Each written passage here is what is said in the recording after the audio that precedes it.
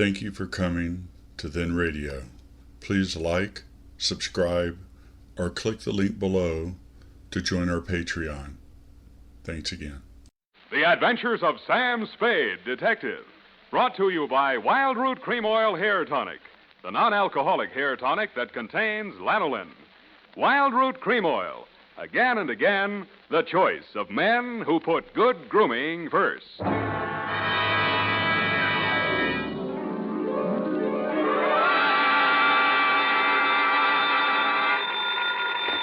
Sam Spade Detective Agency. Hey, it's me, Sammy the Spade. Sam, it's not true, is it? Every word of it. What? That you've been consorting with unsavory characters? Well, she was a savory enough girl, Effie, although a crook. Well, according to the paper, she's practically a murderess. Not to mention that she's dancing the Roomba with you. That's a lie. There's a picture of you. Virginia Vale, gangland glamour girl, caught at the Club Iberia in barefoot Roomba with private eye. It was not a Roomba. It was a bambuco. Oh, Sam, not over the phone. I can't stop it. Stay where you are. I'll be right down to dictate my report on the Lawless Caper.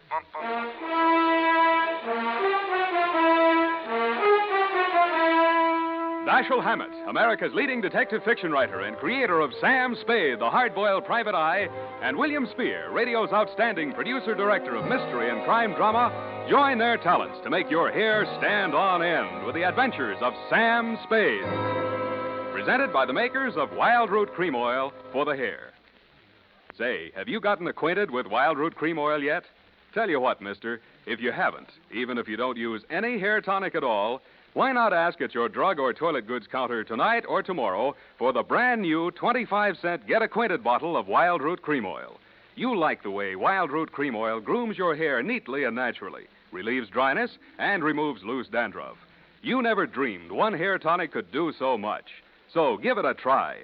Get the generous new 25-cent bottle of Wild Root Cream Oil. Again and again, the choice of men who put good grooming first. And now, with Howard Duff starring as Spade, Wild Root brings to the air the greatest private detective of them all in the adventures of Sam Spade.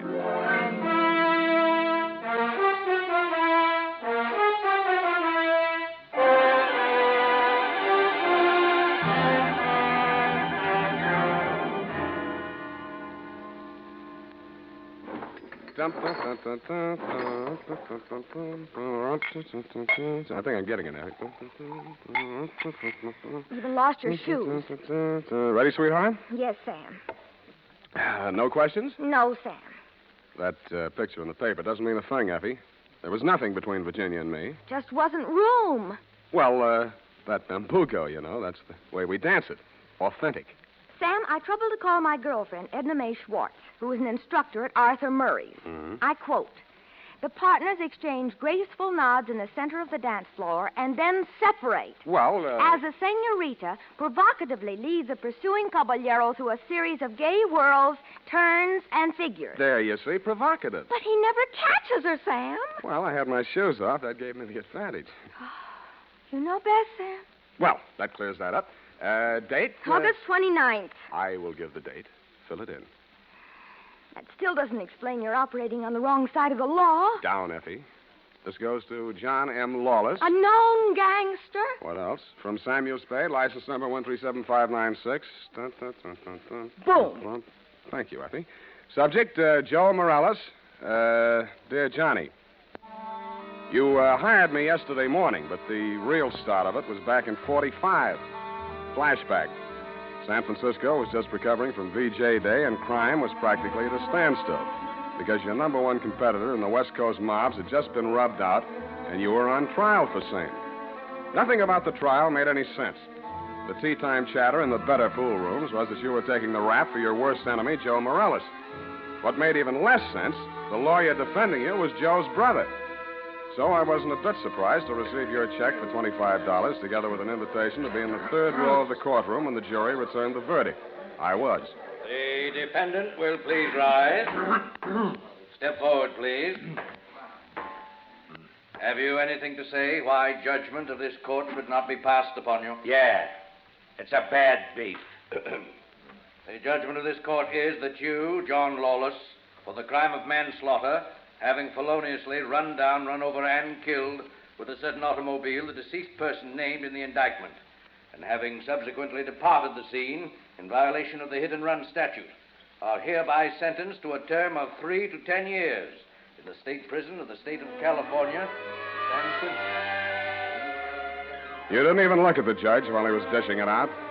Your eyes were on the man sitting directly in front of me.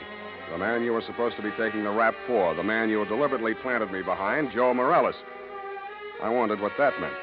When the judge brought down his gavel, I found out. You came up the aisle with a deputy on one arm and your lawyer on the other. He seemed upset about something. I'm sorry, Johnny. I did the best I could. They've given me the judge I asked for. You passed on the jury, you cheap shyster. Okay, just wait till you get my bill. Shut up.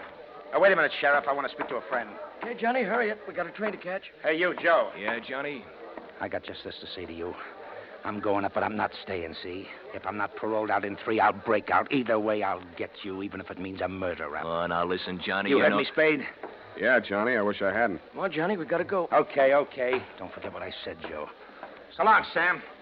Good luck, Johnny. Hey, Sally. Yeah, Joe? You hear what he said? I know. He's gonna knock me. This guy's a witness named Spade. Spade, my brother Sally. Salvador Morales. You may have heard of me. Yeah, if I'm ever up in a hit and run, remind me not to hire you. Come along, Spade, where we can talk quietly. Just over here. My conference room. Look, we got nothing to talk about. Oh, yes, we have. Watch it. I just got this suit pressed. Yeah, right in here. Sally, is it all over? How did it come out? Where were you? In here. I couldn't force myself to stay out there. What did he get? 3 to 10. 3 to 10, is that... Oh, I mean, how terrible. How terrible. Best I could do. This is Sam Spade, my dear. Miss Virginia Vale, Johnny Lawless's fiancée. The San Quentin widow. Well, how's tricks, Virginia? Why did they bring you here? Maybe they know. He's a witness. Witness? To a threat Johnny made against my brother's life. My own client. What's funny? Ask your brother. That threat would even get you a writ against him to keep the peace. What do you mean, Sam? Sweetheart, threats don't mean anything in law unless they're backed up by some action. Even if he told you the when, the where, and the how, it wouldn't be worth anything until you're dead. But it would be worth something then? Sure, shows premeditation. Then if he knew he was overheard and you'd be forced to testify if anything happened to Joe... Hey, beautiful. What are you trying to do to me? Oh, I mean, he'd think twice before he tried anything. You'd be safe, Joe. Well, honey, I didn't know you cared. About you, I don't. I just wouldn't want Johnny to do anything foolish.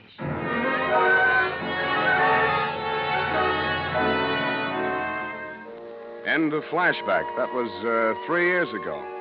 A lot of big news has broken since then, but the only items that interested you in San Quentin were printed on the inside pages of the local press. Item: Virginia Vale, your fiancée, got herself engaged to Joe Morales, your worst enemy. And item: Salvador Sally Morales, your mouthpiece, had taken over your mob. Which brings us up to yesterday morning. Yeah? That you, Sam? Who's this? Johnny Lawless, remember me? No. I was hoping you'd say that. Look, Sam, I got a job for you. Call Peeper Breen. He may need it bad enough. I've got no contacts in the mobs anymore. This is clean. How clean? A chance to save an innocent man from the gas chamber. Well, There's $1,000 in it for you. Wait till I get a pencil. Now, what was the address? The Alma Arms on Pine Street near Jones. Yeah? Buzz me 3 times. 1 long, 2 short. And make sure there's no one on your tail. Got it. I was not tailed. I found your name on the bell panel, buzzed 1 long and 2 short, and the automatic lock clicked me in. You were waiting 1 flight up in the open door of your apartment. You didn't say anything, just made sure it was me, motioned me inside, locked the door, and led me back to a bedroom. Well, there it is, Sam. Mm-hmm. Joe Morales. Dead about 3 hours, I'd say. 4 slugs, chest, shoulder, and head. Looks like amateur work, a professional aims for the belly, or did you mean it to look like an amateur job? Would I be sap enough to drop him in my own apartment? Besides, he's my lawyer's brother, and I might need Sally again. Why did you call me? Well, you heard what I said to Joe after the trial. Who told you that, Virginia? Yeah, but she didn't have to. Didn't I ask you to sit there? Oh, that's one thing that worries me. Look, let's go in the other room, huh? I feel like a drink. Well, here's my pitch, Sam. I checked out of San Quentin yesterday morning. I didn't have a mark against me. The warden himself put my case before the parole board. He called me the ideal prisoner. Shall we dance? Okay, Sam, okay. But a man can change a lot in 3 years. So can a woman. Virginia met me at the gate when we drove into the city. We didn't have a thing to say to each other. The way I felt by the time the ride was over, Joe could have her and welcome. I had other plans. Such as? Well, the parole board was getting me a job with a mining firm, a surveyor. I took a course up at Quinton. You seriously expect me to swallow this line of guff? Listen, you don't get fat making a living on the mace. Take half of these guys you hear telling the world what wonders they are at puffing boxes, knocking over joints, and the rest of the lays. Yeah, not half of them make 3 meals a day at it.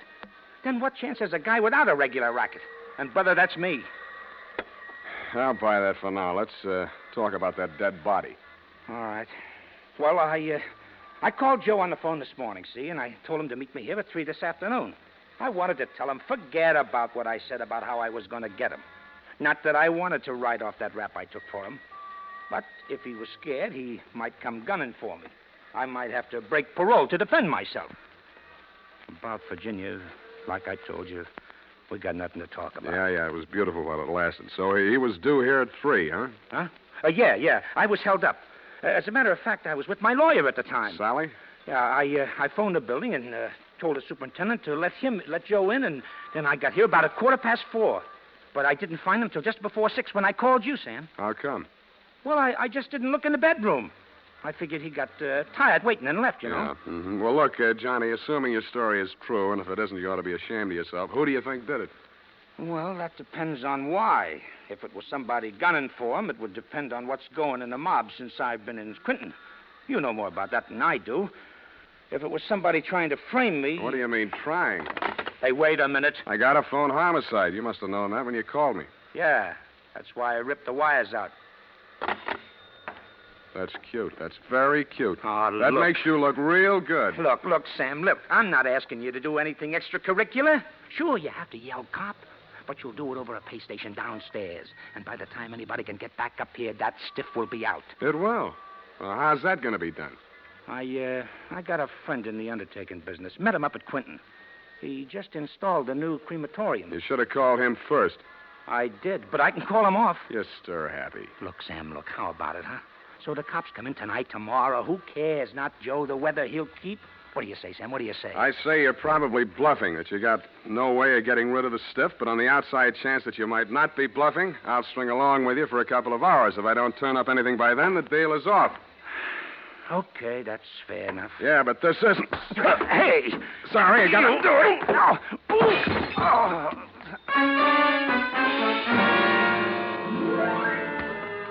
I hated to do it, Johnny. You were out of condition and you weren't expecting it. But I wanted you to look like a hospital case.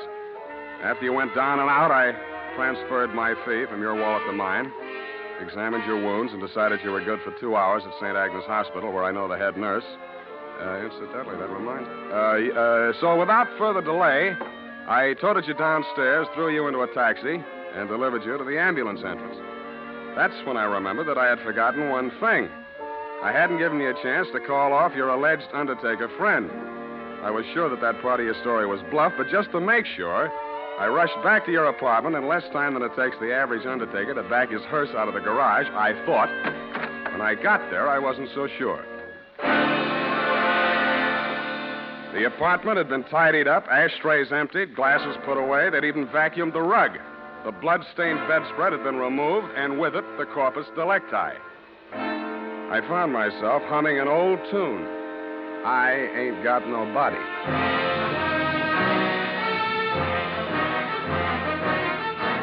The makers of Wild Root Cream Oil are presenting the weekly Sunday adventure of Dashiell Hammett's famous private detective, Sam Spade.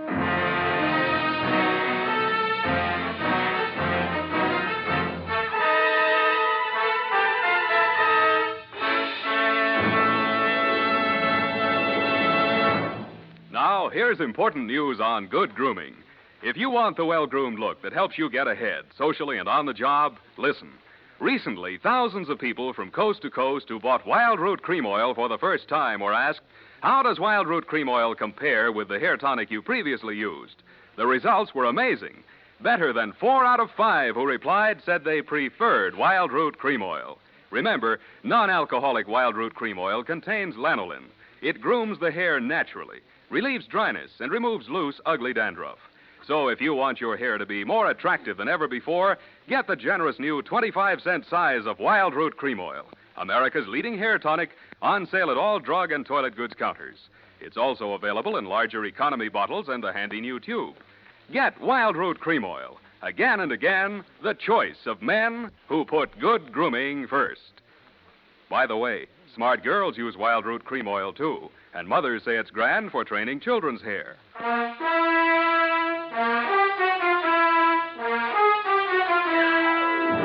And now, back to the Lawless Caper. Tonight's adventure with Sam Spade.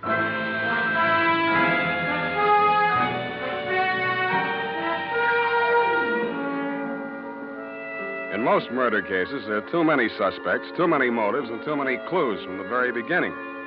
I'd been on this one 3 hours, and I succeeded in turning up no suspects, no clues, and the most shameful thing of all, I had lost the body of the victim. I consoled myself with the thought that he was in no condition to tell me anything anyway. But then neither were you, Johnny. You'd checked out of the hospital, no forwarding address.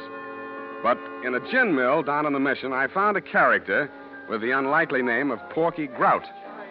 Porky is theoretically alive and will tell all he knows about anybody, which is plenty, for 2 fingers of rye.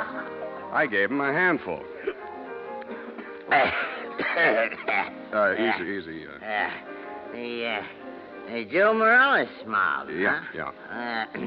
Well, they dusted this town. They moved to Las Vegas 5-6 months ago. How come Joe stayed in San Francisco?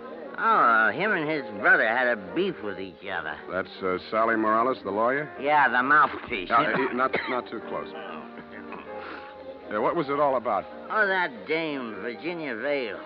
Yeah, after she and Joe framed Johnny Lawless on that hit-and-run job, they disagreed on methods of administration. Not so close. No. So she and Sally team up. And Sally uses his business connections to pull off this big combine, you see? Yeah, I heard of it, Las Vegas. How do I get to Sally? My throat's dry. I can't hardly talk. Hey, Riley, put out the bottle. And bring an air wick. Yeah, that's right. Oop, it's a floppy. Easy. I'll help you. Great, huh? Great stuff. Not too close. Now, when do you want to get to him? Tonight? Right now. Let me see now. The dame don't dance to nothing but rumba music, and she don't drink nothing but imported French champagne. Yeah. Furthermore, she don't go nowhere where she don't get her picture taken. And he don't dare take a drink in a place that pays him protection. Well, this being after hours, there's only approximately one place they could be at. That's the Iberia out on Van Ness. Yeah. Thank you and good night, Porky Grout. If your friends won't tell you, I will. What? Please don't bother to answer.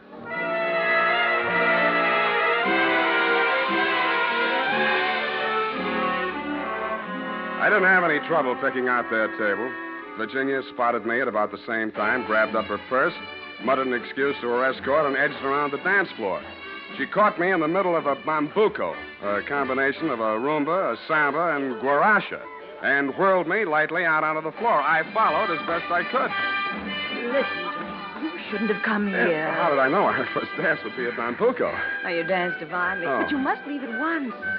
Sally is insanely jealous, and he's in an especially bad mood tonight. Yeah, so am I. I know why you came. You one up on me.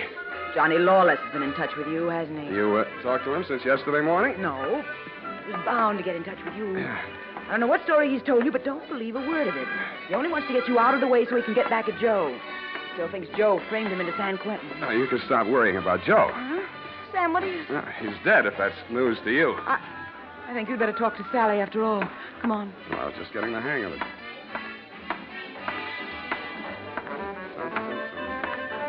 Well, my dear, so you've met another old friend, huh? Hello, Sally. Hello. Sit down, Spade. Thanks. Sally. Huh? Sam says Joe is dead. Joe? Murdered? Yeah. Well, it was bound to happen. I warned him to get out of town before Johnny Lawless came back. Johnny says he was with you when it happened. Juries don't go for alibis, Spade. Best defense I could give him would be that I defend him despite the fact he's accused of killing my own brother. But look here. As his attorney, I have the right to know what he retained you for. To find out who did kill Joe. Yeah? That's what he said. Have you found out? Not yet. Any leads? Not many. Now, what's the difficulty? The corpse. Somebody swiped it. You can't mean that. I can, and I do. Well, that doesn't make sense. Unless Johnny arranged it himself. But he couldn't have. No contacts. Of course, he might have disposed of it without help. It's been done, you know. Not tonight. I'm his alibi there. I don't believe it. You're just telling that story to see how we'll react. That's why I'm telling it, but it's not a story. It's the McCoy. Sally, what can it mean? If Johnny didn't do it, then somebody must have done it to frame him. And if they did that, they wouldn't turn around and get rid of the evidence, would they? What? Well, the whole thing is wild. Wild. You know, there might have been two people who thought they were a team, but one of them was really working against the other and for Johnny. Huh? Well, that's absurd, isn't it, Sally? Is it, my dear? He's trying to play us off against each other. Don't fall for it, Sally. I had nothing to do with any of it. You've got to believe that. Yes, I was sure of you when Johnny was out of the way. You wanted him out of the way, you admit it. You're still in love with him, aren't you? Aren't you? Alice, you're hurting me. Hurting you? I'll help the DA write his brief. You'll go to Tehachapi for body snatching. Go ahead. I can't wait to get on the stand. The things I'll tell about you, how you let Johnny go up on that hit and run when you knew it was my idea and I was in the car with Joe. You will. Not a jury in the country would blame me for protecting my own brother. Protecting him? You were framing him even then, so you could have me for yourself. Oh, I'll have you in the gas chamber if you keep insisting. Your own brother. Squeeze out of that one if you can. How about the body? Love of woman surpasses brotherly love. I can see the jury now, eating it up. Victim of a designing woman caught in the toilet. Nuts. I don't care whether either of you is guilty or both or neither of what of. If I get that body back tonight, I'll let the cops worry about it. If I don't, I'll confess to everything myself and name all three of you as accomplices. All right, Spade. You say your only concern is that body. Right. Here's $500. Another $500 when you find it, huh? Does that convince you? Well, it helps. Here, my diamonds. Take them all. No, keep the diamonds, Virginia. If Sally gets sent up first, you'll need them for your defense. Think it over, kids. I'm calling the cops right now. Dun, dun, dun, dun, dun. Dun, dun, dun, dun, dun. Boom. Dun, dun, dun, dun, dun. I think it's 1 foot back.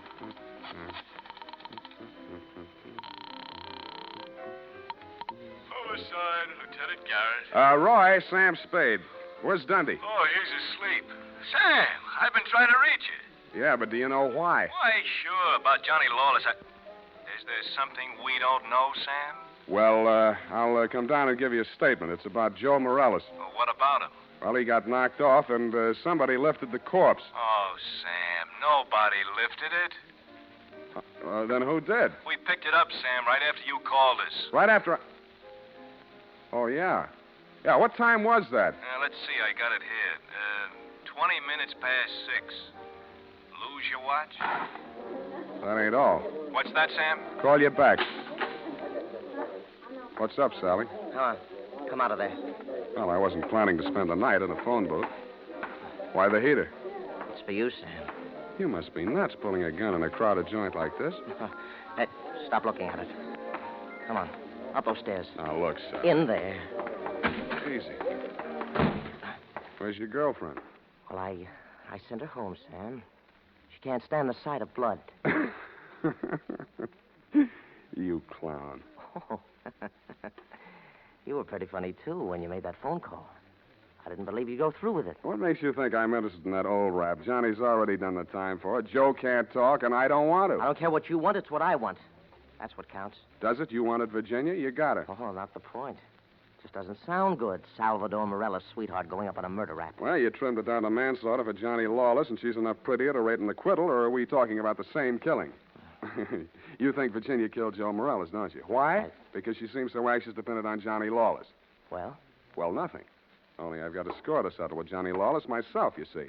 He left me out in a limb with that body snatch. If I can pin the killing on him, I got a story for the cops. Now, show how smart you are. Shoot me. I fully intend to. Now, look.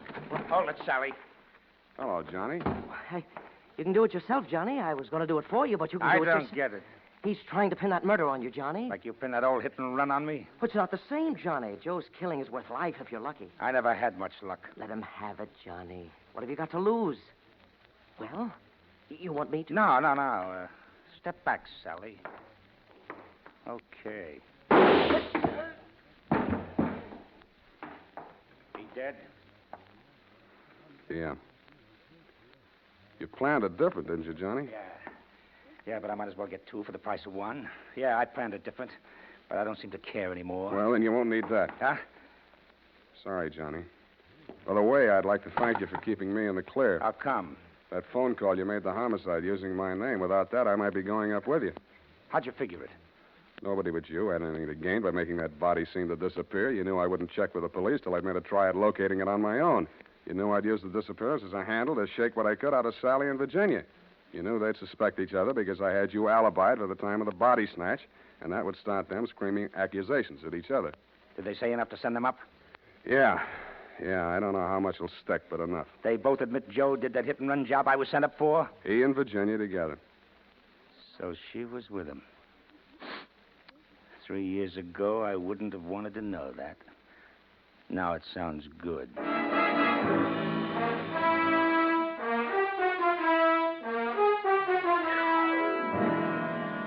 I didn't think it really sounded good to you. I was sorry to hear it myself, and after all, I'd only danced the bambuco with the mouse. I'm sorry things turned out the way they did. It's a little late to be making with the advice, but, well, you know, the best laid plans of mice and men gang after glaive. What? And as you say, what chance has a man got without a regular racket? Period. End of report. Well, heavens to Betsy. Oh. How can you be so sympathetic with a girl who did all those terrible things? Oh, I know, F, I know. It's a silly dance, but she looked cute while she was doing it. I don't mean the dance. You mean the best laid plans? What does that mean, Sam? That gang after glaive? I'll give you a hint, sweetheart. It's something you never need worry about. No.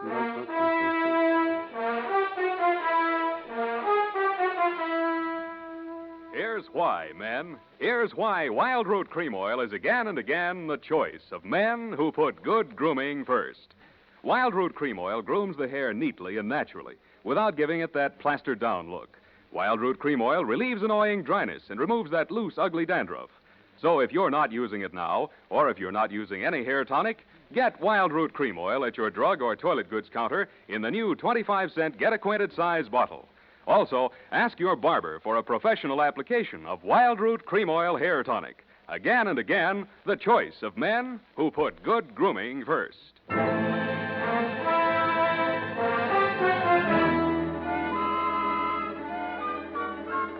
here it is, Sam. My, terribly confusing.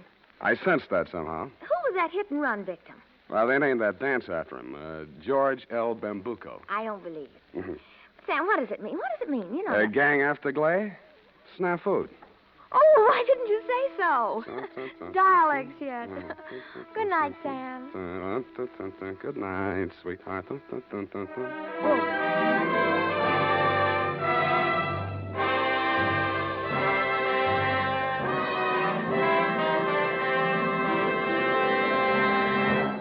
The Adventures of Sam Spade, Dashiell Hammett's famous private detective, are produced and directed by William Spear. Sam Spade is played by Howard Duff. Lorene Tuttle is Effie. The Adventures of Sam Spade are written for radio by Bob Tallman and Gil Dowd. Musical direction is by Lud Gluskin, with score composed by Renee Garrigang. Join us again next Sunday when author Dashiell Hammett and producer William Spear join forces for another adventure with Sam Spade. Brought to you by Wild Root Cream Oil. Again and again, the choice of men who put good grooming first. This is Dick Joy reminding you to get Wild Root Cream Oil, Charlie. It keeps your hair in trim.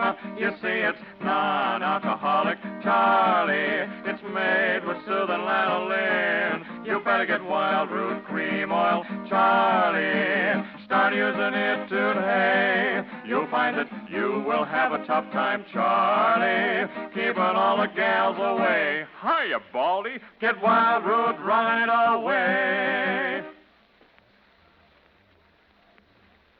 50,000 Americans die from tuberculosis every year. Yet tuberculosis is curable. The disease can be wiped out. The secret is discover it in its early stages.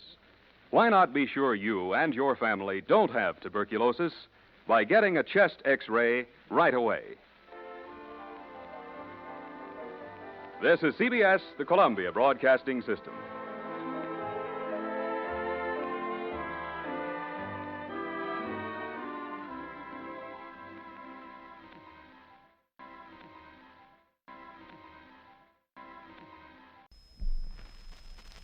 The Adventures of Sam Spade, Detective. Brought to you by Wild Root Cream Oil Hair Tonic, the non-alcoholic hair tonic that contains lanolin. Wild Root Cream Oil, again and again, the choice of men who put good grooming first. Sam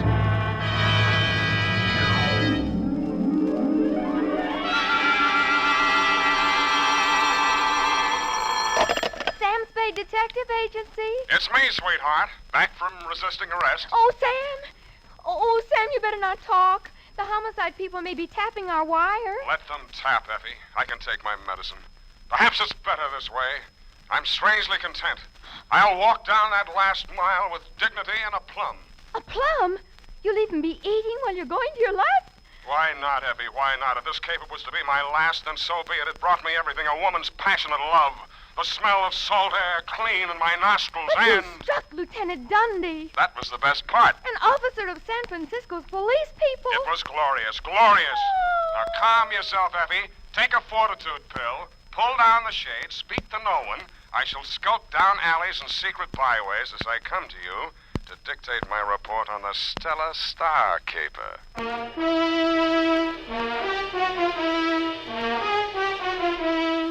Dashiell Hammett, America's leading detective fiction writer and creator of Sam Spade, the hard-boiled private eye, and William Spear, radio's outstanding producer-director of mystery and crime drama, join their talents to make your hair stand on end with the adventures of Sam Spade.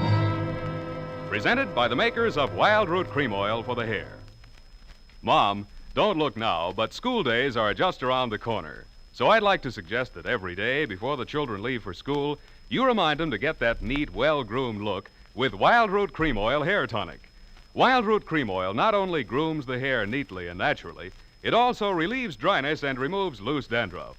So for the children, for Dad, and for yourself, Mom, get Wild Root Cream Oil Hair Tonic. Now in a new 25-cent get-acquainted size. Wild Root Cream Oil Hair Tonic, a friend of the family. And now, with Howard Duff starring as Spade, Wild Root brings to the air the greatest private detective of them all in the adventures of Sam Spade.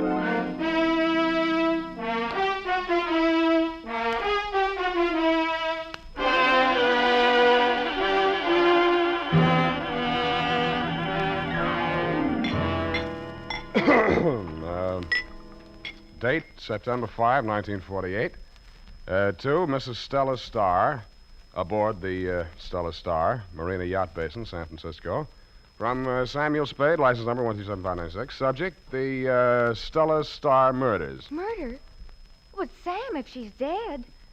Sprung at the seams and pumping water, Effie, but still afloat.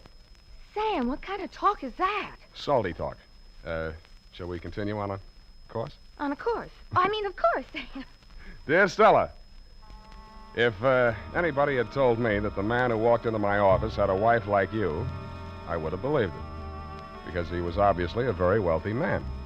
He was wearing a very expensive skipper's uniform, $1,000 worth of Leica camera, $500 worth of binoculars, a platinum bosun's whistle with a Star ruby mounted in it, and the goatee. I'm a very wealthy man, Mr. Spade. I do not say that in boasting, but as a point of information. Thanks. I like to get as many facts as I can from my clients. Your name? Starr. J. Wellington Starr, master of the schooner Stella Starr. Name for my dear little wife, sir. Her picture? Mm-hmm. Mm-hmm. Yes, indeed. I call her my little mermaid. Uh-huh. What does she call you? Twinkie. But to the point, sir. It is not my dear little wife that is lost. It's my Webley Vickers. Revolver? A pistol. Blowback, semi-auto, .455 caliber. Anything special on it? Not particularly. Oh, there's one thing. The grip is fashioned from the skull bone of a pygmy, which my dear little wife shot by accident while elephant hunting. Pygmy elephant? No, human. I'm quite fond of the pistol, both because it's a good gun and as a reminder of happy days in the African bush. Here's a picture of my dear little wife in her hunting togs. Mm-hmm. Is that the pygmy standing next to her? Yes, before the accident. Poor little chap. Was quite melancholy all the morning. Well, sir, when you've found my Webley, bring it round to the yacht. We're moored in the Marina Basin. Have you reported this to the police? Oh, good heavens, no. Why not? It would mean no end of bother. Might even hold up my port clearance. Undoubtedly merely a matter of a crewman needing money. Filched it from my quarters and took it to a moneylender. Don't you imagine? Well, I'll give it a buzz. My fee is $25 a day. The gun worth that? I'm a very wealthy man, Mr. Spade. Well, then make it 50.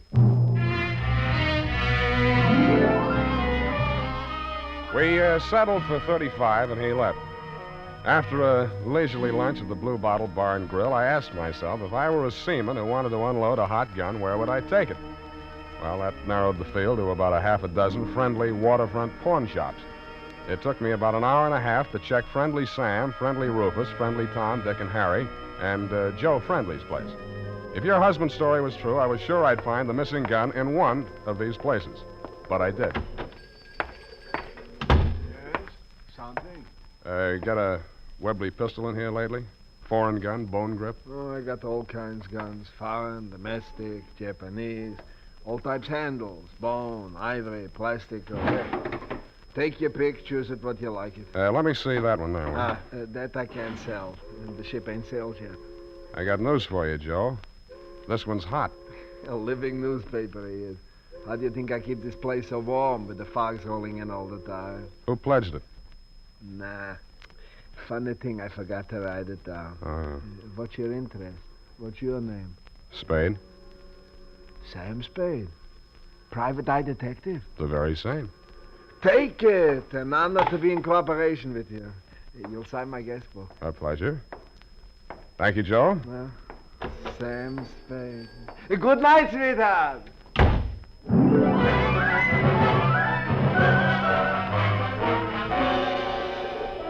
It was dark, and the fog was rolling in by the time I got to the Marina Yacht Basin. The schooner, Stella Starr, was pretty, too, as she rocked gently in her berth on the channel side of the jetty. I did a take after I let myself down aboard her, astern.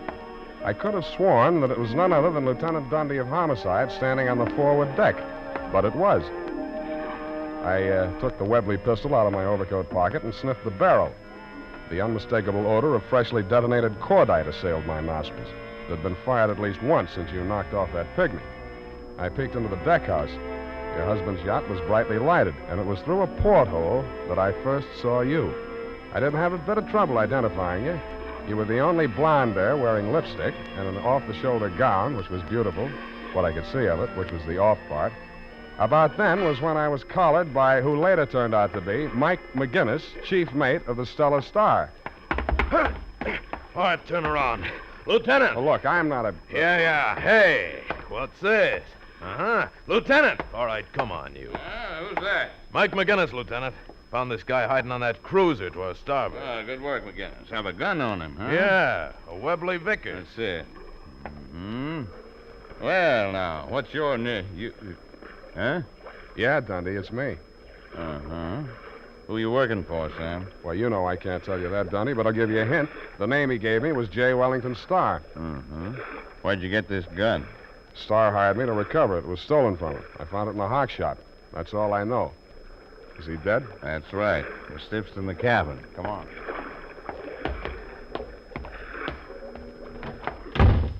Good evening, all. Oh, now, please. Now, Mrs. Starr, we mustn't be hysterical. Do you identify this man? Oh, that's him. The face, the porthole. He was wearing a gray hat, I remember now. Now, that's a very serious statement, Mrs. Starr. Are you absolutely sure of your identification? Lieutenant, that's the man who shot my husband. I never forget a face. Oh, now, please, Mrs. Starr. Mrs. Starr. Why this perfidious formality suddenly? Well, look, Dundee, you don't seriously... Sam, I don't know what to think. That is true. Nodal ballistics tell me the slug in the body didn't come from this gun. Oh, well, it did, Dundee. Oh, you see, he admits it. Is that what you're doing, Sam? Oh, I don't make any statement without my lawyer, but this gun smells like cordite, and this dame here smells like frame.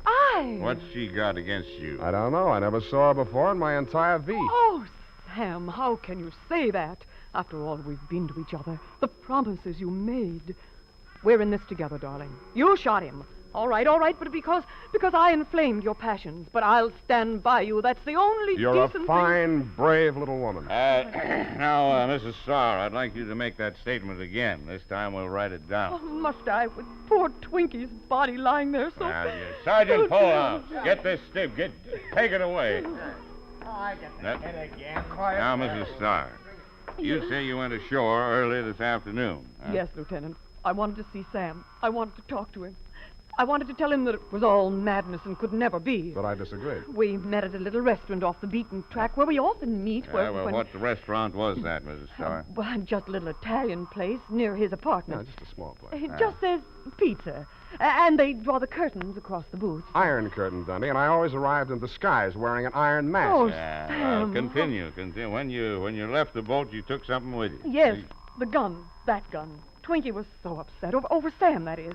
He had threatened self-destruction. I was afraid to leave him alone with this gun and Now, don't stop. This is exciting. Darling, you tell the rest of it. We may as well face it out. The truth is our only hope. Well, okay. Here's the rest of her story, Dundee. No. I can't let you here's confess. her story. No, I'll... She told me it was all over between us, see? The Twinkie had threatened to blow his brains out. Then she showed me the gun, see? I grabbed it away from her. There was a struggle. Then she pleaded with me. I told her if I couldn't have her, no other man would. She jumped on her broom and came down here to warn him. And that's when I put on my gray hat, cocked my pistol, and made a widow out of her. You got all that, Dundee? Now, wait a minute. You endorse this statement, Mrs. Starr? Why, no. Yes. Okay, Dundee, okay. You got all the dope. Now take me down and book me or let me go home. Well, Sam, I'm afraid I'm going to have to take you. Why, you... You, Stella, were still wearing a puzzled expression under your tear-stained makeup when I embraced you and turned quickly away and said to Lieutenant Dundee, I am ready. You called after me, but I didn't look back. My face was in a mobile mask as with slow, steady, inexorable steps, I walked out into the fog. Lieutenant Dundee cliched along beside me. And another thing, Dundee, I'll nail you for false arrest. Did you ever stop to think how long you've been a lieutenant of detectives? What does Mrs. Dundee say when you come home day after day without a promotion? Pretty story for the papers, too. Gullible Dick, enmeshed in yarn of seagoing glamour girl. You'll be back pounding a beat. How will your stupid little son explain that to his classmates at St. Agatha's? Well, speak up, you cat. Got your tongue? Sergeant Powerhouse. Go and check on things. Yeah, check on things, right? Look, Sam, I know that dame is lying. But why did you have to play along with her? You leave me with Hobson's choice. Yeah, that's smart of you, Dundee. That's shrewd. But look at it this way. Give her enough rope and she'll dig her own grave. There are more ways of skinning a cat than swinging it by its tail. Follow me? Yeah. Combined operations, Dundee. I'll go on the lam, see? Now, wait. Gee, I'll give her a pitch, something like this. I told that story to save your neck, I say. Why, she asked. Because it's a beautiful neck, I say. That's the part where I kiss it all the way down to the shoulder, see? Yeah. Well, Sam, it won't wash. Looked perfectly clean to me. Now, be serious, Sam. I can't do it. You shot off your mouth, now you have to pay the piper. Now, Dundee, all I have to do is demand a paraffin test. I haven't fired a gun since that day you scored 48 out of a possible 100 on the police range, and I'll publish that score, too. I had a cold. Sam, are you leveling? I am. You'll be an object of ridicule, the butt of all abuse, target for the night. Okay, Sam. Hit me. Do I have to? I can't look like I let you go without a fight. Okay, Dundee, but I'd like you to know this is going to hurt you worse than it does me. Well, thanks, Sam. Now, take it. No, what? Hey, come back here. Oh, stop me off. They'll never catch me alive. Never!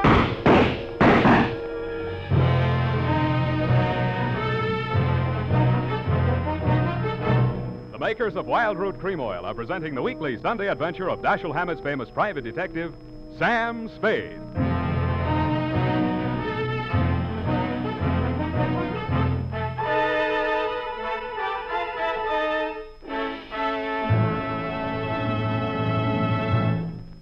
Now, here's important news on good grooming. If you want the well-groomed look that helps you get ahead socially and on the job, listen. Recently, thousands of people from coast to coast who bought Wild Root Cream Oil for the first time were asked, how does Wild Root Cream Oil compare with the hair tonic you previously used? The results were amazing. 5, better than 4 out of 5, better than... What did you want? Confession to a murder if you got one handy. Who? That pig dwelling in the Starr? Could be an honor which I don't deserve. Yeah, well, you may get it anyway. Who knows? Could be. You had motive, more than you needed. You were in love with his wife, which adds up to a crime of passion, and he dumped you off in the middle of nowhere, which could add up to a murder for vengeance. But I was not there. You were. I didn't have the pistols. You did. The widow did not accuse me. She accused you. Yeah, she's changed the story. She's accusing you now. That's a lie. She don't going to accuse me. She loves me. Sure. She loves me, too. She loves that chief mate. She loves anybody she can pin that murder on. She loves anybody that can help her make it stick. And the one that's left over gets the jungle treatment. I don't listen to no more bad talk about the Stella. I think you say too much already. I think I'm going to kill you with this. Hey, watch it. Look, I teach you manners when you speak of a lady. I cut you. I cut you in little pieces. Drop the ship, Rudy. Come on. Get on your feet. Get up. No, I got enough. I told you. They kill me anyway when they find out what I done with that cargo. Then you did carry something. Sure. They had this load ready to go. The regular pilot got malaria. It was a way out. I want to find her again and pay off that pig. So I don't stop in Mexicali. I keep on flying. I got a plan. With $200,000 of narcotics, I'm going to send that pig Starr into prison so he don't put his dirty hands on her no more. You mean you planted some narcotics on the Stella Starr? Sure. How did you get that stuff on board without anybody knowing? My Stella, this girl is crazy for me. Get some clothes on. You turning me in? What charge? For now, smuggling narcotics and stealing this plane. The murder's something else again. I got to clear myself. And if I can't find the guilty party, I just soon hang that on you, too.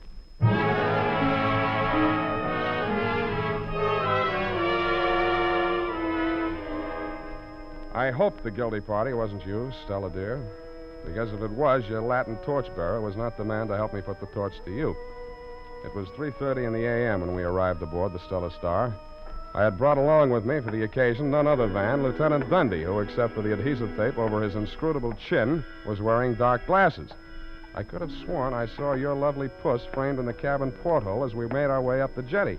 But when we got there, the cabin was bare. I could almost have believed your story about the secret panel, but it was true after all. I pulled down on the light fixture over the map. There was not only a secret panel, but a secret passageway. A narrow flight of steps, ladder to you, led into a compartment that looked like part of the forward hold. You and Jungle Love number 2, the Irish philosopher Mike McGinnis, were bending over a pile of roll-your-own type tobacco sacks. A few $1,000, $100,000 I can always use. You mean you won't need me? That's what you're thinking, isn't it? Well, I've got an interest in this stuff. If the skipper had been caught with it, I'd have gone up with him. What are you talking about? My husband didn't even know that stuff had been brought aboard. Oh, what are you handing me? Rudy brought it, and I helped him. Poor idiot thought I did send Wellington up and clear the decks for him. Oh, so that's what you had in mind. Oh, my darling, of course not. I did it for you. I'm going to make the pinch. Easy, Dundee. We want to hear this. Oh, yeah. Okay. I'll believe it when you turn him in for the murder. But, darling, I already told Sam that Rudy did it. Did he? Of course. All right, then that's one more reason for keeping quiet about this stuff. Sounds crazy going all that trouble to frame a man and then knock him off. Oh, it's a better story without it. Oh, darling, you think of everything. Kiss me. All right, I'll take over from here. You're both... All right, come and get it. I'm on my way out. Drop, Dundee. Hit the floor. Sam, is he dead? No, not yet. Mike, can you talk? You just scorched him, that's all. No. It's pretty bad, Mike. Whatever you got to say, you better talk fast. Well, if it's bad, what's the difference? Who killed the skipper? Me. He was drunk. Yeah? Threatening to kill himself. She got the gun away from him. Gave it to me to hold on to. I was going to hide it down here. And so I happened to find this cache of dope. I figured he's handing me half of the risk and none of the profit. You figured he's a natural for a suicide verdict anyway, so all you need is the right moment when nobody's around to have it happen. But in the meantime, he came to me about the missing gun, which gave you the bright idea. You plugged him and then hocked the gun so I could find it easy and arrive with a murder weapon on me. Oh, Mike, you did it for me. Yeah, that's about it. Well, you got it, Dundee? Yeah. Huh? How about it? What?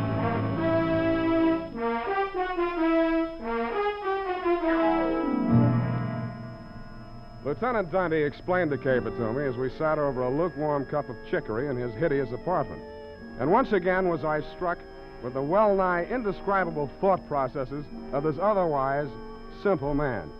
And it suddenly struck me that Dundee, spelled backwards, is Edened. Thank you, Stella, for your generous offer of marriage, but it just wasn't meant to be. Period. End of romance. Will that be all, Sam? Yeah, what do you think about it? Of what, Sam? Well, my big adventure. Must have been awfully dull for you, Sam. Why do you say that? That girl, she must have gotten on your nerves terribly. Well, Having to make love to her in line of duty. yes, I know.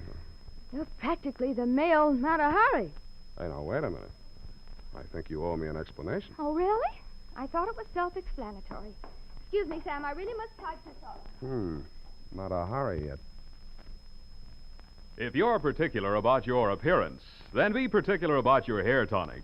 Always insist on Wild Root Cream Oil, the famous non-alcoholic hair tonic with lanolin that grooms your hair neatly and naturally, relieves annoying dryness, and removes loose, ugly dandruff. Now, get Wild Root Cream Oil at your drug or toilet goods counter in the new 25-cent get-acquainted size bottle. Also, ask your barber for a professional application of Wild Root Cream Oil hair tonic. Again and again, the choice of men who put good grooming first. The copy is ready, Sam. Will you please indicate your corrections on the margin? In number 4 pencil, please, your smears. What gives? Really, Sam, with the amount of money expended on office supplies in the agency, I cannot be continually wearing out erasers. Of course, you have the right to use any pencil you wish. In fact, it's quite obvious that you'll go your own way anyhow, even if your life is in danger. Making friends with all sorts of riffraff that should be in straitjackets. F. Not my place to criticize, Sam. After all, the choice of your friends is your choice. But any girl who would shoot down a pygmy in cold blood would stop at nothing. F. And as nearly as I can make out, she didn't. F. Don't. You know what always happens. I know, and I can't stop. I just get all wound up, Sam. Come here. No, don't touch me now, Sam. Not after that awful... Come here. No, Sam, no, my hair, my lipstick. You just... Oh. Oh, Sam. I'll never go where flamingos fly, will I? I got news for you. Get your hat and coat, purse, gloves, and face on. They're all on. Didn't you notice? Oh, I thought you were gaining weight. Where are we going? Where flamingos fly, on the jukebox and all around the walls, called the Flamingo Bar and Grill. Oh, Sam. And do they have exotic drinks and everything? Sure, and free oyster crackers. Oh, lovely. Come on, get a move on. The blue plate special goes off at 9:45, and it's cream tuna on rice tonight. How nice. Good night, Sam. Hey, wait for me. I had cream tuna for lunch. Good night, Sam. Hard to get, eh? Well, two can play at that game. Good night, sweetheart.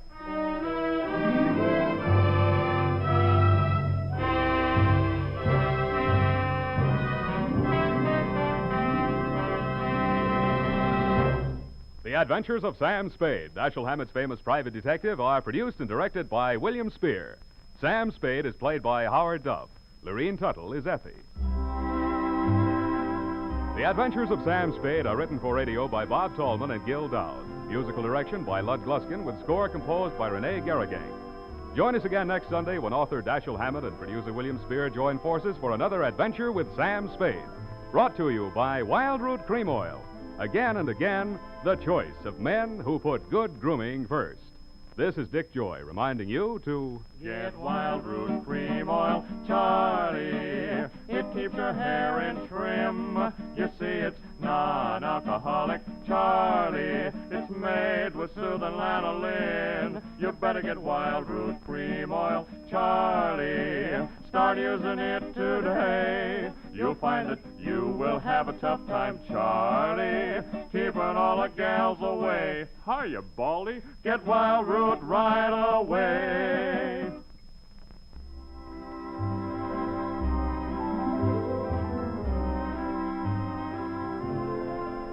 This is CBS, the Columbia Broadcasting System.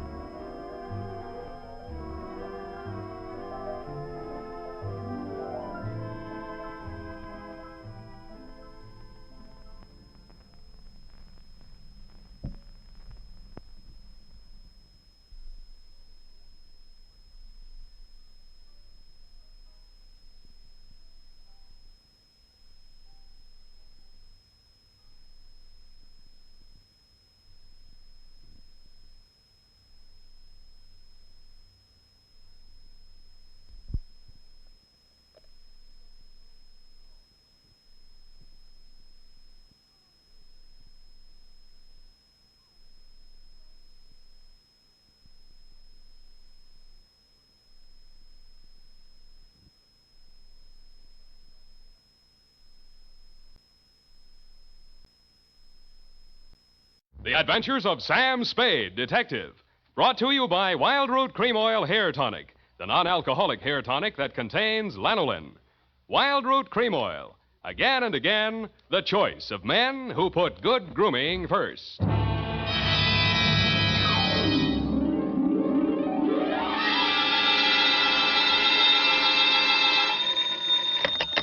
Spade Detective Agency. Listen, you phone down to the drugstore and tell them to send up 3 gallons of black coffee. Who is this? Are you sure you have the right number? I'm sure I've got the right number, but I'm not so sure who I am. Oh, Sam, it's you. You must have had a frog in your throat. Did you oversleep? Effie, don't say things like that. Oh, I'm sorry, Sam.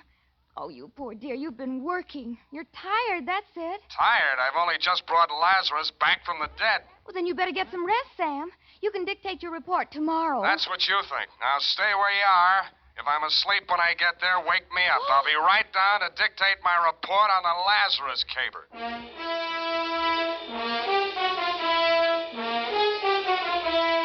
Dashiell Hammett, America's leading detective fiction writer and creator of Sam Spade, the hard-boiled private eye, and William Spear, radio's outstanding producer-director of mystery and crime drama, join their talents to make your hair stand on end with the adventures of Sam Spade.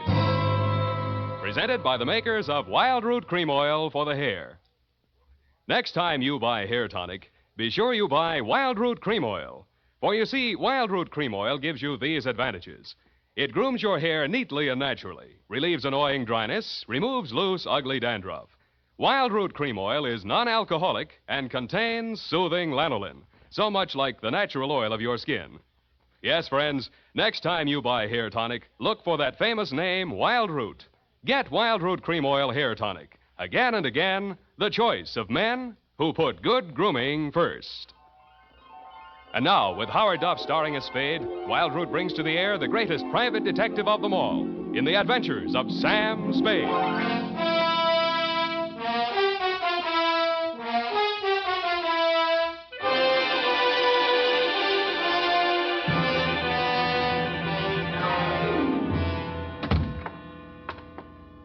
Effie! In here, Sam, in your private office. Yeah, private, she says. I'd like to know what's private about it.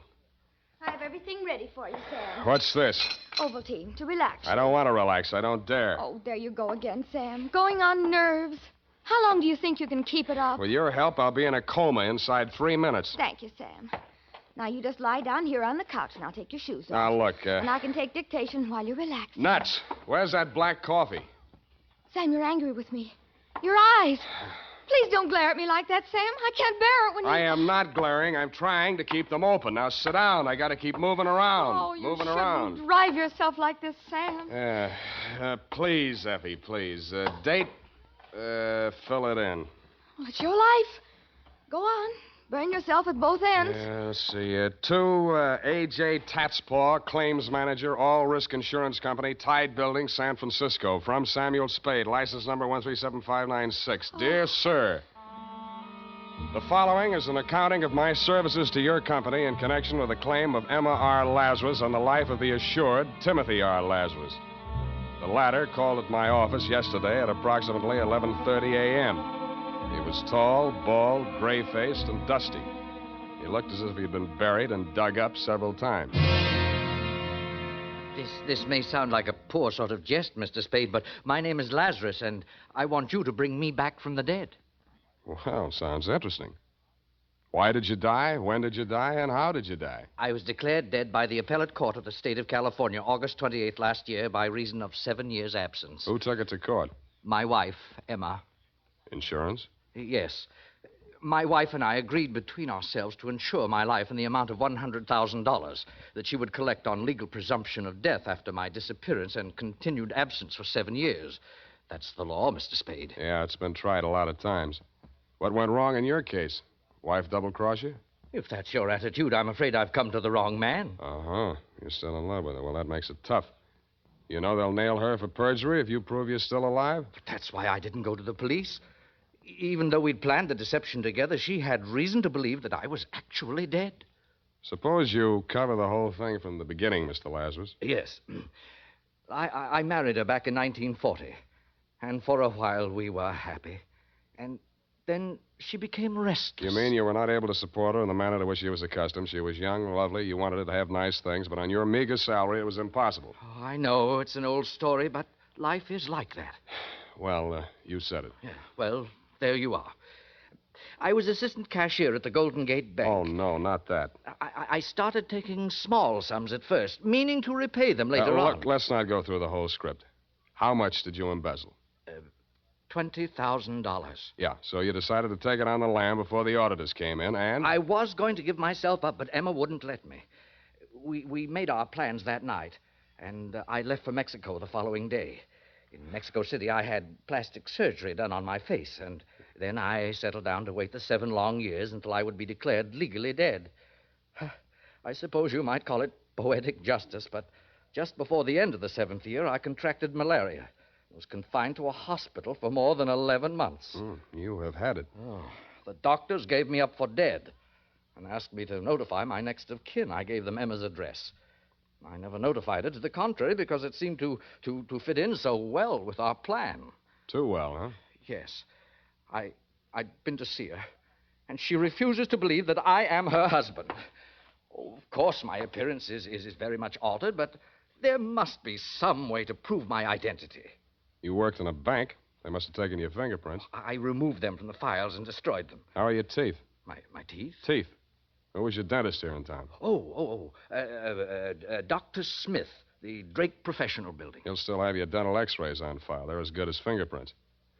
You go there this afternoon. Don't give your name. Tell them you're Mark Humboldt. Have a new set of x-rays taken, and I'll do the rest. What's your wife doing these days? Why, Emma's married again. Who's the sucker? Pardon me? The man.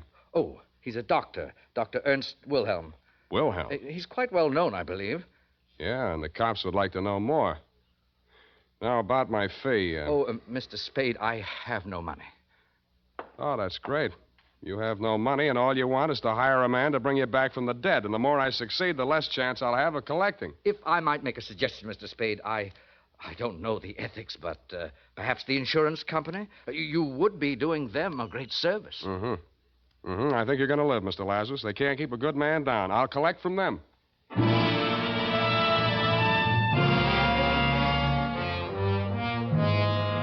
I knew there wasn't a chance in 100,000 of shaking a fee out of your company. After all, you have your own investigators in the payroll, and contract work isn't deductible under the new tax law, but something about Lazarus had gotten to me. Something else about him got to me at the Blue Bottle Bar and Grill, where I stopped for lunch. Mr. Spade? Yes, indeedy. I'm Emma Wilhelm, Mr. Spade. Emma Lazarus Wilhelm? I see you do know who I am. May I sit down? Slide in, Mrs. Wilhelm. Thank you. I'm glad to know you have a sense of humor, Mr. Spade. It's about that man, of course. Surely you didn't believe a word of his story. Which word? Oh, I'll admit there are slight traces of the truth in his raving. My first husband, Timothy Lazarus, was an embezzler. He did disappear, and it's quite true that I have collected the insurance on his life. I might even believe that Tim is still alive. But that man is not he. Then what are you so upset about? Oh, it's perfectly obvious what he wants. He's an extortionist. You're wrong. He doesn't want money, Mrs. Wilhelm. He wants you. Oh, Mr. Spade, how much do you know about my husband? Which one? Don't be flippant. Dr. Ernest Wilhelm. He made his first million panning lead nuggets out of gang war casualties and lost it on the stock market. He cut his second million out of Nob Hill and called it surgery. He lost that on horses, blinds, and malpractice suits. The last time he was mentioned in the paper, there was a big picture of him pumping sleeping pills out of the stomach of an aging burlesque queen. It may or may not have been coincidence that she did not recover and that she was the ex-girlfriend of one of our better-known racetrack haberdashers, and if he got $100 for the job, he was paid off in boodle. Oh, please. Please don't say any more. That poor girl. And he'll do the same thing to me. Well. If you persist in helping that imposter, you'll be responsible for whatever happens to me or anyone else you involve. Anything else I should know? Yes. Both you and your client are being watched and followed. You can't escape him. He's not quite the has-been you'd like to think he is.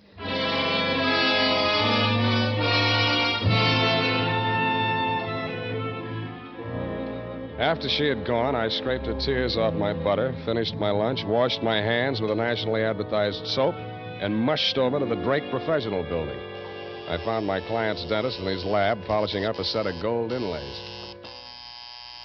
Humboldt? Oh, yes. His x-rays have come through. Only set today. They're on the clamp there. Don't touch them. They're not dry yet. Oh, I'm sorry. What's your interest? Police identification? You guessed it. Always happy to cooperate. Thanks. How about digging in your files for the x-rays on a patient named Lazarus? Oh, yes, be glad to, of course. Well, let's see now. Larrabee, Lavelle, Lawrence, Lawson, Gluskin. That's G. What's that doing here? Ah, Lazarus. Timothy R. Is that your man? That's the name. Oh, Jimmy, April 1940. Should have been in for dental hygiene. Have to remind Miss Baker. That's my nurse. These pictures, how do they compare with this new set? Well, now, let's have a look. Switch on the light there, will you please? And let's see. Malocclusion, lower bicuspids, impacted third molar. Ah, erosion inlay. Yes, it's very interesting. You mean they're the same in both sets of pictures? Oh, dear, no. A man's mouth could change a lot in 7 years, couldn't it? Yes, especially with dental neglect, but that would never cause a man to grow new teeth. Oh, well.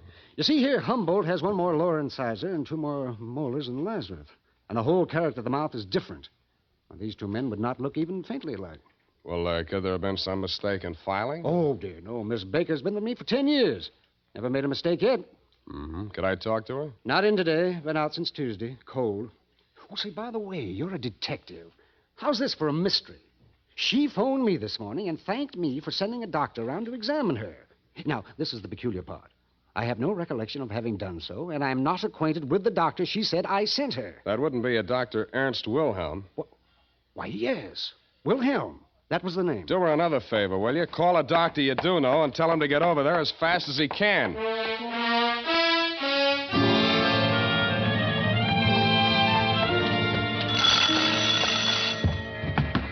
Come on, open up. Get your shirt on. I'm coming as fast as I can. What you want, kiddo? Which is Miss Baker's room? She's sick. Ain't having no callers. I'm her doctor. Oh, you can't fool me. Where's your little black bag? If I had one, it would be around your neck. Now, march. Show me the way. You can't force me. I know my rights. Oh, you do you? Well, it might interest you to know that your vents are faulty, your wiring is illegal, your drains are unsanitary, and your apron is dirty. Them's rust stains. I'm neat as a pin. You're as neat as a mud pie. Now get going before I have the Board of Health down on you. All right, but you can't make me climb them stairs. Come on. Got sciatica, I have. Here's the keys. Okay. First door to the right. And whatever she's got, I hope you catch it. Thank you, Elsa Maxwell.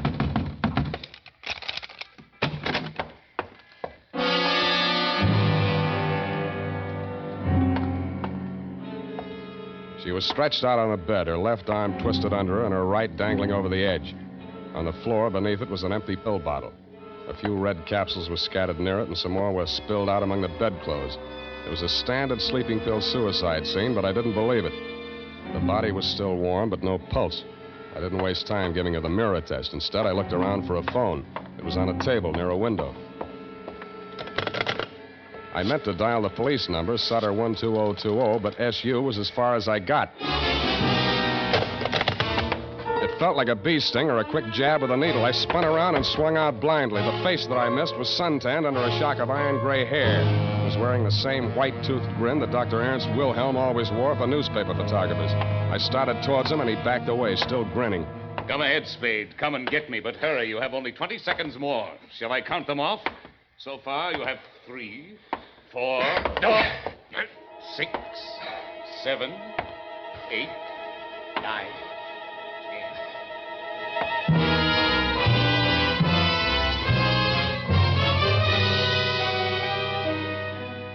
The floor kept dropping a foot at a time as I walked toward him. But every time I got to the bottom of the incline, it tilted up the other way, and I slipped back. He kept dropping out of sight, and every time I got him back into my line of vision, he was farther away. The walls of the room opened out and disappeared into some clouds. The ceiling spun around faster and faster until it whirled away like one of those flying discs. Then the floor turned into gelatin, and I sank into it.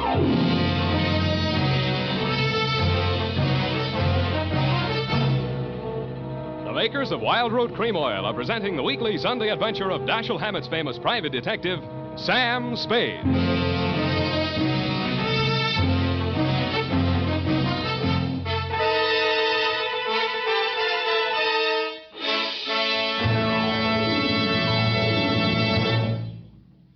Now, here's important news on good grooming. If you want the well-groomed look that helps you get ahead, socially and on the job, listen. Recently, thousands of people from coast to coast who bought Wild Root Cream Oil for the first time were asked, how does Wild Root Cream Oil compare with the hair tonic you previously used? The results were amazing. Better than 4 out of 5 who replied said they preferred Wild Root Cream Oil. Remember, non-alcoholic Wild Root Cream Oil contains lanolin. It grooms the hair naturally, relieves dryness, and removes loose, ugly dandruff. So if you want your hair to be more attractive than ever before, get the generous new 25-cent size of Wild Root Cream Oil, America's leading hair tonic, on sale at all drug and toilet goods counters. It's also available in larger economy bottles and the handy new tube. Get Wild Root Cream Oil. Again and again, the choice of men who put good grooming first. By the way, smart girls use Wild Root Cream Oil, too. And mothers say it's grand for training children's hair.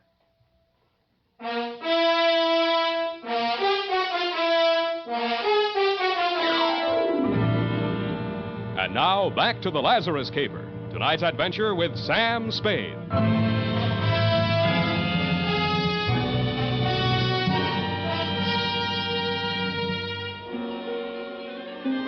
The dream lasted about 300 years. Around Christmas time in the year 2247, another bee stung me. I opened my eyes, but the lights on the tree were too bright, and Santa Claus was bending over me with a brandy breath. Come on, man. Come on. Little willpower. You're conscious. That's it.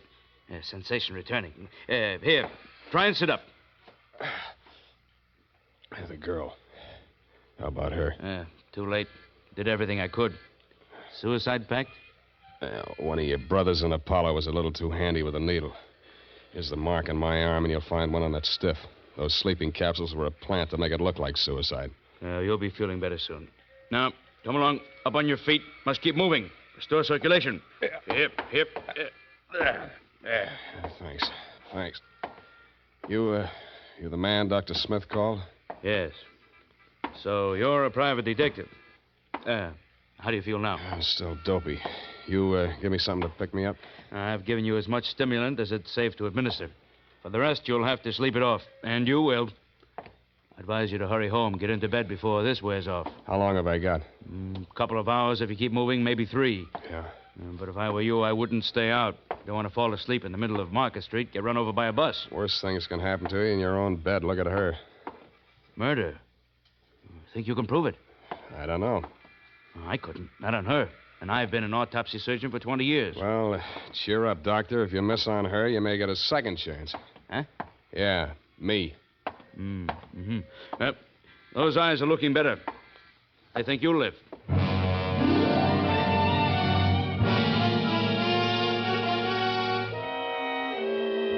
I wasn't so sure. Unless I could nail Wilhelm before my 3 hours was up, it was a safe bet he'd nail me again with that needle. He had done me one favor. He'd convinced me that my client was really the man he claimed to be and that Wilhelm and Emma knew it. My best hope of smoking him out was to dig out some solid proof. I spent 10 minutes of my 3 hours getting to the Hall of Records and 10 more finding out there was nothing there on Lazarus but his death certificate. I had a gander at the wanted file at police headquarters. They'd checked him out in August of 47 when the court had pronounced him dead. I looked at my watch. With 2 hours and 17 minutes of wakefulness left, I just didn't have time. I stopped by Lazarus's hotel, got a set of his fingerprints and several samples of his signature, took them to a penman I know down on the Mission, and between us, we forged the most amazing set of documents ever assembled on one man. All dated, notarized, certified, witnessed, registered, one even bore the great seal of the state of California and the signature of the governor. I squeezed them all into a large briefcase, propped my eyes open with toothpicks while I drank half a gallon of black coffee, then phoned Dr. Wilhelm's night number. I told him I was one of Russian Leo's boys, and a cop had just winged me on the lam from a jewelry store job. He agreed to meet me at his office.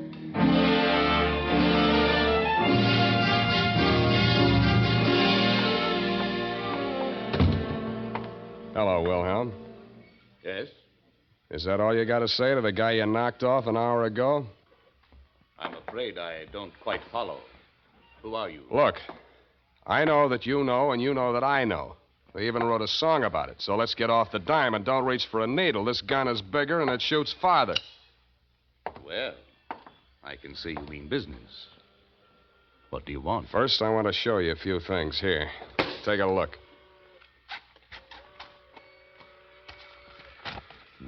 Hmm? Well, this is very impressive. Yeah, I thought you'd be impressed. You, need any more proof that Lazarus is Lazarus? What's the matter, Spade? Getting sleepy? Don't get your hopes up. I can squeeze this trigger in my sleep. Mm-hmm. Are these papers for sale? Why do you think I brought them to you? What's the price? Half the take on Lazarus's insurance. That's very high. I haven't finished. This time, Lazarus has got to be really dead, and you're going to do the job. Come on, stop stalling. I can't do that. Why not? Why, Emma, she'll make trouble. She said she would. She's still in love with him? Why do you say that? I just wondered. What reason did she give you for not wanting him knocked off? Well, the cops work harder at identifying a dead man than they do a live derelict that looks and talks like a crank. I had the same idea myself. Then you're stupid. With him dead, she can tell any story she wants to. With him alive and all this proof of identity, he's in a position to nail both of you for fraud, conspiracy, perjury. Shall I go on? One thing. Does Emma know about these papers? Sure. You're lying. Sure, I'm lying. And those documents are forgeries if that's the way you want it. I haven't got time to argue. I can't stay awake much longer, and you can't bring it off without me. I'll have Lazarus at my apartment in 30 minutes. Bring your needle and the 50 grand. All right, Spade. I'll be there.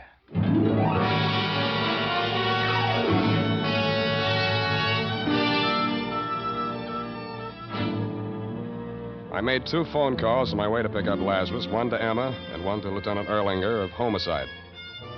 Dundee was asleep. The lieutenant and Sergeant Poolhouse were perched on the fire escape outside my window, and Emma was waiting in the living room when we got there. Tim. Oh, my poor darling. Emma, you recognize me. Of course, darling, from the beginning. But I didn't dare speak out in front of Ernst. I know. Mr. Spade's told me. Now, listen to me, you two. You're sure you can go through with this? Oh, are you sure there's no danger? That's him now. Come on, Lazarus. Get in the bedroom there. Now, do what I told you. Don't worry, Emma. Oh, I'm so frightened. Quiet.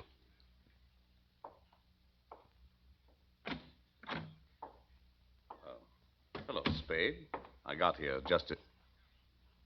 Emma, what are you doing here? Mr. Spade phoned me. I agreed. It's the only thing to do. I wanted you to know that. Well, I'm glad to see that you've come to your senses. For a while there. You see, you were wrong, Spade. Did you bring the stuff? Here's your money. I have the hypodermic in the case here, and it's already loaded. We won't need a sterile needle. Where is he? In there on the bed. He was asleep a minute ago.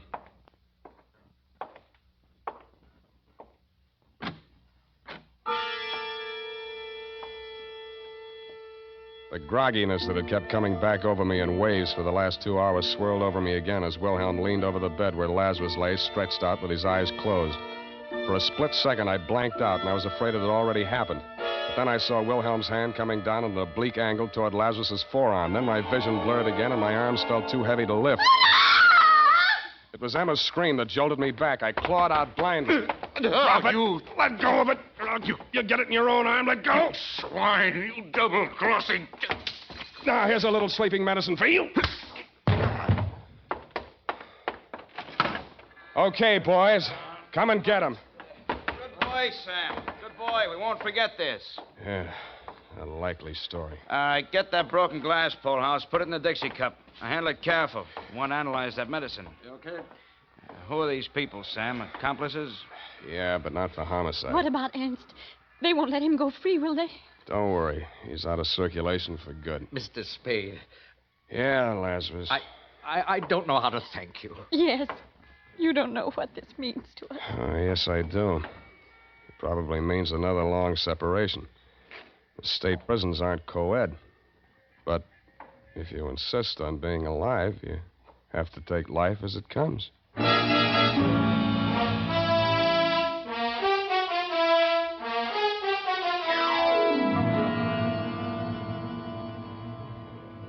Period. End of bedtime story. Oh, Sam, it's so sad. That poor couple, so much in love.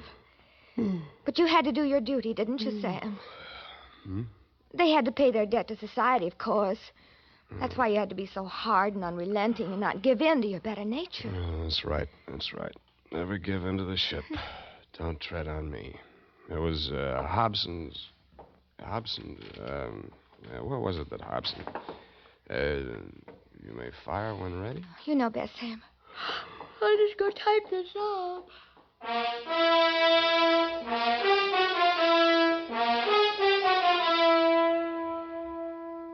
And now, listen to this. A good friend of the family. That's Wild Root Cream Oil Hair Tonic, folks. Wild Root Cream Oil grooms the hair neatly and naturally, relieves dryness, and removes loose dandruff. Now, get Wild Root Cream Oil at your drug or toilet goods counter in a new 25-cent Get Acquainted bottle. Also, ask your barber for a professional application of Wild Root Cream Oil Hair Tonic. Again and again, the choice of men who put good grooming first.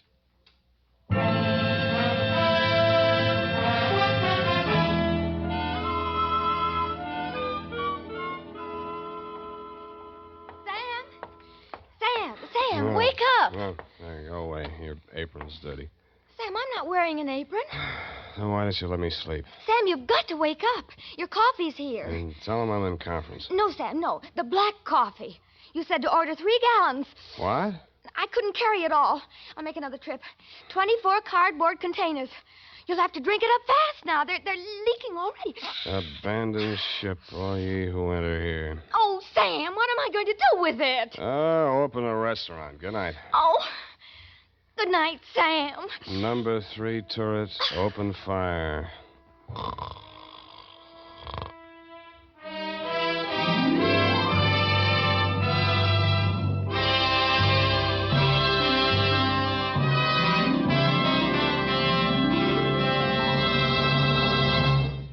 The Adventures of Sam Spade, Dashiell Hammett's famous private detective, are produced and directed by William Spear.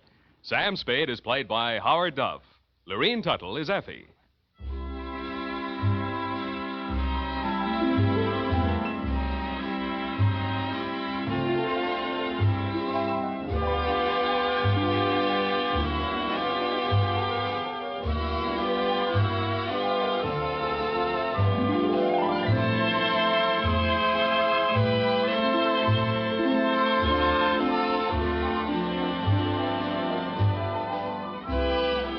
The Adventures of Sam Spade are written for radio by Bob Tallman and Gil Dowd. Musical direction by Lud Gluskin, with score composed by Renee Garrigang. Join us again next Sunday when author Dashiell Hammett and producer William Spear join forces for another adventure with Sam Spade. Brought to you by Wild Root Cream Oil. Again and again, the choice of men who put good grooming first. This is Dick Joy reminding you to... Get Wild Root Cream Oil, Charlie. It keeps your hair in trim. You see, it's non-alcoholic, Charlie. It's made with soothing lanolin. You better get Wild Root Cream Oil, Charlie. Start using it today. You'll find that you will have a tough time, Charlie. Keeping all the gals away. Hiya, Baldy. Get Wild Root right away.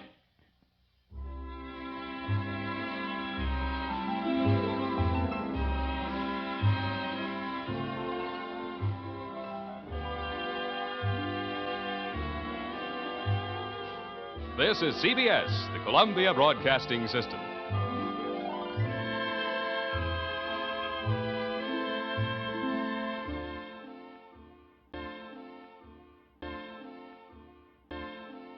The Adventures of Sam Spade, Detective.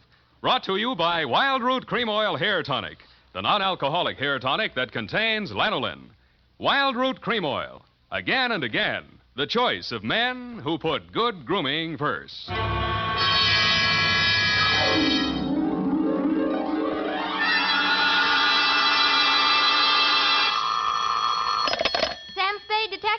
again, say? This is Sam, Blackleg Spade, the third most dangerous gambler on the Barbary Coast. Oh, Sam, not horses again. Horses, women, and the gaming tables, Effie, the versions of the elite. Well, divert yourself with this, Sam. The phone company has sent the pink notice. Aha, pay it no mind, sweetheart. We are healed. We have hit the cashier's cage, annexed the pot, broken the bank, and we're standing on velvet. Sam, are you sober? Definitely velvet. Warm, too. Sam, from where are you calling from? You're wrong, Effie. It's a drugstore. Stay where you are. I'll be right down to deal out my report on the hot 100 grand caper.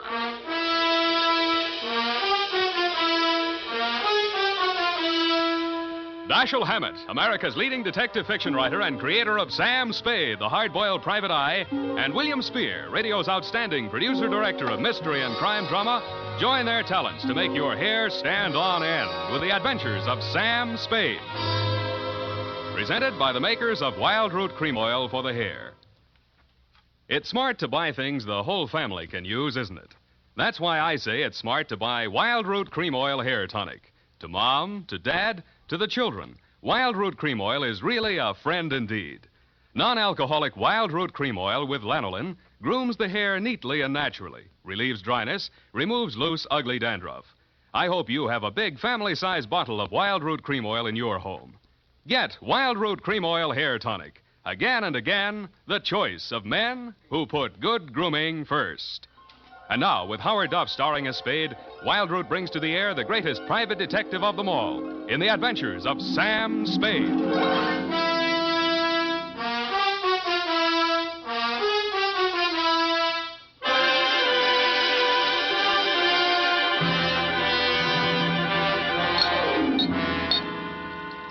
Date, September 19, 1948, to robbery detail, San Francisco Police. Attention, Sergeant Walsh.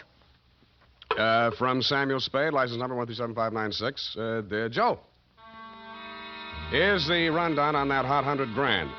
It started pleasantly enough when my secretary, Miss Effie Perrine, cute little mouse, eased into my private office, closed the door behind her, and leaned back against it with that air of pained resignation, which generally means there's a customer outside that she doesn't approve of, but that I'll see her anyway.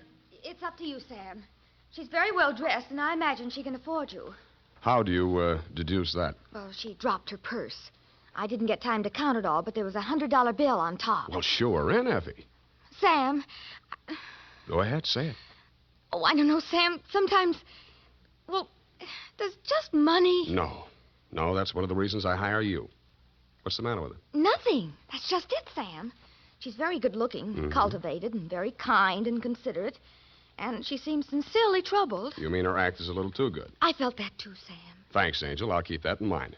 Tell her to come in. All right, Sam. Mr. Spade will see you, Mrs. Kilcourse. Thank you. Thank you for seeing me, Mr. Spade. My pleasure. Won't you sit down? Oh, thank you. I'm Lorraine Kilcourse, Mr. Spade. It's about my husband, Leonard Kilcourse. Husband? Oh. We've only been married a short time. It was a quiet ceremony at the San Cedro Mission. Leonard didn't want to subject me to any publicity. The difference in our ages, you know? You mean you want me to keep it a secret? Oh, no, except for the newspapers, of course. Naturally, all of Leonard's friends know. Oh, he doesn't have many, from what I've heard. I've thought it strange, too, that such a prominent man should have such a small circle of acquaintances. I met him only a short time before I married him. He's been very kind and absolutely devoted to me, and I suppose I should feel ashamed of myself for coming to you. But there are so many things about him that are mysterious that sometimes I can't seem to find my handkerchief. Here. Kleenex. Oh, I'm sorry. Thank you. I take it you're not a San Francisco girl. No, I met him at a dude ranch. Well, maybe I can clear up some of your mysteries for free. The reason your husband doesn't have many friends is because they keep dropping dead. I don't understand you. Oh, forget it. He's a big public servant. He's built a lot of sidewalks. The streets of this city are paved with his good intentions. His name is on 1,000 manhole covers. If the names of his former business associates land on headstones, it's nothing to me. I got my own racket. Well, what? I think my husband is paying blackmail to someone. Uh-huh. And upon what do you base your suspicions, Mrs. Kay? It started about a month ago. He began withdrawing large sums from our joint account. First it was 10,000, then 20,000, and last week 50,000. And this morning he closed out the balance of the account, $100,000. Well, he's got it to spend, Mrs. Kilcourt. Well, I won't pretend the money doesn't interest me, but what's behind it, Mr. Spade? Each time he withdraws these cash sums, he leaves the house without a word to me, and sometimes doesn't return until dawn. My husband is not fond of nightlife, Mr. Spade. Only a desperate situation could induce him to leave the house after dark. Yeah, so I've heard. They say that's how he kept his health as long as he has. All right, you want me to trail him, find out what he does with the money. Just one question. Why'd you pick me for the job? Why, your reputation... That's local. You say you're new in San Francisco. Well, I do read the local papers. Your picture was in only 2 weeks ago. Yeah, well, that caper didn't help my reputation. I like your looks. A nice, honest face. A man I could trust. Well, I don't buy that. And I'm sentimental, too. Your picture reminded me of someone who was very dear to me. My brother. Of course, you're nothing like him, really, but you do look alike. I suppose that sounds like a silly woman's reason for... Yeah. What's your address? Well, I have a little place of my own out on Divisadero. The Belvedere apartments near Normandy Terrace. You'd better keep in touch with me there. I don't want Leonard to know. The Kilcourse mansion is at 1316 Clarendon. 1316. He returns from his office around 6 in the evening. Do you have a car? No. I need one? Well, I don't know where he may go. Now, here are the keys to my car. It's parked in front of the main entrance, a gray Plymouth. He won't recognize the car. It's my brother's. Now, about your fee. $100 now. If I need more, I'll leave you know.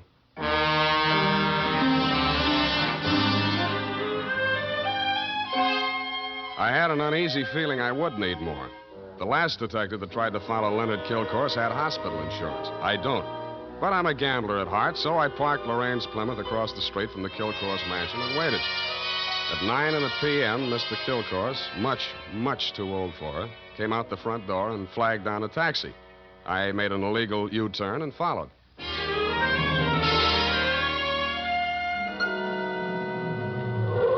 The trail ended across the Golden Gate Bridge in Marin County. It was a country club-type building on top of a hill overlooking the bay. It did business under the name of Ernie Nogales' Racket Club. The racket had nothing to do with tennis. It came from two sources. The moans and groans of the customers losing money at the roulette wheels and crap tables, and the glad hand the management threw at my quarry as I followed him in. Well, Mr. Kilcourse, surprised to see you. Since when you go out after dark? Well, I thought a little nightlife might agree with me, Nogales. Oh, that sounds like you, Mr. Kilcourse. I didn't know you better. I think you was afraid to go out night. Well, now, I was thinking of buying this place to retire to. Ah. But I figured it'd be cheaper to win it at your roulette table. What's your limit here? 10,000, but for you, wide open, the sky. A hot $100,000 for a starter? Well, any time they catch you with hot money, Mr. Kilcourse. Come over to the cashier. I sell you the chips myself. I didn't have to bother making myself inconspicuous. Everybody in the joint stopped playing to watch Kilcourse while he shoved his $100,000 roll through the cashier's window and scooped up 4 stacks of $1,000 chips. Make your bets, please. All right, you. Spin that wheel. Huh? How much you got there? $25,000. Any objections? Is that okay, Mr. Nogales? Spin it, Joe. I'm covering through the table personally. Okay, sir. Around and round the little ball goes. 15 pays 15 and the red. Maybe next time, Mr. Kilcourse. Why don't you double up, play the red and the black? It's safer. I'll stay with the numbers. 50,000 on 15. There. Spin it. It's okay, Joe. I'm still covering. Well, it's your money, Mr. Nogales.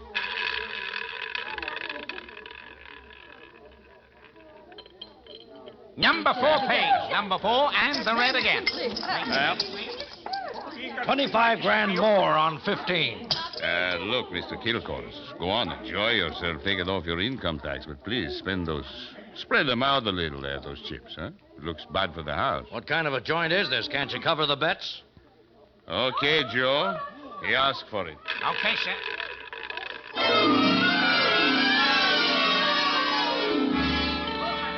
I didn't wait to see where the little ball went on the last spin of the wheel. I would have made a side bet with any taker that Kilcourse wanted to lose that $100,000. I would also have made book he knew I was following him. As I left the table and walked out of the club, I braced myself for what usually comes next. There would either be a dead body in the car or somebody would crease my noggin with a sap. But nothing happened. I switched on the headlights and stood in the glare of them for fully a minute, but nobody even shot at me. I flushed the shrubbery, no gunman. Checked the ignition wires, no booby traps. Driving back to town, I racked my brain for some way to bring them out into the open. I felt like a man with his life savings all on one number, waiting for the wheel to stop spinning, which wasn't far from the truth. Not much of a cliffhanger, but the best we could do this week.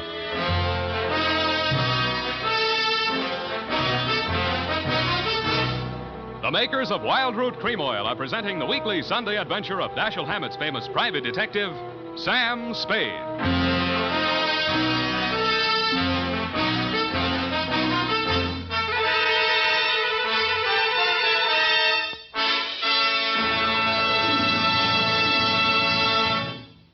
Now, here's important news on good grooming.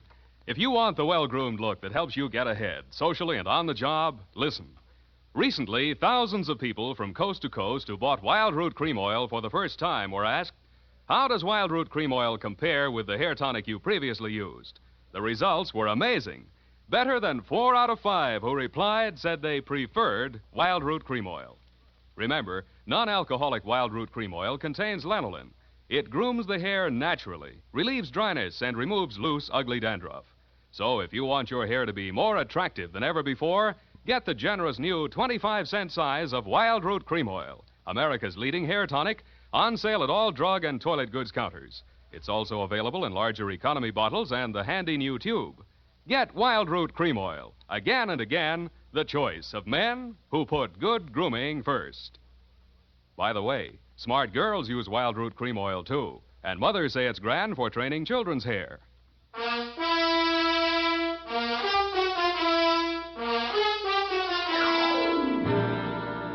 And now, back to the hot $100,000 caper. Tonight's adventure with Sam Spade.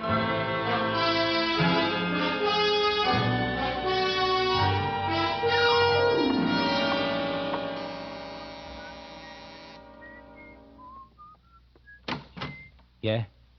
This Mrs. Kilcourse's apartment? Yeah? She here? Yeah? Well, can I come in? Yeah? Tommy? Yeah? Who is that, Mr. Spade? Yeah. Oh, this is the detective I was telling you about, Tommy. Remember? Yeah? The one who looked so much like you? Yeah. No. Oh, excuse me. This is my brother, Tommy Lane. Yeah. Tommy, won't you run down to the corner and buy me some cigarettes for about 20 minutes? I have something to talk over with Mr. Spade. Yeah.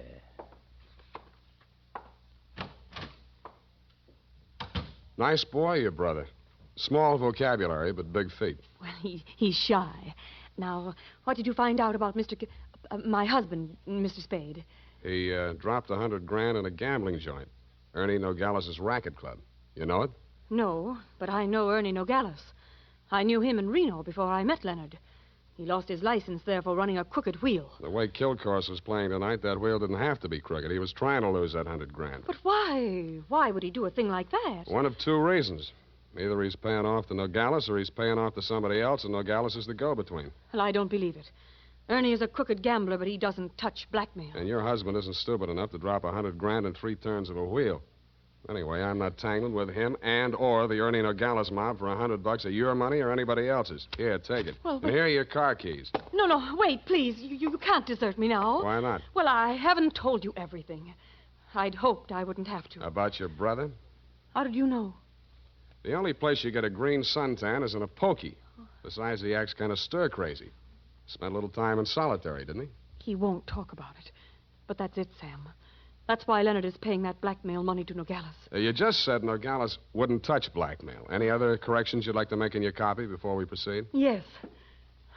Well, I might as well tell you everything. Why not? I knew when I came to you this morning that my husband was paying this money to Nogales. I knew because I asked him to. You and Ernie Nogales are working together? I'm not that rotten. I didn't say you were, but you're a rotten liar. There's that much in your favor. But I'm telling the truth now, Sam. You must believe me. Everything that has happened is my fault. I persuaded Nogales to give my brother a job in his place in Reno. They quarreled, and when he got closed down, he blamed Tommy. He swore he'd kill him when he got out of prison. That's why I begged my husband to pay him to save Tommy's life. Who did rat on Nogales about that crooked wheel in Reno? I did. That's why I feel responsible. Leonard is so fine, so generous. But I can't let him go on paying for my mistake. Yeah, like you said, he's going to run out of money. Look at me, Sam. Do I look like the kind of a woman to whom money means everything in the world? No, but you're looking at me, not at Kilcourse. You're laughing at me. Oh, I know what you think. Perhaps I did make a mistake in marrying Leonard, but he was so kind, so considerate, like my father. Everybody reminds you of your relatives. You don't believe my story? Well, since you asked. Well, all right, then, here's the truth. I'm really Jack the Ripper's granddaughter. My parents were terribly wealthy. I harpooned my mother in her Beverly Hills swimming pool, set fire to my father with a $50,000 negotiable bond, and eloped with John Wilkes Booth. That brings us up to 1865. Shall I go on? Don't stop. It's great. Oh, get out of here. Get out of here and leave me alone. After you've told me all your secrets, I'm not that rotten. You won't help me. You never intended to. Why go on torturing me? Oh, now, stop that. Please, please. I believe you. I believe all your stories. Now, what is my next smart move? Sam, the only way to stop Ernie Nogales is to prove that he's running a crooked wheel. And then he'd pay back all that blackmail money, and he wouldn't dare lay a hand on Tommy. Well, it's going to be hard to prove and expensive. I'll have to lose a little on that wheel before I can figure the way it's rigged. How much can you invest? Well, I have about $1,000 of my own. With you? Yes. Here, you take it. Smells nice. Sam. Yeah? Sam, after all this is over, and after I've put things to right with Leonard, I should have told him before this, but I owed him so much. Oh, Sam, I'm so glad it's you. Yeah. Me too, Angel. Go now, darling, before I beg you not to. What time does that joint close? Well, it runs all night, I think. Good. Let's stay up late and raid the icebox.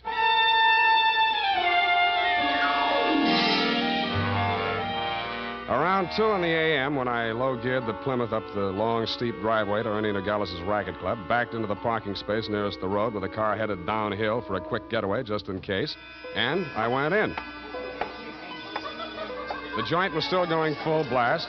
I bought $500 worth of chips, swaggered over to the table where Kilcourse had dropped his $100 and nonchalantly flipped the blue chip onto the red. Appalachia, ladies and gentlemen. Make your game.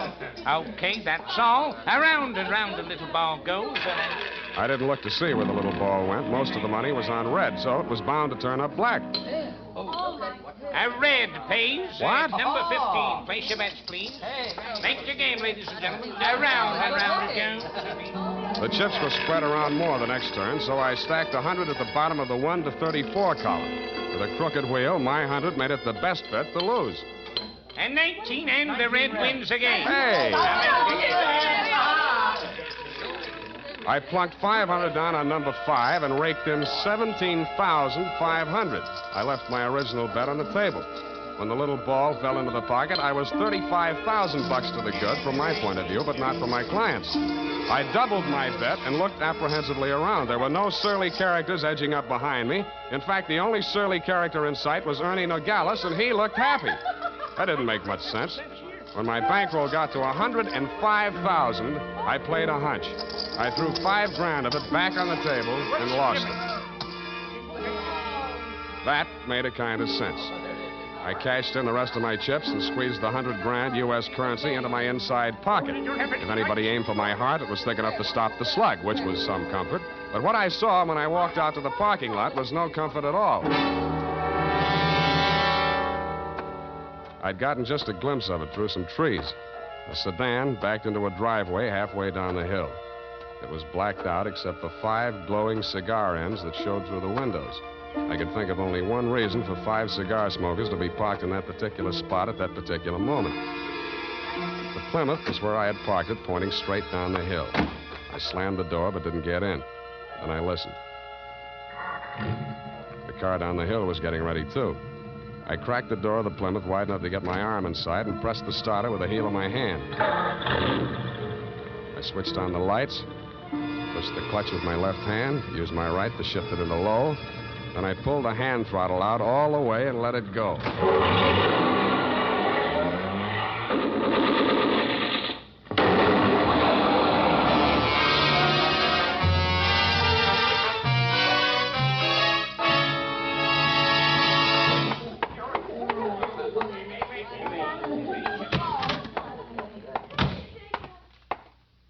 What's the big idea busting into my office? We're going to have a talk, Nogales.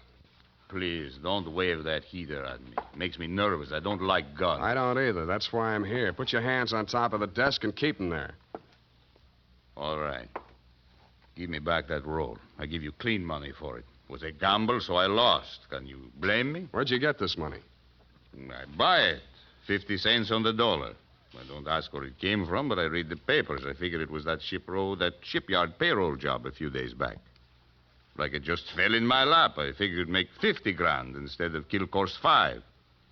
I guess that was dirty trick you just out of stir, Tommy, huh? I got news for you, Nogales. I didn't know this money was hot, and I am not Tommy Lane. No? Then what? Private Dick. Tommy's sister hired me to take the fall for him. Look, I've got most of the caper. Kilcourse wanted to pay Tommy 100 grand. You rigged the wheel so Kilcourse would lose it one night and Tommy would win it back the next night. Now, what was Kilcourse paying him off for? No caper, legitimate. He was sent up for bribing a public official. You mean he was the payoff man for Kilcourse's contracting firm? Sure, legitimate business. And the grand jury went out after Kilcourse. Tommy took the rap, that's all, for a price. Yeah, 100 grand. Thanks, Nogales. That's all I needed. Oh, Sam, I was afraid I might be too late. You are, sweetheart. Oh, I have so many things to explain. Where can you talk? Right in here. But who's this man? Why, that's your old sweetie from Reno, Ernie Nogales, remember? What's the matter with you two? You crazy? Oh, Sam, I should have told you the truth from the beginning. Check. The Nogales yarn, I can understand, but why did you tell me you were Kilcourse's wife? I was desperate. I had to say something. It was the only explanation I could think of for my interest in this case without telling the truth. But you were making a pigeon out of me. I don't know about such things, Sam. All I know is I'm here in time to warn you. You mustn't walk out of here with that money. Listen. They may kill you to get it back. They already did. They're combing the wreckage of that car right now, looking for my body. Then Tommy was right. They did mean to kill him. How'd he get the rumble? While he was in prison, from another man that Kilcourse framed. He was in for life, so it was safe for him to talk. Hey, you two. Yeah, Nogales? That car that just drove up. I think that's Mr. Kilcourse. Oh, Yeah, what's your hurry? Let me go. Come on, what's your hurry? Tommy's out there in that cab. I've got to warn him. Or tip off Kilcourse. Which is it? No, Sam, you've got to believe me. Sit down. Stop that. You two have fun. I'm getting out of here. Go ahead. Now, listen, sweet Lorraine, you may as well save your breath for those explanations. You're staying right here until the caper's all wrapped up. Here he comes. Have you got a gun, Sam? Yeah. Well, you'd better have it ready. But Sam... Where's Nogales? I want to see him. He was called out of town, sir. I'm in charge. You Mr. Kilcourse? That's right. I want to know why you people have been interfering with my business. It might interest you to know that this building site's on an old Spanish land grant. Title's very shaky. I'll run an 8-lane highway straight through the middle of it and turn the rest of it into a game preserve. That's what I do to people who double-cross me. I tried to tell Mr. Nogales that, sir. He wouldn't listen to me. He tipped Tommy off for a split of the 100 grand, but I knew sooner or later we'd have to answer to you, Mr. Kilcourse. Oh, what's that? Here's your 100 grand, sir. Count it. Sam. Well. What's your name, son? Sam Spade, sir. Well, I'm glad to meet an honest lad. Well, come along. You too, young lady. We'll all walk out together. Sam, what are you... What? Spade, huh? Yes, sir. I'm a private detective, but I'm ambitious. Politics? Yes, sir. Well, we'll run you for assembly. In the meantime, I believe there's an opening in one of the public services. Garbage disposal. Executive end, of course. Where the devil is that man with my car? Oh, there he is. You drop around to my office in the morning. Thank you, and good night, Mr. Kilcourse. Drive on, Horace. Back to the city. Oh, Sam. How could you? All those lies and just handing over the money like that. It wasn't yours. It wasn't Tommy's either, sweetheart. Get in. Well, Tommy, are you all right? Yeah. Drive us across the bridge, Tommy, will you? Yeah. Tommy. Yeah. Tommy, I'm afraid we'll have to do without the money. Yeah. Sam gave it to Mr. Kilcourse. Yeah. Now, don't get excited, Tommy. Sure, Sam had a reason. Didn't you, Sam? Yeah. I mean, that was marked money from a payroll job. Oh, then it won't do him any good. It'll send him up for a good long stretch if the eyewitness story that goes along with it is good enough. And you're just the girl to tell it, sweetheart. Am I right, Tommy? Yeah.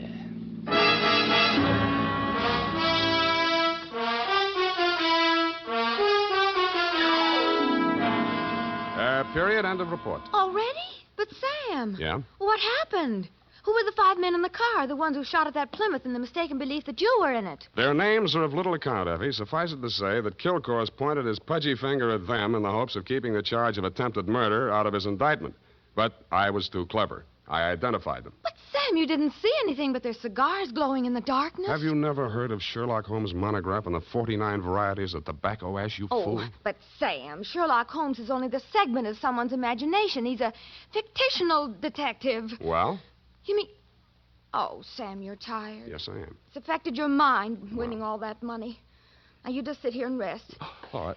Think of the snowy mountaintops and blue skies. Mm-hmm. I'll just go and type this up. Snowy mountaintops. Winter sports yet. And now, listen to this. If you haven't yet tried Wild Root Cream Oil, the famous hair tonic that grooms your hair neatly and naturally, relieves dryness, and removes loose dandruff, then here's a wonderful way to get acquainted. Buy Wild Root Cream Oil in the new 25-cent size bottle at your drug or toilet goods counter. Also, ask your barber for a professional application of Wild Root Cream Oil hair tonic. Again and again, the choice of men who put good grooming first. Well,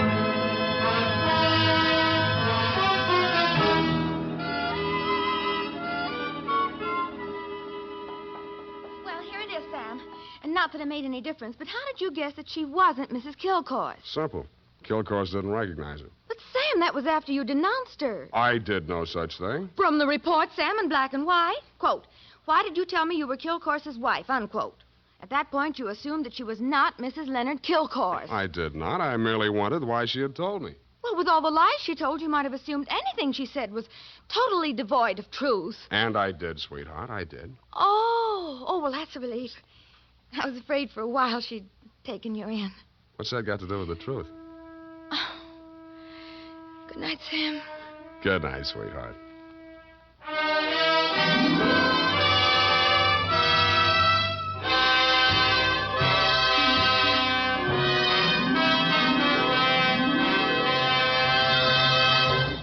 The Adventures of Sam Spade, Dashiell Hammett's famous private detective, are produced and directed by William Spear.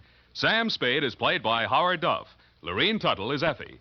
Sadie Thompson appeared as Lorraine Kilcourse.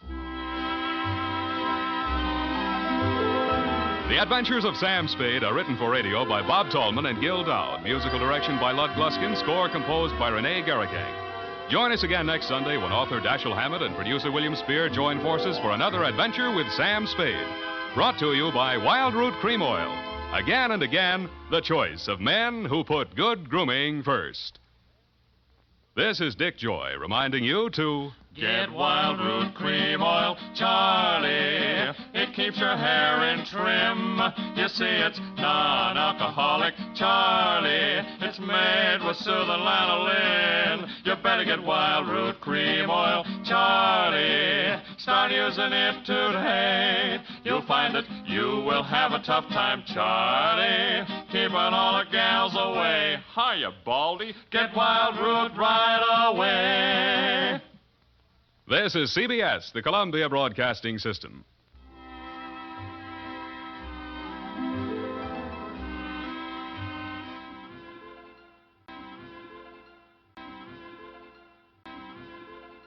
The Adventures of Sam Spade, Detective. Brought to you by Wild Root Cream Oil Hair Tonic, the non-alcoholic hair tonic that contains lanolin. Wild Root Cream Oil. Again and again, the choice of men who put good grooming first.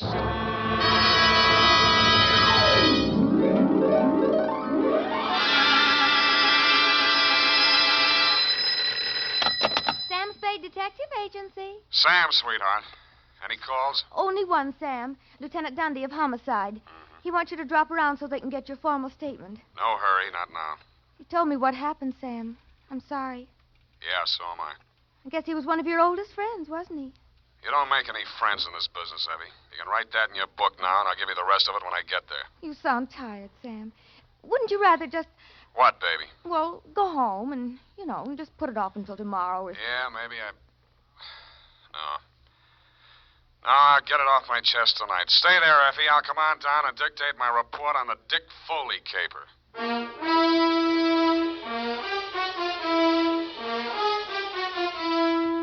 Dashiell Hammett, America's leading detective fiction writer and creator of Sam Spade, the hard-boiled private eye, and William Spear, radio's outstanding producer-director of mystery and crime drama, join their talents to make your hair stand on end with the adventures of Sam Spade. Presented by the makers of Wild Root Cream Oil for the hair. No two ways about it, folks. Hair that's well-groomed can make all the difference in the world to a person's overall appearance. That's why so many men, women, boys, and girls are turning to the famous non-alcoholic hair tonic with lanolin, Wild Root Cream Oil. Wild Root Cream Oil grooms your hair neatly and naturally, relieves dryness, removes loose dandruff. If you haven't tried it before, you'll want to get Wild Root Cream Oil in a new 25-cent get-acquainted size. Yes, get Wild Root Cream Oil. Again and again, the choice of men and women and children, too. And now, with Howard Duff starring as Spade, Wild Root brings to the air the greatest private detective of them all in the adventures of Sam Spade.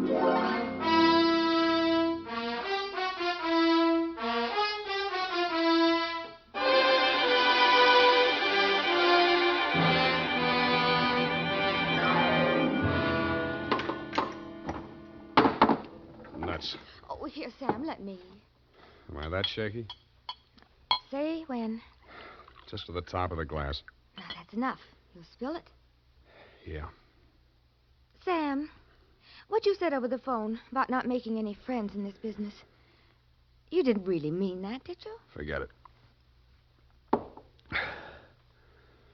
You can label this, a file on Dick Foley. Date, fill it in. Yes, Sam. To Dundee at homicide, I guess, from Samuel Spade, license number 137596. The facts are all here. If you can dig a formal statement out of it, you're welcome. I'd known Dick Foley ever since I took out my license. We'd worked several big capers together back in my days as a Continental Lot. He and Mickey Linehan and I. Then he and Mickey opened their own office, Foley and Linehan, Private Investigations. 5 years back, Mickey stopped the slug, and since then, the sign on the door read Dick Foley Detective Agency. I'd seen Dick maybe 4 or 5 times in the last half a dozen years just to have a drink and chew the fat about the good old days. He never talked about his private life. I assumed he didn't have any. So when I went to his office day before yesterday in response to his call, I was surprised to find him in a clinch with one of the most beautiful nails I've ever seen. Oh, Sam. Well. Shall I come back after lunch? Sam, this is Maxine, my wife. Well, you don't deserve it, but I'm happy for you. I'll return the compliment, Sam. I've wanted to meet you for years, but Dick wouldn't introduce me. Now you know why. Well, you run along, honey. Sam's here on business. All right, Dick. You can bring Sam home to dinner if you like. There's plenty. If he's not too busy, but don't count on that. Well, try anyway, won't you, Sam? I will indeed. Bye now. Draw up a chair, Sam. Sit down. Oh, yeah. What's on your mind, Dick? You remember Claude Spicer, that grifter I sent over for that jewelry store hike back in 43? You never told me you were married, Dick. I'm very happily married. Now, please pay attention. Claude Spicer, yeah. Yeah, I remember the caper. Wasn't there a dame involved? Well, Spicer had a girlfriend, but the cops gave her a good bill of health. Spicer went up for a 5-year stretch. They sprung him last month. Whatever happened to that dame? Now, look, about Spicer. He gunning for you? You hit it. How scared of him are you? Well, enough to ask you for help, Sam. What's eating him? Just revenge? Sam, I wouldn't tell this to anybody but you. But all the facts of that caper didn't come out at that time. I saw to that. How come? Well, I couldn't have stayed in business in San Francisco if it had been generally known that my partner was the inside man on a jewelry store heist. Mickey? Yeah, Mickey Linehan. You and I are both great at choosing partners, Sam. They both deserved what they got. Only one difference. I sent up the killer that plugged my partner. Some people thought the way you gave evidence at Spicer's murder trial wasn't so hot. Well, he was alibied, Sam. In fact, the robbery was his alibi for the murder. I don't know how he managed it. I've been trying for 5 years to figure it out. Spicer's afraid I might succeed someday. That's why he's out to get me. What's he waiting for? Oh, I don't know. He won't do it simple. He'll have a fancy plan like the other time. He's tricky. Where's he staying? At the Belvedere. Here's his mug. I kept a plant in the building for a couple of days, but he stayed holed up in his room. I think he spotted me. Okay, Dick, I'll give it a buzz. Now, wait a minute, Sam. Yeah? I'm not asking you to do this for love. Standard fee, 25 in whiskey money. Okay? Forget it. This one's on me.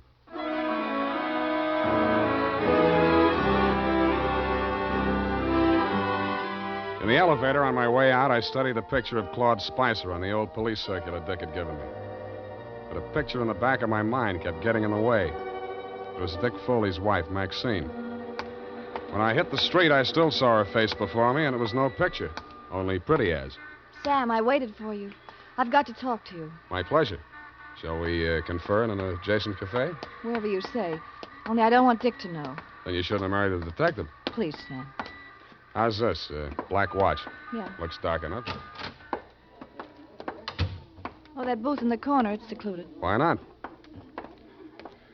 Slide in. Oh, no, over here, stupid, not facing the street. Oh, sorry. I'm not much good at this sort of thing. Sam, I'm not asking you to tell me what it is, but if he's in really bad trouble, I think I have a right to know. What makes you think he's in trouble? Well, I'm not blind. You can't live with a man and not sense it when something goes wrong. I never thought Dick was the type to show it. Oh, he's tried to hide it from me, and I haven't said anything. I thought if he wanted me to know, he'd tell me. It was a wise thought. Hold on to it. Well, I meant to.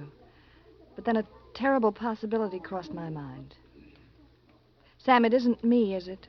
In what way? Well, you know what I mean. He's been away from home nights so much lately, and he questions me so closely about where I go and who I see and so on, and Well, I may as well ask you right out. Did he hire you to check up on me? Then that is it. No. You're not lying to me, Sam. Why should I? Dick says you're almost his oldest friend. He's talked so much about you. Then he must have told you I don't do that type of work. Why do you keep looking at me? Sorry, trying to place you, Maxine. I keep thinking I've seen you someplace before. Oh, it must have been my picture. I was an actress. Yeah. Picture. Yeah, maybe that was it. Why do you say it like that? Like what? Well, as if you were angry with me. Because I just got the caption on the picture. Well, Sam, wait. Come back. Yes, I had. And the caption was from a newspaper circa 1943. And it read, "Actress Lovely cleared in Lanahan slaying." I flashed my tin star at the room clerk at the Belvedere, learned that Claude Spicer was in, and stuck around to make sure the clerk didn't buzz the room to tip him off. Around 4 p.m., Spicer went out, very dressed up, umbrella, gloves and all. He walked down Geary to Grant and turned north. A cold San Francisco drizzle started blowing up from the bay. I wished I'd brought my overcoat. A half a block up from California, he entered Grayson's jewelry store. I peeked through the rain-streaked show window after him. Inside, pawing eagerly through a tray full of diamond clips while a long-suffering clerk eyed her hopelessly from his side of the counter, was the actress Lovely. Maxine shot Spicer a quick glance of recognition as he entered, but they didn't speak.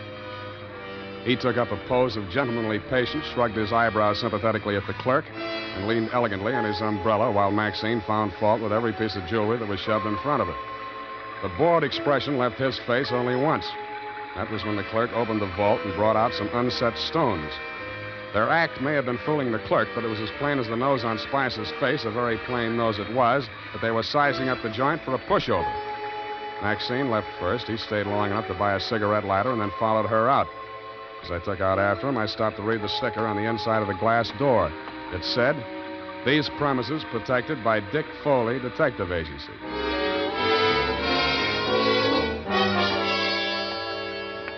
Maxine was waiting for him at the corner. I grabbed up a Chinese newspaper and used it to listen behind, but I needn't have bothered.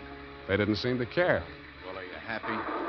Ought to be about $1 million. Why are you so disagreeable? You ought to be feeling good. Feeling good.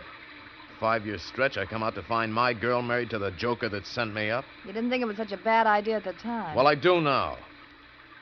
Well, after tonight, we'll go east, you and me together, baby. He'll catch up with us wherever we go. Oh, you should live so long. How do you mean that? Just like it sounds, baby. Bye. Oh, don't leave. I'm going to get some sleep. I'll need a clear head. Claude, I don't want to be alone. Oh. Not even tonight? I don't want to be alone. See you later, honey. Bye-bye.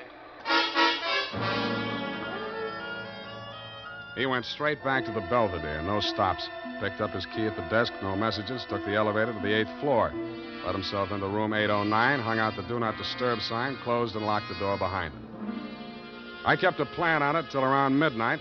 Then I lifted the Do Not Disturb card from the doorknob and wedged it into the crack of the door. It was a crafty move, and I had just finished doing it craftily when the door opened again in my face. Huh?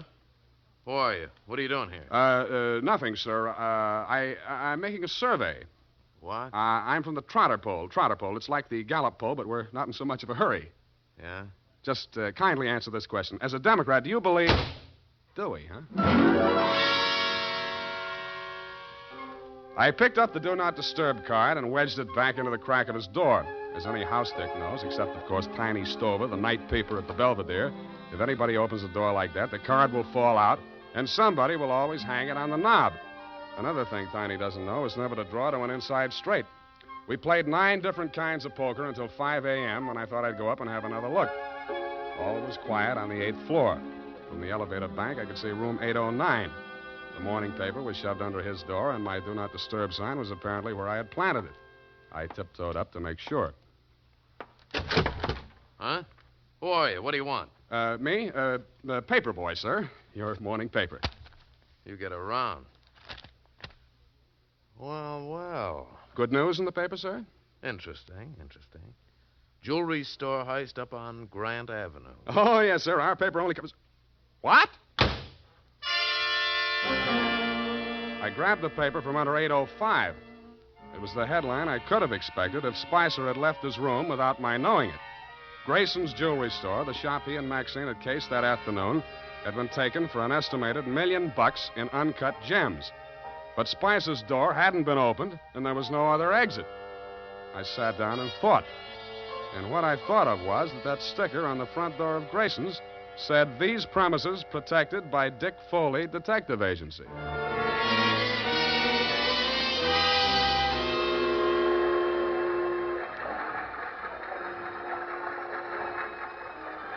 When the 6 a.m. Oakland ferry boat felt its way blindly out of the slip, Claude Spicer was aboard, and so was I. Should have been getting lighter, but it wasn't.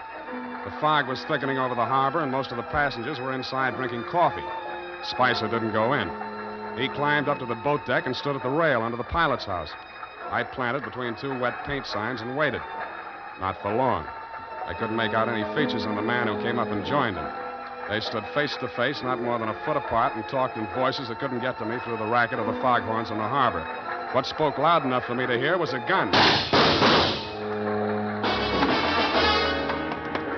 They seemed to fall into each other's arms, then collapsed in a heap on the deck. And when I got to the spot, only the dead one was there. It was Spicer. The other man had disappeared around the corner of the deck house. A ray of light from the pilot's window swept over him, and I saw gunmetal shine in his hand and then spin out over the rail as he threw it. What? Oh, it's you, Sam. Oh, I was afraid you'd lost him. What did you do it for, Dick? I had my reasons, Sam. Now, trust me, I'll keep you in the clear. How long? As long as I go on playing sucker for you? What do you think I hired you for? Maybe I was supposed to say you killed him in self-defense. Maybe I was supposed to see him making passes at your wife if you needed that. But, Sam, you've got to... I've worked for killers before. I've even worked for thieves, but not for a detective that knocks over a place he's supposed to be protecting. Sam, it's not as simple... Save it for the cops, Dick. I'm turning you in when we get to Oakland. No, you're not, Sam. Dick, come back here. Let go, me. I'm going over the side. If you try to stop me, you're going with me. He fought away from me, got 1 foot over the rail, and kicked out at me with the other. It caught me on the point of the chin. I stumbled forward and grabbed out blind. I must have caught him by the belt just as he jumped. I remember something pulling me halfway over the rail and trying to get free of it. I did, but not soon enough. I was in midair, and the black water came rushing up to meet me.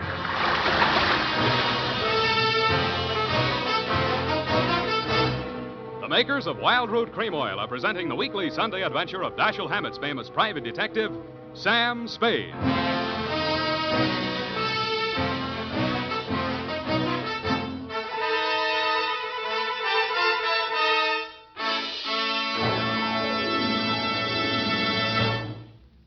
Now, here's important news on good grooming. If you want the well-groomed look that helps you get ahead socially and on the job, listen. Recently, thousands of people from coast to coast who bought Wild Root Cream Oil for the first time were asked, how does Wild Root Cream Oil compare with the hair tonic you previously used? The results were amazing. Better than 4 out of 5 who replied said they preferred Wild Root Cream Oil. Remember, non-alcoholic Wild Root Cream Oil contains lanolin. It grooms the hair naturally, relieves dryness, and removes loose, ugly dandruff. So if you want your hair to be more attractive than ever before, get the generous new 25-cent size of Wild Root Cream Oil, America's leading hair tonic, on sale at all drug and toilet goods counters. It's also available in larger economy bottles and the handy new tube. Get Wild Root Cream Oil. Again and again, the choice of men and women and children, too. By the way, smart girls use Wild Root Cream Oil, too. And mothers say it's grand for training children's hair.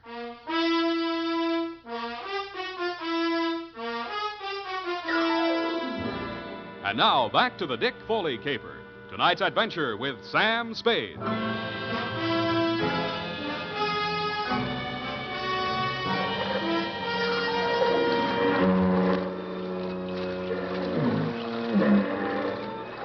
I found myself mechanically keeping afloat somehow and trying to get out of my coat. I felt heavy and logged, as if I'd swallowed gallons of water. The murk hung low and thick. There was nothing else to be seen anywhere. I swallowed what felt like several more gallons before I got rid of the coat. From out of the misty fog blanket, from every direction, in a dozen different keys, from near and far, foghorns sounded. I stopped swimming and floated on my back, trying to determine my whereabouts. After a while, I picked out the moaning, evenly spaced blasts of the Alcatraz siren, but they came out of the fog without direction. Seemed to beat down on me from straight above. I was somewhere in San Francisco Bay, and that was all I knew, and I suspected the current was sweeping me out toward the Golden Gate. Then a light came up ahead of me suddenly. A boat passing a few yards away. I lifted my head and screamed. But the boat siren, crying its warning, drowned out my shouts. It went on past, and the fog closed in behind it. Then I heard a new sound. Seagulls. I swam towards it, and it seemed to get lighter. Part of it was the dawn light beginning to cut through the fog blanket. But there was also a strange-looking man standing on the water and waving a green lantern back and forth. I yelled at him to wait for me, and a seagull got off his hat and flew away. When I got closer, I saw that it was not a man, but only a buoy, channel type. I used all the strength I had left to drag myself up on the base of it and let it rock me to sleep.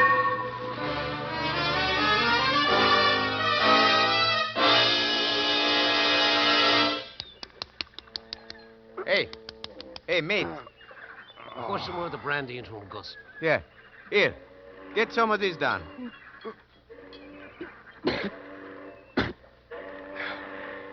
Where are we? Hey, it ain't heaven. You can tell that by the smell. Oh, Fisherman's Wharf. Yeah, take it easy. We got ambulance coming. You going to the hospital? No, I'll be okay. Hey, give me a hand. Yeah, okay. Hey, you do us a favor, will you? Don't fall down till you get out of sight this time. We're tired of picking you up.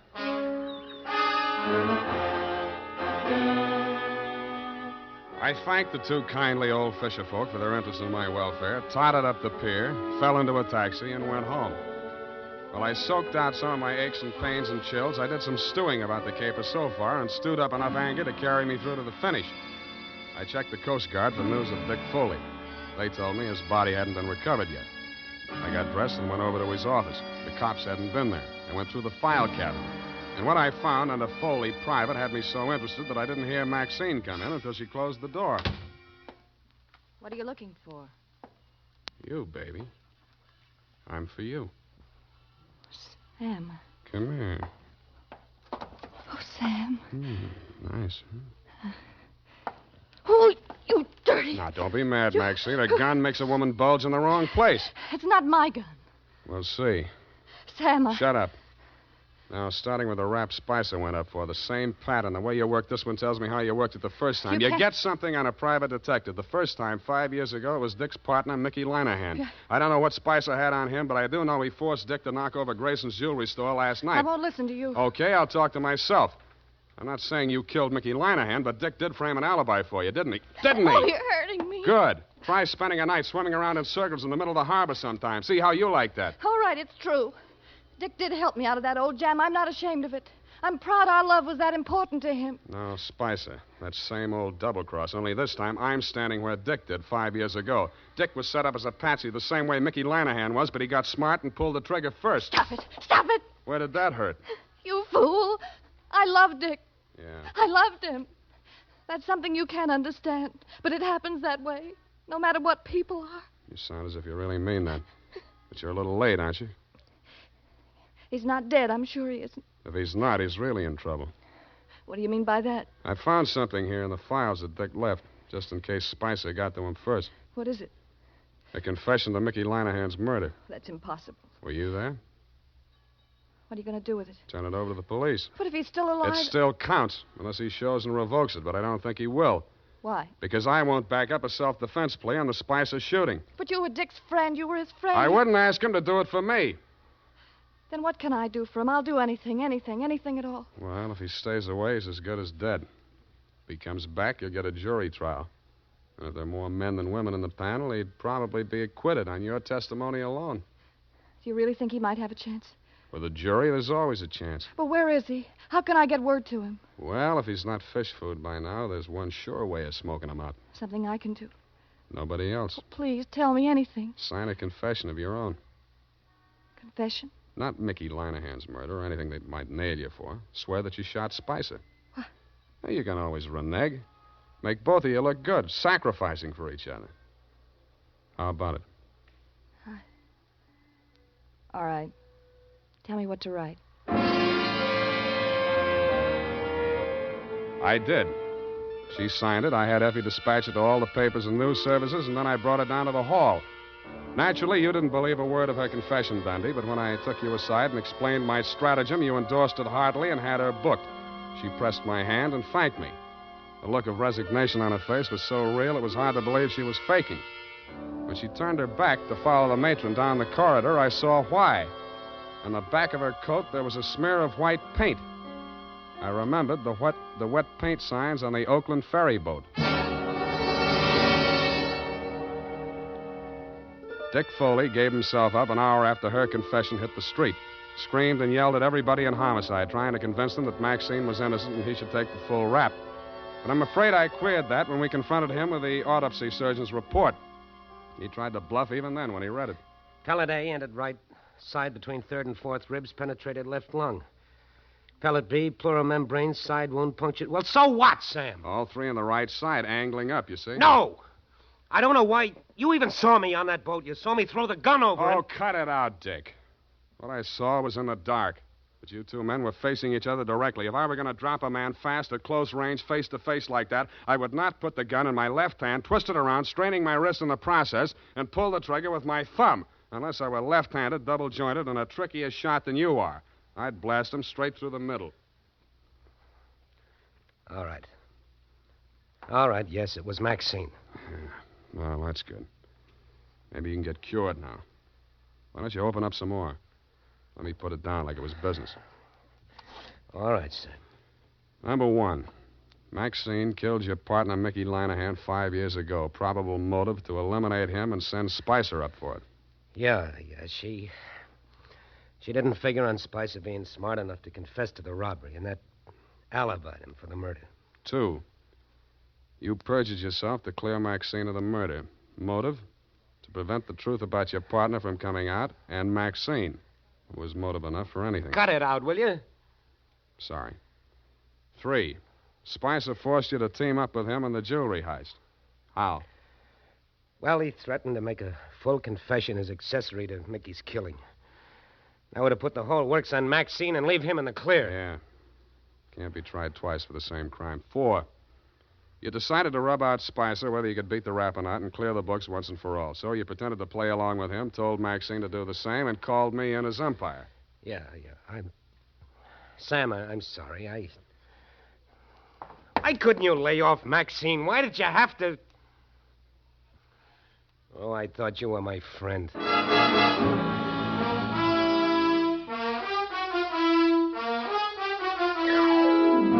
And that's about it. Period. End of friendship. Oh. You mean the confession that you tricked her into making turned out to... That's it, Effie. What'll happen to him? Hmm? What about Dick Foley? Dick? Oh, they got him on a number of things, I suppose. May take some time out of him. But I think he'll be an okay guy again. With her out of the way. With her out of the way. Sam? Go and type it up, will you? It's late. I'm going to get out of here.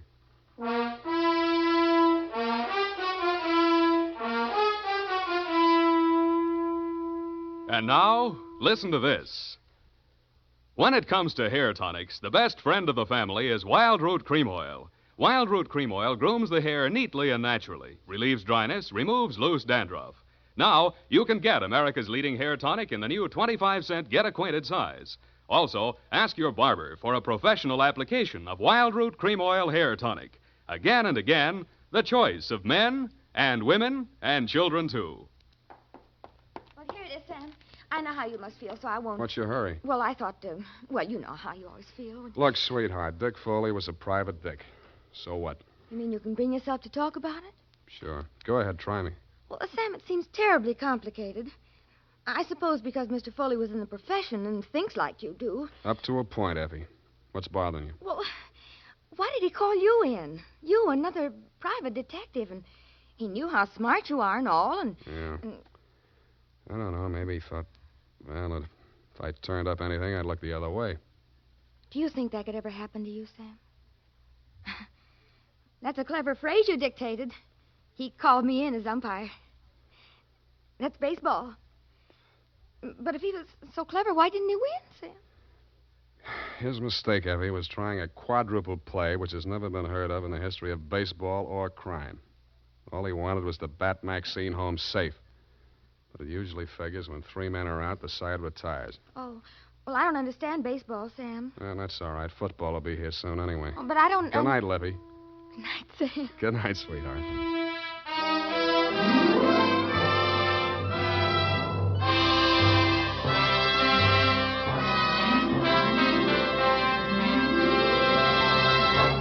The Adventures of Sam Spade, Dashiell Hammett's famous private detective, are produced and directed by William Spear. Sam Spade is played by Howard Duff. Lorene Tuttle is Effie. The Adventures of Sam Spade are written for radio by Bob Tallman and Gil Dowd. Musical direction by Lud Gluskin, with score composed by Renee Garrigank. Join us again next Sunday when author Dashiell Hammett and producer William Spear join forces for another adventure with Sam Spade. Brought to you by Wild Root Cream Oil. Again and again, the choice of men who put good grooming first.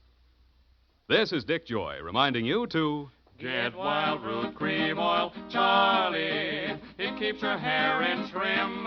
You see, it's non-alcoholic, Charlie. It's made with soothing lanolin. You better get Wild Root Cream Oil, Charlie. Start using it today. You'll find that you will have a tough time, Charlie. Keeping all the gals away. Hiya, Baldy. Get Wild Root right away. This is CBS, the Columbia Broadcasting System.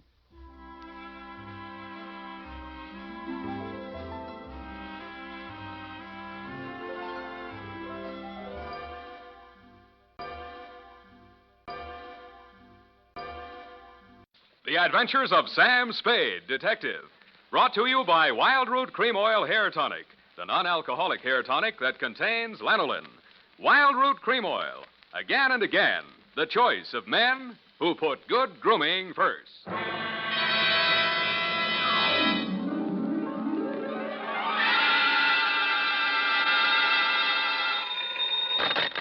Spade Detective Agency. They offered me $250,000, but I couldn't be bought. Oh, Sam, all the time fooling. Straight goods, Effie. Oh, really, Sam? Why didn't you take it?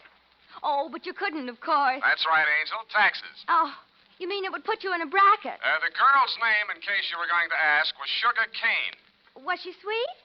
Oh, Effie, you made a a joke. Oh, not much of one, though. That is true. But even though you do seem to be, as you would say, in a jugular vein, I shall be right down, serious and frowning, to dictate a chronicle steeped in the bitter tea of general confusion, brewed in a witch's cauldron of murder, greed, and avarice. That's what gives it that nutty flavor. What, Sam? Silly girl, I refer to the sugar cane caper, on which I will forthwith my report be down to dictate on, goodbye.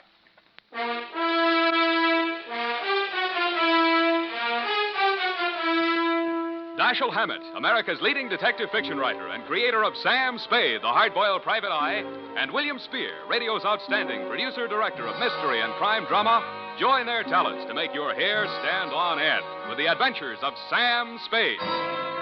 Presented by the makers of Wild Root Cream Oil for the hair. Want to look better on the job? Get Wild Root Cream Oil.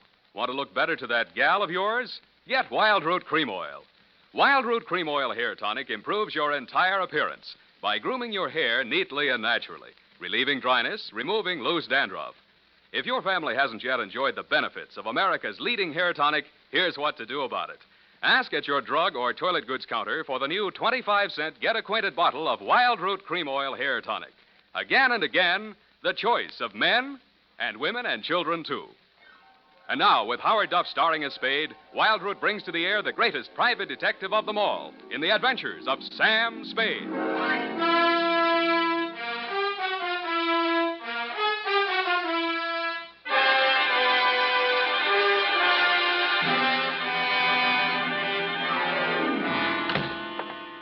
Hello, Sam. How are you, Sam? You were so lugubrious over the phone. Sometimes you're so bucolic, but tonight... What am I? When? Lugubrious tonight. Just bubbling over. Do you possibly mean I'm being lush with my verbiage? There, you see?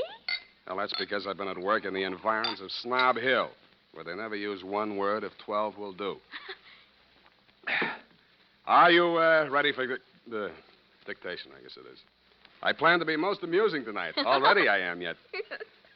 Look, I haven't even started. Oh. Really, I haven't. All right. Now, pencil. Date. Alan should have such an audience. Date. October 3rd, 1948, to Clifton Cavanaugh, Esquire. Down, Effie. From Samuel Spade, license number 137596. Subject, the Sugar Cane Caper. On Thursday last, at 11 a.m., as I waited for the traffic signal so that I might legally cross Powell Street in order to board a cable car, a cat rubbed up against my leg. I leaned over to stroke it and noticed that it had 6 toes. I wondered if that meant anything. It didn't.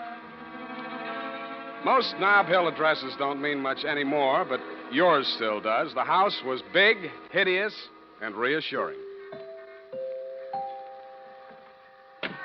Oh. Are you from Peppersnell? No, I'm in business for myself. Mr. Cavanaugh in? Oh. Well, come on in. I can't understand what happened to that boy from Peppersnell. Oh, pardon me if I seem a little hungover. Gladly, but can you ever forgive yourself? I like you. You got a sense of humor. You'll need it. You trying to tell me you don't approve of Mr. Cavanaugh? That perfume pothead. What did he do to you? He married my mother. Oh. Stepfather? Yeah. No, I'm Fred Blair. Spade's my name. Where do I find him? Detective? Check. I'll give you a clue. Look behind you. I did. I turned and found myself looking straight into your handsome face. You looked several years younger than your stepson, with regular aquiline features, dark, widely spaced eyes, and blue-black hair. Well, so you're the notorious Sam Spade. Well, I don't want to seem modest. Come into the conservatory. There's just the barest chance that we'll not be overheard. Good. There. Sit down. What's your problem, Mr. Cavanaugh? Problem indeed. Problems, plural. Starting with that junior grade lush that collared you at the door. He's very fond of you, too. Well, you can't imagine what a trial that boy's been to me. Both the children. For some reason, neither Fred nor his sister Eunice ever quite accepted me as their father. You don't say. I suppose my youth counted against me. I think they misinterpreted my motives. When any man marries a wealthy widow twice his age... Yeah. Why did you send for me, Mr. Cavanaugh? Well, it all started several months back, before my wife, their mother, where was I? Oh, died. The scandal quite literally killed her. You're sure that's what did the trick? Fred, who, among other talents, was a positive genius for knowing the wrong sort of people, struck up an acquaintance with a hoodlum named Johnny Verona. Nice, clean-cut gangster type, runs a joint on Pacific Street. Precisely. With the positively hysterical name of the Subtropico. Mm-hmm. Well, there was a sordid brawl of some sort. A man shot. Obviously, this Johnny Verona shot him. Fred had to give testimony before the grand jury. It was all we could do to keep it out of the paper. But you did. No, and old Eleanor, my wife, that is, dropped dead when the butler brought in the Chronicle. But the worst was yet to come, Sam. Well, don't keep me hanging, Cliff. Well, Fred continued to frequent this bistro, this dive of Verona's. I understand. I believe the bait is a toothsome little teaser with the unlikely name of Sugar Kane. She likes Fred. No woman in her right mind would look twice at that idiot, even if he were twice as rich and only half as sodden. Then, where was I? Oh, yes, this Verona person came here several times on the pretext of pouring Fred through the front door and thereby met my stepdaughter, Eunice. Well, that's a very interesting story, Mr. Cavanaugh. Now, maybe you'll tell me what you want a detective for. Because my stepdaughter has brazenly informed me that she intends to marry this gangster. I want you to help me prevent that marriage. I don't see. Don't see what? I don't see how I can. Well, perhaps I didn't make myself clear. When Verona was arrested for that shooting in his club, Fred didn't tell the grand jury all he knew. Now, if you could prove that Verona is guilty, then we'd be rid of him for good. Is it Verona you want to get rid of or your stepson? Good Lord, you don't think Fred did it? Do you? Why, no, of course not. Okay, supposing Verona did it, then Fred goes up on a perjury rap, maybe accessory. Oh. Well, I have no overwhelming desire to injure Fred. Look, why don't you tell me what you have an overwhelming desire for? Well, under the terms of her mother's will, Eunice will inherit $3 million as soon as she marries. When? When what? When do I meet her? Be serious, man. Now, I will pay Verona $50,000 in cash if he'll stay away from her. Would you take $50,000 as the payoff in a $3 million caper? In this instance, yes. Eunice is not very well, and you may quote me on that. Book, chapter, and verse. To Johnny Verona? To Johnny Verona. Okay. Water's mighty cold this time of the year at the bottom of the bay, but if you don't care, I don't. Thank you. Let me know how it comes out. Don't give it a second thought. You'll know. Don't get up, Mr. Cavanaugh. I know the way out. Hey, Spade, wait up. Well, you look a little better. Listen, there's something you ought to know. He was my sister's boyfriend before he married my mother. He did it out of revenge because Eunice threw him over. He still wants to marry her. Any particular reason? Oh, my mother put that crazy marriage clause in her will. He's been systematically getting rid of every man who's been interested in her. Bought him off, threatened him off any way he could. Why? He thinks Eunice will eventually marry him to get her inheritance. But she won't. She'll kill him first, and if she doesn't, I'll do it for her. Fred. Oh, yeah? Fred, what on earth are you saying? Who is this man? Well, he's the detective. Sam Spade. You're Eunice Blair? Yes, I want to talk to you. Fred, go and... Yeah. See you later, Spade. I know why my stepfather hired you, Mr. Spade. If you need the money, go ahead. But this time it won't work. You look as if you'd like to be a nice girl. How did you happen to settle for a cheap grifter like Johnny Verona? Because we understand each other, and he can't be scared off. Any message I can take him from you? Tell Johnny I'll meet him at the usual place. And tell him I still like my coffee black. No sugar.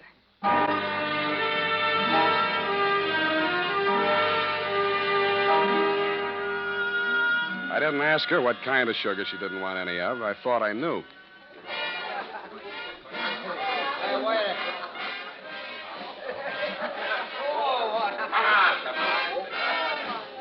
The only thing wrong with Sugar Kane's dance was her dancing, but the customers didn't seem to mind, and I didn't either. It was a pleasure to size her up carefully, as I would have felt obliged to do anyway in my professional capacity.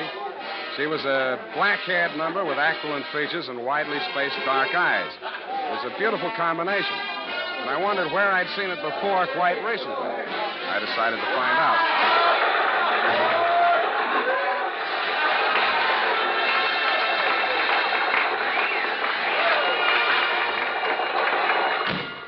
What's the idea of barging in here after me? Can't you see the sign on the door? No customers in the dressing rooms. Then let's go someplace else. I want to talk to you. Beat it. Take it easy. This is on business. Good. I'll fix it up with the boss. Johnny! Yeah, Sugar? What's the matter? Is Joe giving you trouble? He trailed in here after me, the cheap masher, on the pretext of discussing business affairs. Okay, out you go. Hey, now, wait a minute. Come on, move. And don't come back. Well? Sorry I had to give that bum's rush routine. I don't want to get her excited. She's a nice kid, and she doesn't know why you're here. I take it you do. Yeah. Eunice called me and told me you'd be down. Okay, Johnny, I'll give it to you fast and get out. Clifton Cavanaugh will pay you $50,000 to leave Eunice alone. He also made a few idle or not so idle threats about what might happen to her if you don't take his money. For example? He said she hasn't been feeling well, might not live long enough to get married. I don't have to tell you what I think about that kind of talk, and I wouldn't be peddling it if my office rent wasn't due. That's why when you started giving me that bum's rush, I made only, shall we say, a token resistance? Yeah. About me marrying Eunice, you can tell Clifton to stop worrying. Hmm? Yeah, Eunice and I got married 3 weeks ago. You what? Married. You want to see the papers? Why the secrecy? I don't want her to get hurt. You're scared of Clifton? Nah. Sugar. She's got a very low boiling point. Pardon me. Yeah. Yeah, Nick. What is?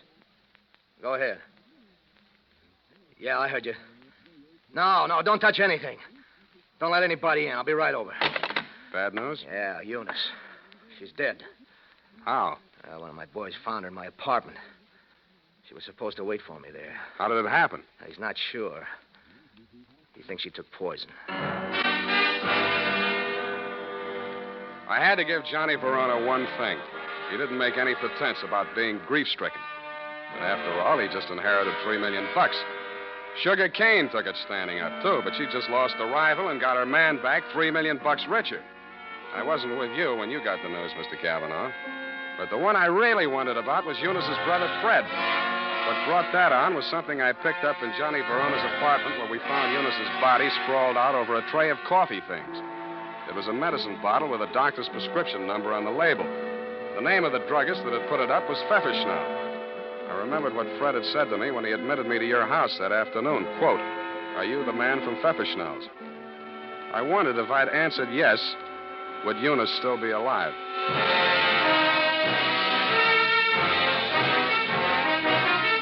The makers of Wild Root Cream Oil are presenting the weekly Sunday adventure of Dashiell Hammett's famous private detective, Sam Spade.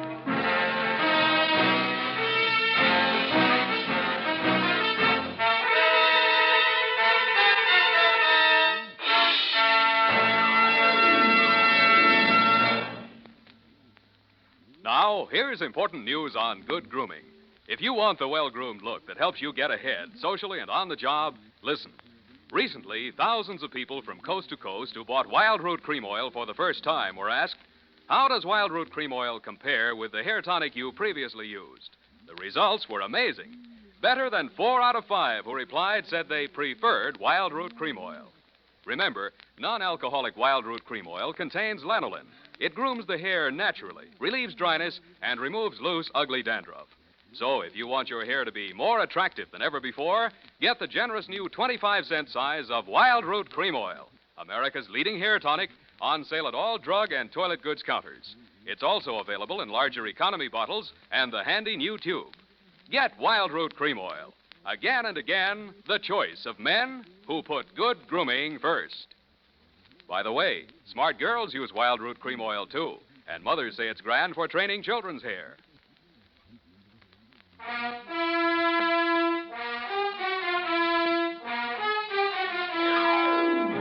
And now, back to the Sugar Cane Caper. Tonight's adventure with Sam Spade.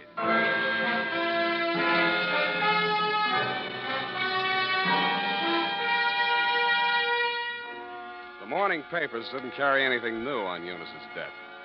Cause was put down to an overdose of a toxic drug. The doctor who prescribed it said she'd requested it for migraine headaches, which he suggested might have driven her to suicide. He did not explain why she had taken 4 doses in capsule form and dissolved the rest of it in a decanter of coffee. I thought somebody else had dosed the coffee, and so did you, Mr. Cavanaugh. Verona did it, of course. He knew she was taking those pills and dosed the coffee just enough to be fatal when added to what she took voluntarily. You knew all that, too. Well, so did Fred. But you had more reasons, $3 million more. But they were already married. You know that when you hired me? Yes. Then how come? I knew she was planning to do away with herself. I thought if we could pin it on Verona, after all, he's guilty of that old murder. Fred's a witness to that. Well, if he were convicted, the money would revert to me. Nuts. You don't believe me? She wasn't planning suicide, and you know it. Well, then? I don't care who takes the fall, but I got less on Verona than I got on you. Then I'll give you something. Here. Take a look. Verona's lawyer sent this around before her body was cold. A claim for $3 million, notarized yesterday while Eunice was still alive. Well, Mr. Spade? Pardon me while I drop dead. You did and waited hopefully, but I managed to stay on my feet. I even managed to make it down the hall to the bar where I found your stepson ambushed behind a row of empty bottles. Fine detective you turn out to be. I warned you. Stand up like a man. That's all right. I'll take on both of you. Come on, sober up. Makes sense. Where's my drink? Who took my glass? Here it is. Give me it. Sure. You spill it. Ooh, ice on my shirt. Listen to me. This is very important. Important? You were expecting a delivery from a drugstore when I arrived there yesterday morning. Who ordered it? She did. Eunice. She told me to watch for it and bring it to her. Did you do that? No, she wasn't here. What did you do with that bottle of medicine? I'm sleepy. I gotta get some rest. Wake up! No. I said wake up! Leave me alone. Now, listen. You took that bottle with you when you went out. Where did you take it? If I tell you, will you let me go to sleep? You took that bottle with you, didn't you? You're guessing. I know you're third degree. You went to Verona's apartment, didn't you? Two gentlemen of Verona. Willie Shakespeare. You doped that coffee, didn't you, with the poison that killed your sister? I didn't mean it for her. I didn't know she was going there. Go on talking. I want a lawyer. I know my rights. Listen, I'm not a cop. I'm not taking a statement. You're too drunk for it to hold anyway, so you can tell me. Okay. Here's how it happened. She took her 4 pills and went to bed. Yeah? I sneaked the bottle out of the medicine chest and I went over to his place. His boy Nick was there making coffee for the boss, he said, when he got home. I hung around talking for a while, and I slipped some of the stuff in the percolator while he was getting out the cups. And that's all. Why did you want to kill Johnny Verona? So Eunice wouldn't have to marry him. What do you mean, have to? Well, she was doing it for me, so he'd keep quiet. About that brawl in the club, that old killing they tried to nail Johnny for? Yeah, that's it. The gun that did it. He got rid of it before the cops arrived. That was my gun. Fred, straighten up. Look. Yeah. Johnny dictated the story you told the grand jury. How do I know he didn't dictate the one you're telling me now? Who are you covering for? I didn't say anything. I didn't tell you anything. Get out of here! What's the matter with you? Get out the window! The revolver barrel that crashed through the darkened window pane behind the bar spoke twice. I answered it. I looked out into the darkness, making myself a good enough target to draw some fire. I fired back at the flashes. I was depending more on luck than aim, and luck was what I wasn't having much of. I went back to the place where Fred had fallen. The shots that had dropped him were luckier. He'd been dead before he hit the floor. What is it? What's happened here? See for yourself. Who? Shot through the window. Couldn't see anything but the gun muzzle. Looked like a .45. Johnny Verona, he packs a .45. Who told you that? It came out at that investigation. One of the reasons they couldn't indict for that old shooting. There were a lot of reasons they couldn't get that indictment. What are you driving at? Neither one of the leading suspects was guilty. I don't follow you. Sugar Kane did that job. Well, that's wild. What if I told you Fred made a statement to that effect before he was shot? You're lying. He confessed. Did I tell you that? Well, he must have. He always talked about it when he was drunk. All right. I was bluffing. Why? Just a crazy hunch. I thought there might be something between you and Sugar. Now I'm sure there isn't. Of course not. Should have spotted it before. You're too much the same type. Even look alike. I can't make you out. Well, don't try. It's not worth it. You better call homicide about Fred here. Tell Lieutenant Dundee if he wants my statement, I'll be at my apartment.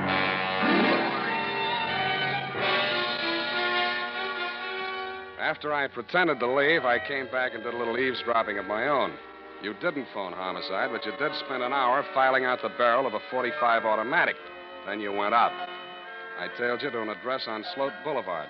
A short time after you went in, Sugar Kane came out alone. I followed her to, you know the answer, my apartment. I went in the back way via the fire escape and arrived in time to answer her buzz. Oh, Mr. Spade, thank heaven I found you at home. So am I. Come in. I know it's terribly late. Forget it. Won't you take off your coat or something? Can't stay very long. It's not safe. I may have been followed here. Oh, surely not. Sam, you don't mind if I call you Sam? No. I'm so frightened. It's about Johnny Verona. I don't know what he may do. He's convinced that Fred killed Eunice, and he's out gunning for him right now. We've got to stop him before he does anything rash. You come to the wrong party, Sugar. I'm working for the enemy. Enemy? Kavanaugh. Oh. It's no skin off his nose if Johnny Verona drops Fred Blair or if you all drop. All he does is sit back and collect. Oh, he can't be as cynical as that. You ought to know. Has he told you anything about me? I'd rather hear it from you. Maybe sit down. Well, there's not much to tell. I played along with Johnny for one reason and one reason alone. To save Fred from that old murderette. Were you figuring on marrying into that family, too? Oh, Sam. A regular pincers movement, wasn't it? Johnny and Eunice, you and Fred. All right. It's true I wasn't in love with Fred, but it wasn't all the money. I was sorry for him. Money's not what I really want. I know that now. What do you want? Someone. Someone I can trust. Me too, Sugar. Oh, Sam, you're what I want. Say you want me to. Please say it.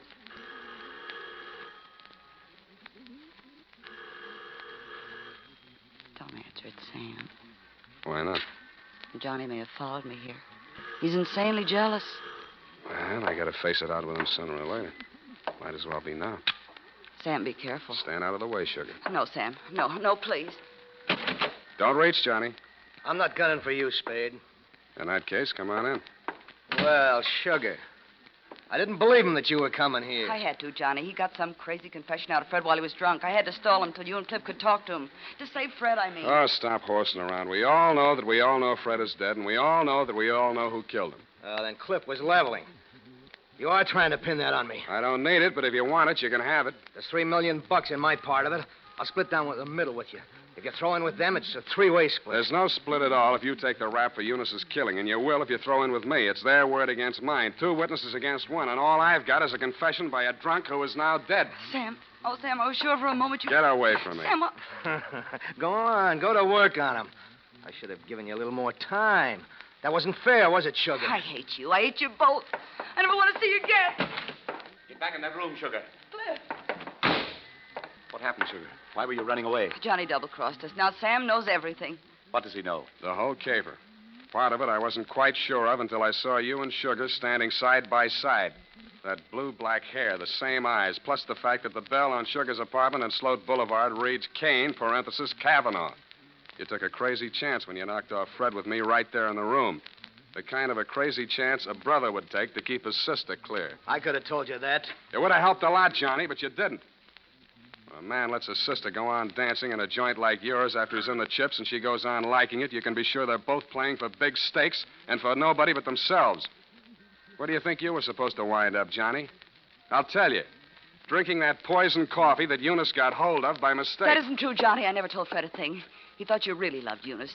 I don't know how he found out you were forcing her into that marriage. Did you also neglect to tell him that he was innocent? That you pulled the trigger in that old killing and shoved a gun into his hand when he was too drunk to know what he was doing? I've heard enough. Watch it, Johnny. No!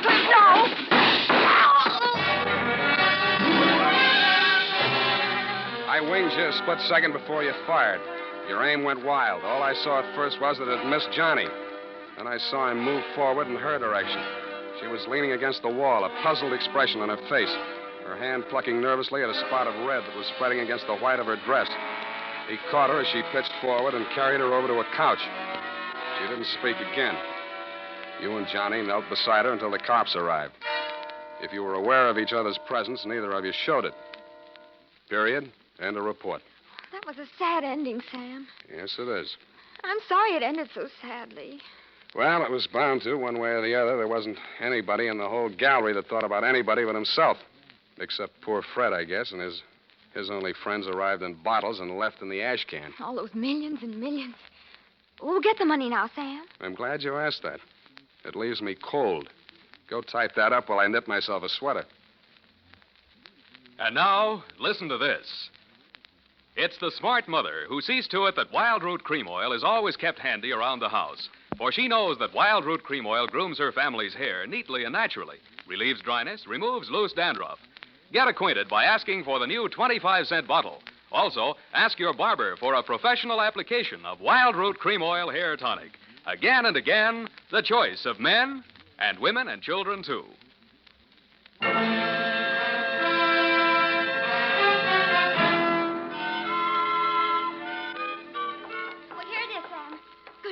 Terrible group of unfortunates. As you say, it just had to end badly. If you hope to get back in my good graces by quoting me, to trick me into agreeing with you, you have succeeded. There you go, Sam. So lugubrious. Effie, what is this? What means lugubrious? Oh, Sam, it's wonderful. It's my new habit. Oh? Every time I read a book now, and like you read a book and there's a word you don't know what it means or you're not sure. Yeah. Well, I make it a practice now to write down and learn 3 new words per day. Well. And learn the definitions to use them in conversation. Like desultory. And lugubrious? Yes, that's one of my 3 for today. You see? Lugubrious, right here it is. To talk a great deal. Bucolic, state of being sorrowful. And verbose, to be out in the country. I see. Very praiseworthy. Enlarging your vocabulary. Yes, love it. I am. But I don't expect to be really lugubrious for the nonsense. Look, Effie, why don't you go verbose for the weekend? It's the best cure for the bucolic. Oh, Sam, look what I've done. What have you done? I've clipped the wrong definitions to the right words. Well. For instance, lugubrious, well, it isn't that at all. And bucolic, let me see. Oh, Sam, I've learned them wrong. I wasn't going to tell you, Effie. It's better to find out for yourself. It's more, efficacious. My new habit. Oh. Good night, Sam. Good night, sweetheart.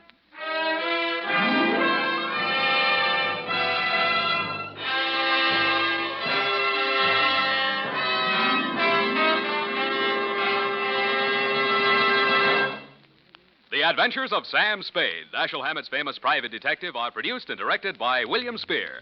Sam Spade is played by Howard Dove. Lorene Tuttle is Effie. The Adventures of Sam Spade are written for radio by Bob Tallman and Gil Dowd. Musical direction by Lud Gluskin with score composed by Renee Garrigan. Join us again next Sunday when author Dashiell Hammett and producer William Spear join forces for another adventure with Sam Spade. Brought to you by Wild Root Cream Oil. Again and again, the choice of men who put good grooming first. This is Dick Joy reminding you to get Wild Root Cream Oil, Charlie. It keeps your hair in trim. You see, it's non-alcoholic, Charlie. It's made with soothing lanolin. You better get Wild Root Cream Oil, Charlie. Start using it today. You'll find that you will have a tough time, Charlie, keeping all the gals away. Hiya, Baldy. Get Wild Root right away.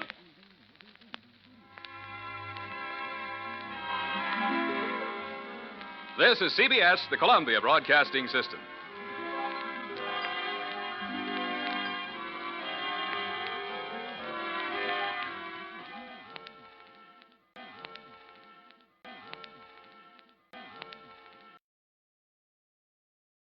The Adventures of Sam Spade, Detective.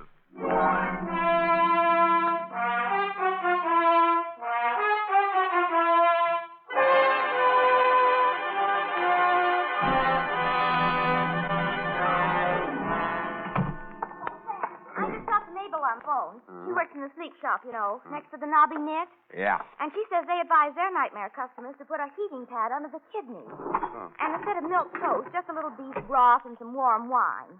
And pine oil. In the wine? No, in the broth. The brass. Bath, Sam. Oh! Sam, look at you. Black eyes and scratches.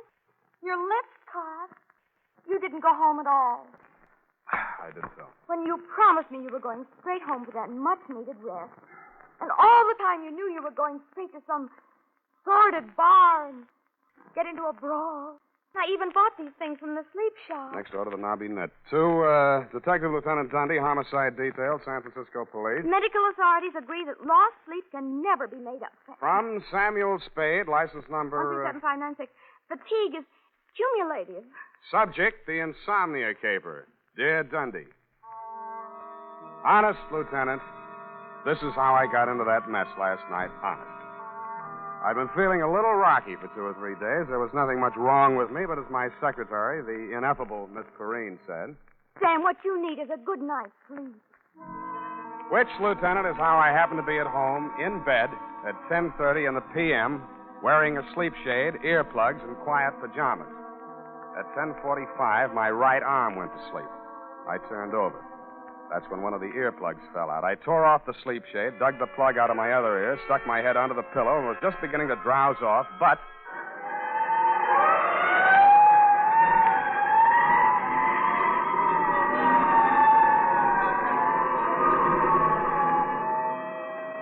I sat up and lit a cigarette. The city plunged again into the silences of the night. The fog was creeping in on little cat's feet. Oh, put an end to your romance and your spiteful traitors. Hell, take you, you gutter snipe.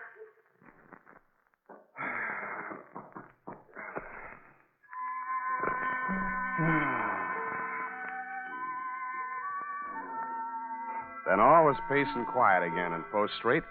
Nothing but the sound of foghorns way out in the bay and the rhythmic throb of the cable car mechanism under the California Street incline. This time I almost made it, and then...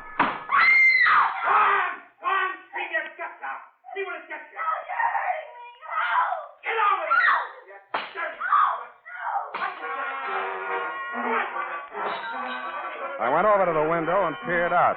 The room was on a level with mine in a building just across the alley. I had had occasion to scrutinize said room and its occupant on happier occasions. She was young, red-haired, and also had a nice profile, which I had observed in silhouette against the window blind when she did her nightly setting-up exercises. I now observed that she had a boyfriend, and he seemed to be angry. Not wishing to pry into her affairs, I closed my window. Drew the blind, went back to bed. It was stuffy with the window down, but quieter. I actually fell asleep. I dreamed I was home in bed and somebody was knocking on my door. How true. Please, open the door, let me in. Who is it? Effie? Yes. Okay.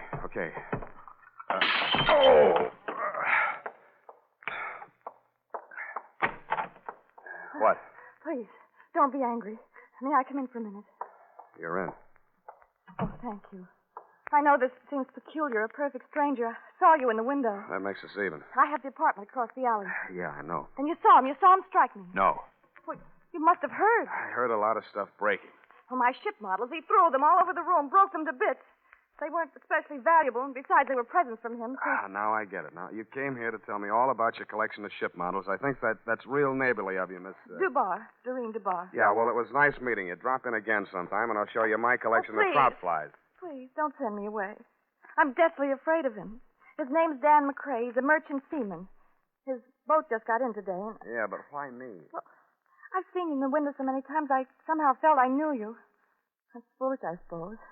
I don't even know your name. Look, sweetheart, if you think you're going to rope me in as a witness to that lover's quarrel... Oh, please, no. It's more than that. Believe me. I can't tell you everything, but... Why tell me anything? Okay, I'm sorry. Pardon me for living. I know it's wrong of me to want to stay alive. I don't want to be hard-hearted about it, but if you're really afraid of the guy, you ought to go to the cops. But you don't understand it. Doreen, are you in there? Dan Badger, no doubt, from the game of the same name. Open this door. Look, chum, before you say anything, let me put you straight. You picked the wrong sucker. So you're the guy, huh? The old lady said you was good-looking in a cheap sort of way. Well, I think I'll fix that part of it right now. Hey, wait a minute. Oh, so you're going to make it easy for me, huh? Okay. No! What have you done to him? He'll be all right. Loosen this tie. I'll go get some water. All right.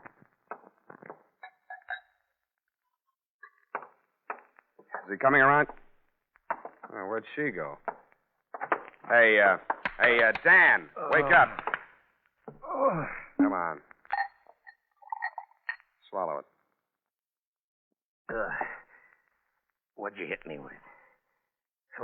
Where's Doreen? She dissolved. Come on, get up. Okay, Shepard. This is your round. Who? Not that it matters, Danny boy, but who? You're Frank Shepard, ain't you? You stupid. Can't you read? The name's on the door. Spade. Here's my card. Huh? A detective. What was she doing here? Her story was that she was running away from you. Now beat it, will you? It can't be too fast for me. I'm sorry, Spade. I've been at sea too long, I guess. The old lady over there told me Doreen was seeing this guy every night. Channel fever or something. I blew my top. Yeah. No hard feelings, Spade? Ah, forget it. But when you do catch up with that guy, Shepard, watch your left. You telegraph it.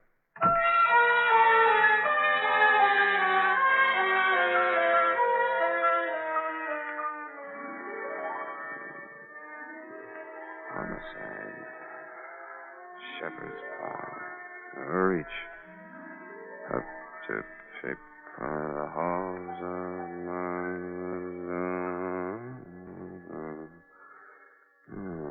Oh, boy, look at me. I'm dozing. Don't answer that, baby. Let it ring.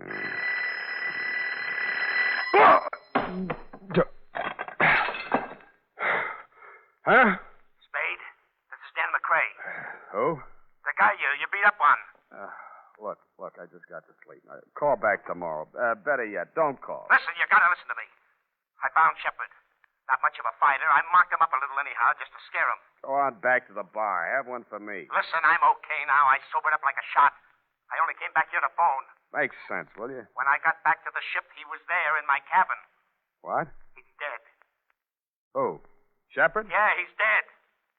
Hit him too hard? I don't think so, but I've got to know. You're a detective. Now, look, I haven't got much money, but... Then start earning some. This is going to cost you.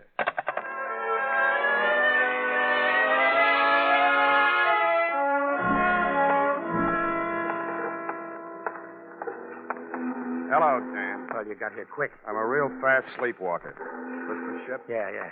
Come on, I'll take you aboard. Give me the rundown.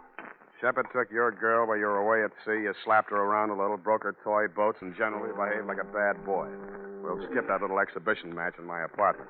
Then what? Come on, up this ladder. About those ship models. One was missing. She acted funny about it, and guess where it was? In Shepard's hotel room. Yeah? The Boston Hotel up on Broadway. Crumb dump. I shook the address out of that old lady. Never mind that now. So you went there, went up to his room, worked him over. But he was alive when I left there, that's clear. Then I had drinks in a lot of different places. I think I was in some other fights. Yeah, you look it. I don't know who with, just faces, a lot of blurs. I don't even know where all I went. Then I don't remember anything till I'm in an all-night beanery down here on the Embarcadero, and a cab driver's holding me up on the stool pouring coffee to me. Then I came aboard. Yeah? Come on in my cabin. I'll show you.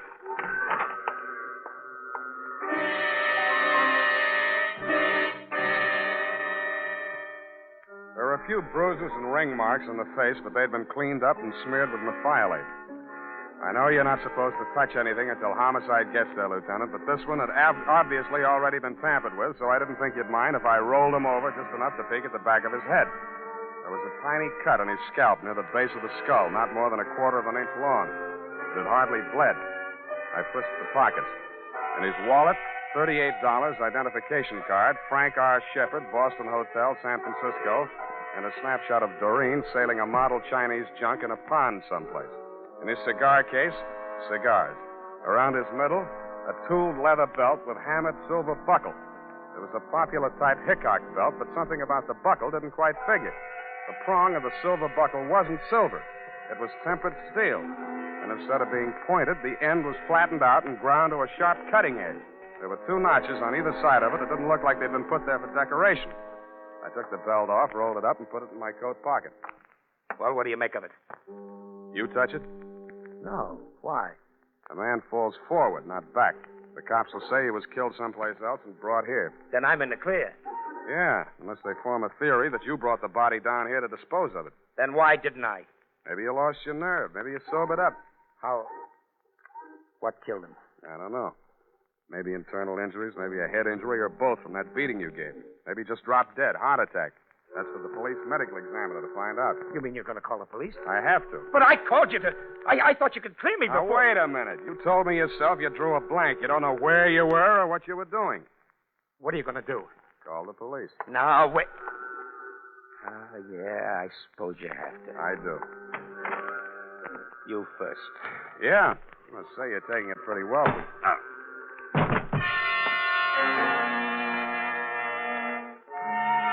I had a small dream.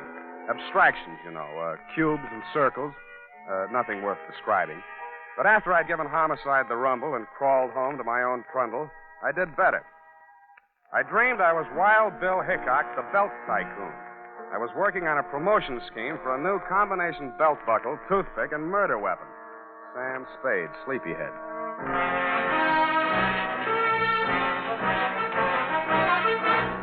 The United States Armed Forces Radio Service is presenting the weekly adventure of Dashiell Hammett's famous private detective, Sam Spade.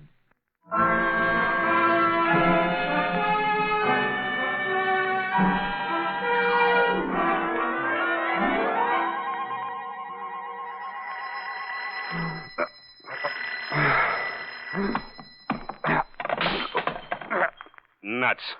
Sam? Unique garage, Harry speaking. Yeah, this is Dundee, Sam. Okay, Lieutenant, you got me. What time is it? Wait a minute. 10 after 3. Any sign of dangerous Dan McCrae, that rat, my client? Another whiff. Hey, about that girl, Sam. Dubar, Doreen L., Balboa Apartment, Sutter Street. Can Yeah. you give me that description again? Go over and take a look at her. I'm in her apartment now. She says she never heard of you, and she doesn't know anybody named Dan McCrae. And she says she only went out once tonight to a drugstore to get some batteries for her hearing aid and some elastic stockings. All right, Dundee. If you want to swallow a pack of lies, all right. Check the drugstore, and she's wearing them now. I bring her over there, Sam, but she's a little feeble. Okay, Dundee. I'll be right over.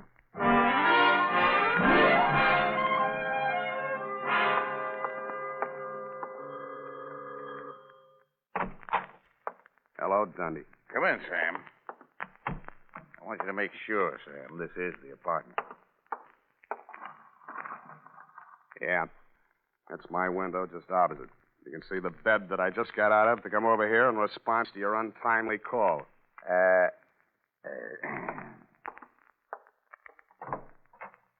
Will you come in here, Miss Dubar? Certainly, Lieutenant. I'm very anxious to make that man's acquaintance. She was about 65 years old with a pleasant, motherly face, gold-rimmed bifocals, hearing aid, and snow-white hair. Over her shoulder, I could see into the kitchen. Sitting at a table facing away from me was an old man. In front of him on the bench were 3 ship models in various stages of disrepair. Broken masts, rudders, and with a mallet and a tiny chisel, he was shaping a piece of wood. I guessed that it was a broken spar from one of the hulls. Well, Sam, still say this is the same apartment? Yeah. Same apartment, different people. But you must be mistaken, young man. My brother and I have lived in this same apartment for nearly 20 years. She's lying, Dundee. Have you checked the janitor, the building manager, anybody? Janitor says she's been living here since he took the job in 41. We're trying to locate the building manager now. According to your story, Sam, the girl and McCrae had a big row in here, busted up a lot of furniture stuff. I don't see any sign of it. They could have cleaned it up. It doesn't make sense, Sam. Okay, I dreamed the whole thing, but those ship models, I didn't dream them. McCrae mentioned them, the girl mentioned them. Busted ship models. There they are on the table in the kitchen. Thank goodness. What seems to be the trouble now, Dory? You're surprised this young man so excited about my models. I declare, Ben, I can't make head or tail of it. Something about a girl with the same name as mine and a young man, I forget his name, who seems to have killed somebody named Shepard, I believe it was. Well, you're what was it about the ship models, young man? Dory, could it be the girl who brought these over to me to repair? What was her name? It's just on the tip of my tongue. Who did she say sent her then? Wasn't that Shepard? Well, no, With all due respect to your age, nuts. I'm getting out of here, Dundee, while I can still remember my own name. I gotta get some sleep.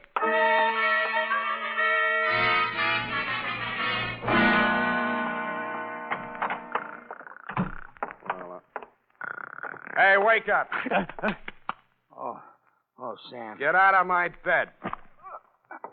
Sorry. I was beat. I didn't know where else to go. You can go to jail. Their beds don't have inner springs, but it's a free flop. Listen, I had to make that break. It would have been a murder rap for sure. You mean your memory came back? I had a funny feeling I'd seen that guy Shepard somewhere before. And just before I slugged you while we were standing there in the companionway, it came back to me. That guy Shepard, he came aboard ship yesterday when we docked. He flashed a badge on the gangway watch and asked to see the ship's carpenter. The one that made those ship models for you? Yeah. But don't you see? Manslaughter is one thing, cop killing is another. This ship's carpenter, what's he look like? Oh, thin, around 65. Lame. Talks like a Swede. City morgue. Maxie, Sam Spade. That stiff-tagged shepherd? Shepard, yes, Sam. Just got him back. I think it's all there. Those autopsy boys. Careless. What killed him, Maxie? Puncture wound. Base of the skull. Small, sharp instrument. Anything new in his ID? Well, Shepard seems to be a phony handle, Sam, but it'll have to do till Reveal comes along. Sergeant Polhouse let it drop that the boys at his hotel thought he was a detective. The funny thing about Sheppy boys, Sam, no belt, no suspenders, very loose trousers. How'd he keep them up? By the time I got to him, it didn't matter. I figured he wore a belt, and somebody swiped it off him. That's an interesting theory, Maxie. I'll see what I can do with it.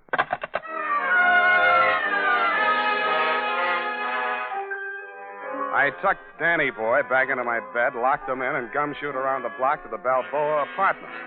Just to be mean, I woke up the janitor and checked his statement on the old couple in Doreen's apartment.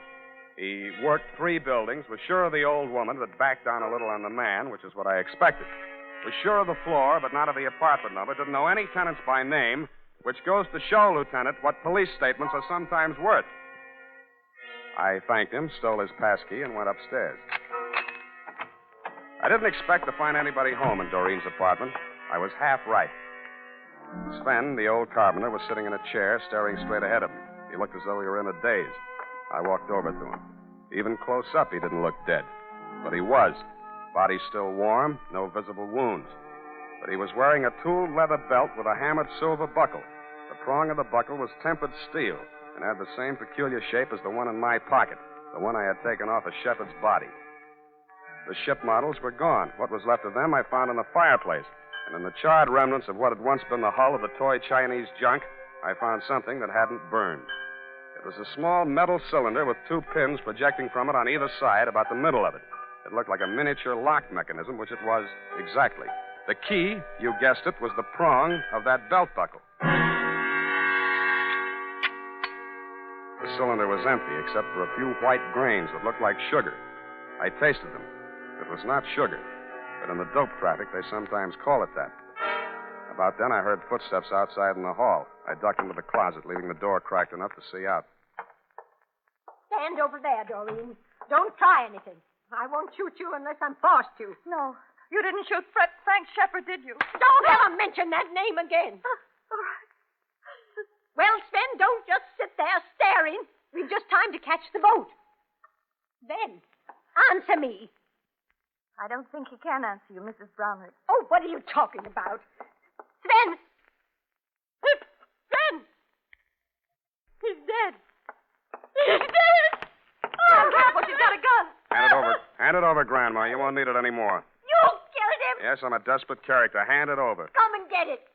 It should be easy for you. Such a strong young man, and I'm such a weak old woman. Now, look, you don't have your glasses on, and this 45 is too heavy for an elderly type criminal. Now, sit down and keep quiet. Oh, Sam, I thought you'd forgotten all about me. I've been trying to all night. Where were you? They locked me in a closet in her apartment. Next door? They were going to take me with them, get rid of me on the boat.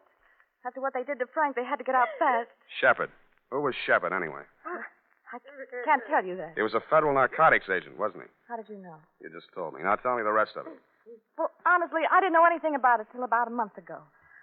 I was dusting the ship models and knocked one off the shelf. It broke, and something spilled out of it. Mrs. Brownrigg was here when it happened. She rushed for it and ran out of the room with it. She said she'd take it and get it repaired for me. And then this girlfriend of mine came by while I was sweeping that white powder up. She's a nurse. She tasted it, told me it was dope. Well, I didn't want to do anything till I talked to Danny, but she reported it. And that's when Frank Shepard came to see me from the narcotics squad. He told you to play along with them? Yes. They arrested the man Mrs. Brownrigg was selling it to, and Shepard told her he was taking the man's place so he could spy and get evidence, you see. She believed him because of the belt. This the belt? Yes. That thing on the belt, it's really a little key that fits in a little... Yeah. Now, that fits in a little lock that releases the little mechanism that makes the false bottom fall out of a little boat. When did she find out that Shepard was a narcotics agent? I didn't. I saw them together so much that I began to think they might double-cross me. Then I thought about that sailor, Dan, that roughneck boyfriend of hers. So I went to Dan and told him I thought his girl had taken up with Shepard while he was away at sea. And I had to let Dan think the worst because I was sworn to secrecy. But Dan's so violent and jealous, he said he'd kill Shepard, so I came to you. You were a witness that Dan hit me, and I thought we might have him arrested so nobody else would get hurt. But I guess you were too sleepy to care. What? Sorry. I must have dropped off. To sleep.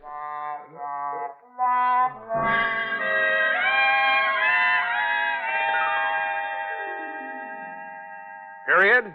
End of report. But, Sam. Yes, Angel? Didn't you arrest that terrible old Mrs. Earwig? Brownwig, Effie?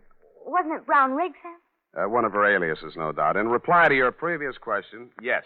Who killed Mr. Shepard, Sam? And how? Look, Eff, you'll recall that Sven was shaping a piece of wood with a small chisel and a mallet. The fatal wound, you recall. Oh, and who killed Sven? Sit down. I want to have a serious talk with you. Oh. No, over here. Yes, Sam. Stop twisting your handkerchief. Yes, Sam. Effie, sometimes I think you've been a detective secretary too long. Warps the outlook.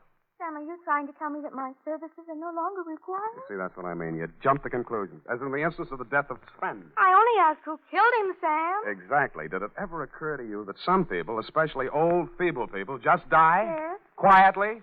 Sitting in a chair sometimes? Yes. Sometimes in bed in their sleep? That'll never happen to you, Sam. Sick. But it did happen to Sven.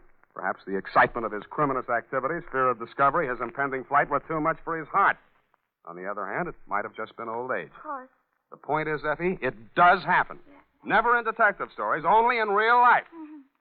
Well, I guess that's all. Good night. Sam, you're not sleepy. Nevertheless, I'm going home to bed. Oh. Well, good night, Sam. Good night, sweetheart.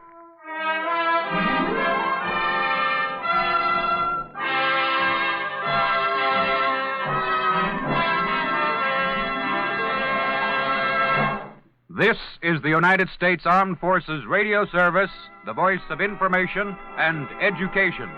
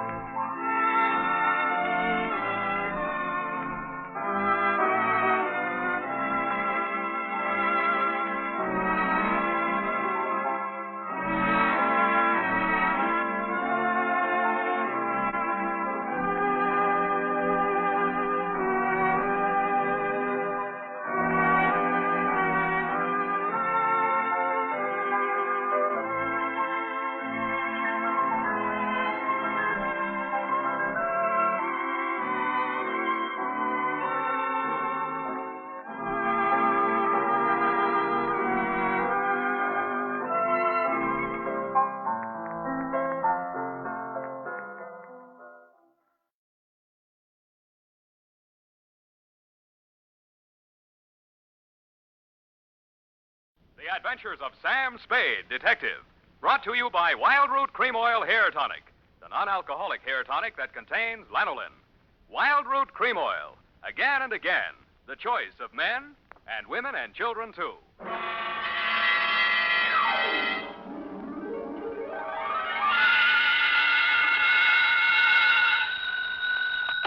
Sam Spade, Detective Agency. Very important, sweetheart. Write this down. Yes, Sam. I have pencil and paper ready. Ingredients, : Punctuation or ingredients, Sam? both. Well, what is it, Sam? A recipe. 1 pound of fennel. Oh, that's liquid measure, Sam. You put that in later. Cross out funnel? Not funnel, fennel.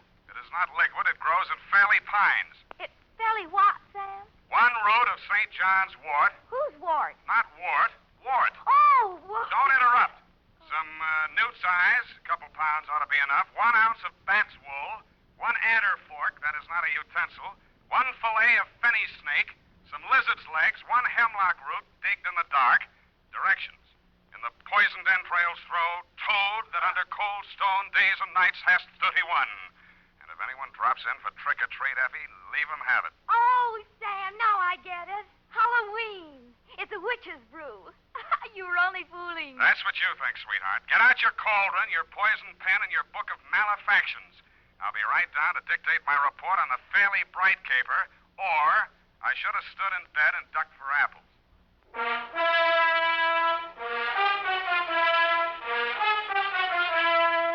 Dashiell Hammett, America's leading detective fiction writer and creator of Sam Spade, the hard-boiled private eye, and William Spear, radio's outstanding producer-director of mystery and crime drama, join their talents to make your hair stand on end with the adventures of Sam Spade. Presented by the makers of Wild Root Cream Oil for the hair. Are they saying this about you? There goes somebody who's really well-groomed. And that can go for every member of your family if they spruce up each day with Wild Root Cream Oil, America's favorite hair tonic. Wild Root Cream Oil grooms hair neatly and naturally, relieves dryness, removes loose dandruff. If your family hasn't tried it, get Wild Root Cream Oil in the new 25-cent bottle.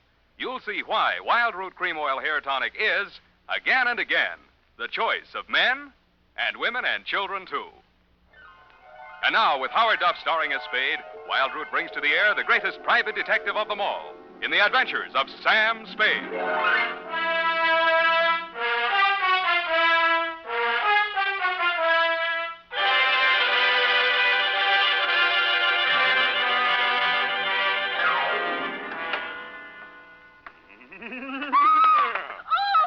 Is that the wind dying? Oh, no, it's only two devils that blow through a murderer's bones to and fro in the ghost's moonshine. Oh, Sam, take off that ridiculous mask. You look about as much like a demon. As a demon, check. Fly your broom into the adjoining office, sister, and we'll weave a few spells. Date, Effie. Yes, Sam. What is this thing on my desk? Looks like a pumpkin. It is a pumpkin. I made it this afternoon. Here, I'll light it. Well, isn't that cute? Isn't that cute? Eyes and nose and mouth. Looks like Lieutenant Dundee of Homicide. Well, thank you, Sam. Thank you. Well, I guess everyone knows it's Halloween, even if they don't listen to the radio. Shall we? We shall. Date, All Hallows Eve, 1948, to Fairley-bright, Esquire, number 13, Black Place, City. From Samuel Spade, license number 137596. Subject, the Fairley-bright Caper. It was a fairly bright afternoon for the fog-bound Bay Area. There was no frost upon the pumpkin. In fact, as yet, no pumpkin. But I did see a black cat and several attractive wolf girls in broomstick skirts during the bus ride down the peninsula to your client's ancestral estate, Fairley Pines. A bat flew out of a hollow tree as I mushed up a road through some pine woods to the house. In the gathering dusk, I also observed the toad, a lizard, and a hooty owl, which, if memory serves, are staple ingredients for a witch's brew. Then I observed, hobbling out of the forest, an authentic hag. She was wearing a dusty black robe, a peaked black hat, and her matted gray hair coiled serpent-like around her evil countenance. She leaned on a gnarled staff of hemlock, fixed me with her yellow, glittering eyes, and said, Hello, kiddo. Yes'm. Which way's the house? Which house? Fairly Pines. Lost my bearings, I did. I was looking for some fennel. Oh. I got the bat's wool right enough and newt's legs. Couldn't find no adder's forks, but reckon this here copperhead will do the trick. What are you going to do with all that stuff? It's for the brew. I'm the witch I hired for tonight. Name's Gudge. Born Sophia, but of course I don't have no Christian name anymore since I sold out to Old Scratch. Beat me down on my price, he did, too. Look at that wart on my nose. What nose? Huh? The house is up that way. Mind if I walk along with you, pretty boy? I don't like girls. Huh? No, not at all, ma'am. No need to be afeared. With the strong GP they're obeying me, they'll be lucky if I give them a whiff of brimstone. Not so close, please. But I did promise one manifestation and the scream of a soul in dormant at the witching hour. Yeah. Fennel, fennel, aye, fennel. Ready or not, here I come. I'll shoot. Who is that? What's your hurry, sir? Where do I find Mr. Fairley-bright? Oh, You're the detective, Spade? Right. Oh. Well, I'm Homer Langdon, attorney for the Fairley estate. Come along, I'll take you to him. Sorry for that challenge just now. Been hearing strange noises around the grounds. You notice anything peculiar as you came up the road? Well, there was an old lady. I use the term loosely. Looking for Fennel? Yeah. That's the witch. Mr. Bright hired her for the party tonight. Takes her work kind of seriously, doesn't she? Well, you know how it is. Seasonal work.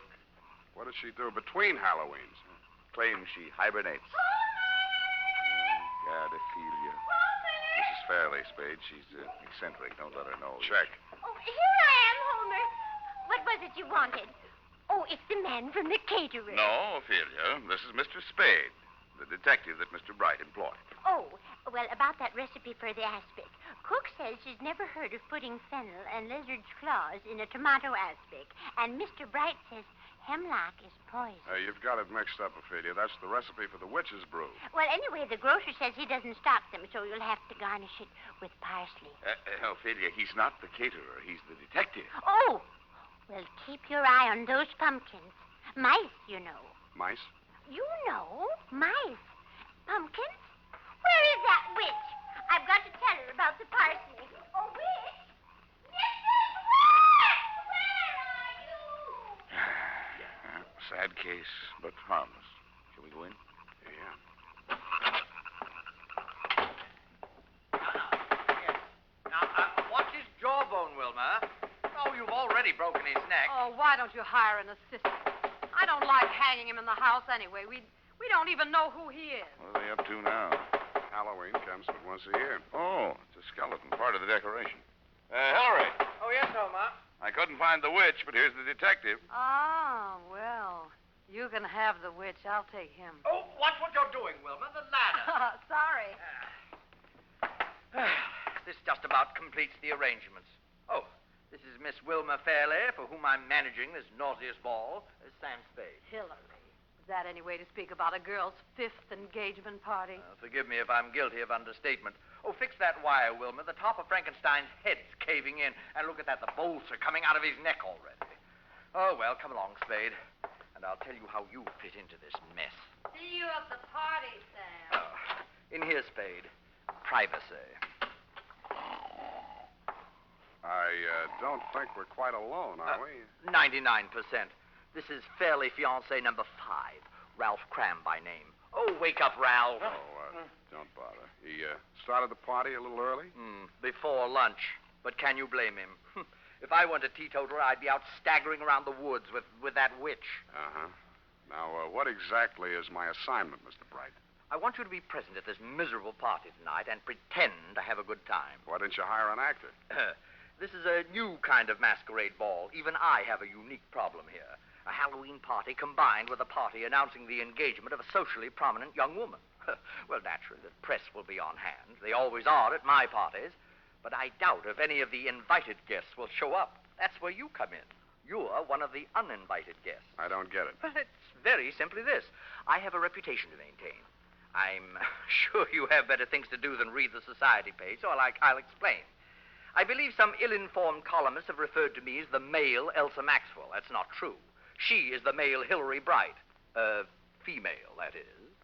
Anyway, you're a professional party giver, is that it? Exactly. What's the matter with Wilma? Why won't anybody come to her party? Because everyone on the guest list is either a relative or a friend of some poor swain she has jilted on the very steps of the altar. Oh, now I get it. Exactly. Now, as to the party. Masquerade. Natch. What else can you have on Halloween? Figures. Yes. If anyone came, they'd probably be dressed as witches or pumpkins, which is dull enough in itself. Quite so. But the Fairleys and their immediate circle will undoubtedly trot out their moth-eaten Beaux-Arts costumes. Old Langdon as Louis XIV. Wilma and her mother trying to look like Greek goddesses and some old drapes from a Fanchon and Marco idea. What about the boyfriend here? Well, you can see how hideous it's all going to be. And Life magazine has promised to cover it. Well, I simply had to do something. What about the boyfriend? I think it's the party idea of the year. 20 uninvited guests who will come as themselves. Who's my date, the witch? Oh, isn't she priceless? You know, I thought of burning her at the stake as the grand climax of the evening. I've got matches. No, I decided against it. It's too messy. Well, it sounds like loads of fun, Mr. Bright, but I'm afraid you called the wrong detective. Now, Go wait out. a minute, please. Hear me out. Now, there's method in my madness. I believe I mentioned 20 uninvited guests. Who were coming as themselves, yes. Exactly. Well, I've gone to a great deal of trouble and expense getting together a really colorful group. All authentic types. A gangster, a shrimp fisherman, a swami, 3 bubble dancers, a gypsy, a paroled axe murderer, a sandhog. Oh, that reminds me, I must see whether the blubber arrived for that Eskimo they're flying down from Nome. Yeah, well... what I'm getting at, Spade, is that with a collection of people like that, well, anything might happen. Yeah, well, why didn't you invite the local police force? Oh, they're coming in costume, of course. Good, then you won't need me. Besides, I get $800 a day in expenses. Mr. Spade, at the last party our local chief of police attended, the guests were held up and robbed of $50,000 worth of jewels, including the chief's gold badge. So you see, we do need you. Hey, what's that? Oh, go back to sleep, Ralph. It's only the guests arriving. I get $1,000 a day.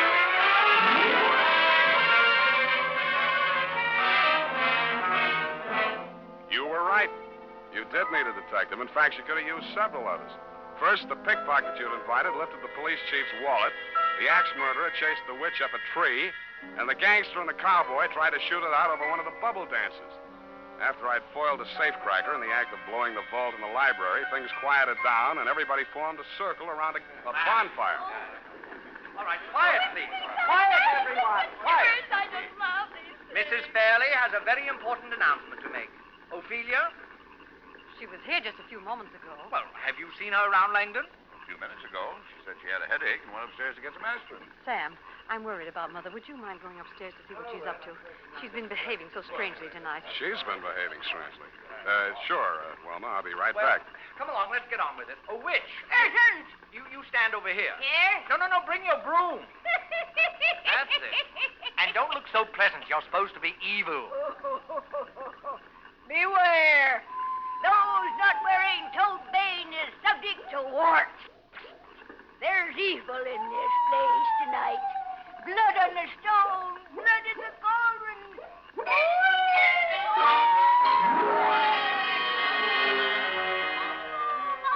I hated to miss the manifestation, and I hoped I'd get back in time for the scream of the soul in torment the witch had promised earlier in the evening.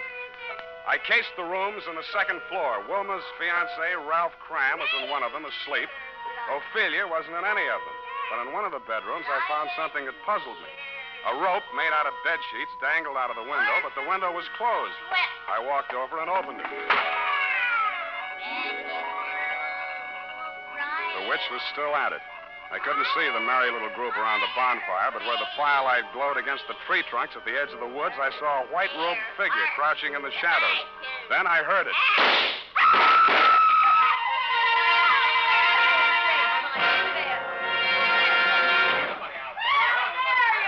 Heard them all in the house. On her hand. Don't let any of them get away. Right, Chief. All right, folks, you'll have to step inside. Now, come on. Step in. It's Wilma, Spade. She's dead. Somebody shot her. She was sprawled on her face at the foot of a big pine tree at the edge of the clearing. A single slug had entered her body just below her left shoulder blade. If this was part of Mr. Bright's Halloween production, I thought he'd overdone it just a little, because she was dead. As nearly as I could reconstruct it, Wilma had been standing outside the circle of people grouped around the fire as if somebody in the woods had called to her and she'd left the group to investigate. She'd been facing the fire when she was shot. Then what about the 2 shots that had missed her? If the killer had been aiming at her and missed, he couldn't have avoided hitting somebody else in the crowd. I went back to the house to check the guests. All there, unwounded and accounted for, except the witch. According to the local chief of police, who was rapidly turning into a toad, she had flown away on her broom. I checked my nose for warts.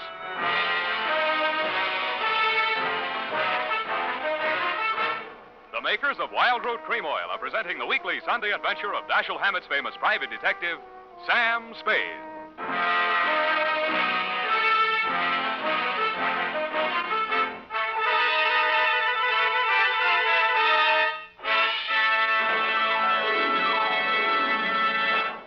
Now, here's important news on good grooming. If you want the well-groomed look that helps you get ahead, socially and on the job, listen. Recently, thousands of people from coast to coast who bought Wild Root Cream Oil for the first time were asked, how does Wild Root Cream Oil compare with the hair tonic you previously used? The results were amazing. Better than 4 out of 5 who replied said they preferred Wild Root Cream Oil. Remember, non-alcoholic wild root cream oil contains lanolin. It grooms the hair naturally, relieves dryness, and removes loose, ugly dandruff. So if you want your hair to be more attractive than ever before, get the generous new 25-cent size of wild root cream oil, America's leading hair tonic, on sale at all drug and toilet goods counters. It's also available in larger economy bottles and the handy new tube. Get wild root cream oil, again and again, the choice of men and women and children, too.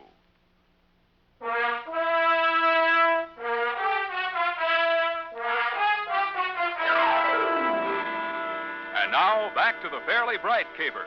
Tonight's adventure with Sam Spade.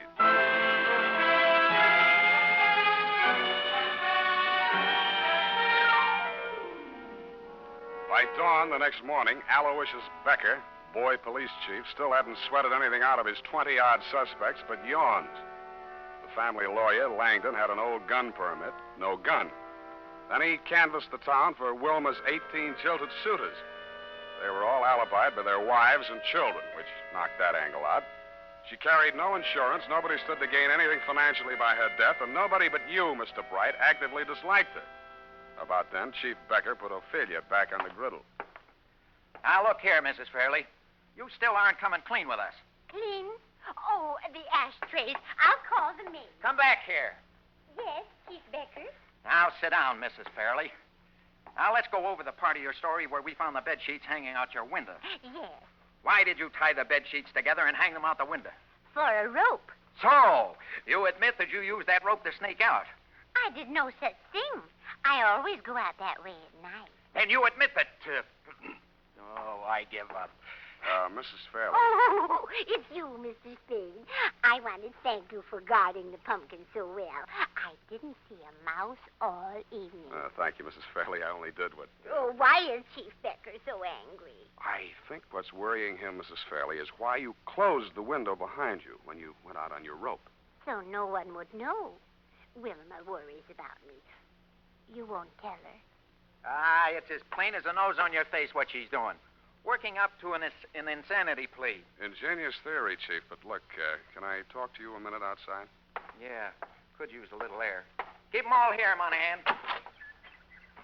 Look, Chief, why don't you lay off that poor old dame? She's too vague, disorganized. It took Yeah. a marksman. The way the wound was, no point of exit, just punctured the wall of the heart and stopped. A low-velocity impact. Sure. A what? It had been fired from about the maximum range of a .38 pistol. He'd have to figure on the drop in trajectory as the bullet slowed down. It was either a trick shot or one that just connected accidentally. By the way, we only have your word for it that you were upstairs in the house when those shots were fired. You carry a .38, don't you, Spade? What kind of gun do you carry, Chief? Yes. Well, we'd better wait till ballistics sends back the report on the slug. Gosh, if we could only figure out where she hid the gun. Don't look now, Chief, but that witch is back again. What? Pretty boy, where have you been? I've been looking all over for you mortals. You're going to have a good deal of explaining to do, lady. Why did you fly away like that last night? I had to see to my cauldron. And a good thing I did, too. Look what I found in it. No wonder my manifestation didn't work. Base metal in my brew. 38 caliber, too. 3 bullets fired. Gee, that settles it. You're under arrest. Who, me? Yes. No, her. Oh, no, you don't. I'll put a spell on you, I will. I'll turn you into a toad. Look, Chief, where's that gun permit you took out of Langdon's room? Oh, I forgot about that. Here, it's in my pocket. Let's see that serial number. Well? They match. It's Langdon's gun.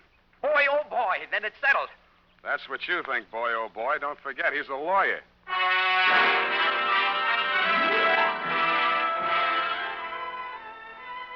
I headed for the woods. I found the spot where I'd seen the figure in white crouching just before the shots were fired. A little way back in the woods, I found footprints. French heels, short, mincing stride. Following along behind them was another set, flat soles, long, manly stride. The mannish footprints followed the feminine footprints almost to the clearing and then stopped. The feminine footprints went on straight to the spot where Wilma had fallen. I knew that no woman had been over this trail since the murder except the witch, who probably had cloven hoofs. Her cauldron had vanished, but the fire was still smoldering. I kicked through the ashes. I didn't know what I was looking for, but I found it. I raked it out with a stick and prodded it. The blackened outer layers crumbled away. It had been a raging bonfire, but there are few things harder to burn than a telephone book. The middle pages were yellowed from the heat and seared around the edges, but they were still intact. There was a hole punched in the middle of each page. Feminine footprints right up to the X that marked the spot in the phone book through which a bullet had been fired. I had a hunch the ballistics report would prove that Langdon's gun did not fire the fatal bullet. I was right, but for the wrong reason.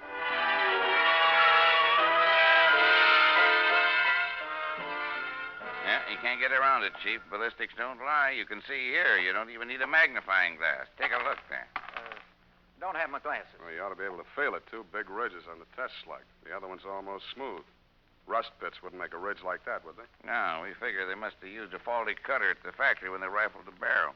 Well, that settles it. That and those women's footprints and that phone book all point to Mrs. Fairley. What's about a phone book? Whoever shot her fired the slug through a phone book to make it look like a long-range job. It was a low-velocity hit, all right, but it was tearing through that phone book that slowed it down. That proves the killer didn't have to be a marksman. Stood right next to her.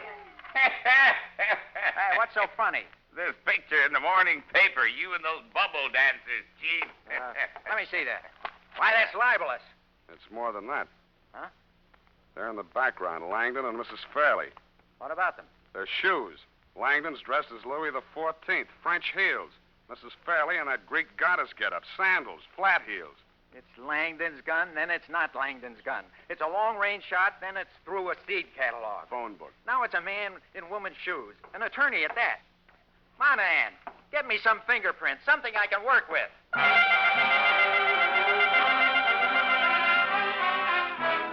I didn't blame the chief. My somersaulting clues were getting me dizzy, too. So far, Langdon, like the good lawyer he was, had kept his mouth shut, which meant nothing one way or the other. That was smart. But he disposed of his gun by throwing it in the witch's cauldron, which was stupid. A, because it was sure to be found, and B, because there was no reason for hiding it anyway. But too stupid sometimes make us smart. If he wanted it to be found, he must have had a story ready in case he had to talk. If I were in that spot, my story would have been that I fired those shots into the woods after the fleeing killer. But I didn't know how I would explain the fact that only 3 shots were heard, one of which killed Wilma.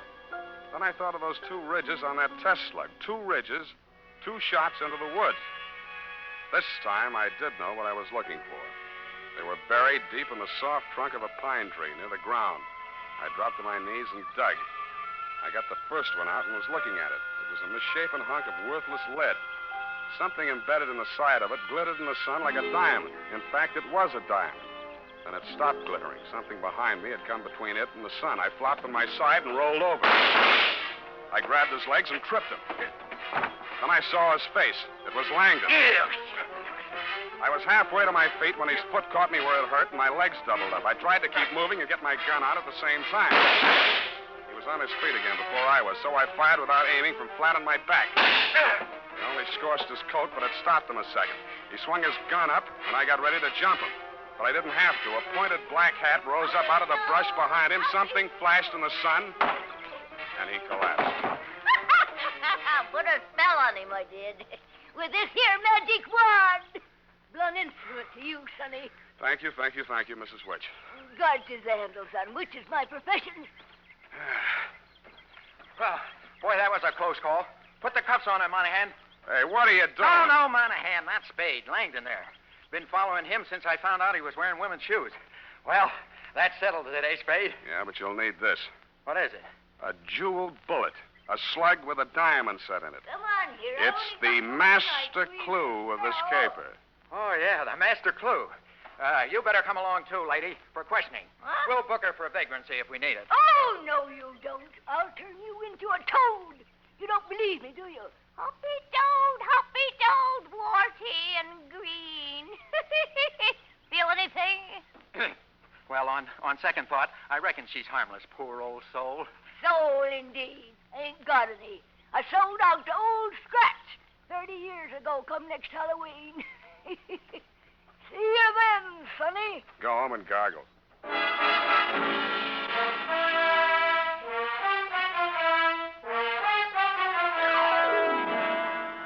Period.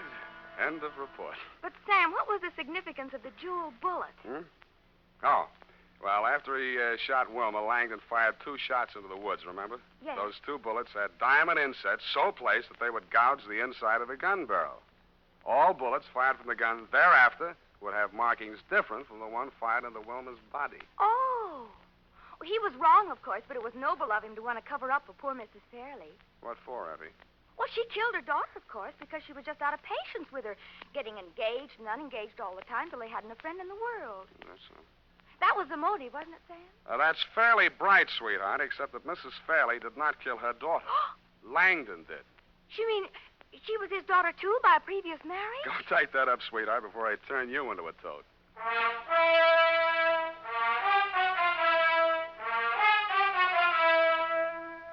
And now, listen to this. For here's a good tip. Spruce up right, spruce up now with Wild Root Cream Oil Hair Tonic.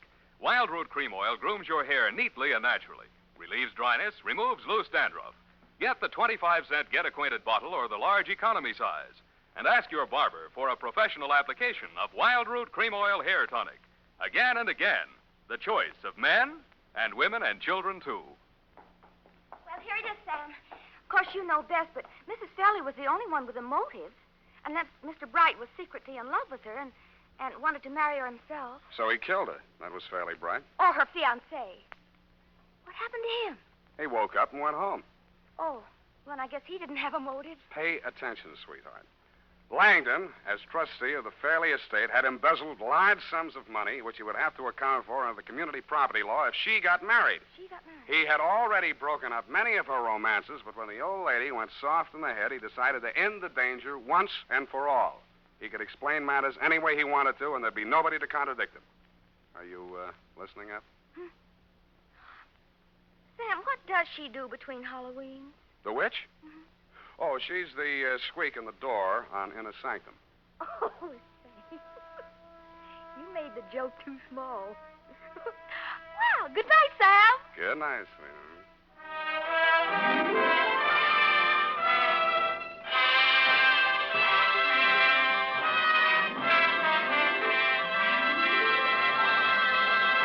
The Adventures of Sam Spade, Dashiell Hammett's famous private detective, are produced and directed by William Spear.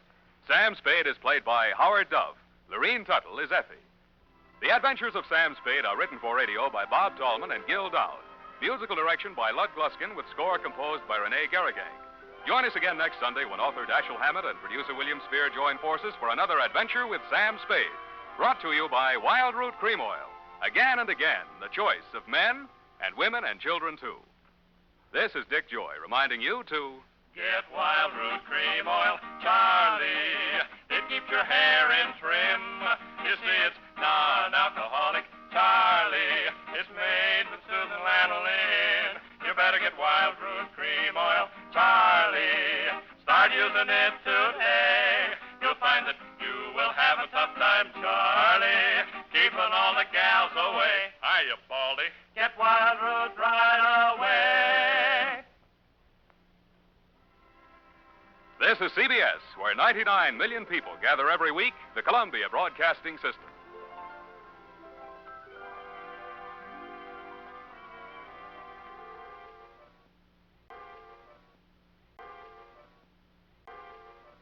The Adventures of Sam Spade, Detective.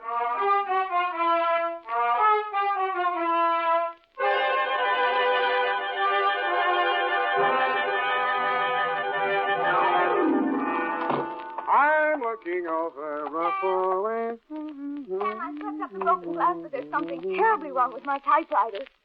Looks okay to me. Those old models stand up, Ep. They don't make them like that nowadays. Oh, I should hope they don't. Somebody shot it. Sqp again. No, the alphabet is all right, Sam. It's just the one key. One missing? No, but it's bent. This one right here, Sam. Look here. The at and cent. That makes sense. You won't need it for this one. Come on in. Oh. Sam, wasn't I smart? I got the answer right away. The answer to what? That to which you referred to, Sam, is the whole ghastly riddle. Sqp, to be exact. Well, I was tired. Of course you were. And besides, I was right here where I can see it right out the window. See, the neon sign, Sam, over the Misty drugstore. See? Right there. Stability, quality, purity. And a blink. Date. Wasn't I smart, Sam? Wasn't I? Yeah, of course you were. But that isn't quite the answer. Well, then what is that? To Detective Lieutenant Dundee, Homicide Detail, San Francisco Police, from S. Spade, License 137596. Subject, the Sqp Caper.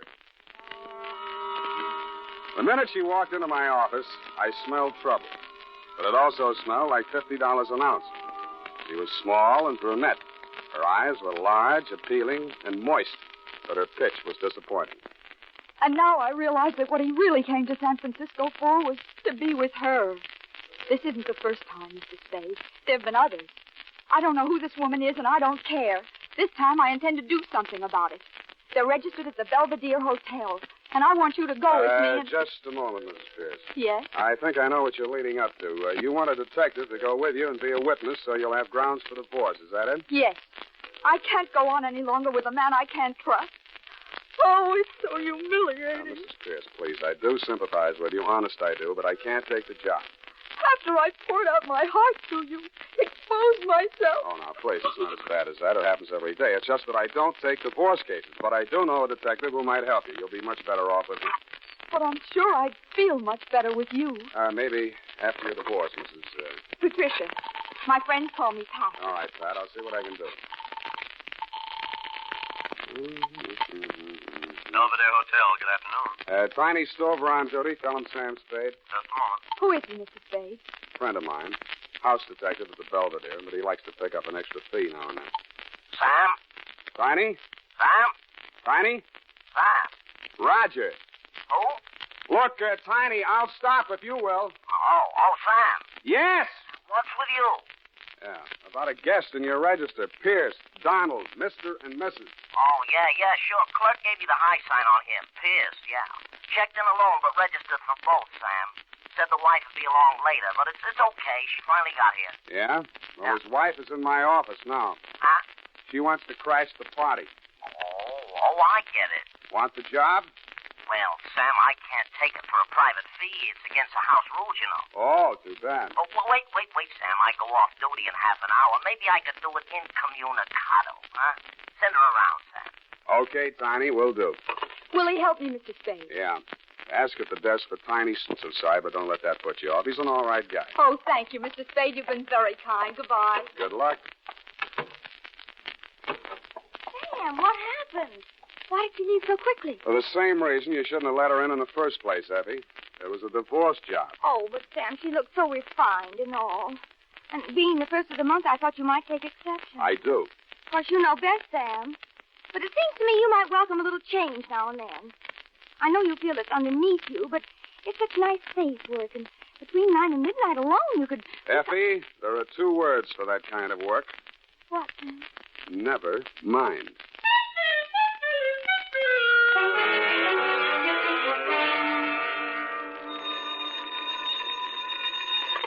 Sam Spade Detective Agency. Oh, just a moment, Mr. Stover. It's Tiny Stover, Sam. What does he want? I don't know. I think he's crying. He's crying. Yeah. I'll take it. Tiny? Sam? Yeah. What's up, Tiny? That dame you sent over here. Listen, I better not take time telling you. Get over here. Room 418. Come in the side entrance and walk up. What happened? I cannot tell you over the phone. Just get over here, Sam, and hurry.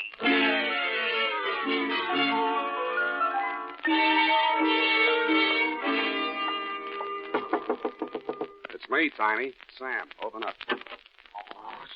Come in, Sam. Sort of ease in, will you? He's lying in the way of the door. The first thing I saw as I squeezed through the narrow crack of the door was the brunette that had visited my office that afternoon. She was handcuffed to a chair, and a gag had been stuffed into her mouth. Tiny's frightened eyes shifted uneasily from her to the body on the floor. What kind of a caper is this, Sam? You'd better tell me, Tiny, what happened. Who handcuffed her to the chair? I did. We broke in just like it says in the book, only there was no dame here, just him. He starts to jump the wife, and I grab him. The next thing I know, he's got my gun. I try to twist it out of his hand. The next thing I know, bang. He's right where he's laying now, and he's dead. Next thing I know, the dame is grabbing for the phone and screaming that I murdered him. That's when I decided I'd better shut her up for a while so you and me can compare notes on this thing. Well, first we better get some notes to compare. Now, listen, Pat, I'm going to pull this gag out of your mouth, but if you start screaming, it's going right back in. Get it? All right. Now let me out of these. These handcuffs. We'll get around to that. Now, first, I want to put you straight on something. I know that Tiny here went into this on the level, which is more than I know about you. So if there are any angles in this caper besides the story you told in my office, let's have them now before the cops get here. All right. I lied to you. I never saw this man before in my life. Shut up, Tiny. Go on. I was hired by a man named Christopher. He advertised for a photographer. He said he specialized in photographs for legal evidence, and this man Lombard's wife wanted, well, she wanted a divorce. Mm-hmm. I didn't want to do it at first, but the pay was good, and he said it was good experience for newspaper work, which is what I want to do. So I took it. Why didn't you tell me that in my office? Those were his instructions. He said that's the way they did it. And any detective would understand. Mm-hmm. And I was sure you did when you wouldn't take the job. Hey, wait a minute. I don't get it, Sam. Is she some nut or something, or is she just dumb? I guess I'm just dumb. No comment. Let's get some facts. Your name? Patricia Vane. My friends call me Pat. That part of my story was true. I studied photography at Berkeley. And... Yeah. Now, this guy that hired you. Well, he has an office in the Fidelity Building, where all the divorce lawyers are. Full name? Calvin Christopher.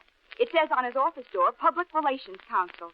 That's room 842 in the back. You ain't swallowing this yarn, are you, Spade? Tiny, go sit down. I didn't say nothing. Check. Now, Pat, is this your story? You and Tiny came in here together. Lombard jumped you. Tiny grabbed him. There was a scuffle, and a gun went off. Yes. I just opened my purse to take my camera out. Where's the camera? I don't know. In the excitement. Oh, that looks like it over there. Over there by the phone. Be careful. There's some exposed film in it. It might have a clue. What did you shoot? Oh, some fishing boats. And one I sneaked of Mr. Christopher himself. And some action shots of what just happened here. Do you think the police will confiscate my camera? No, I will. I saw it first. Hey, Sam, where you going? I'm going to do some fishing. Sam, you can't leave me holding the bag. You got me into this. You want to get out, don't you? Yeah, but... Okay, keep me in the clear. You'll have somebody working for you. I felt like a cad, Dundee, but there was nothing I could tell you that they couldn't tell better as eyewitnesses, so I left them there to face you and your homicide boys alone. My first stop after leaving the Belvedere was Ludkin's Lightning Photo Finishes, where I left Pat's camera and films. Then I mushed across town to the Fidelity Building. It said on the door, sure enough, room 842, Calvin Christopher, Public Relations Counsel. Well, sir, what can I do for you? You, Calvin Christopher? I am. I'd like to ask you some questions. Detective? You hired a girl named Patricia Vane to take some pictures in the Belvedere Hotel, right? Why, no. I advertised for a photographer, but so far no applicants. What do you need a photographer for, Mr. Christopher? Well, that, sir, with all due respect, is none of your business. There's nothing illegal in advertising for a photographer. And if I had employed one, I would tell you so. That's a straight answer. Then your story is that you did not employ Miss Vane and that you have no knowledge of her. That is my story. The girl's story is that she was here in this office and even snapped a picture of you. That film is being developed now. Still want to stick with that statement? Look, friend, you do not have to be acquainted with the person in order to have your picture taken by him. Or her, as the case may be. I know that, but if your picture shows in that film, I'll know you're lying. Mind if I use your phone? Thanks. Thomas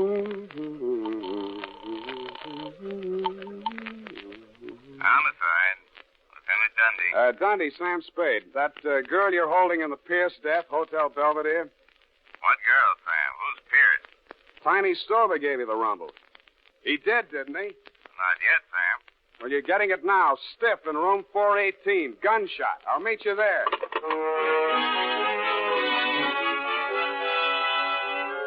And I did. I won't dwell on that part of it, Lieutenant dear. You were cross with me, and I didn't blame you. Pierce's body was still there, and it was still dead, but there was no brunette, no house stick, no gun, and no bullet wound. The medic called it death from natural causes, heart attack, but the worst was yet to come. When I rushed down to Ludkin's to get those pictures just to prove to you that I wasn't completely out of my mind, there were no fishing boats, no pickets, no Mr. Christopher, and no struggle. Nothing but pictures of a complete set of dental x-rays. There was a date on them, 7/14/48, and some initials, Sqp.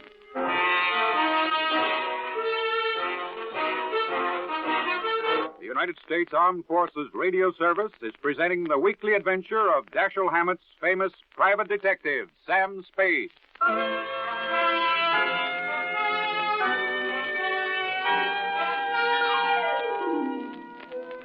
Sqp.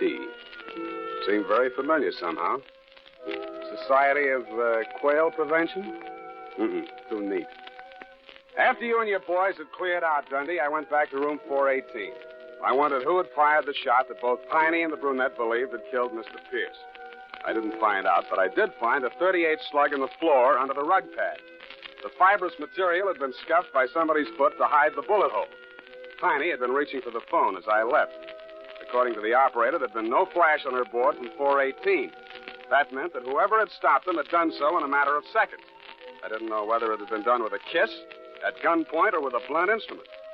I doubted anybody would have knocked Piney out because he was too heavy to carry down 8 flights of stairs. I checked Piney's room on the first floor. It had been ripped to pieces by somebody who obviously had been searching for something no bigger than, say, a roll of film. About there, I decided to go and pay my respects to the late Mr. Pierce.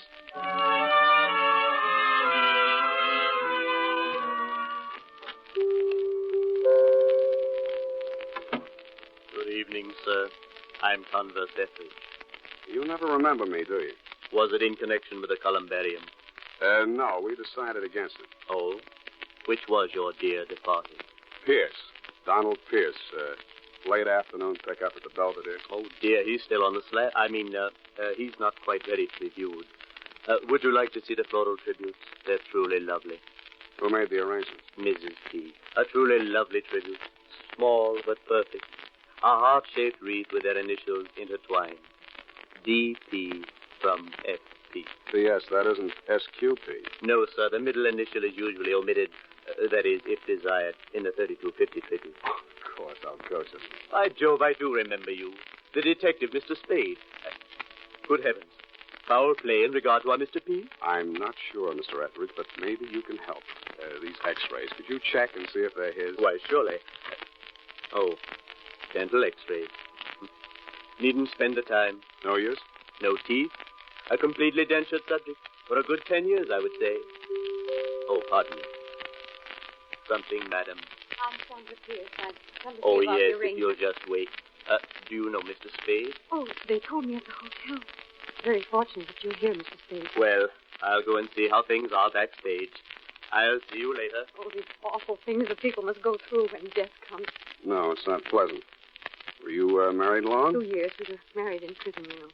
What? I suppose it shouldn't be a surprise to me. We both knew it could happen at any time. You mean he'd been sick quite a while? Yes, coronary occlusion. Heart trouble, huh?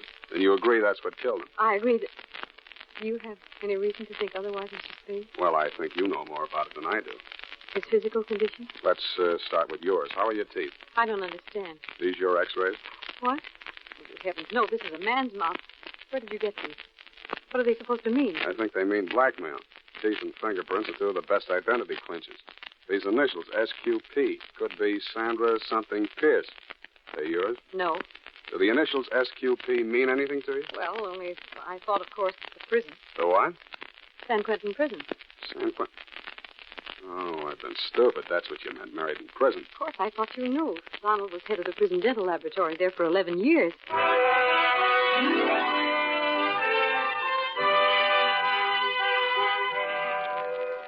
I sat down and gaped at her. She went on telling me how she'd been his assistant at the prison, how he'd had to quit because the prison routine was too tough for his heart condition, and how he'd bade her a tearful farewell because he didn't have any prospects and couldn't ask her to marry. But then, practically the first day he arrived in San Francisco, he wired me to come here immediately and we'd be married. A relative had died and left him $20,000 and more was coming in. He wouldn't even have to work anymore. He could retire, and that was wonderful because he really wasn't well enough to work. You're not listening to me. What are you thinking about? $20,000 from a relative. Never explained it any better than that, huh? No. The man came, the lawyer, I guess it was. I suppose he brought the money because Donald took it to the bank next morning. Where were you? Donald sent me out of the room, but I was afraid to go too far away. He was so excited, and he was feeling these angina pains. I just stayed outside in the hall, smoking. Mm-hmm. I couldn't hear anything they said, but then the door opened, and the man stood there and said, Don, I had no idea your ticker was so bad. Someday somebody's going to say boo to you and you'll drop dead. That's what I figured, Mrs. Pierce. I think your husband was murdered. He was literally frightened to death.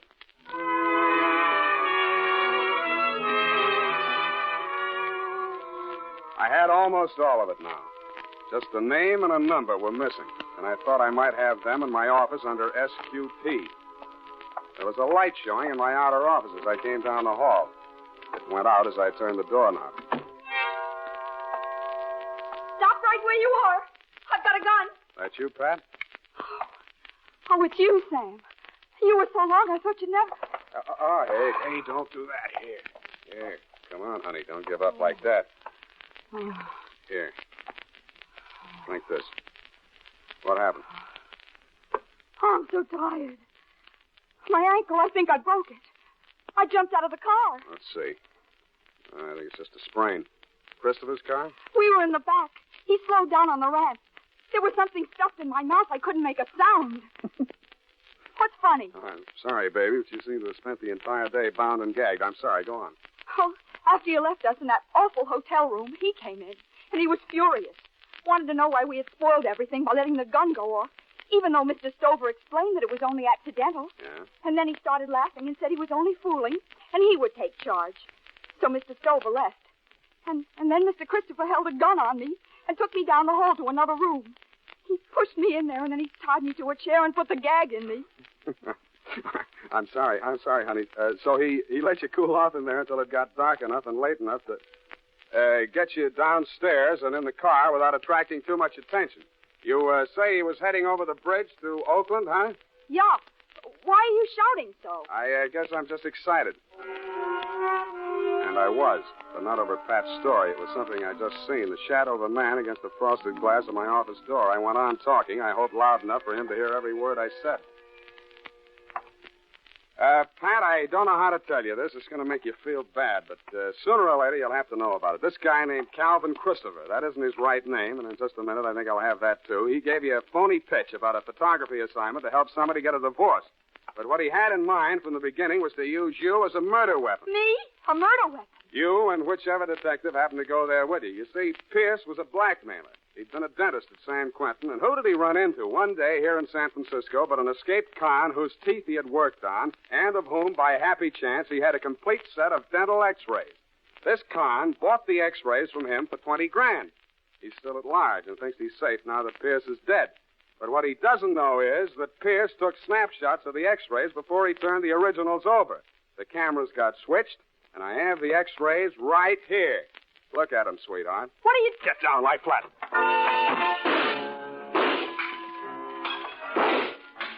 He came in shooting. I kicked the lamp out and answered him. They were all shots in the dark, but mine came closer because I had him profiled against the light. My third shot was the lucky one. It knocked the gun out of his hand, just like in the Westerns, but I was too tired to feel proud. Snap on that light, Pat, and push the phone over here, will you? Stand over away from that door, Christopher. By the way, what is that name? Graziani. Don't bother to smile. Homicide. Lieutenant Dundee. Just a jiff. Lieutenant Dundee. Dundee, come over to my office and pick up Victor Graziani, 39, Caucasian, San Quentin lifer, broke out July 14th this year. You owe me $11 for damage done to my office.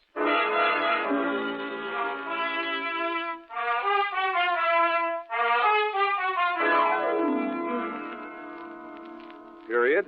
End of Sqp Caper. Oh. Sam Spade Detective Agency. Oh, yes, just a minute. He's right here. It's Mr. Tiny Stover, Sam. Hello. Sam? Tiny? Sam. Who? Tiny. No Tiny here. Can I call you back? Sam. Ain't you interested in what happened to me? I got a clue, Sam. What were those initials again? Sqp. That's it, Sqp. I'm here now. Where? Seymour Kelly's pool room. Seymour Kelly's pool room? Yeah.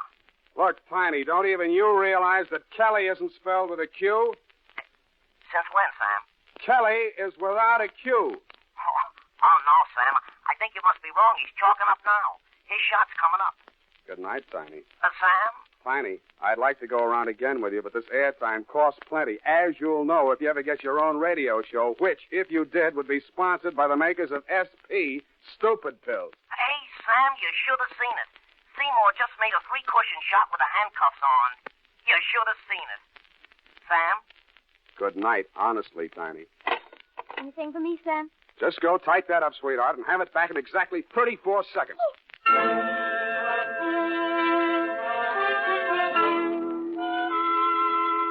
Here it is, Sam. I'm confused about who is getting divorced. Sam, you shouldn't accept divorce cases. Effie, it was not a divorce case. You actually mean we require the usual partial recap? Partial recap? Oh, yes. The dental x-rays would have shown that, wouldn't they? Effie, you're not happy here. What? You have no one to talk properly to. Have you ever thought about maybe Tiny Stover? Oh, A lonely man, Effie. All these evenings free. Forced to pool rooms for diversion. Sweetheart, you could take him away from all that snooker. Oh, Sam. I could fix it up for you with Tiny. Sam. Come here, sweetheart. Has anyone ever told you how lovely you are? You know what always happens when you get me mixed up. I just... Sam, no. My earring. Caught in your sleeve. Well. Say, I'll let you stay out another week. All right, then, Sam. Thanks for everything. Forget it. Good night, Sam. Good night, sweetheart.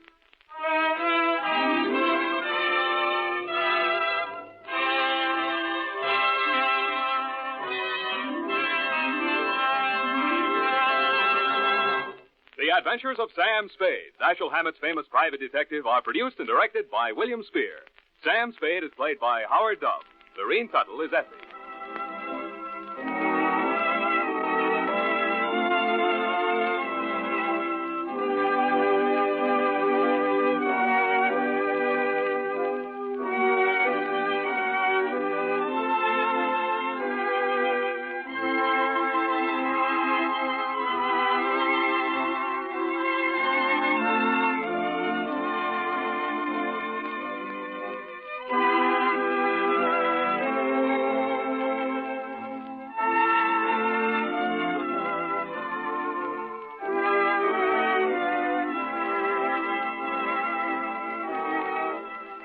The Adventures of Sam Spade, Private Detective, is a presentation of the United States Armed Forces Radio Service, the voice of information and education.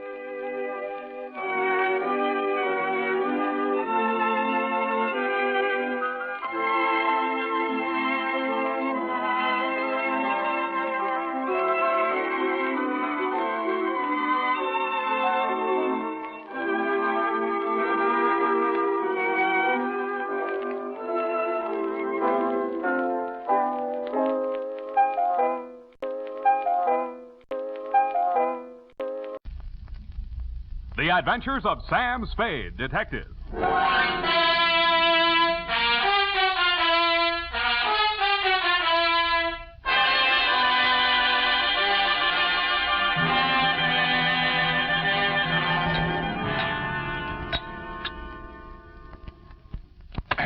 To Thelma Darling. Last name, Sam. Roger. Thelma Roger. Darling. I only asked, Sam. Let's get on with it. Yes, Sam, I'm sorry. From Samuel Spade, license number 1375596. Subject? Subject, the Quarter Eagle Caper. Dear Thelma Darling. Sam, Yes, Eph? isn't that redundant? Again? The salutation, Sam. Shouldn't it be Dear Thelma or Thelma Darling, but not both? Now, get this, Eph. It's real deep. Her name is Thelma Darling. I have that, dear. Thelma Roger. Darling, it's a name. Her father was a darling before her. Oh, really, Sam? Can't you take a joke? On the egg type, you should paste the label, grade AA, fresh. Dear Thelma Darling, I'm stubborn. Not all of this will be news to you. The part that is will be bad news. The start of it was not a quarter eagle, but a bald eagle. He swooped in through the door of my office, landed in front of my desk, perched on the edge of a chair, and said... My name is Eagle, Mr. Spade. Junius J. Eagle. My card. Uh-huh. Eagle Vending Machine Company, huh? They call me the Gumball King. I'm proud of it. Care to join me in a ball, sir? Not while I'm on duty. Ah, that's very good. Our new avocado flavor. Yes, I've kept the Bay Area chewing for 20 years. And I will not be swerved from my purpose. Bully. I intend to fight them tooth and nail. Hammer and tongs. To the last ditch. Bravo. But I'll need help. That's why I've come to you. My competitors, Mr. Spade, are leaving no stone unturned in their contemptible campaign to drive me out of business. Now they've resorted to outright sabotage. In short, they have hired hoodlums to destroy my gumball machines. They've already smashed 11, and they won't be content until they've demolished my entire equipment.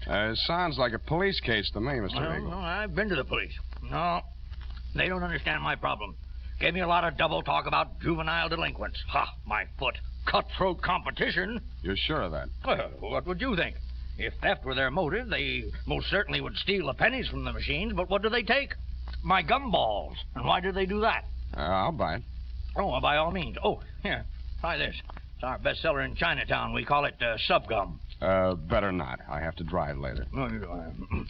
Now, I had the foresight to buy up a 3-year supply of chewing gum at non-inflation prices. So I see. Well, you can see with what thoroughness they encompass my ruination. They are not only smashing my machines, they're making off with my gum. And you want me to try and stop them? No, I do not. No. I want you to catch them in the act and find out who is paying them. Well, okay, Mr. Eagle. I'll see what I can do. Good. Now, in this envelope is a list of my machines and their exact locations, together with a check for your retainer. Thank you, Mr. Eagle. I'll keep in touch with you. Mr. Eagle, I meant to ask you, how many of these gum machines do you operate here in town? 300. Mm-hmm. And guard them well. 300? 300 nuts. 300 nuts, Sam? No, 300 gums. Gumball machines. Sam, Hmm? Sam, isn't it wonderful you took this job? I mean, because of my penny card. Hmm? I'm sorry if I wasn't listening. My penny card, Sam. My new one, that is. I've already completed my Lincoln series, and now I'm collecting Indian heads. Scalps? No, Sam, pennies. You see, this is the card. And these little slots you see right there, that's where you put the pennies. And they're classified according to the date and the mint where they're manufactured. Now, you see, Sam, see where the little S is on these? Now, that's for the San Francisco mint. And the D, that's for Denver. Figures. And the ones with nothing, that's for Washington, D.C. Yeah, well, it's a very nice hobby. Pardon me. 300 gumball machines. You see, that's what I had in mind, Sam. All those pennies. Indian head pennies are scarce, Sam. You have to go through a lot of pennies to find even one. Honestly, sometimes when I go past one of those penny machines, that's all I can do. Oh. F, this is all right between you and me, but don't ever mention your hobby to Mr. Eagle. No, I won't. Riddle me this, sweetheart. How does one detective guard 300 gumball machines scattered all over the city? Well, if they're going to smash all of them, you could just pick out one in the middle and somewhere and wait.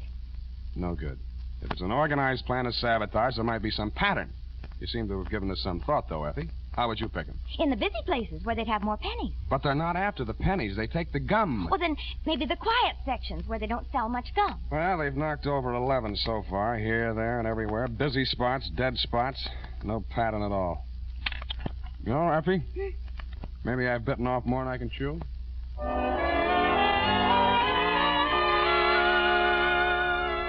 I wasn't sold on Mr. Eagle's theory that the caper was organized sabotage, but I decided to test it out anyway. I learned the operation did follow a pattern, unless it was coincidence that the 11 machines knocked over the previous night were the same 11 machines that had been refilled that afternoon. I checked with the Eagle Company's maintenance man and learned that only 5 had been refilled today. I picked the one that looked like the easiest to knock over. It was the one in the doorway of a darkened loft building near the Siemens Hiring Hall on Drum Street. At 9 p.m., I strolled down there. The block was deserted. I took a plant in the adjacent doorway and talked to myself until just before midnight. Then I shut up. My heart skipped a beat as she passed under the light. Red hair. My secretary? Then I noticed how she was dressed. Not on the salary I pay her. She paused before the gum machine, opened a large handbag, stripped off her long black gloves, dropped them in her purse, and took out a small Boy Scout-type hatchet.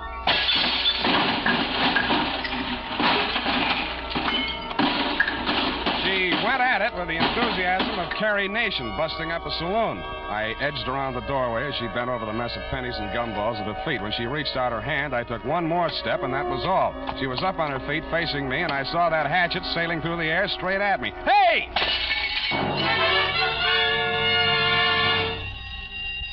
Now see what you've done.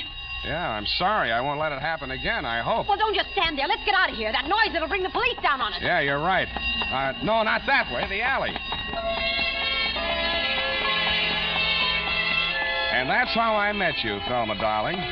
Pausing only to pick up an Indian head penny for luck, I escorted you through the alley to Washington, up Washington's Salon, jogged through Front Street, and followed that to Market, where we entered the Happy Hour Bar and Grill by way of the kitchen. You proceeded unfalteringly to the darkest booth. We sat down and caught our breath. You ordered a pirate's dream. By the way, I did get that recipe. Lime juice, grenadine, passion fruit, a sprig of mint, and 6 jiggers of rum. After 2 swallows, I heard myself saying, now, aren't you ashamed of yourself? But, Sam, why should I be? After what I've been through, I think I deserve a drink. I didn't mean that. I meant throwing that hatchet at me. I thought you were Merle. Who's Merle?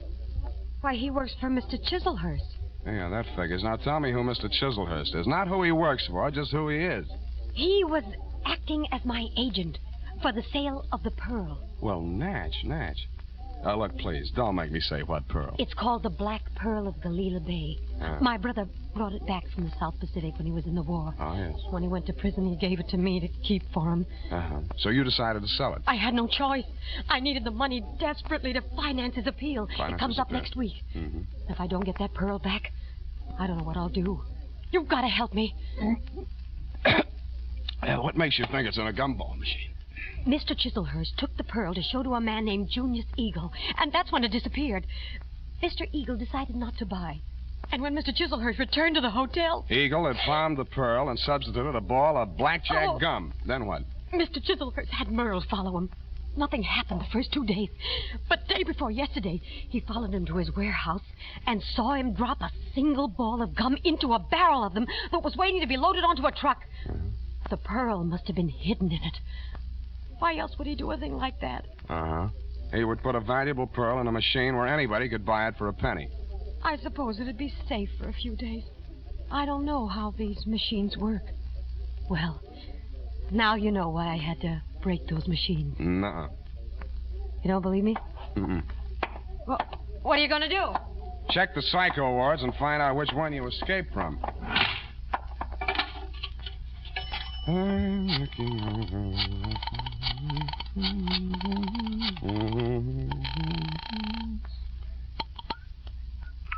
Hello? Mr. Eagle? Speaking. Spade. Oh, yeah, I just got in. I've been out making my monthly collection. Mm-hmm. Hey, I want to talk to you. You're falling down on my job. Another of my machines. Yeah, I know. Drum Street. I nailed the hoodlum. Ah. Who's he working for? Let me ask you one. Did a man named Chislehurst ever try to sell you a black pearl? Hello, you still on the line? You stopped chewing. Yes. I think you better come over to my house. Right away.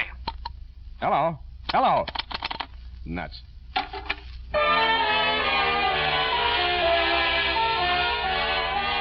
When I came out of the phone booth, I wasn't surprised to find that you had flown the coop, darling, if I may call you by your last name.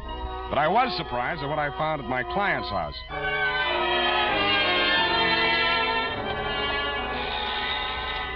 I rang the front doorbell and waited. Nothing happened. Then, through the glass door, I saw a man rush out on the landing at the top of the stairs. He half ran, half stumbled down the long flight to the entrance hall, yanked open the door, and tried to shove past me. I grabbed him. Get out of my way. Wait a minute. Let go. I gotta get a doctor. You're bleeding. No, not me. I've got to get a doctor. Why don't you phone? They ripped the wires out now. Let go, or it'll be your fault if he dies. I memorized his mug, lifted his wallet as we unclinched, and let him go. On the way upstairs, I checked his ID cards. Higgins, Morris L., employer, Eagle Vending Machine Company, occupation, maintenance supervisor. On the floor of a room at the top of the stairs was quite a sight. The floor of the room was covered almost completely with pennies. In the middle of it, sprawled forward like a miser who had been attacked while counting his hoard, was Junius J. Eagle. The wound in the back of his neck could have been caused by a small hatchet. There was a bookkeeper's account sheet open across the desk, and scrawled across the neat rows of figures there were 3 words: Spade, Quarter, and Eagle.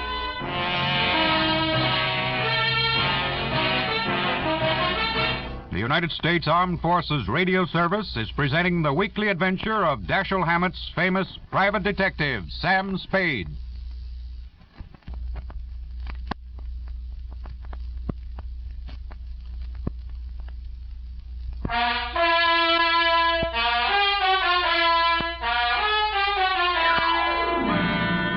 And now, back to the Quarter Eagle Caper. Tonight's adventure with Sam Spade.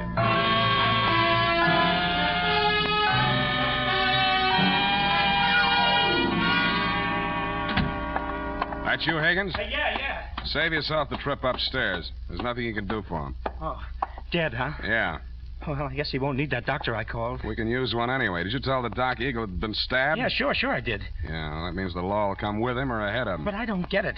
He must have been killed for the money, but why didn't they take the pennies? They should have. It'd look better for you if they had. You're that detective he hired, huh? That's right. Now, look, Higgins, we haven't got much time. If you want to find out who killed your boss, spill everything you know to me now, before the cops get here. Because they're going to hold you, and they'll hold me, too, if they find me here. But I don't know a thing, Spade. I just found him like that. How did you get in the house? I have a key. He gave me one, so when I came here to pick up the pennies, he wouldn't have to come all the way down to let me in. For now, tell the cops the door was open. Did he always collect the pennies from the machines himself? Yeah. He was a coin collector as a hobby. He liked to go through them and save out the odd ones. You always pick up the money at 1 in the a.m.? Oh, no. No, he called me tonight a little past midnight, and he asked me to come right over. Hey, look, you got to believe that. I do. He said the same thing to me. What do you know about a man named Chislehurst? Hey, wait a minute.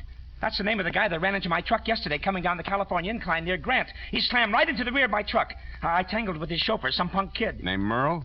Yes, that's what they called him. And there was a dame in the car, too, a redhead. Any report on the accident? No, the cop took it down on the beat there. There wasn't no damage. Sounds like we haven't got much more time here. Oh. What exactly happened the night the first gum machine on your route was smashed up? Come on. Well, first off, I went to a bowling alley on Turk Street and removed our machine there. It was discontinued. Wait a minute. Where did you take it? Back to the shop? Oh, wait a second. I got it here in my book. Come on. All right, I'm hurrying. Here it is, 11864. Mm-hmm. No, I exchanged it for an out of order down on Drum Street. Did you leave the pennies in it? Oh, sure. They only get collected once a month. How much gum was in it? About half full. I didn't refill it until today. Yeah. What's your system on the refill operation? Well, I carry about 4 extra machines in the truck. When I go to fill a machine, I take one of the extras already filled out of the truck and trade for the empty. Yeah. Then I fill the empty one in the truck, and that saves me from carrying the bag around. Now, is there anything else I can tell you? Yeah. Huh? Does Quarter Eagle mean anything to you? No. Okay, now where's the back door? Out here.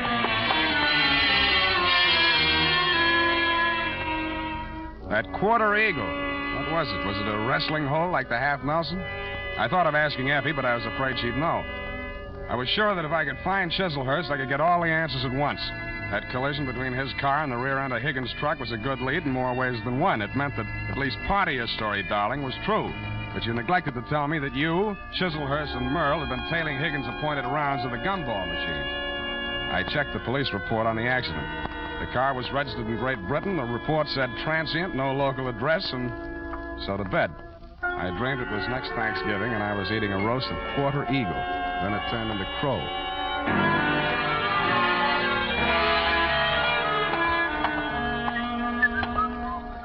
Good morning, sir. Do you wish to place a classified ad? Good morning to you, madam. Indeed, I do. Kindly write it on this blank. Kindly read it off this blank. Well, Quarter Eagle. Interested parties apply Sam Spade. Sutter 37596. That's right. That's 9 words, sir. I'll have to charge you for 3 lines anyway. Is there anything you'd like to add? Yes, but it's not fit to print.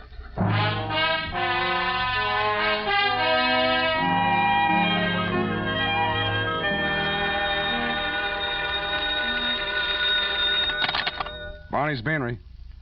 Mr. Spade? Yeah. You got it for sale, the Quarter Eagle? Who's speaking? I am speaking. Sergei Zacharias. Zacharias. You are numismatist? No, this is Mr. Spade himself. Look, I'd like to talk to you personally. Where can I reach you? Oh, I am by my shop, 2 doors from Belvedere Coffee Shop on O'Farrell Street. Okay, Mr. Zacharias, I'll be right over.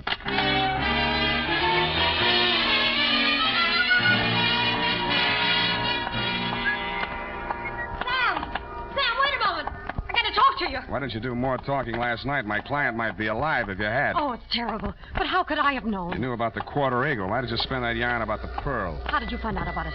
Dead men sometimes do tell tales. Surely you don't think that I had anything to do with that? He was only hacked to death with a hatchet like the one you threw at me. That makes you look fine. All right, I killed him, if that'll make you listen to me. Sam, don't go into that shop. Please, it's a a new trap. suit. You don't know that man Zacharias. He's the cause of all our troubles. You mean he sold you that hatchet? Sam, please! Quit clawing me. Let go. I won't allow you to go in there. I won't.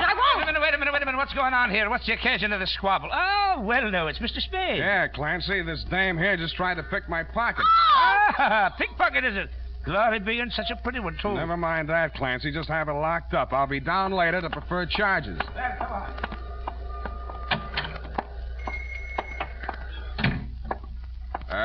Hello? Anybody home? Okay, chums. Just keep on walking. Straight through the back room. One move and I rip you wide open. Yeah, you better not, Merle. Your boss might not like that. Smart guy. Knows everybody's name. Ah, my dear sir. A most propitious meeting. You've brought the Porter Eagle? Where's Zacharias? He's resting at the moment in yonder closet. Oh, no, not dead. Merely under restraint. Bound and gagged. A necessary precaution. Well, shall we talk turkey, or rather, eagle? Tell your punk to take that knife out of my ribs. Who's a punk? Now, Merle. There's been quite enough violence. Check. I think I'll take that knife. Leave it there. Now, sit down. Merle. Oh, headstrong boy. Now, as to the Quarter Eagle. I'm willing to pay a reasonable reward for its recovery. But first I must tell you that Miss Darling, for whom I'm acting as agent for the sale of the coin, is indeed the legal owner, despite anything Mr. Zacharias may have told you to the contrary. What would you say to $500? I would say no dice. 1,000? I would say I'm still listening. Sir, you seem to exaggerate the value of that tiny gold piece. It was worth one human life to somebody. That sounds like more than $1,000 to me. You may find the market valuation of that particular mintage of the Quarter Eagle in my coin catalog, $10,000. But, sir, that valuation is based upon the mistaken belief that there were only two in existence. It was while rummaging in her grandmother's attic that Miss Darling came upon a third. When she brought it to me, I could scarcely credit it. It was matter of official record that two specimens had been stamped out when the die broke. And then it came to me. There must have been a third. Namely, the coin which was in that rude stamping press when the die broke. Closer examination of the Quarter Eagle, now in your possession, revealed certain markings. Yeah. Some defective feathers in the war bonnet on the obverse. And a cleavage in the numeral 4 of the date, 1841. Yeah, all right. So how much is it worth? Well, as I say, the price last paid was $10,000. I think we may safely assume it would bring several times that amount in today's market. But only, mind you, if but two specimens, not three, are in existence. So you decided it would be more profitable to clam up about it and see what the owners of the other two coins would pay to keep this one off the market. Precisely, sir. How did it get in that gum machine? Therein lies the tale. Keep it short, will you? I'm getting hungry. Well, sir, I brought the Quarter Eagle to Mr. Zacharias. Yeah. Who was acting as agent for the owner of the other two coins. An Australian sheep herder, I believe. Retired now. Yes, I'm glad. Well, not to put too fine a point on it, Mr. Zacharias' offer was so poor that I took umbrage. Oh, you didn't? I gave him a caning and left the premises. Really? But I'd gone no farther than half a league up Turk Street when I became aware that two ruffians were skulking at my heels. No. Sent, I had no doubt, by Mr. Zacharias to rob me of the Quarter Eagle. Egad, sir. Precisely. Knowing full well that they would not dare to strike in a populous, well-lighted resort, yes. I entered a bowling alley at the corner of Hyde Street. No pun intended. Thank you for that, sir. But there upon the wall, I spied a penny vending machine, and the word Eagle caught my eye. Association of ideas, no doubt. No doubt. But that, sir, is how I came to put the Quarter Eagle into Mr. Eagle's gum machine. Yes, I think I can take it from there. When you went back, the machine had been taken out by the Eagle Company's maintenance man, right? Not quite. I caught him in the very act of removing the machine and followed him out of the building. Yeah, but then you lost track of the machine. I found out why. Never mind that now. What I want to know is who followed Mr. Eagle home the night he was killed? I'd rather not say. Then all bids are off. One moment, Mr. Spade. Yeah? Am I to infer that your price for the Quarter Eagle necessarily includes bringing the murderer to justice? Just that, Mr. Chislehurst. Well, I suppose there's nothing for it but to make the supreme sacrifice. Merle. Me? You double-crossing pig? Now, Merle, you know perfectly well you did away with poor Mr. Eagle. Shut up. I'll cut you to pieces. Gross insubordination. You deliberately exceeded your instructions. I wanted you to apply only sufficient violence to recover the coin. Instead, you seized the opportunity to satisfy your nauseating bloodlust. Really, Merle? Cut you to pieces. I'll cut you to pieces. Help me. All right, drop the shiv, Merle. Knife-happy punk. Egad, that was a near thing, sir. The base ingratitude of that boy. Oh, well, what's done is done. When may I expect delivery of the Quarter Eagle?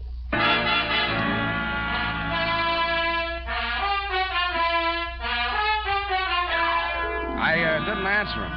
To cover my embarrassment, I gagged him, manacled him to Merle, and delivered the package marked one murderer, one accessory to the dumbfounded minions of the law. And that, Thelma, darling, I regret to inform you, is still the crop. After I'd sprung you from the pokey, I got hold of Higgins, and we went through every coin out of every Eagle gumball machine in the city of San Francisco. It couldn't happen, but it did. Your Quarter Eagle is, shall we say, no place. Period. End of report. Sam, I'm disappointed in you. Well, so am I, sweetheart. But I'll forgive you if you found even one Indian head penny from my penny card. Yeah, just one from that machine on Drum Street. Oh, Sam. There you are, sweetheart. Oh, thank you. And it's an old one. And no older than I feel. Go type that up.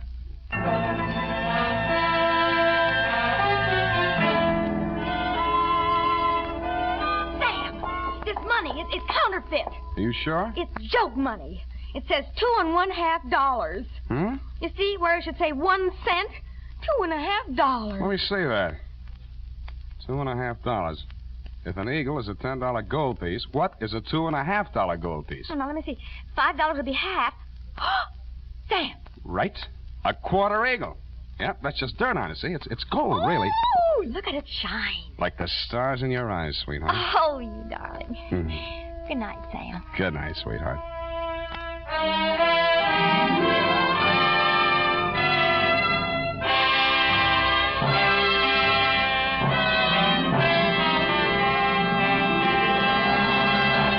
The Adventures of Sam Spade, Dashiell Hammett's famous private detective, are produced and directed by William Spear. Sam Spade is played by Howard Duff. Lorene Tuttle is Effie. This is the United States Armed Forces Radio Service, the voice of information and education.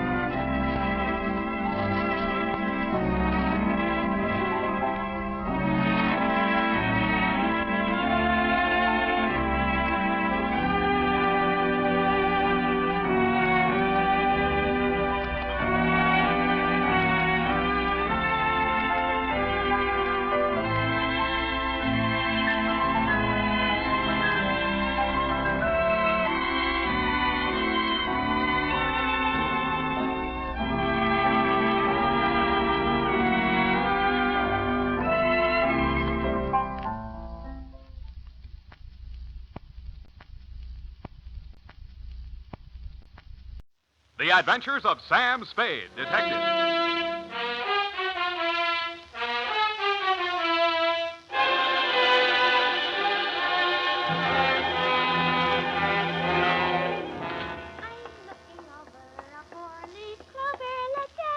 Very funny. Certainly took you long enough. Oh, thank you, Sam. Well, do you like them? My curls? I guess so. It's your own hair, I trust. Oh, yes, Sam. When it's brushed out, you'll never know anything happened. Whenever you're ready, Curly. Oh, gee, you like it that well? Yeah, very cute. Well. To business. To Detective Lieutenant Dundee, Homicide Detail, San Francisco Police, from Samuel Spade, license number 137596, subject the Bouncing Betty Caper. Dear Dundee. It all began on a Wednesday. My secretary, Miss Effie Perrine, tiptoed into my office and laid an engraved calling card on the desk in front of me. The name on it was Randall Carruthers. She said he looked like money, so I said, show her in.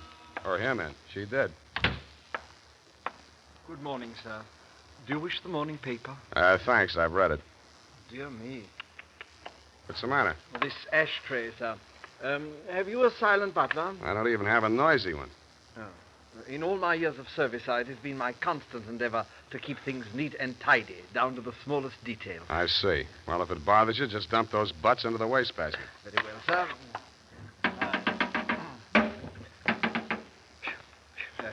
If you will pardon the presumption, sir, you could use a well-trained servant in this establishment. Wastepaper baskets clean and empty at all times. Never allow refuse to accumulate. That's not refuse. That's this month's bills. So I noticed, sir. I also noticed that you have not opened them. From this, I conclude that your services are immediately available. Yeah, and I conclude that in spite of your glad rags and fancy handle, you are somebody's butler. Oh, that is correct, sir.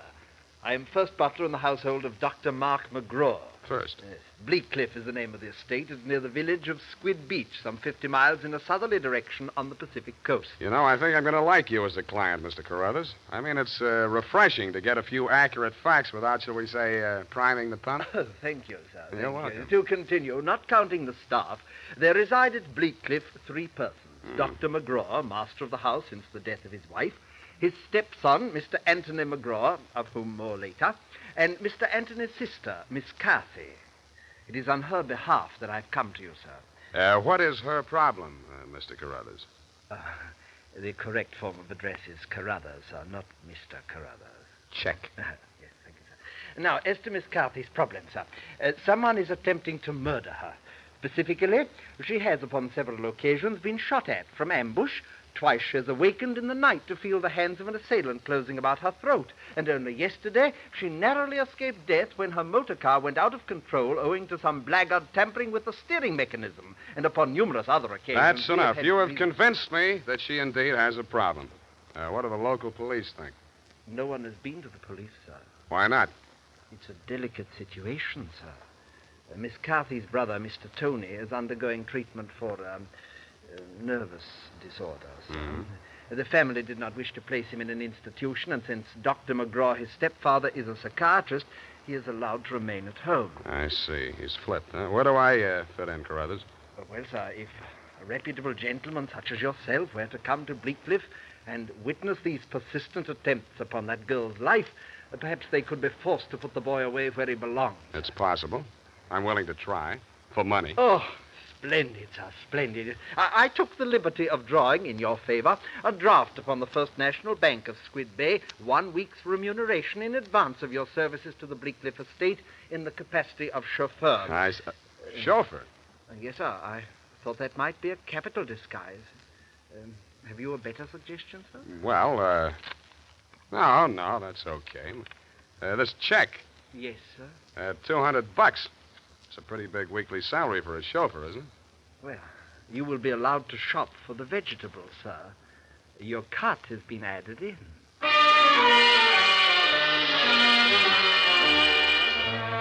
I told them I didn't know one vegetable from another, that I was a lousy driver, and in more time than it takes to tell, I was installed at Bleak Cliff, in a room above the garage, and told to wait there until summoned. I put on my pearl gray uniform with the brass buttons and leather puttees, looked in the mirror, and decided I had missed my calling, but not by much. Nothing happened for nearly an hour, and then I got my first buzz. Yeah, I mean, garage. Phillips, the car, quickly. The main entrance. Keep your motor running. I have him locked in the living room, but he's breaking out. Okay. Yes, miss.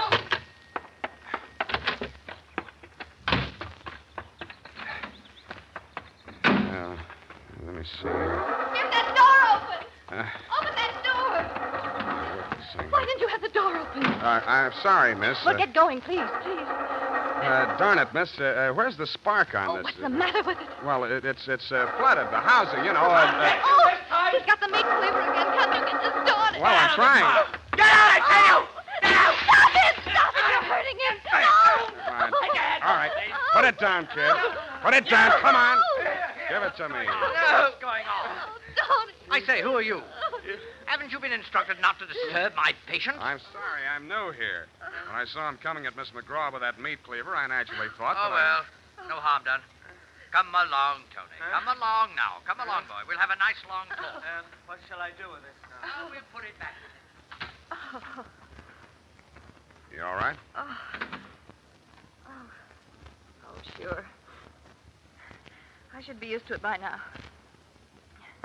By the way, you're new here, aren't you? What's your name? Sam. Sam? That's nice. Turn to the left outside the gate, Sam, and drive straight out to the shore road. Well, if I can just... Hey, I just turned that little key. Look, Ma, I'm driving.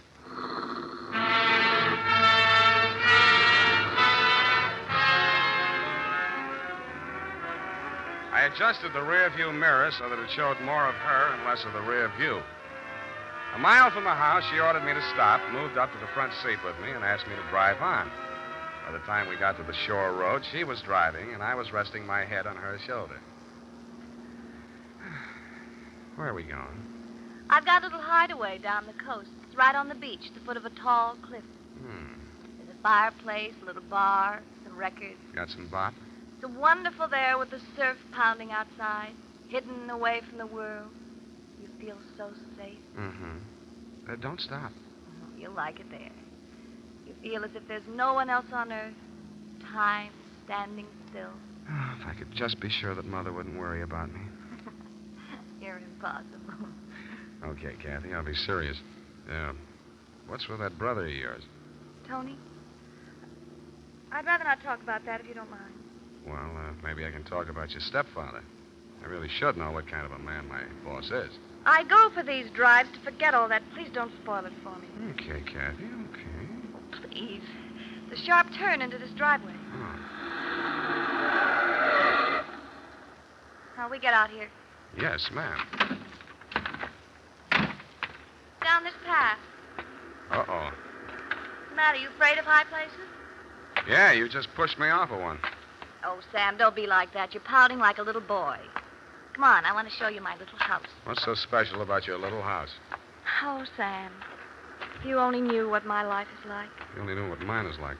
I need someone so much to talk to, Sam. As long as you can steer the conversation, you mean. Come on, Sam. I'll show you the house. The path led to a flight of wooden steps that clung to the face of a sheer cliff. There was something like the stairs you find yourself falling down in nightmares. They dropped maybe 200 feet to a crescent of white sand. Watch out for that one step. It's broken. Yeah. You have to make your dream house this hard to get to? Because of Tony. He has vertigo. What? When we were kids, he used to chase me, and I'd run down here, and he was scared to follow me. Afraid of heights. He still is. Oh. Well, you light us a fire, Sam. The wood's there in the box. I'll go make us a drink. Fire? Who needs a fire? I'm hot. What'd you do before you took up driving? Oh, I was a private eye for a while. Oh, how exciting. Nah, it's a sour racket. Tell me about it. Nah. Let's talk about you. Here's your drink. Thanks. Well, what do you want to know about me? Know me? Come here.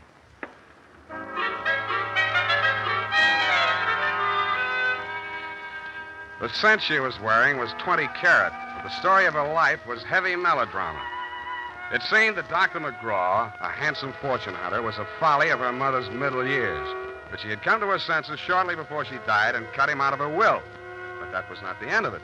When Kathy's brother had been faced with the alternative of entering an institution or remaining at home under his stepfather's care, she had begged the doctor to remain in spite of his warnings that her brother might take a notion to kill her. But get this, Dundee, it's real deep. In spite of visible evidence to the contrary, she was convinced that her brother was not out to kill her, but that the doctor was. I couldn't sell myself on that part of the yarn, but she looked so awfully pretty while she was telling it. And suddenly, she didn't look so pretty. An expression of terror was on her face. No! Get down! I rolled her onto the floor and kicked the lamp out. By the glow of the embers in the fireplace, I could still see the gleam of the gun barrel shoved in through the broken window. I hoped he couldn't see so much. I knocked over a chair to give him something to shoot at. He was already halfway up the face of the cliff on those rickety wooden stairs. At the top, he turned and looked back. Who was it? It was Mark, wasn't it? The doctor? You know better than that. It was Tony. I thought you told me he was afraid of heights, couldn't come down those stairs. He never did before. Don't you believe me? Yeah, Kathy. I may wind up believing the rest of your story.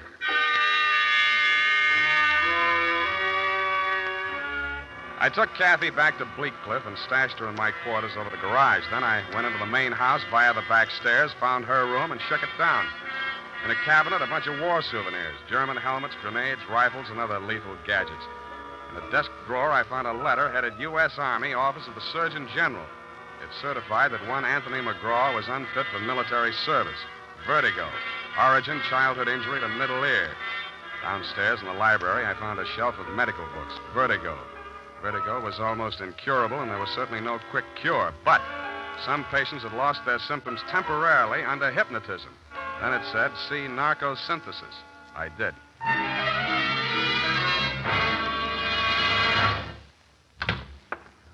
Spade. I beg pardon, sir. Mr. Spade. Whatever are you doing in the butler's pantry, sir? Looking for a butler, namely you, Carruthers. May I serve you, sir? Yeah. How do I get an interview with Dr. McGraw? Well, sir, I should... Oh. Strange, after all my years of service, I still start as the master's summons. Hey. You did it again. Well, I'm sorry, sir. I'd better see what Dr. McGraw wants. Forget it. I'm answering this one. You're not going to drop your disguise, sir. Why not? Who am I kidding, anyway?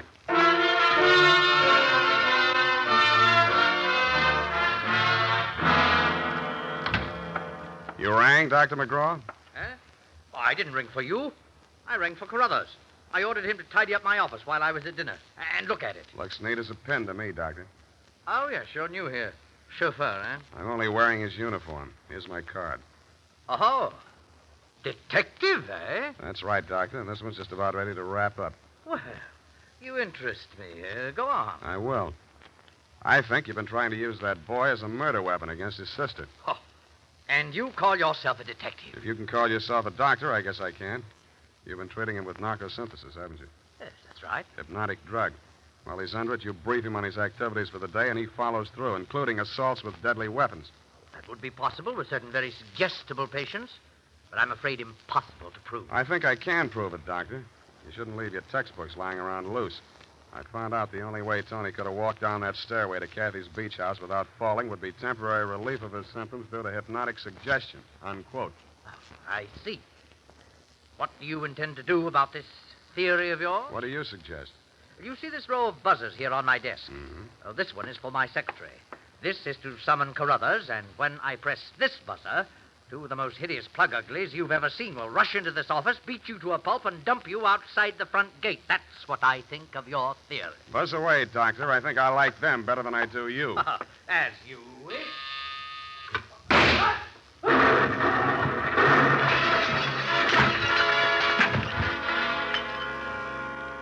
From where I was on the other side of the room, I didn't know what had happened at first. All I saw was a lot of paper gushing out of the wastebasket.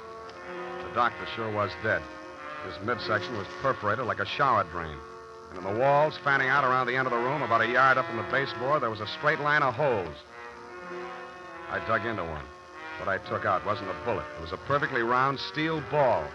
Then I remembered the wastebasket, the paper flying out of it just before the explosion. In the bottom of it, I found the answer. The base of a steel mechanism with German lettering on it. It was a wartime anti-personnel mine that the GIs called the Bouncing Betty. The United States Armed Forces Radio Service is presenting the weekly adventure of Dashiell Hammett's famous private detective, Sam Spade.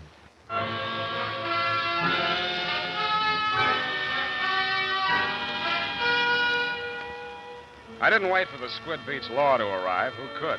I went straight back to San Francisco. You, Lieutenant Dundee, were waiting at my office. Morning, Sam. Hello, Dundee. About that McGraw killing, Sam. The chief down at Skid Beach has asked us to cooperate with the department down there at Skid Beach. Squid Beach, Dundee. Squid, that's right. They say you caught a bus at Skid Beach. Squid. That's right. At 1:45 in the company of a young woman answering the description of the McGraw girl. They say that, do they? They say they got a statement from that butler, Carruthers. Yeah, well, it's open and shut anyway.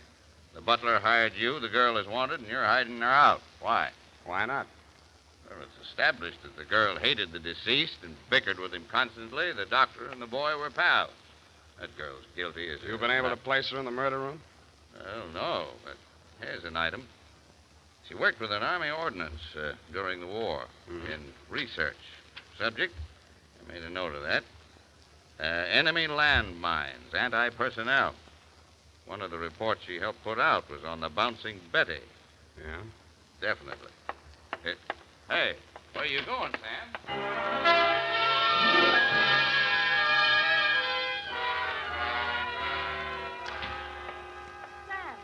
Sam, it's been so lonesome cooped up here all day. Why didn't you tell me you were with Army Ordnance during the war? I don't know. I suppose it thought it was unfeminine or something. Try again. All right, I'll tell you the truth. I had a copy of that report with instructions for the operation of the Bouncing Betty in the desk in my room. What the devil are you doing with a thing like that? I don't know. I was proud of it. It was the only report I worked on with the general. Should have got rid of it. I did. I burned it in the fireplace as soon as I learned what had killed him. You didn't burn it good enough. Sam, they found it. Yeah. Have they arrested Tony? Not yet, but he's definitely sane. He'll have to take the rap for anything he's done. I see. Well, I guess there's no other way. Tony didn't do it, Sam. I did.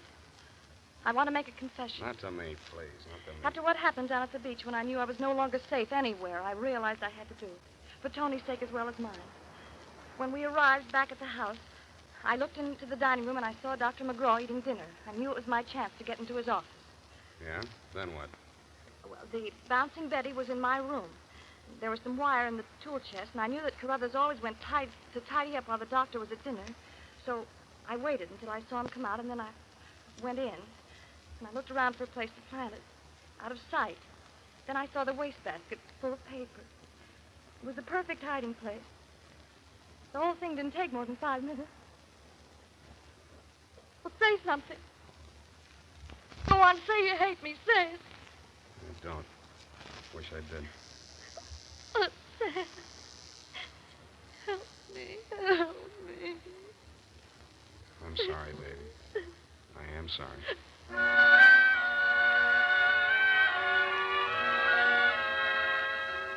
I don't know how long we sat there. I held her in my arms until she cried herself out, then we just looked at each other.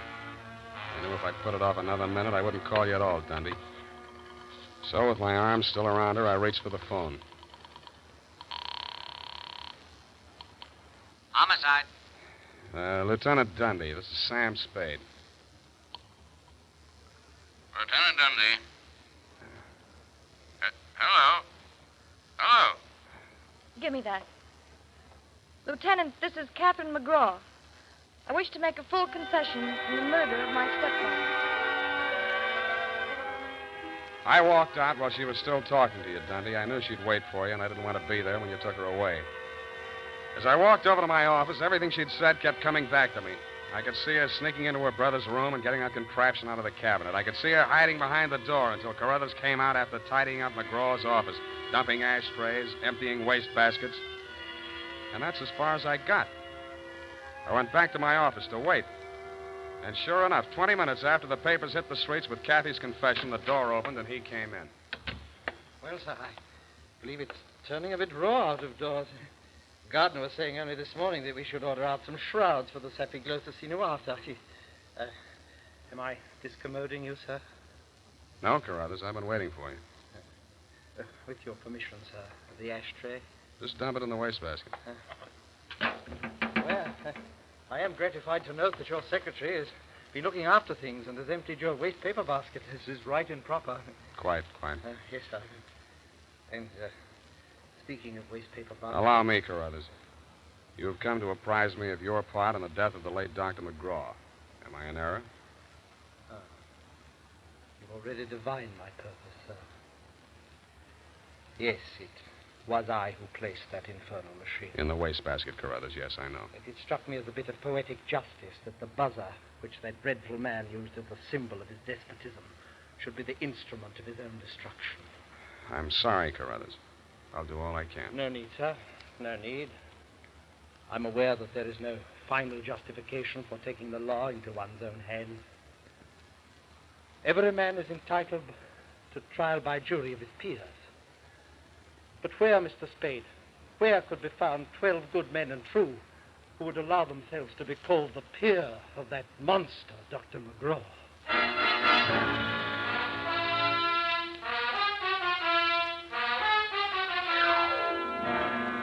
Period. End of report. Sam! There must be be some mistake. Mistake, Effie? Mistake? Huh? Well, the butler can't be guilty.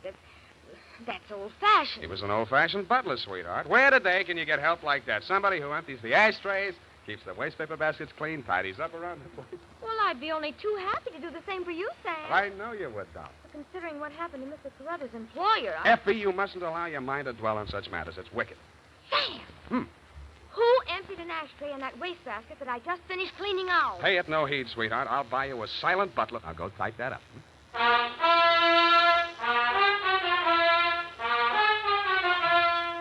Here it is, Sam. I hope I haven't made any mistakes. I'm in such a hurry. Whatever did you do to your hair? Well, I brushed it out, Sam. What happened to the pin curls? I told you, Sam, when it was brushed out, it wouldn't be noticeable. Hours of torture sitting under a hot dryer for something nobody will notice. But, Sam, it puts bounce in your whole makeup. I get it. The bouncing Effie Caper. Oh. Eyeshadow, new shade of lipstick. You look real gone. Oh, no. Whom is it tonight? Well, it's his friend of Maud, Sam. Of course, she's not really serious about him, so it's all right. Your conscience bothering you? Oh, no, Sam, no. He's definitely not serious about her. I mean, Well, have fun, sweetheart, while Maud burns. Oh, well, she won't. And I suppose you'll be seeing that girl, what's her name? Oh, yes, Kathy. Well, at least if I'm not playing in someone else's garden. No. Well, have fun anyway. Good night, Sam. Good night, sweetheart.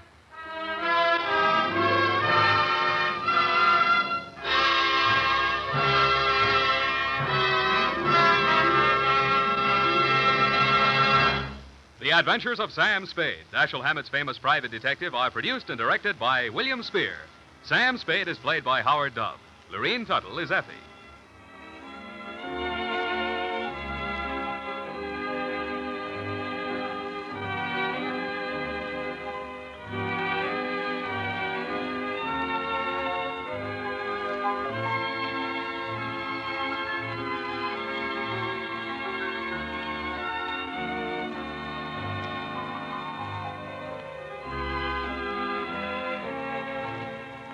The Adventures of Sam Spade, Private Detective, is a presentation of the United States Armed Forces Radio Service, the voice of information and education.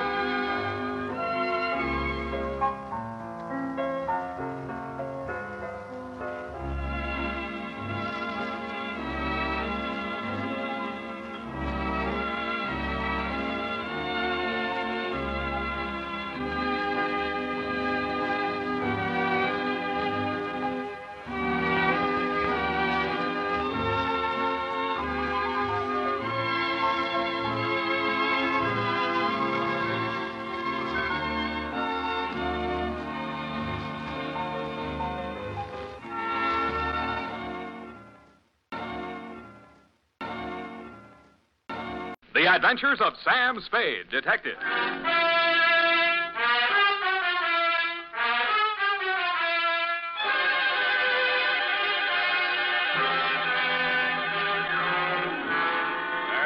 Date, fill it in. To Detective Lieutenant Dundee, Homicide Detail, San Francisco Police, from Samuel Spade, license number 127596. Subject, the Betrayal in Bumpus Hell. Red Gillis was a raw-boned poke from the border country. He was a stranger to Bumpus Hell, but he was no stranger to trouble.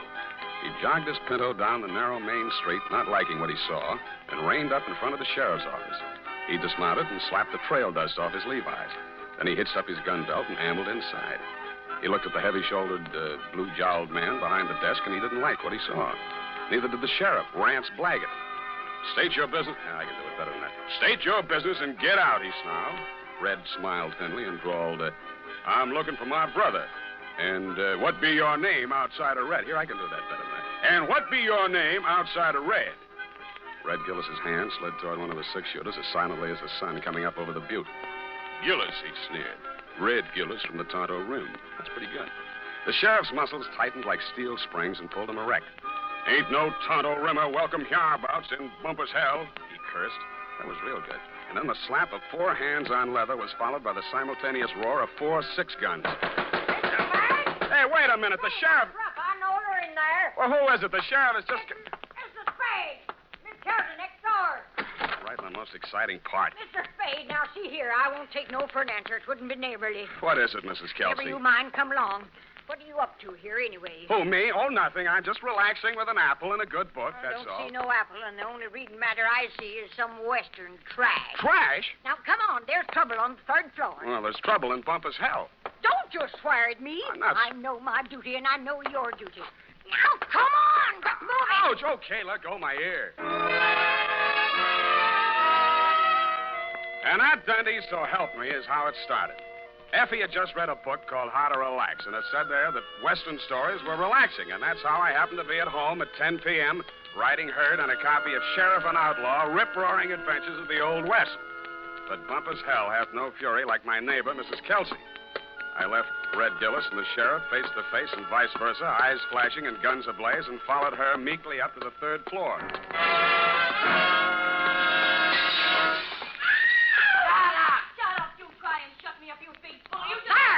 Sorry to hear that. Been at it for 3 hours they have. Won't be a stick of furniture left in the room, less than they're stopped. You speak to them? Did I speak to them? You see this lump? No, here, under my transformation. Oh, well, why didn't you call a cop? Well, it wouldn't be neighborly. It's me that did. You see this lump? Yeah, you showed it to me. Put your wig back on. I'll see what I can do. And tell them about my lump. It's evidence. Yeah, put it back. Hey, open up. I would not go back with you if you was the last man on the desert island. Hey, open up. Have it your own way. If I catch you with that swear again, I'll tear your hair out. You've had, you boy, you rotter, you cheap grifter, you. Now, you slam out of here before I'm forced to seek the assistance of a couple of flashy. Do not try anything fancy behind my back, you big slob. From now on, you and me is strictly on the cool beaty. You unprincipled rat. Hey, let go of me. Don't throw it. Hey, wait a minute. Don't I remember you from someplace? No, I'm only being neighborly. Why did you beat up on kind, nice Mrs. Kelsey? That is a gross falsehood. I did not lay a hand on the old wag. It was that odious stinker, Joe Donegan, who was just left. And you can tell him, as from me, that I'm extremely unimpressed with his cheap threats to rub me out, and that I intend to continue on seeing Mr. Hobson or any other Johns which I care to. That's pretty good singing. Oh. Well, you better tell him that yourself. I don't imagine I'll be seeing him. You won't? Hey, wait a minute. Who are you, anyway? Just another tenant. I live downstairs. Oh, well, now I recall whom you are. You are that Seamus, which lives on the 2nd floor rear. Shamus, we call it in the radio. Shamus. Would you care to come in and discuss a certain matter? Well, thanks. Another time. I got to get back to Bumpus hell. Whoever she is, let her cool her heels for a few moments. No, you don't understand. Bumpus This is hell. an urgent matter which I would like to hash over right now and without further delay. Well, May I invite you in for a straight slug? Well, okay, but just one. In a glass. All right, make yourself comfy. Now, say when. Just up to the lipstick mark. Here you are. Well, now to make a long story short, Mr. Spade, my name is Rosemary Fell, which remains my stage name, notwithstanding the circumstance that I am legally married to that barnacle which has just dusted this joint. Now, being as you are in the detective business... Now, wait a minute. Kindly permit me to finish, honey. Sorry, sweetheart. I'm not the type to jaw about my troubles just to pass the time of day. I'm sure you're not. I am an actress. I knew that. And although I'm low in funds, due to being between jobs right now, on account of that knothead making a scene in the last joint at which I worked... Cheap ginger ale. Just to show you how the breaks fall, Mr. Spade, Belita Wilkerson, who just happens to be about the biggest talent agent in this city, if you have the time, I'm impressed. phoned me on the telephone, and arranged an audition. She also advanced me the sum of 100 clams. 100? Which I will pay you to put the B on that dog, Joe Donegan, the rat. Now, which is he? What do you mean put the B on him? Listen, Sam, that grifter has got a record as long as my arm. And what I have got on him is longer than his arm. Please. In short, I should like him thrown into the can so that I can feel safe to sing on him. Look, Rosemary, so you had a fight with Joe. You're sore. You want to pay him off. Now, Right. why don't you just wait until morning and see how you feel Sam, then? listen to me. If that knuckle duster remains at large, I will be feeling no pain. Now, I know that from my flamboyant manner, you'd never guess it. But that is only the actress in me. In actuality, that flea intends to do me in. Oh, now, come, Rosemary. What? You disagree? Well, now, really, Rosemary. Why, you big pain in the neck. Rosemary. Drinking my... Pour that back in the bottle. Go on, put it back in the bottle. Well, I'll be going now. Only trying to be neighborly. Well, back to Bumpus hell.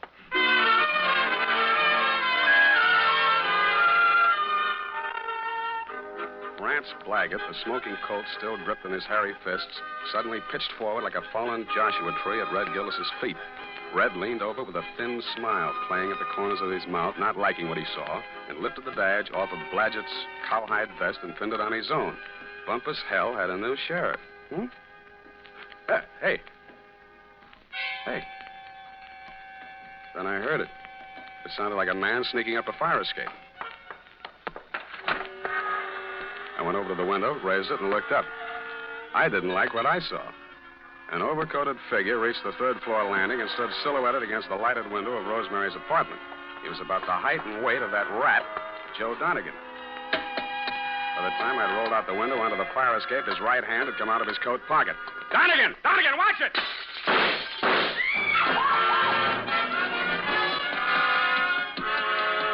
He was a floor ahead of me, and I didn't want to get too close to him until I passed that lighted window. He made the roof just as I crossed in front of it. The flashes from his revolver told me that. They also told me he had 2 slugs left to throw at me. The only light up there was a feeble glow from the skylight dead center. I headed for the cover of a brick chimney just to the left of it. I had 2 things in mind. The skylight was its most logical avenue of escape, and I hoped I could tease him into emptying his gun at me. It didn't work. I stuck my head out. No shots. But he did use his gun. I should have stood in Bumpus hell. The United States Armed Forces Radio Service is presenting the weekly adventure of Dashiell Hammett's famous private detective, Sam Spade.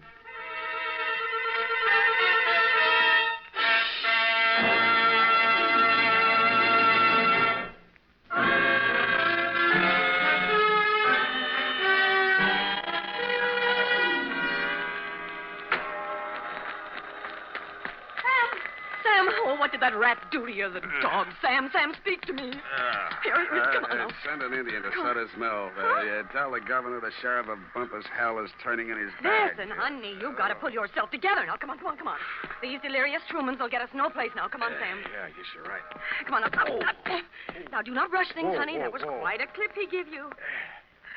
Yeah, where were you? I was combing my hair out of the window. Yeah, and he was on the fire escape, not 4 feet away. Not a very good shot, is he? No, he isn't. Oh, Sam, look at your poor little head. Here, now, let me kiss it and make it well. Wild root. Yeah, see how it gets me ahead socially and on the job? Well, now, what next, Sam? Rosemary, I am going to the top now. My dander is up. Let's have a moment of silence while I put through a call to Lieutenant Thomas Dundee of Homicide. It took your boys less than an hour to locate Joe Donegan and haul him in, Lieutenant. Rosemary's charges were not enough to hold him on attempted murder, and all I could identify was the back of his neck. But you were good enough to bag him anyway, so Rosemary and I could relax. I went downstairs to bed and started Chapter 4. Aha. Red Gillis didn't trust Curly Mallard, the foreman of the Crooked S. Aha.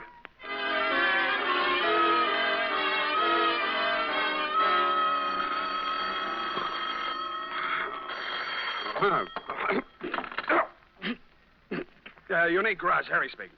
Sam, this is Dundee. Yeah, Dundee. What time is it? 8:30. In the morning? Yeah. Huh? Oh, yeah, it's daylight. Say, about that, what was his name? Donegan? Anyway, that fella we booked last night on your say-so. Well, what about him? That was a bad beef, Sam. How come? You better tell me. Man was alibied, Sam. When did that happen? Well, a fellow named, got it written down here, Hobson. Warner Hobson says Donegan was with him at the time. Who else says so? Hobson's word's good enough for the commissioner. Ran for assembly once. Did you know he also ran for Donegan's wife? You don't say. Well, that's a real puzzler, Sam. The human mind is unpredictable, Dundee. Huh? Oh, yeah. Well, I hope you figure it out, Sam.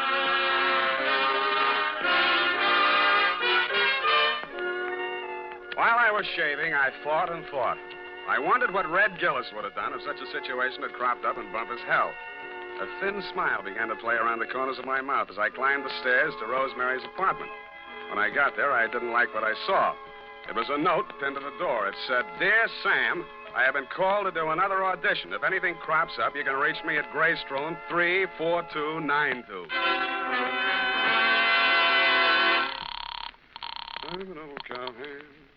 The Belvedere Wilkerson Talent Agency? I want to speak to Rosemary Fell. Hello? Yes, I'm still on the line. Who's calling, please? Sam Spade. I'm sorry, Mr. Spade. Miss Fell can't come to the phone. Who's in charge there?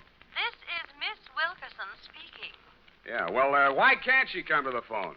She's in the middle of her audition. Well. Is there any message? Yeah. Tell her Donegan's out and it's Hobson's choice.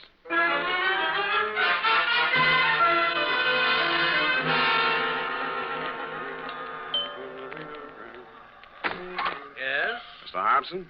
Yes? My name is Spade. Oh, yes, Mr. Spade. Come in. Why did you phony up that alibi for Rosemary's husband, Mr. Hobson? Huh? Oh, because I knew he's not the man who fired those shots at her. Were you there? Yes, as a matter of fact, I was.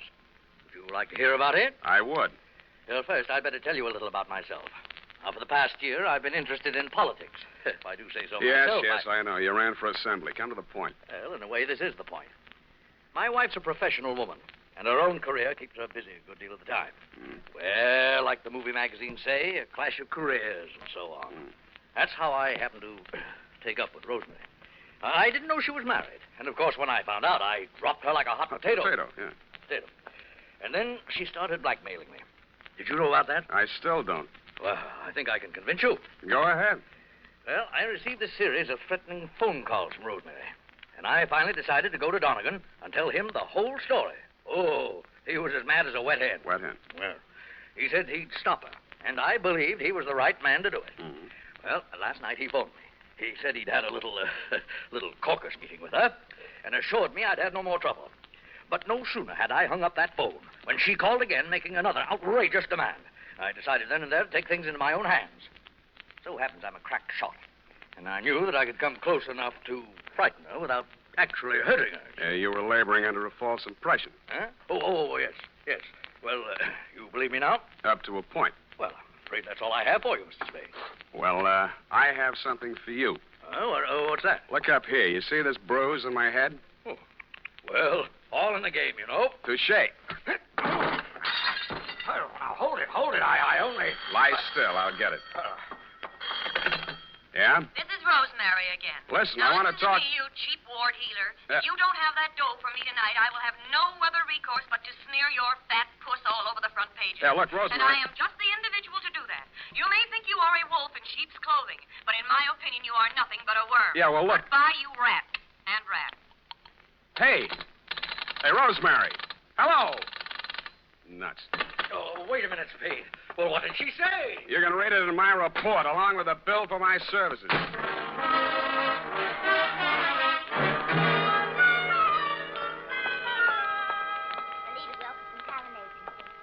No, I'm so sorry she isn't in. You do that, sugar. Hello there.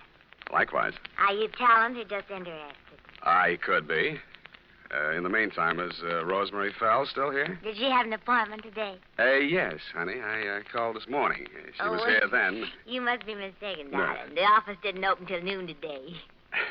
Yeah. Could I talk to Miss Wilkerson? She isn't here just now. Oh, She never gets in till 1. Not till 1. She's over at KQW cutting a transcription for our new show, Goal of the Golden Gate. Oh, no. I mean, Gale of the Golden Goat. Don't you mean Gale of the Golden Gate? That's it. Girl of the Golden Gate. You said it, and I'm glad. Well, anyway, she isn't here. Oh. Good morning, Maggie. Any calls for me? Oh, yes, Miss Wilkerson, your husband... Oh, Miss Wilkerson, I was telling this gentleman you weren't here. Obviously, I am. Did you have an appointment? I talked to you on the phone this morning. Spade. Oh, Rosemary's friend. Well, you might know. She'll be out in a moment. What a distressing business that was last night. Rosemary tells me you saved her life. Well, that's a slight exaggeration. In fact, the whole thing was a mistake. Oh, really? I understood that... Oh, here she is. Rosemary, here's your friend. Sam, I ever glad to see you. Yeah. What's the matter? Plenty. Oh. Well, thanks loads, Miss Wilkerson. I hope the recording is better on this one. I'm sure it is, Rosemary. We'll call you when the client makes up his mind. Oh, well, thanks again. Come on, Sam. Goodbye, Mr. Spade. Goodbye. Sam, what is this new development that appears to be griping you? Why didn't you tell me you were shaking Hobson down? Uh-huh. And who's been feeding you this pile of gross falsehood? Look, Rosemary, you may be an actress, but with me, your audition is over, and you did not get the part. And just what are your future intentions in regards to me? None whatsoever. I'm sorry I ever met you, and I'm going back to Bumpus hell. I went back to the office, swiveled my chair into a comfortable position, opened the February number of Sheriff and Outlaw to page 112, Betrayal in Bumpus Hell, Chapter 5, Stampede. It was disappointing. There was a lot of stuff about bawling cattle and dust clouds and Flo and Curly standing on top of a butte, not liking what they saw, when somebody yelled, Stampede. Red Gillis was riding ahead of the cattle, and his horse stepped into a chuck hole, and he'd sprained his ankle. Red of the horse, it didn't say which. But Red was lying prostrate in the path of the avalanche of tossing horns, not liking what he saw. Hold it a minute. Let's see. Continued on page 113. Learn to be a private... hello. Spade, this is Hobson. Come out here right away. Something terrible has happened. Such as? Rosemary is here, and I think she's dead.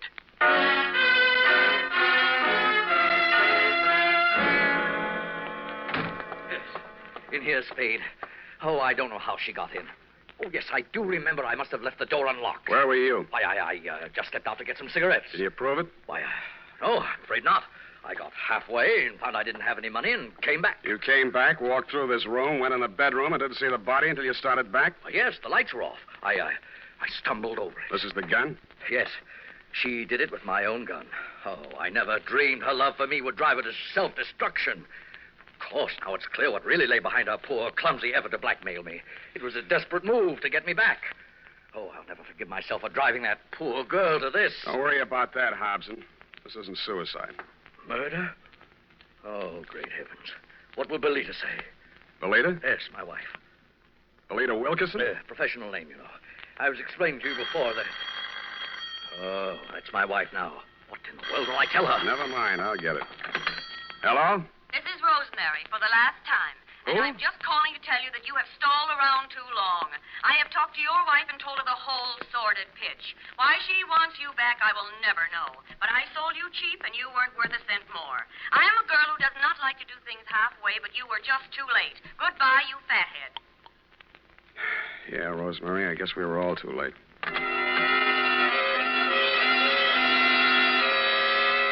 I called you, Dundee, and then, like the rat I am, made off with your prize suspect before you and your boys from Homicide arrived. We arrived at the Belita Wilkerson Talent Agency just as the boss was shutting up shop for the day. She had the recordings under her arm. All right, Belita, I'll take those. Well, what are you... Warner, Mr. Spade. Unlock the door, Belita. We're going back in. Warner, why are you... You'd better do as he says, Belita. Well, all right, but... Give me those I keys. don't... Inside, both of you. Where do you play these records? The recording studio is just through there, but you can spare yourself the trouble.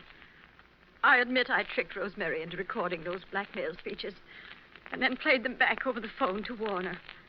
If trying to hold on to my husband is a crime, then I'm a criminal. Oh, now, Belita, my dear. Come on, stop that. We gotta get busy.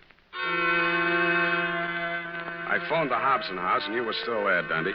You said it was an open and shut case against Hobson, and to deliver him at once or kiss my license goodbye.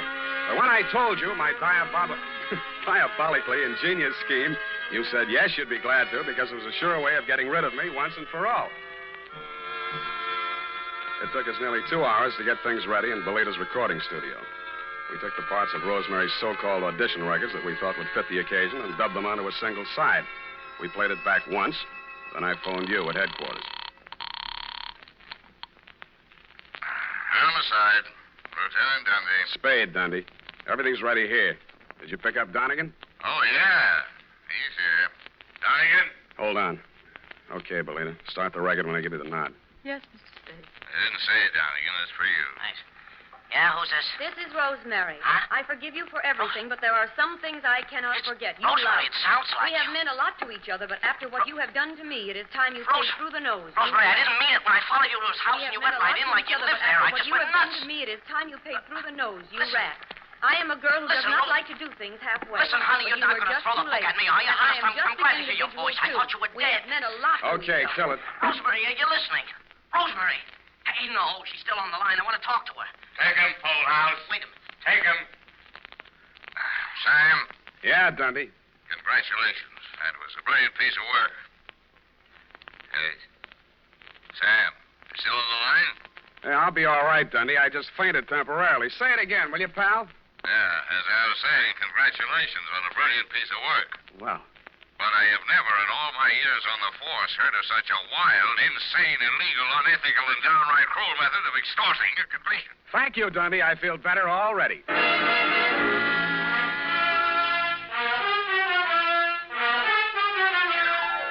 Period.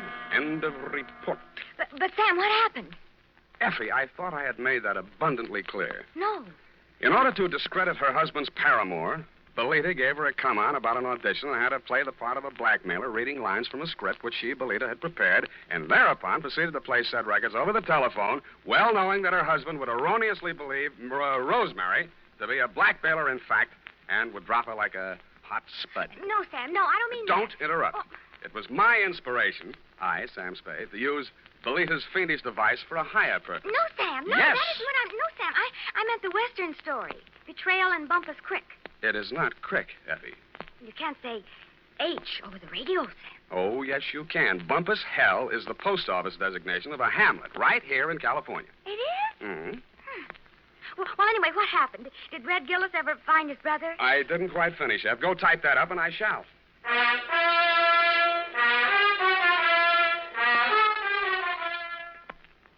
Well, here it is, Sam.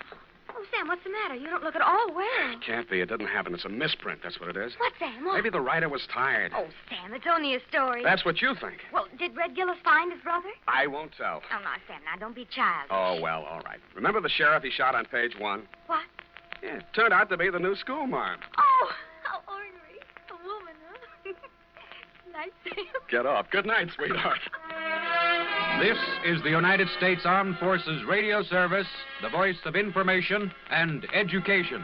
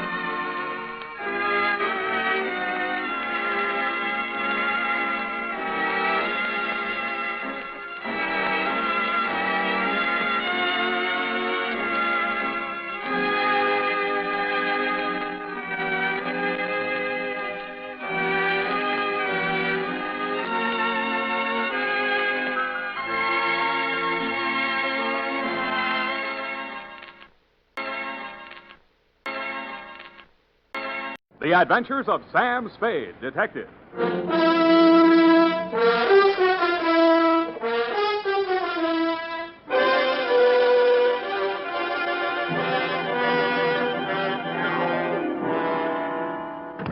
Since the world began, woman was meant for man. Well, Sam, I must say, this is the shortest honeymoon in my experience. F, have you been keeping something from me? Well, I wouldn't blame myself if I did. You didn't exactly telegraph this punch. Come on in, Angel, and I'll tell you as much about it as I think you should know. And what, may I ask, is a large parcel with a pink ribbon around it? Love letters. What else? Well, I must say, for a whirlpool romance. Whirlpool. I mean, writing all those letters. When did she find time to get acquainted? Stop pulling at that blouse. What's the matter? Does it itch? Sam, now that your marital status is no longer quo, well, damn these little routine and formalities. Don't you think we should be a little more stilted with each other hereafter? In the hereafter? Then, perhaps, and not a minute before. To Sergeant Joseph Walsh, Bunco and Fugitive Detail, San Francisco Police. From you-know-who, license number 137-596. Subject, the, easy, F. Subject, the love letter caper, or how to be happily married, though single. The start of it was last Wednesday morning. I had just arisen, shaved, bathed, weighed myself in the bathroom scales, and decided on a breakfast of black coffee and rye crisp.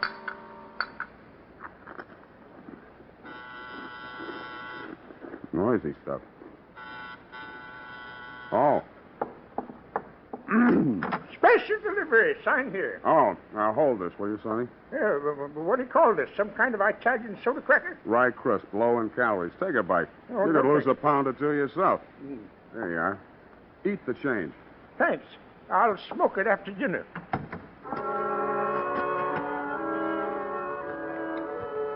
The first thing that fell out of the envelope was a photograph, glamour type. It was inscribed, "To Sam, body and soul, Ella." The letter was in the same tone of voice. Sam. Oh, Sam, my darling. Last night was so beautiful, but now my arms are empty and I'm filled with strange fears for the future. Unless I see you soon, I don't know how I can go on living. Come to me tonight, my darling. Wait until the house is dark. Then slip in through the west gate and I'll meet you beside the fountain. If you fail me, I don't know what I'll do. But I know you won't. All my love, forever. Ella.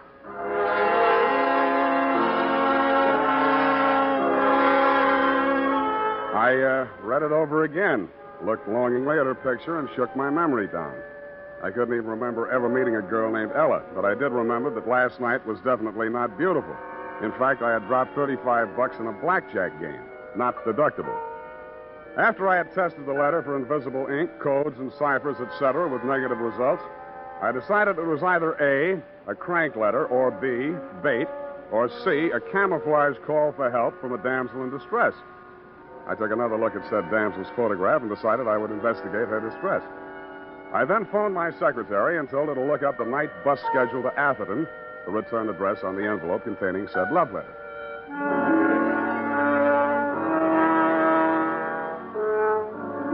It was around 11 in the p.m., and the moon was just clearing the treetops behind the Comstock mansion when I slipped in at the west gate for the instructions in Ella's love letter and took a plant beside the aforementioned fountain. The house was in darkness, and I didn't see the ladder until the moon cleared the chimney pot. There was a girl climbing down the ladder from the second story, and she had a suitcase in her hand. When she reached the ground, she looked around anxiously, spotted me, and flew into my arms. Sam! Oh, Sam, my darling, you didn't fail me. Oh, my precious, hold me. Never let me go. I love you. I love you, too, but now I'll look. explain it all later. We'll have to hurry. I think he suspected something. Who suspected Please, what? there isn't time. Come on. Oh, the watchman. We'll have to go out the back way. Come on. Hey there! Come back here! Hey, you! Hey, hold it. Get down. No, let me go. We've got to get out of I here. said get down. No! Shut up. Riley, what's going on down there? Oh, a couple of prowlers, Mr. Comstock. They had a ladder up to the second story, the hall window. But I scared them off. Oh, is that all? Well, let's have no more shooting. I'm trying to sleep. Come on. It's our last chance. If he looks in that room, I love you. I love you. What room? Wait, well, my room, of course. Where are you planning on going? Anywhere, just so I get away from him. I love you. I love you. Who's him? My uncle. He's been holding me prisoner in that house. Oh, come now. I tell you, he's insane. He'll kill us both if we're caught, so please, come on. I went because, A, I don't like being shot at, and B, there was a wild possibility that she was indeed a fairy princess on the lamb from a dragon. I discounted half a B when we reached her getaway car. It was parked in the alley with a motor running. When she insisted that I drive, I hesitated whether to head directly to police headquarters or nail her the stupid way. I was weak from being on a diet, so it was Hobson's choice, more familiarly known as Spade's folly.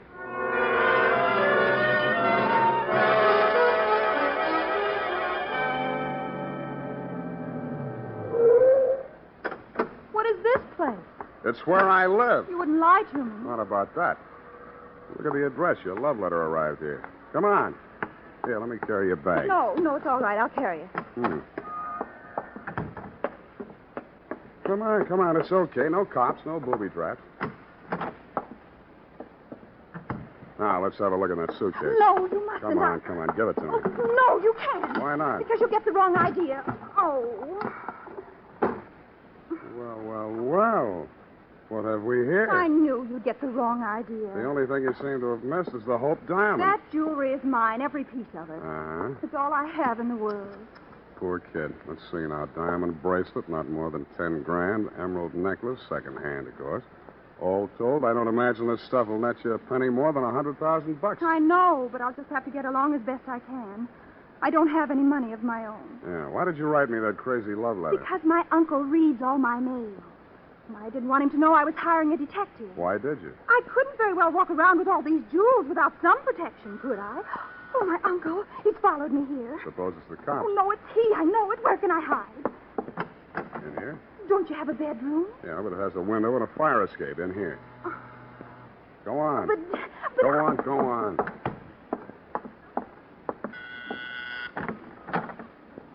Spade? Yeah. I suppose she's told you about me. You were uncle? Oh, good heavens, no. I'm Stuart Mason. I'm her fiancé. Or was, till she ran away with you. Maybe you'd better step inside, Mr. Mason. Thank you. Sit down. I'd like to... No. I just brought a few things I'd like to leave for Ella. Here. This bundle of letters. Her love letters to me. I suppose she'll want to destroy them. Now, wait a minute, Mr. Mason. Don't jump to any rash conclusions. I saw her come down the ladder. I saw her throw herself into your arms. Yeah, but... I can't blame her. I've been a coward. I told myself it was for her own sake that I discouraged her from escaping with me. But now I know that, well, that it was at least partly fear for myself. That I might die as the others did. Yeah, but, what others? The men she's known. They've all died under mysterious circumstances, and... Didn't she warn you? Well, all she told me was that her uncle was insane and wouldn't let her out. Crazy like a fox. As long as she remains unmarried, he controls her money. $3 million of it. Uh-huh. Well, only the brave deserve the fair, alas. But you'll just give her these letters and tell her that I... You, tell her yourself. Come on out, Ella. Stuart, why did you come here? Your letters, my dear. And I wish you every happiness.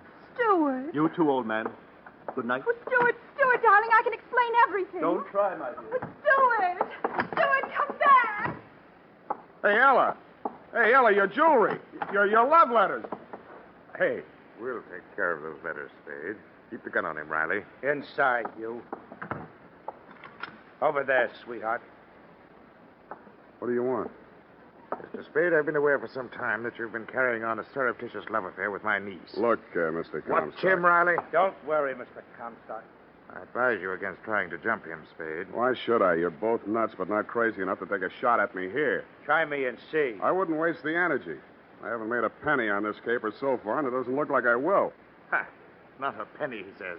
The king's ransom and jewels extorted from a foolish, lovesick girl. Oh, how did I manage that? Don't you play the innocent with me. This packet of love letters will satisfy the police. Blackmail. You're crazy. Those letters weren't written to me. You deny that Ella has ever written you a letter? One too many. In fact, one. Well, how do you explain these? Darling Sam. Sam, my dearest one. What? Sam, my great, big, beautiful detective. Dated last October. Hey, let me see those Watch things. it. I told you not to move. Yeah, so you did. Well, what now? Very well. Give me the police department. Yes, it is. Hello? This is Hugo Comstock. I want to make a complaint. Blackmail. Oh. Hello. I want to... Yes, Sergeant.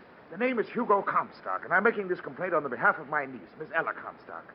The name of the offender is Samuel Spade, a private detective. Huh? Well, of course I'm sure. Yes, I'm holding him at his apartment now. The address is... Oh, you have it. Well, I'm not surprised. You better hurry over here right away. He's threatening violence. You really think you can make that stick? Mr. Spade, I'm sure I can.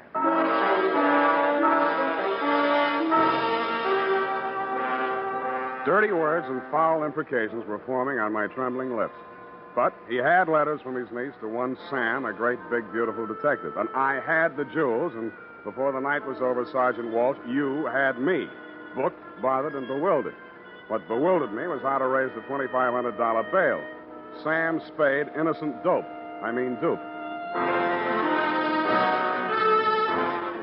United States Armed Forces Radio Service is presenting the weekly adventure of Dashiell Hammett's famous private detective, Sam Spade.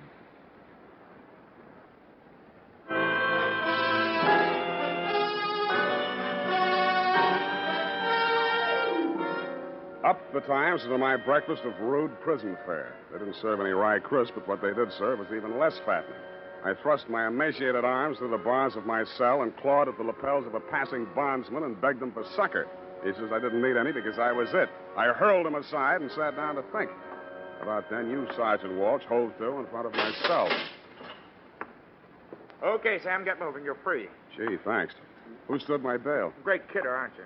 Sergeant, am I to understand that the charges have been dropped? Get out of here. All right, I know when I'm not wanted. Mine not the reason why. And don't come back.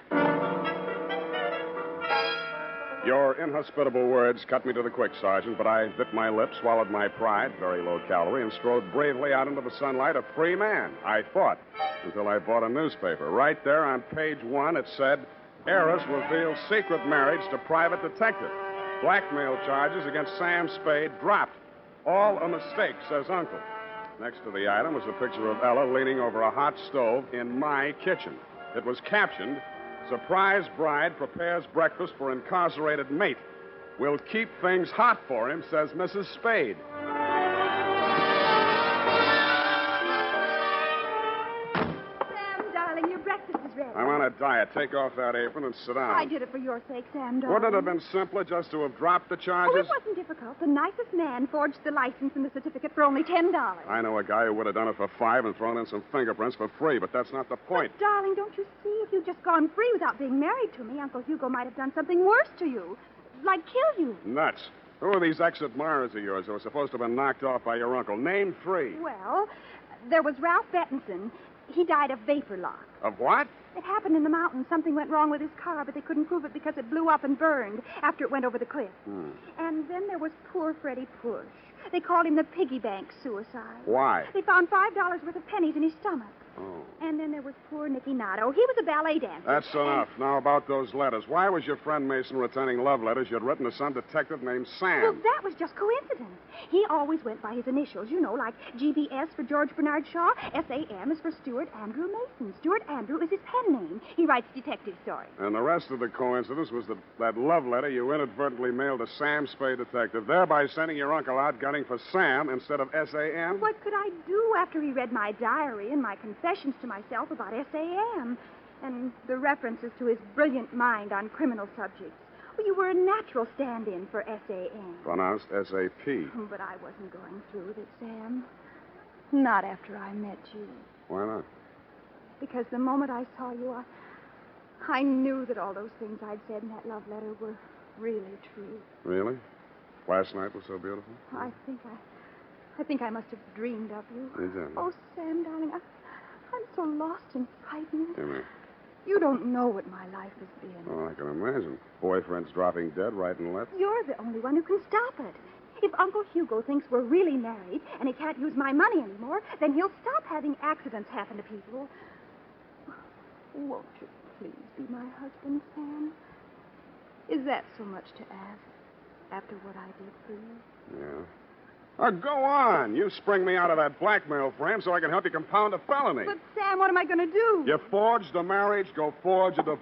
Where are you going? Back to jail. I'll see you there. Ow! Oh, dear me. Hit your foot, did it? Cast iron. Don't make them like that nowadays. My foot.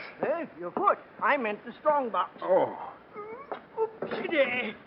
Coming in or going out? I think I'll sit down for a minute. Oh, Sam, you poor dear boy. Here, let me take off your shoes so it can swell if it wants. Get away from me. I only wanted to help. I love you. Well, I don't love you anymore. Oh, first little spat, is it? Who is this guy? Oh, Sam, I'm sorry. This is Curtin. You can say that again. Curtins. Harwood L. Curtins. L for Lacey, attorney at law. I represent the estate of the late Gertrude Comstock, Ella's mother. You, Mr. Spade, have married into, shall we say, money. Look, Curtains, it's time to raise the blinds on a couple of things. In the first place... Please. As you know, Ella, your grandfather, the late Commodore Ezra Comstock, left his fortune to be divided equally between his legitimate heirs. That is, your mother and your Uncle Hugo. Upon your mother's death, the residue of her part of the estate was left to be administered by your Uncle Hugo as he saw fit until your marriage, at which time it should go to you. Well, where is it? Yeah. All in good legal time. First, here is this old strong box. You mean strong box? Containing family mementos handed down to you from your grandmother.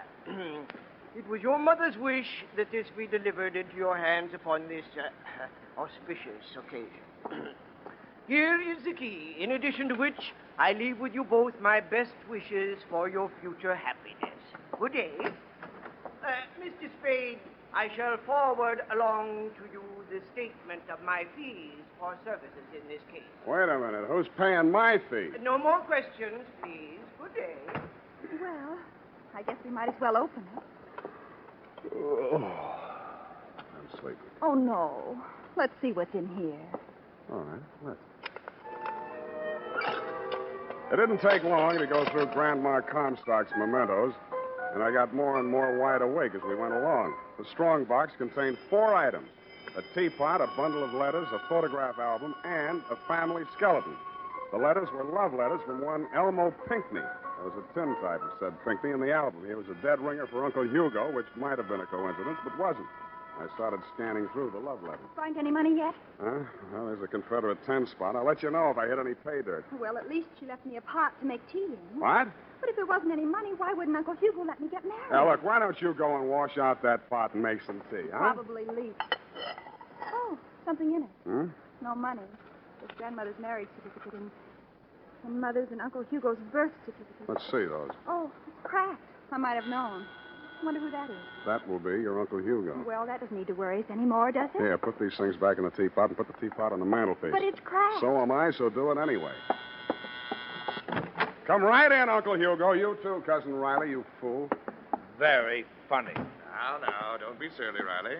Ella, accept your poor old uncle's blessing on this happy occasion. I don't want your blessing, Uncle Hugo. You're a mean old man, and you killed all my fiancés. Well, it appears that Mr. Curtins has already brought you a legacy. I believe I recognize your grandmother's strongbox. Mementos of a strange romantic chapter in the history of a great family, Mr. Spade. You who have joined that family so unexpectedly will have a privilege that even I was never granted. Oh, how come? My mother was a strange woman in some ways. I'm sure she was. I suppose we shall never know what prompted her to leave these personal oddments to Ella's mother, nor why my late sister chose to keep their contents a secret from me. I don't suppose I might be allowed just a peek into that Pandora's box. Go ahead, help yourself. Really? Well, there's nothing but a photograph album and a bundle of letters. Love letters, Uncle Hugo. They seem to run in your family. Would you like to read them? You have no objection, Ella. Me? Why should she have? And I can give the whole story to you in a nutshell, Uncle Hugo. It seems that Grandma Comstock fell in love with a handsome rascal named Pinckney, a deserter from the Confederate Army, and eloped with him to New Orleans. Her family pursued her there, had Pinckney arrested, got an annulment, and whisked her back home in time for her scheduled wedding to Ezra Comstock. These letters were written to her by Pinckney while he languished in prison awaiting court-martial. Here's the last one. Read it for yourself. Oh. Lydia, my darling, in a few hours I face a firing squad. Please, no tears, no regrets. I'm glad that you are married to a man who is worthy of you. Comstock will be a better father for our child than I would ever have been. Farewell, my love. Huh. So that was her secret. Nothing so extraordinary about that. I think it's very tragic. Think of her, married to a man she didn't love, about to have the child, and her lover facing a firing squad. Nonsense. Sentimental nonsense. What do you know about such things? I should know a little. After all, I was that child. Oh, I'm sorry, Uncle Hugo. Ah, wow. Fine old piece of spode. What? This teapot. I don't remember seeing this here before. Just something I picked up in a junk shop. It's a very rare piece. Do you mind if I look at the mark? Go ahead. Yes, indeed. A genuine example. Pity it's cracked. Oh! Now, that was clumsy of me. Well, there's no good saving the pieces. I'll just toss them in the fire. Wait a minute, Comstock. I'll take care of it. Oh, it's no trouble. Well, what's this? It's your birth certificate, Uncle Hugo. Give me that. Oh, no. What are you going to do with it? Put it back where it came from. Riley. Yeah, Mr. Comstock. Spade, I'm going out of here, and I'm taking that strongbox with me. And don't think I won't kill you to get it. He will, Sam, just as he did the others. And you, too, if you don't shut your trap. Hand it over, Spade.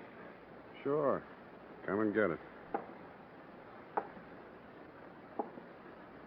Okay, let's have it. There you are. Riley, what's wrong with you? Oh, my foot, it's broken. Oh! Sit down and rest it. Oh!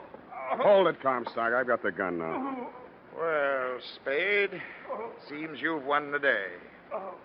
How does it feel to be a rich man? You'll have to tell me, Comstock. The reports of my marriage to your niece are slightly exaggerated.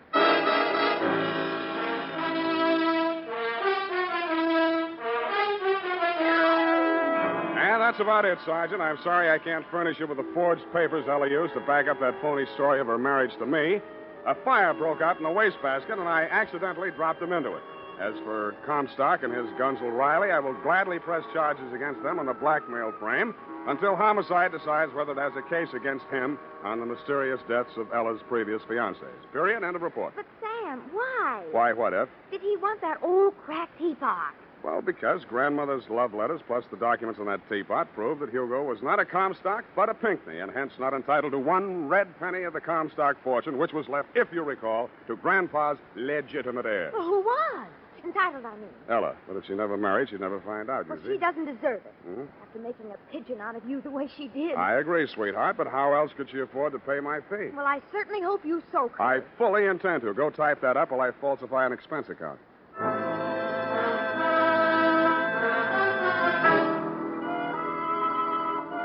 Well, here it is, Sam.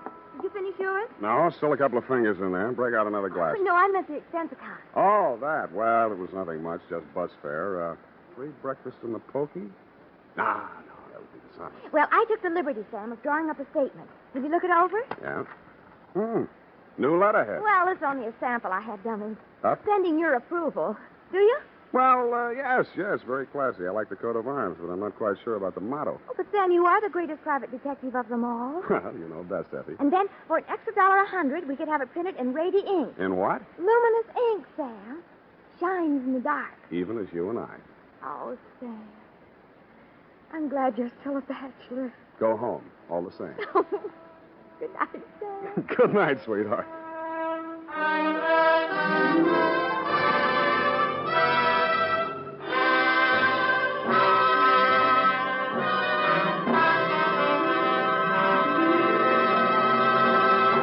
The Adventures of Sam Spade, Dashiell Hammett's famous private detective, are produced and directed by William Spear. Sam Spade is played by Howard Duff. Lorene Tuttle is Effie.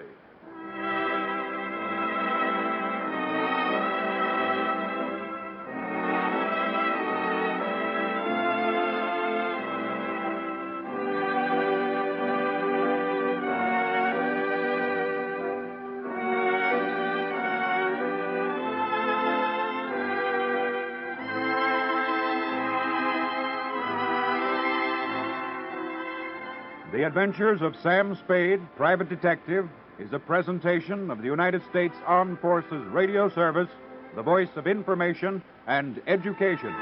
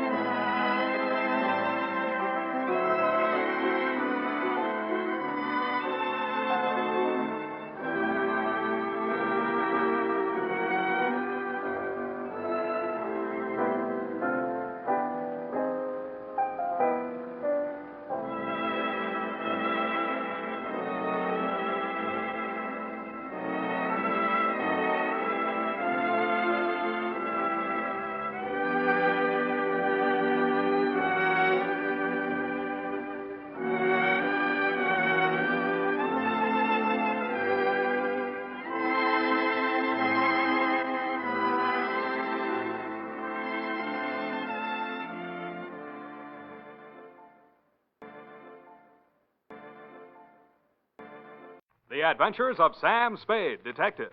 Brought to you by Wild Root Cream Oil Hair Tonic, the non-alcoholic hair tonic that contains lanolin. Wild Root Cream Oil. Again and again, the choice of men and women and children, too.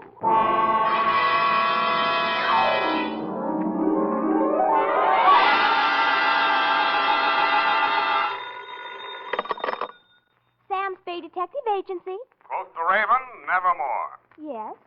This is me. Is this Mr. Spade? Yes, but is this Miss Perrine? Oh, yes, but Why are you eating your peanut butter sandwich at this time of night? why the allusion to Poe's Raven? Was your assignment among the literati? It certainly was. There was Rowena from Ivanhoe, a lost Lenore, a no-place Ralph, and a Boris from the Karloff of the same name. Oh, how distinguished. Have you got a cold, Eph? No. Well, then there was a carnivorous plant, a hideous meat-eating specimen of the botanical world. Tried to take 2 fingers off me. Well, I've got 3 fingers all poured out for you here. Ah, pretty hip. I can see you intend to be terribly amusing tonight. But even so, I intend to come right down and dictate my report on the stopped watch caper, or time stood still.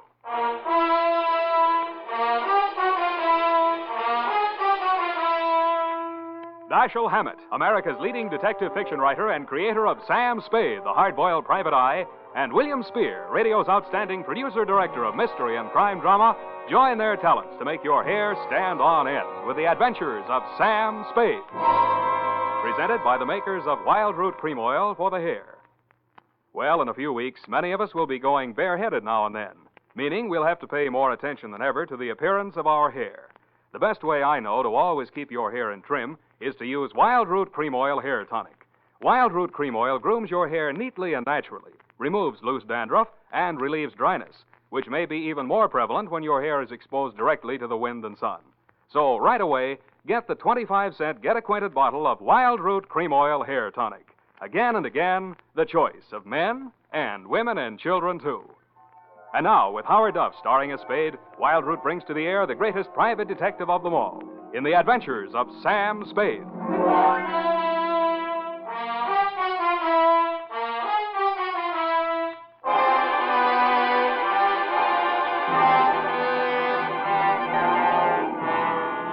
Hello, Sam.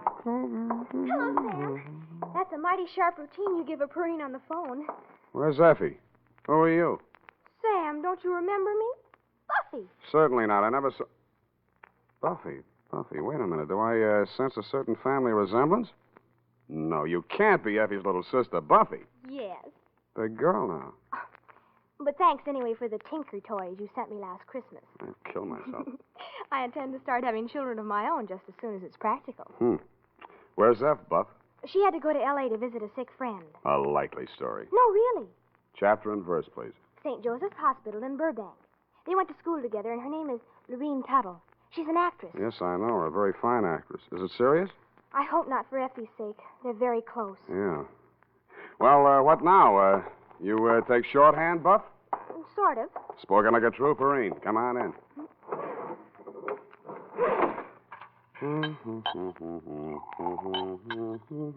Well, I hope it's good and gruesome.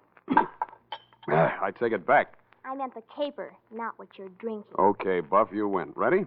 Why not? Date April 10, 1949, to Deputy Sheriff Bill Woodington, Marin County Sheriff's Office, San Rafael, California, from Samuel Spade, license number... 137596. Oh, steady listener. Subject, the stopped watch caper. Dear Bill, here's how it turned out, and if I ever phone you for advice again, I'll take it because you were right. She was loaded. What about those threatening letters, Sam? Don't give 'em another thought. Old Lady Raven has had me up there a dozen times the last 6 weeks. She got threatening letters, she got prowlers, but when I got there, she can't find the letters, and the way that house is tucked away in the woods, I don't think a prowler could find it. How do I find it, Bill? Huh?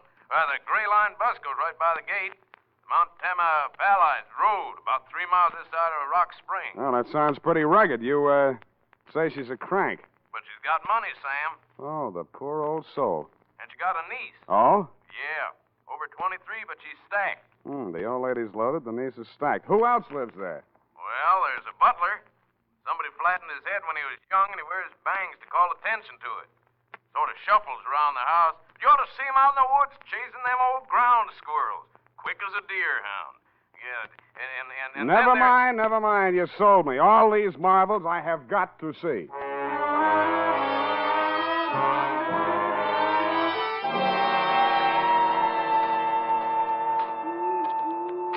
It was only 3 p.m. when I skulked in through the gates of Ravenswood, but it was so dark the hooty owls hadn't gone to bed yet. The fog snaked in and out through the dripping trees, long, chill ribbons of ghastly fog borne on a sobbing wind. I mushed on into the deepening gloom of the forest primeval. After 10 minutes of that, I began to wonder if there was any house there. When I saw it, I still wondered. It looked more like a fungus growth.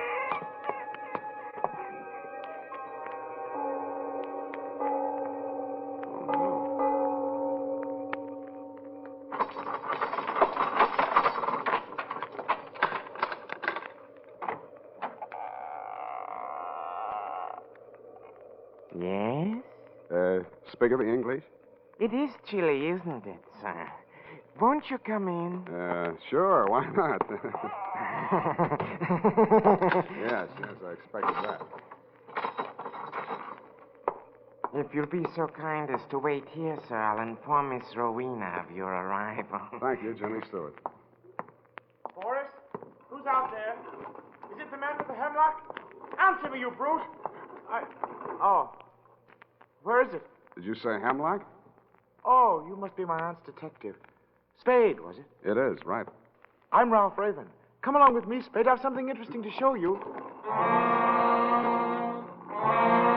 Ralph Raven was the one member of the household you hadn't described to me, and no wonder. The wasted figure that looked up at me from the wheelchair was more like a ghost than a man. His face was chalk white.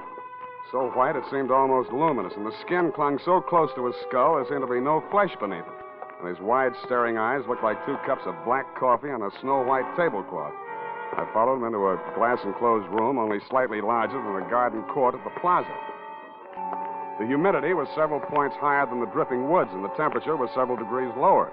But the plants he had growing there seemed to thrive on it. As I edged nervously through the dense, quivering foliage, I noticed a strange-looking yellow-green pod, about the size of a milk bottle at the end of a long, tubular stem. It leaned over, opened its red mouth, and said, Hey, what is that thing? Oh, that's my Sarracenia gigantosa. Meat eater. Carnivorous plant. Don't be frightened. I just fed it. Don't tell me. You know what it eats? Acts like it needs a dose of bicarb. No, perfectly healthy. Merely part of the digestive process, even as you and I. Not me. But over here, you're a detective. These plants should interest you. Oh, don't touch that mandrake. Never thought of it. It won't cry out. No vocal cords. Oh, I see. It's very sensitive. Oh, sensitive. And deadly poison. Oh. And see here, these pretty purple blossoms? Yeah, it's very pretty. Source of an alkaloid poison, favored by the Borgias. And these, white hellebore. Watch your language. I use it in compounding veratria, a poison so ancient it would probably go undetected in the police laboratories of today. Mm-hmm. And here's a charming one, both a killer and a medicine. Belladonna, or deadly nightshade, source of atropine. Mm-hmm. And this, commonly known as Nux vomica, Well, produces not one but 2 deadly poisons.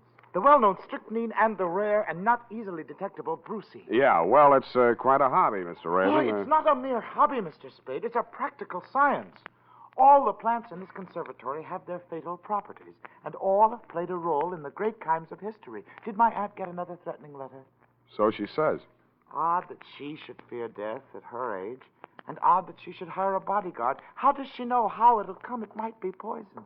Speaking of poison, brother dear, it's time for your medicine. Oh, Spade, my sister, the lost Lenore. How do you do, Mr. Spade? How do you do? Here, Ralph, drink up. Why does it always have to be in milk? And look here, it's not time anyway. Oh, this confounded watch has stopped again. Spade, what time do you have? Why, it's 3, that's funny. My watch has stopped, too. I didn't know then what that meant. In fact, if you look on the last page of this report, Deputy dear, you'll see that the stopwatch was the key to the whole puzzle. I protest that my failure to realize its significance at that moment had absolutely nothing to do with the fact that my client's niece, Lenore Raven, was, as you so roguishly put it, stacked. About there, Boris, the butler, bobbed up and beckoned me from the balustrade. I followed him upstairs and was ushered into the austere and regal presence of my client, Rowena Raven. That will be all, Boris. Yes, madam. Oh, Boris, I just remembered. Yes, madam. There on the occasional table, my watch. I want you to take it around to the watchmakers in the morning. It's on the fritz again. Yes, madam. Mr. Spade, I must apologize for keeping you waiting. Oh, it's all right. My watch hasn't been keeping proper time ever since those threatening letters started. Could that be a clue, Mr. Spade? Maybe we'd better start with the letters, Mrs. Raven. I can't find them anywhere. I think that young man from the sheriff's office must have pinched him. Bill Woodington? Oh, I'm sure not. Well, all the same, it's very odd that every time he comes here, he can't find them. Where did you put them, Mrs. Raven? Right there on the occasional table. Yeah, well, Mrs. Raven, sometimes people have very vivid dreams. Huh? Doesn't mean there's anything wrong with their minds or anything like that. You talk just like Dr. Schlosser. That young sawbones my niece sent around looked at my sciatica. Sciatica's nothing but a pain. How can you look at it? It's a lot of bull. Yeah. What did the letters say, Mrs. Raven? That's why I wondered about my watch, Mr. Spade. The letters always contain some reference to time. Your time is running out. Beware when time moves slowly. Soon it may stop altogether. Mm-hmm. That sort of thing. You think there could be a connection? I mean, has someone been tampering with my watch? The repairman doesn't know what's causing it to lose. Yeah, did he think it might have been tampered with? No. He thought it was something in the mountain. Magnetism or something. Well, that sounds logical. That's now, a lot of hooey. I lived here 40 years and my watch never lost a minute. Something in the mountain. My eye. Something in this house, more like. Or somebody. You ask me, he's not half so sick as he pretends to be. Your nephew? Uh-huh. What do you think? Well, I think he's a very sick man. No wonder. Sitting in that damp conservatory day after day, pottering over those fiendish poisonous plants. You see the one that eats mice and hamburgers? Yes, I did. What's supposed to be the matter with your nephew, Mrs. Raven? Oh, he was in an auto accident. Injured his neck. They had to remove part of a gland or something. His neck. But Dr. Schlosser says he's in good condition aside from that. And if he takes his medicine faithfully, there's no reason why he should... Come in! Ah, Mrs. Raven, how is that pain this afternoon? Worse, thank you. Dr. Schlosser, this is Mr. Spade. Ah, yes. The detective you engaged to investigate those letters you've been receiving. Mr. Spade thinks it's an inside job. Don't you, Mr. Spade? Well, that depends on what you mean by an inside job. There, you see? Inside that romantic imagination of yours, my dear lady. Hold still now while I Oh. give you your shot. I loathe being jabbed. Now. That wasn't so bad, was it? Can I look how, now? How is Ralph getting on, Doctor? Not well, I'm afraid. He doesn't seem to be responding to the... Mrs. Raven, what is it? Poison. You poisoned me.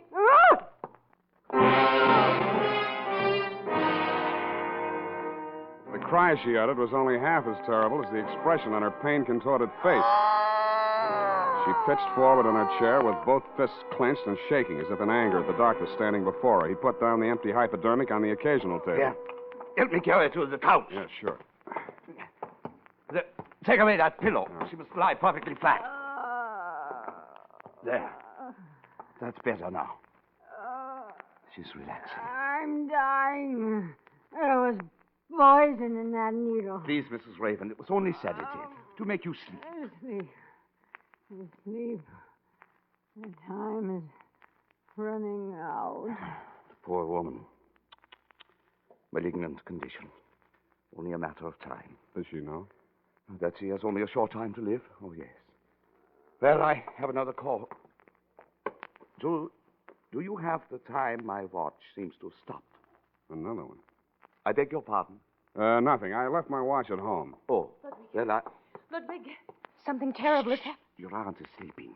You'd better come down to the conservatory right away. Ralph is in terrible pain. What kind of pain? He keeps saying he's been poisoned. What? Well, come along. Take that hypo to the kitchen door and sterilize it. Where is it? On the table there. He stopped in his tracks. His mouth fell open, and he gaped at the tabletop where he put down the hypodermic. In its place had appeared two items. An old-fashioned lady's watch and a note written in green ink. The note said, "Time must have a stop." I picked up the watch and held it to my ear. You guessed it. It wasn't ticking. I had a hunch my client wasn't either. And I was right.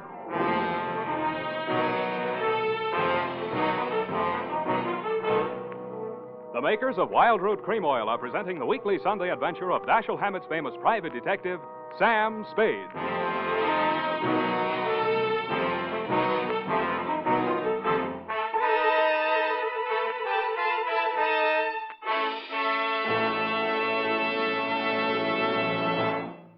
Now, here's important news on good grooming. If you want the well-groomed look that helps you get ahead, socially and on the job, listen. Recently, thousands of people from coast to coast who bought Wild Root Cream Oil for the first time were asked, how does Wild Root Cream Oil compare with the hair tonic you previously used? The results were amazing. Better than 4 out of 5 who replied said they preferred Wild Root Cream Oil. Remember, non-alcoholic Wild Root Cream Oil contains lanolin. It grooms the hair naturally, relieves dryness, and removes loose, ugly dandruff. So if you want your hair to be more attractive than ever before, get the generous new 25-cent size of Wild Root Cream Oil, America's leading hair tonic, on sale at all drug and toilet goods counters. It's also available in larger economy bottles and the handy new tube. By the way, smart girls use Wild Root Cream Oil, too, and mothers say it's grand for training children's hair. Get Wild Root Cream Oil. Again and again, the choice of men and women and children, too.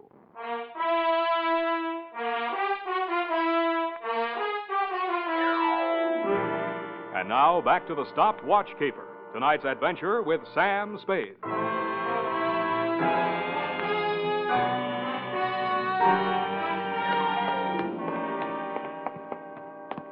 Ralph?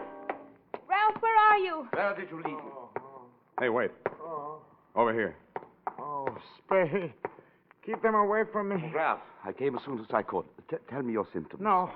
I phoned for another doctor. He's on his way now. Spade, my aunt. Take me to her. I must tell her. Tell her what? I'm afraid we have some bad news for you, Ralph. Your aunt is dead. Oh, so you poisoned her, too. Ralph, you're sick. You don't know what you're saying. She's been to every specialist in the country. They all said the same thing. They all said she was good for another 3 months. My dear boy, in these cases, any doctor's guess is as bad as the next. No. Please, Ralph, you're very sick. Please let Ludwig examine you. If it's what you think, the other doctor may be too late. Why not? Why should I fear death? That's better. Now let me see your eyes. So, open the mouth. So. What is it? What is it? He's right. It is poison. You see? You know, see? my dear. Yes? When you sterilized that needle for Ralph's shot this morning, did you pick up the wrong bottle? Of course not. Strange. It's very strange. But don't worry, Ralph. There's a very simple antidote. Oh, thank heaven. You should, my dear. Indeed you should.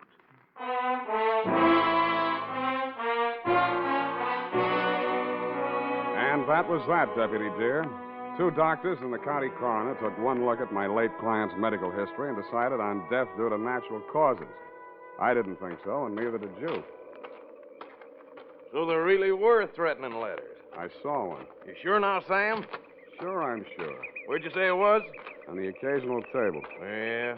What was it doing when it wasn't a table? Not occasionally, occasional. Oh, just any old table. No, Bill. Now, Bill, get this. It's real deep. An occasional table is a table that a woman picks up at a bargain and puts into a room under the mistaken impression that it may come in handy someday. Mrs. Raven used hers as a catch-all for her unanswered correspondence, threatening letters included. And what happened to the one you saw? I don't know. I put it right here in my coat pocket along with a watch. It just disappeared. Yeah, that might be tampering with evidence. Listen, Bill, things were disappearing from that table almost as fast as other things showed up. Yeah, sounds like pack rat. You follow that up, Bill. I'm going to pack up and rat out of here. Now look, Sam. My client's dead. It's officially okay. I haven't made a penny out of the caper, and now I'm not likely to. So, do you give me a lift back to the toll gate, or do I hitchhike?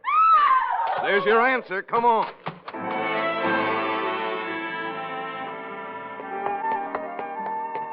When we reached the second bedroom, whence the scream had come, we found the lost Lenore looking well found in something comfortable. She standing center stage, regarding herself with horror in a full-length mirror. She looks awful pale, Bill. You better go downstairs and get some ice water. She might faint. You think so? Yeah, hurry up. I'll stay here and keep up her circulation in case anything happens. Yeah, you're right. Beat it.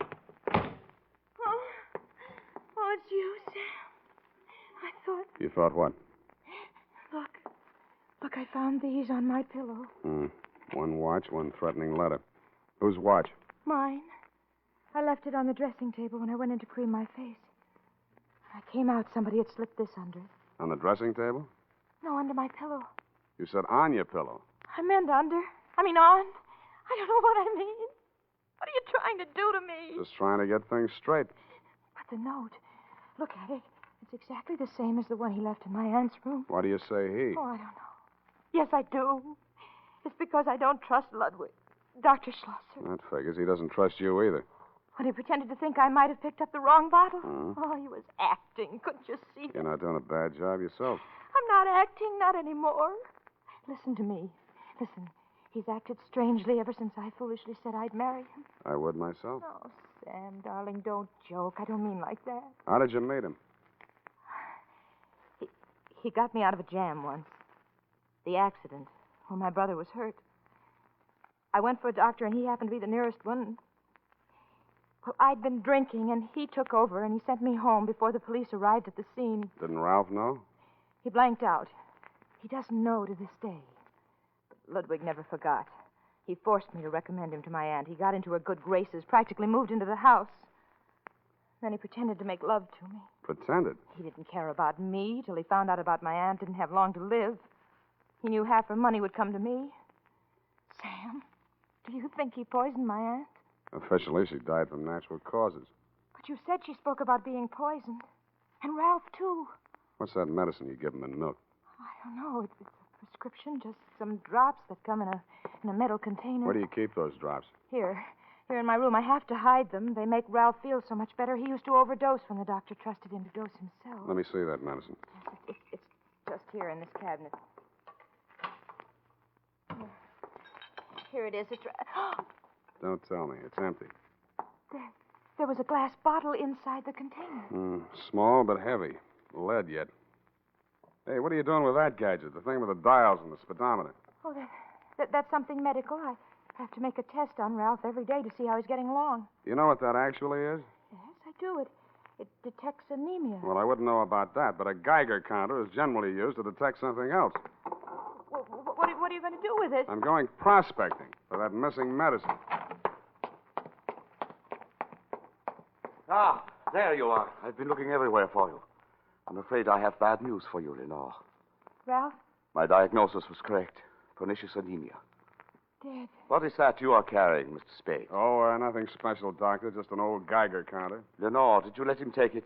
He said he was going to use it to find Ralph's medicine. What happened to Ralph's medicine? I don't know. It's just gone. Mr. Spade, that machinery is my property. I must ask you to hand it over. No gun necessary, Doctor. Here, take it. Take your gun, too, sir. Lenore, carry the machine this way. Walk ahead of us. First, we try the conservatory. He was an amateur with a gun, but I didn't jump him for it because I'm an amateur with a Geiger. I did notice that the indicator on the dial got nervous the minute we walked into the conservatory. Ralph Raven's body was still in the wheelchair, no paler in death than in life. His sightless eyes were fixed on that obscene plant. The plant looked sick, too. It was drooping, and his red mouth was hanging open. As we walked past the wheelchair, the indicator on the dial of the Geiger counter moved forward and then slipped back again. Then it took a sudden big jump. Ah, so that was his hiding place. The maw of that disgusting carnivorous plant. Well, it's not pleasant, but there's only one way to get it. Don't move, either one of you. My eye is on you. Yes. Yes, it's here. At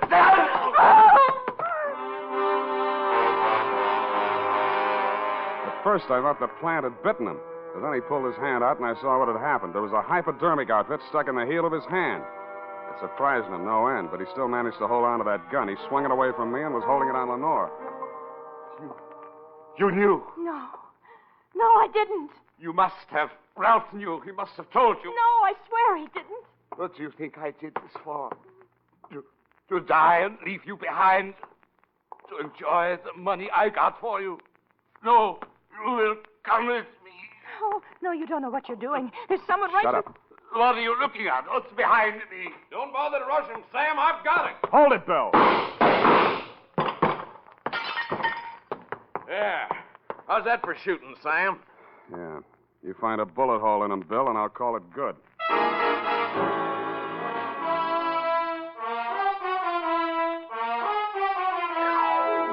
And that, Deputy dear, is the crop. And it's all carnivorous. In case you're still wondering what dropped him when your shots missed, it was the poison in that hypodermic needle which Ralph had planted there for that very purpose and then baited the trap with the all-important missing medicine. Later on, I learned that what the doctor had been feeding him was the right medicine for what ailed him, an isotope of iodine. It seems it's radioactive like uranium, but if you take too much of it, you die. Not of poisoning, but of pernicious anemia, which is how the doctor planned for Ralph to die. It also magnetizes watches so they don't keep the right time. And if they're cheap ones, like mine, they may stop altogether. Period, and a report. Got all that, Buffy? I got it, Sam, but I don't get it. Buffy, people have studied all their lives to learn about atomic stuff like isotopes, and you expect me to teach you everything in one easy lesson. Oh, no, Sam, I know about that. But who killed who? Whom, dear? The doctor killed everyone, but Ralph loaded the needle. And they were accomplices? No, Buff, get this. It's real shallow. Ralph knew there was no way in the world to prove that the doctor was killing him and hastening his aunt's demise, so he saw to it that she got a dose of detectable poison and did himself the same favor. Oh. Now, like a good girl, go type that up,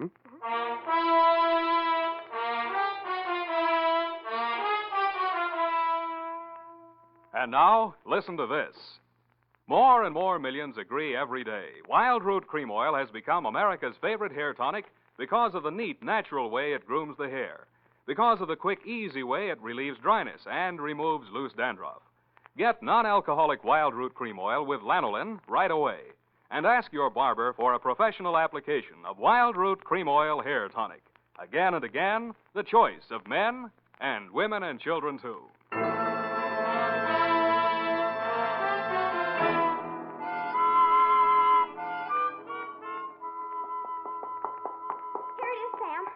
I certainly hope that butler was brought to justice. What for? His dialect? Oh, for helping to deliver the threatening letters and then stealing off the occasional table. A brilliant deduction. How did you deduce? Sam, that's for kids. If Ralph was too ill to walk, then somebody had to push him upstairs in the wheelchair. Now, wouldn't it have been easier just to carry him? That's how he did it? Or just go up himself? That's how. Possibly, and then again, we may never know. But do we care? Yes. I hate loose ends, Sam. Then keep it up. Good night, Sam. Spoken like a true Perrine, so I'll say to you, good night, sweetheart.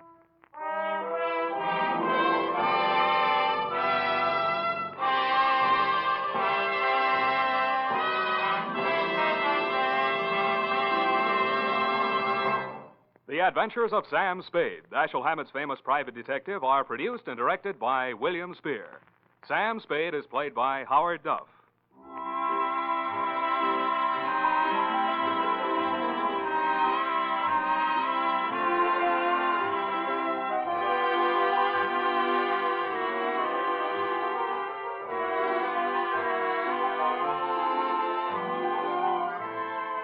The Adventures of Sam Spade are written for radio by Bob Tallman and Gil Dowd. Musical direction by Lud Gluskin, with score composed by Renee and Pierre Garrigang.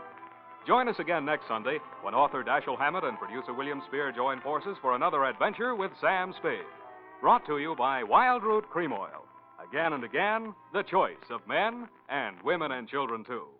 This is Dick Joy reminding you to get Wild Root Cream Oil, Charlie. It keeps your hair in trim. You see, it's non-alcoholic, Charlie. It's made with soothing lanolin. You better get Wild Root Cream Oil, Charlie. Start using it today. You'll find that you will have a tough time, Charlie. Keeping all the gals away. Hiya, Baldy. Get Wild Root right away.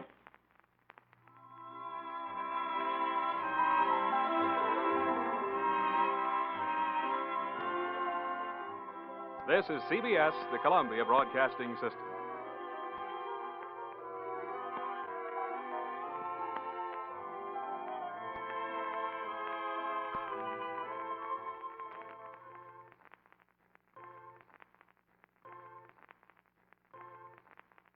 The Adventures of Sam Spade, Detective.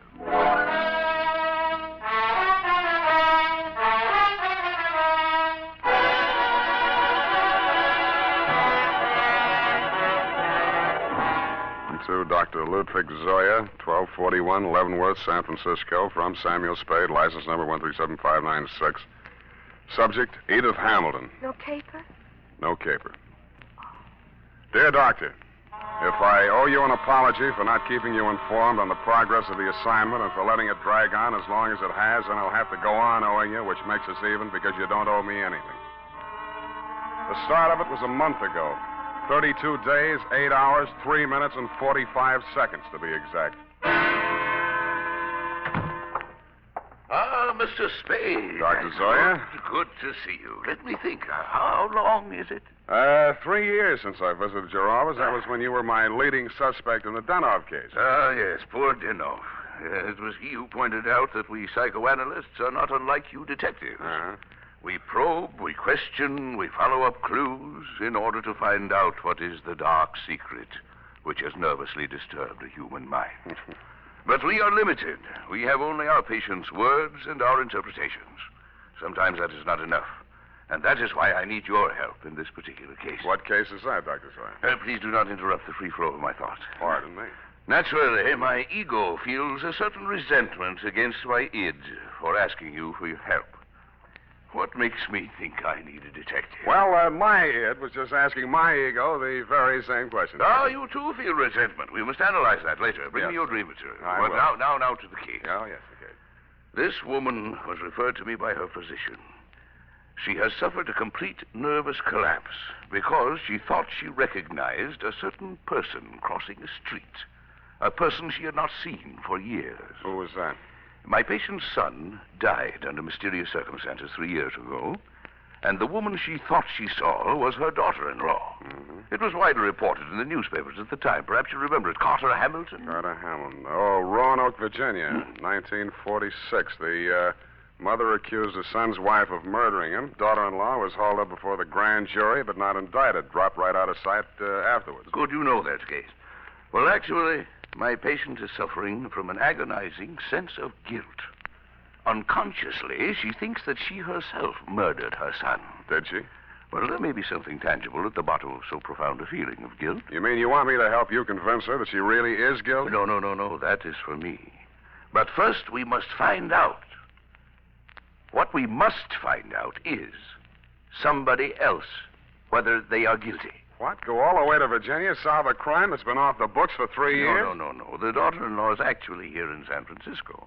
Well, if I remember right, she wasn't the only suspect. Well, whether she is innocent or guilty is of no importance. It is only important that we know. What? Excuse me. Yes, Miss Case. Mrs. Hamilton is here, Dr. Zoya. Oh, good, Miss Case. Send her in. This is my case. I mean, my patient. I want you to meet her. Oh, good afternoon, Mrs. Hamilton. Good afternoon, Doctor. The woman who stood framed in the doorway was a tall, commanding figure, impeccably dressed in black, with an easy $100,000 worth of black pearls wound around her neck and a black veil covering her face. She walked in ahead of you, displaying not a sign of nervousness, and stopped directly in front of me. Very deliberately, she lifted the veil, revealing a youthfully old face, deeply tanned and set off by snow-white hair. Only her enormous violet eyes showed any expression. She stared at me for what seemed like a full minute. Yes, you do. You look like the other one. Well, perhaps you had better explain, Mrs. Hamilton. My daughter-in-law, Edith, was very much in love with another man before she married my son, Carter. He jilted her. Carter was second choice. It was I who talked her into marrying him. That's why I'll never rest until my son's death is avenged. We must analyze this desire for vengeance. Oh, yes. Yes, I had a dream last night. I dreamed that Edith was dead, stabbed with the same bone-handled hunting knife she used to kill my son. Oh, yes. Well, no. You just lie down on the couch and relax, Mrs. Hamilton. I'll be with you in a moment. Come, Mr. Speaking. This is a most disturbing new development, her dream. You must get to that girl as soon as possible. Her life may be in danger. You mean the old lady is mixed up enough to take a shot at her? Here is the address. And take this briefcase. Why the briefcase? Well, there are legal papers in it regarding the Hamilton estate. They require her signature. I had Mrs. Hamilton arrange for you to take them to her instead of the attorney. I'm supposed to pose as a lawyer. While I'm there, I'm supposed to shake a confession out of her, and while I'm typing it up, I'm a bodyguard. You're getting a lot for your money, Dr. Zoya.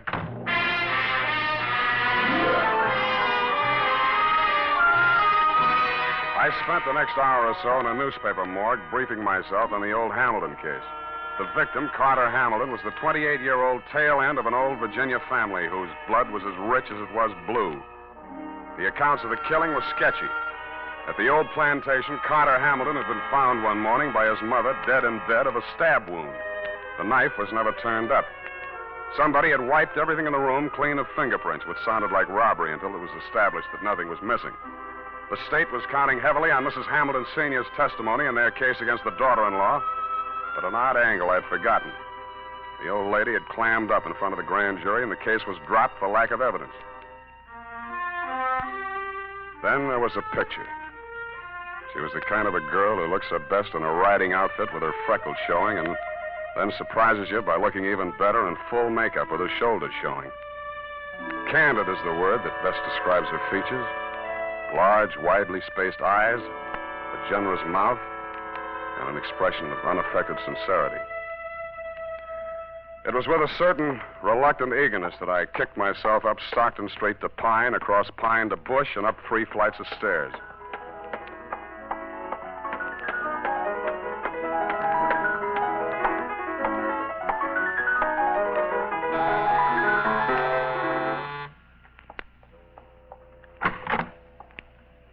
Yes?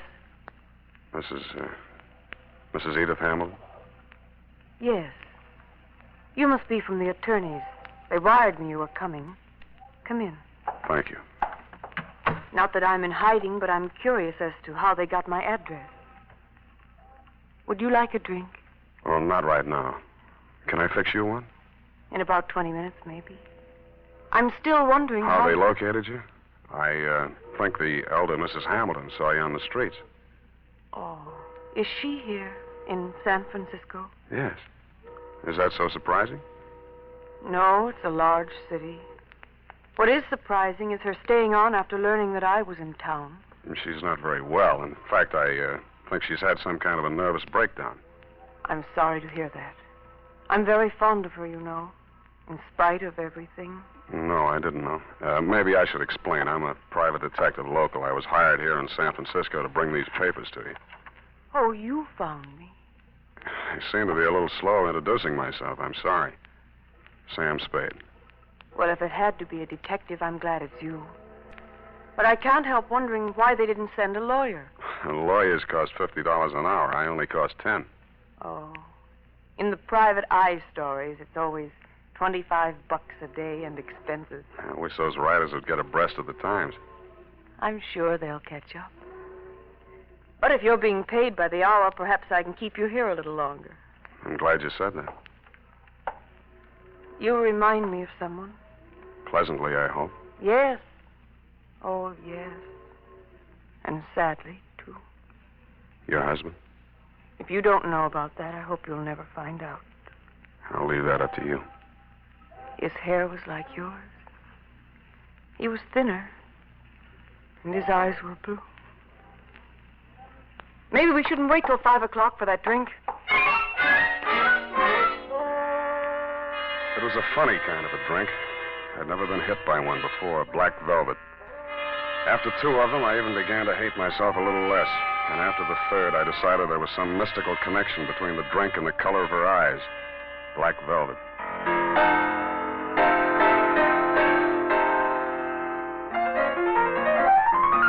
I don't know much about music, but the way she went at the piano, you knew she wasn't afraid of it, and probably wasn't afraid of anything. The pieces she played were like her, bold and at the same time delicate. Simple, but with a web of complexities in the background. Brilliant, but always colored with sadness.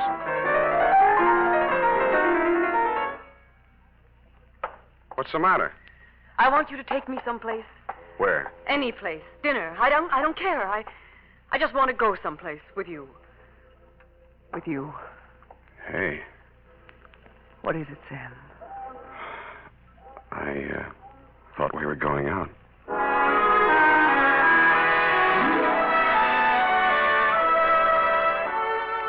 I never paid much attention to San Francisco before I met her. It's quite a place. There's a little park up on Russian Hill where you can stand and look out over the houses of the marina to the Golden Gate. There's an island in San Francisco even worse than Alcatraz.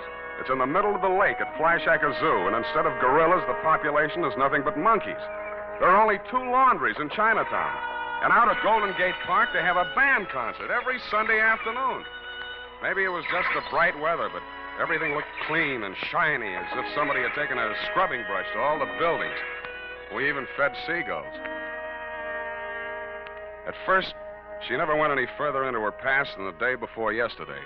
I couldn't very well charge her for the progress I was not making on the case, so when I learned that you'd sent old Mrs. H to a nursing home for a 2-week rest and Edith did not need bodyguarding for the time being, I took a job that took me down to Los Angeles for a few days. I was awful glad to get back, and not because I don't like L.A.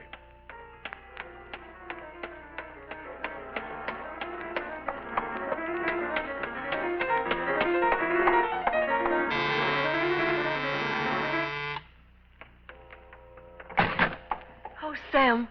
Oh, darling, you were gone so long. Hey, the posies. Oh, give them to me. Well, I like that. This is the last time I make a fool out of myself buying flowers. I'll love them later. Hey, you're trembling. What happened while I was gone? What happened to me happened before you went away. You know that. Sam, while you were gone, I had a lot of time and I did a lot of thinking. And I came to a very important decision. There was something I knew I had to tell you. And I wasn't so sure I could get through it. Now, look, Angel, it sounds serious. I don't think this is the time. Oh, but it is. Yes, it is. Here, take it before I change my mind. What is it? I wrote it all down. Sit here, facing away from the piano. And don't say anything until you've read it through. Well, okay.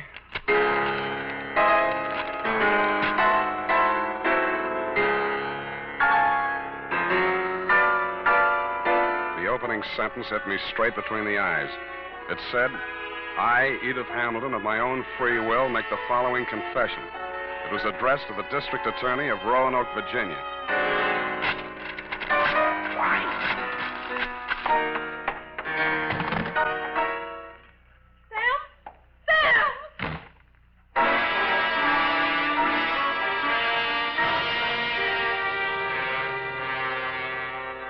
That, Dr. Zoya, was when I headed back to your office.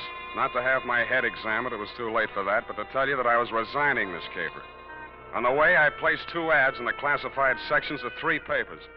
One under office space for rent and one under situations wanted. Ex-private detective desires position as night watchman, prison guard, asylum attendant, or any more pleasant line of work. And I really meant it. The United States Armed Forces Radio Service is presenting the weekly adventure of Dashiell Hammett's famous private detective, Sam Spade.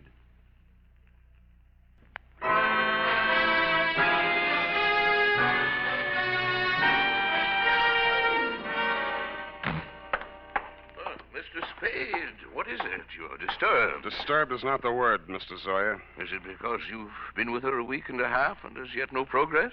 Let us analyze the situation. The whole setup has been rotten from the beginning. You send me to that girl under false pretenses. You tell me to worm my way into her confidence. Now, one moment. Did I tell you this? How else did you expect me to get a confession out of her?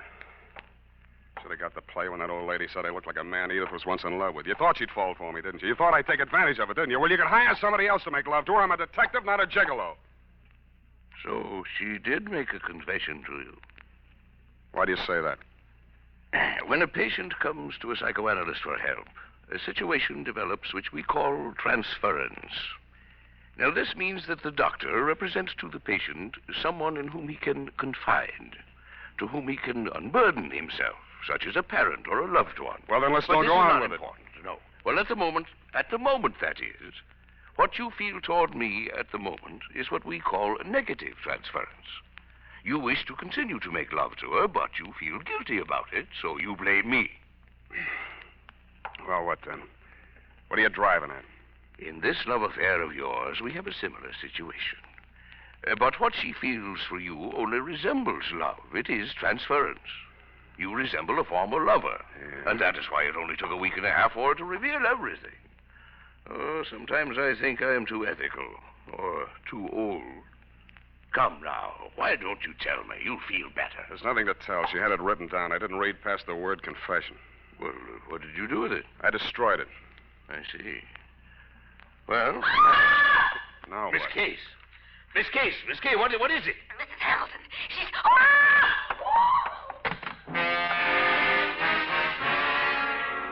It was Mrs. Hamilton, all right. But she didn't look much like the dignified old lady I had met in your office 10 days before. Her high-piled white hair was hanging in 2 ratty pigtails. She was wearing a nurse's cape over a flannel hospital nightgown, and in her hand was a .32 caliber gun. Mrs. Hamilton, why did you leave the nursing home? You lied to me, Dr. Zoya. That place, it's nothing but an asylum. Well, you know that isn't true. Come, give me the gun. You're tired. You must rest. Yes. Now I can rest. I've killed her. What? Miss Casey's fainted. Get some water. Let me see that gun. I'm going to Edith's place. Get an ambulance over there and don't stop to analyze anything.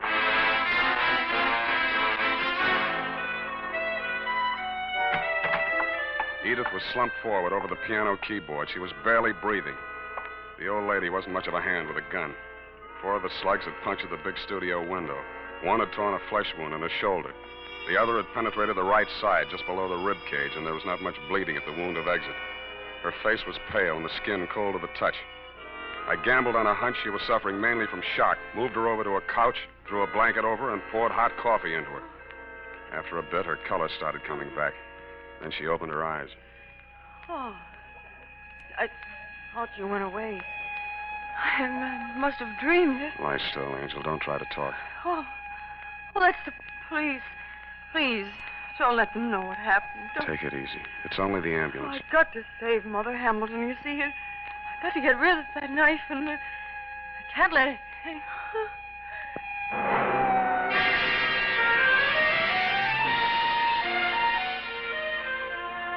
I rode in the ambulance with her. She was still unconscious when they carried her into surgery. They told me she was out of danger. When they threw me out that night, I went back to her apartment. What she'd said about saving old Mrs. Hamilton and getting rid of the knife gave me a new slant on that confession I hadn't read. The pieces were still on the floor where I'd thrown them. It took me nearly an hour to put the jigsaw together, and when I did, it was still a puzzle. In her story of that morning 3 years ago, she confessed to finding the body before the official discovery, to hiding the knife and wiping the doorknobs and surfaces in the death room to get rid of fingerprints. She couldn't remember anything that had happened in the 8 hours between 1 a.m., when she had left her husband drinking in the library and gone upstairs to bed, and approximately 9 in the a.m. when she found herself standing over his body with a knife in her hand. I stretched out on the sofa to think it over, and then I drew a blank.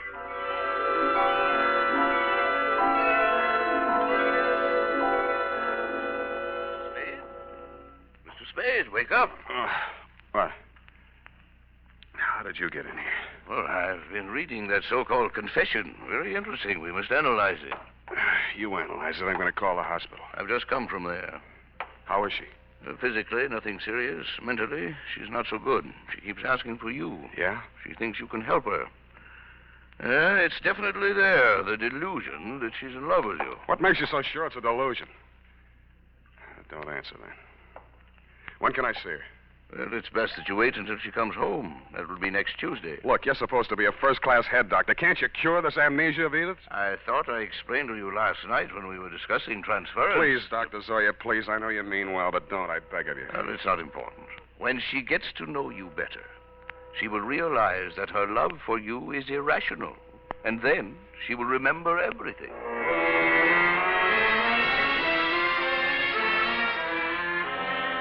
I kept myself busy like crazy until Edith checked out of the hospital. There wasn't much talk between us at first. Even her music was reticent, little rambling improvisations that sounded like children's songs or lullabies with something just a little acid mixed with their simplicity. Then as the days went by and her strength and confidence started to return, her music became serene and graceful.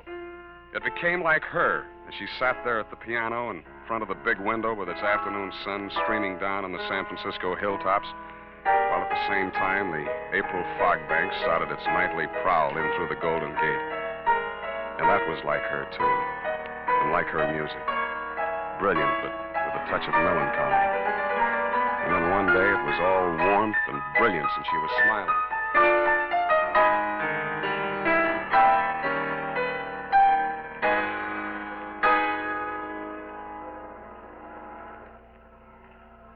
Sam? Yeah, Angel. I remember now. So that's it. I woke up this morning feeling so happy. And then I knew I was on the verge of it. Because I knew that however bad the truth might be, it was worse not remembering. Even if I was a murderer, you'd rather know, wouldn't you? No, I wouldn't. Why? I thought I knew you so well. Darling, are you angry? Yeah. But at me? Yes, you. The first time I came here, I tried to give you fair warning. You should have figured the score when I told you I was a private detective. You'd even read the stories where in the end the detective doesn't have any choice but to turn in the beautiful dame, no matter what his personal feelings are. Maybe you didn't think they were true to life, or maybe you thought I was an exception to the rule because you are. Well, I'm not. Truth is, I was hired to get a confession out of you any way I could, and I think in the back of your mind you'd known it all along. You want to have your confession and eat it, too. You probably learned as a child that it's smarter to tell all and be patted on the back than to be found out and get spanked. How can you be so smug and so self-satisfied and so... Whatever made me think I was in love with you? Just because you looked a little like someone who I... Zoya was right. Only you thought you were kidding yourself, too. Zoya called it transference. I call it baloney. Goodbye. You come back here. You can't just leave like...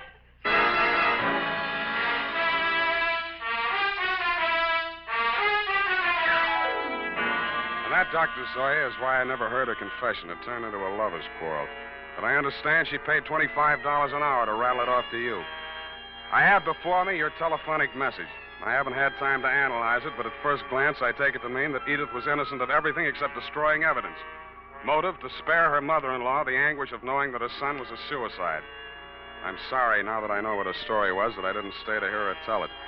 But that, as you would say, is not important. At least I cured her of that love delusion you were so worried about, even though it took a month to do it. Period. End of report. Oh, Sam, sacrificing yourself so self-sacrificingly rather than shatter a mother's delusion. F some other time, huh? I'm sorry, Sam. I'll go type this up.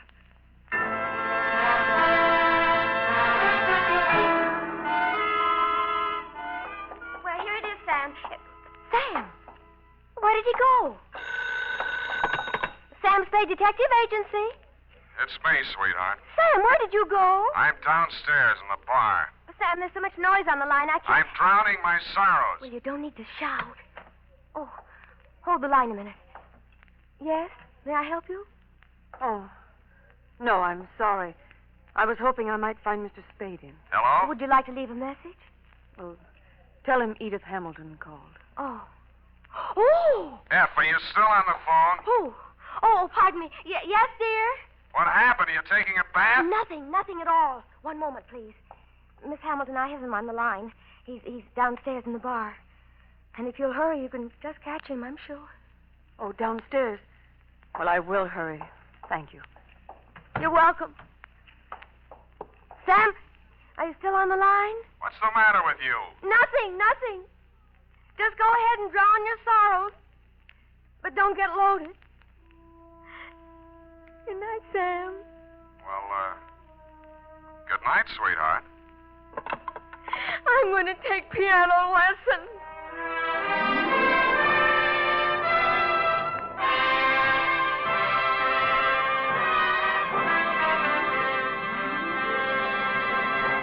The Adventures of Sam Spade, Dashiell Hammett's famous private detective, are produced and directed by William Spear. Sam Spade is played by Howard Dove. Lorene Tuttle is Effie.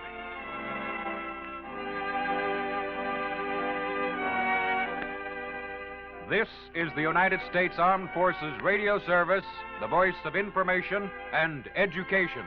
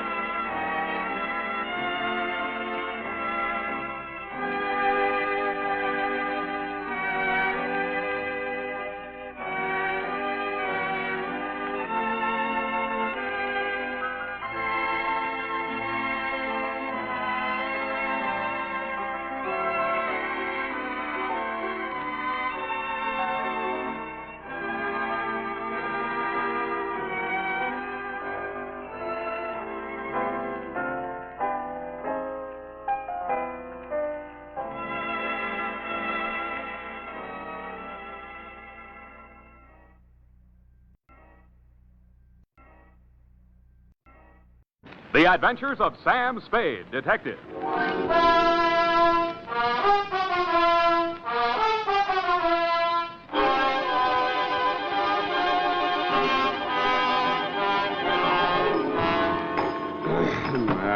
Date. To Deputy Sheriff Bill Woodington, Marin County Sheriff's Office, San Rafael, California. From Samuel Spade, San Francisco, license number 137596. Subject, the Battles of Belvedere. Dear Bill, by this time I should have known better, and I did. Per square mile, there are more screwballs in your stamping ground across the bay than should happen even to me. But Belvedere Island is very small, and I'd always been very curious about it. I can see it from my office window. A little green hump rising out of the water just around the corner from the Golden Gate Bridge and connected to the mainland by a narrow causeway. But I got there the stylish way.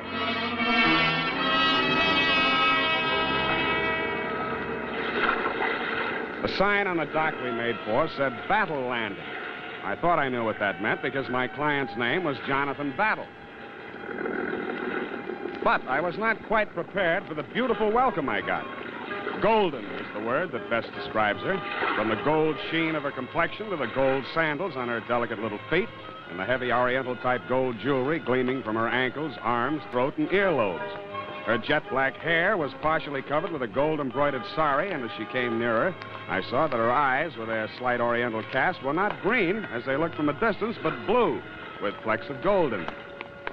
I am Chandra Leslie, Mr. Spade.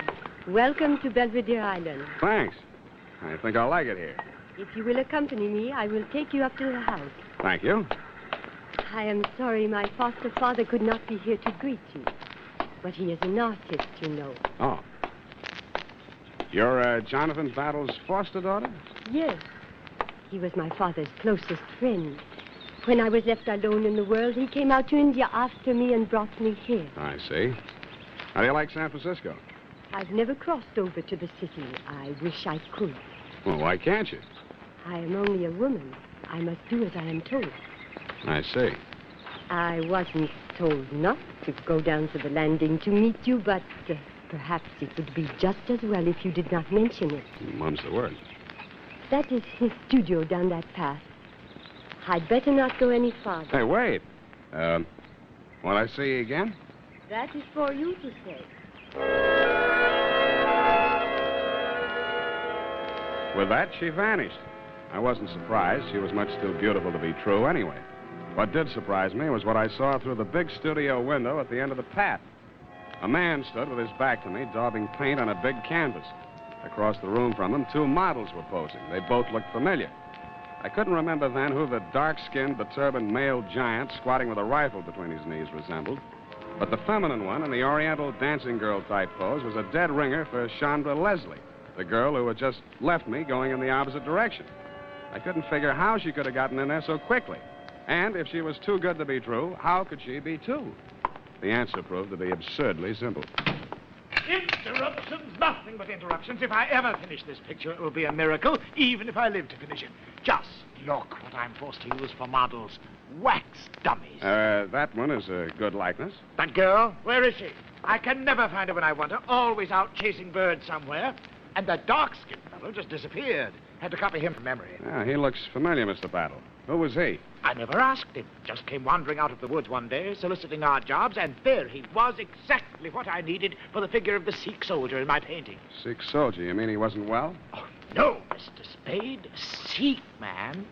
Sikh, S-I-K-H, as in India. Oh, foolish I me. can see you're interested in my work. Have a good look at it. See here? The figure of the dancing girl against the sweep of the desert in the setting sun. Mm. The weary soldier tries to submerge the horrors of battle, war, in the contemplation of feminine beauty.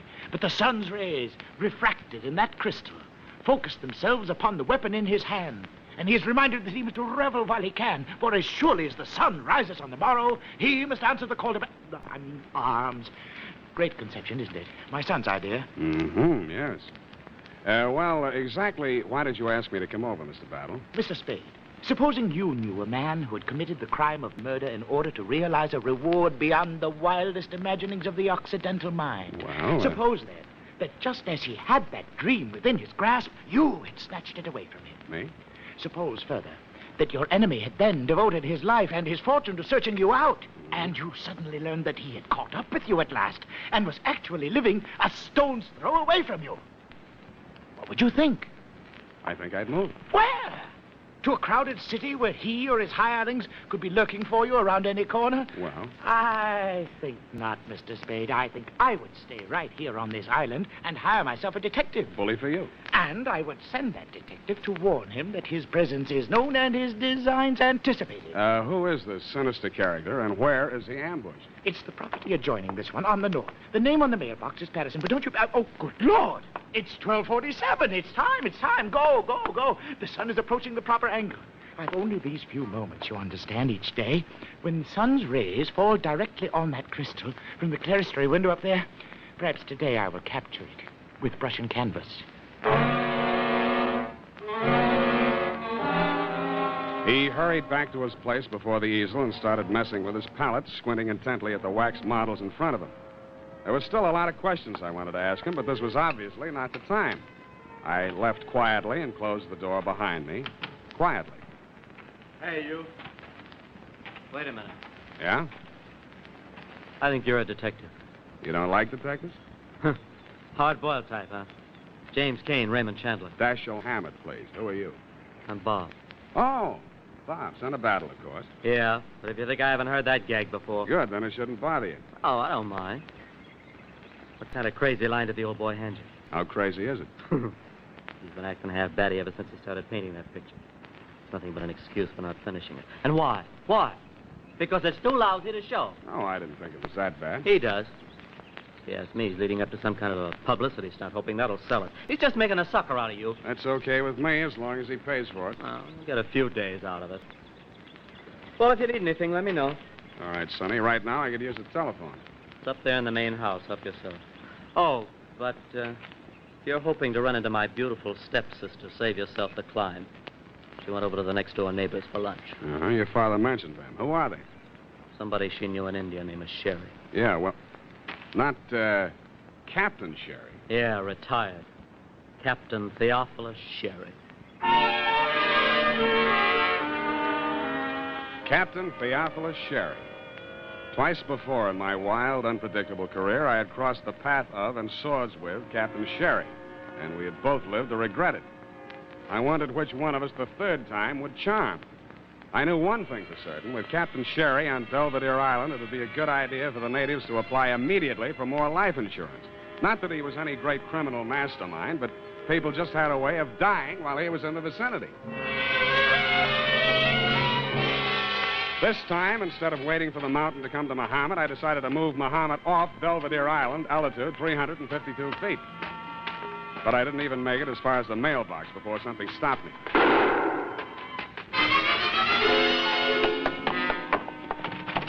Hey, Battle! Battle! Anyone in there? Battle, can you hear me? Okay, I'm coming in.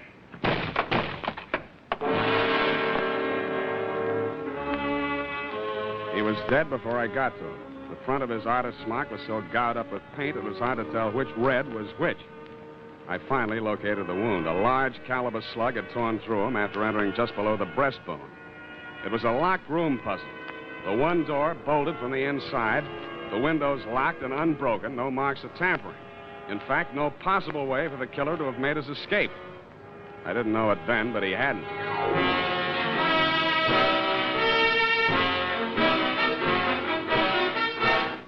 The United States Armed Forces Radio Service is presenting the weekly adventure of Dashiell Hammett's famous private detective, Sam Spade.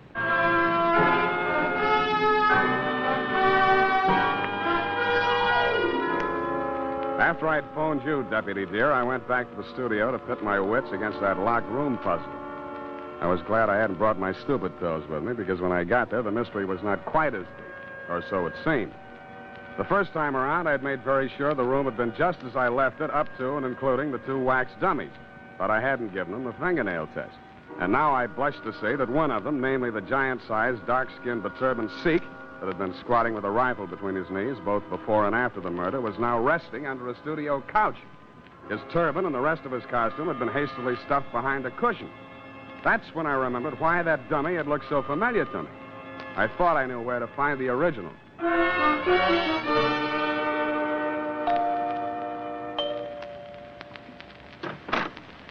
Hello, Marcus. Where's Captain Sherry? You go home.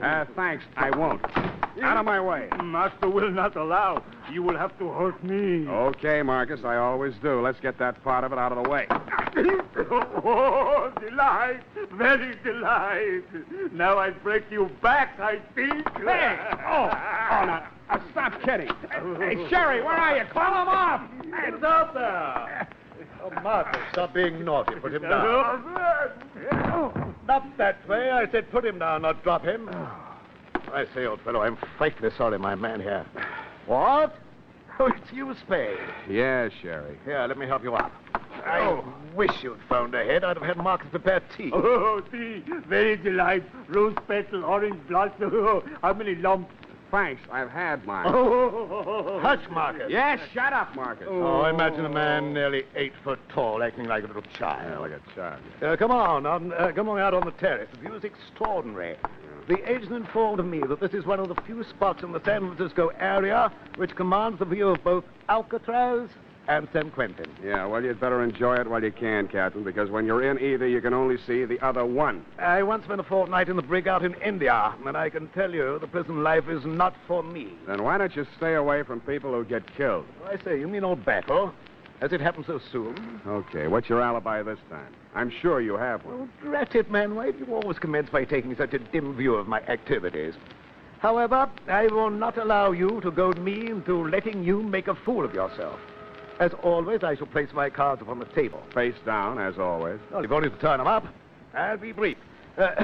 20 years ago... Oh, here we go. Marcus and I were having a go at the east slope of Nanga Parbat in the Himalayas when our pack train encountered an avalanche which swept us bodily across the border into Tibet. I'll bet. Our carriers were decimated, but luckily most of our gear remained intact. What kind of contraband were you carrying? Contraband into Tibet? Oh, I say, really. No, matter of fact, we were traveling light in the hopes of bagging a few brace of bar-headed geese. Foul play, eh? Allow me to finish. We arrived in Serra, a valley adjacent to Lazarus, to find the religious community in an uproar. Mm. It seemed that in their haste to create a new Tashi Lama, the native astrologers had misread their stars. In short, they had vested in the holy monastic robes an infant girl. She's not 16 years of age, and due to make a public appearance with a thunderbolt of Vajra. Oh, please, interruption. Sorry. To make a long story, a young adjutant in my company by name Leslie became smitten with her charms and offered to take her off their hands. But unfortunately, from their point of view, certain irrefutable temporal awards had been conferred upon her at the time of her accession. Among them, a mountain worth several billion pounds. On our journey back to the Punjab... Hey, wait a minute. Did you say this girl owned a mountain? Precisely. A most amazing... Worth several billion pounds? Yes, it's the gold, you know. The presence of gold in the Serra has long baffled geologists for the simple reason that it's an unnatural deposit. Unnatural? Synthetic, that is. For 13 centuries, the devout have made pilgrimage thither to implant in the mountain small gold nuggets in the ignorant belief that they will grow into large lumps. Mm-hmm. How many centuries did you say? 13. Oh, very well, 12. That's better. And needless to say, the small nuggets never do grow into large lumps. Needless. But until they do, the devout, with the exception of the aforementioned or her nearest relative, are forbidden to carry off any of the gold. And who is the aforementioned? That dear little girl whom Leslie carried off to the Punjab as his bride. They had one daughter, Chandra, the girl who met you at the landing this morning. How did Battle get hold of her? Well, sir, a few years back, as our company was marching along the east face of Nanga Parbat... There was an avalanche. Precisely. And poor Leslie perished miserably. But the ungrateful scamp, in spite of his many promises to me, had left instructions that Chandra should become the ward of that presumptuous paint puddler, Jonathan Battle. He forbade her to see me, and finally left India under cover of night, taking her with him. So you finally tracked them down on Belvedere Island. Exactly. Now, my plan, if all else failed, was to win her hand in marriage. What if she objected? You little comprehend the Oriental mind. She's a woman. She must do as she's told. All I had to do to turn the trick was to frighten Battle into giving her the necessary fatherly instructions. So you see, his death has come at a most awkward time. By the way, who do you think did old Battle in? I think he was killed by the rifle held by that warrior he was painting, the figure your boy Marcus posed for. Oh, hello. Oh, that's nonsense. Marcus was with me at the time. I don't think Marcus had to be there. I don't think anybody had to be there. Well, that settles that. Marcus, pack the marmalade. We're leaving. Never mind the comforts. We'll leave them for the poor. Oh, good night, babe. Good night.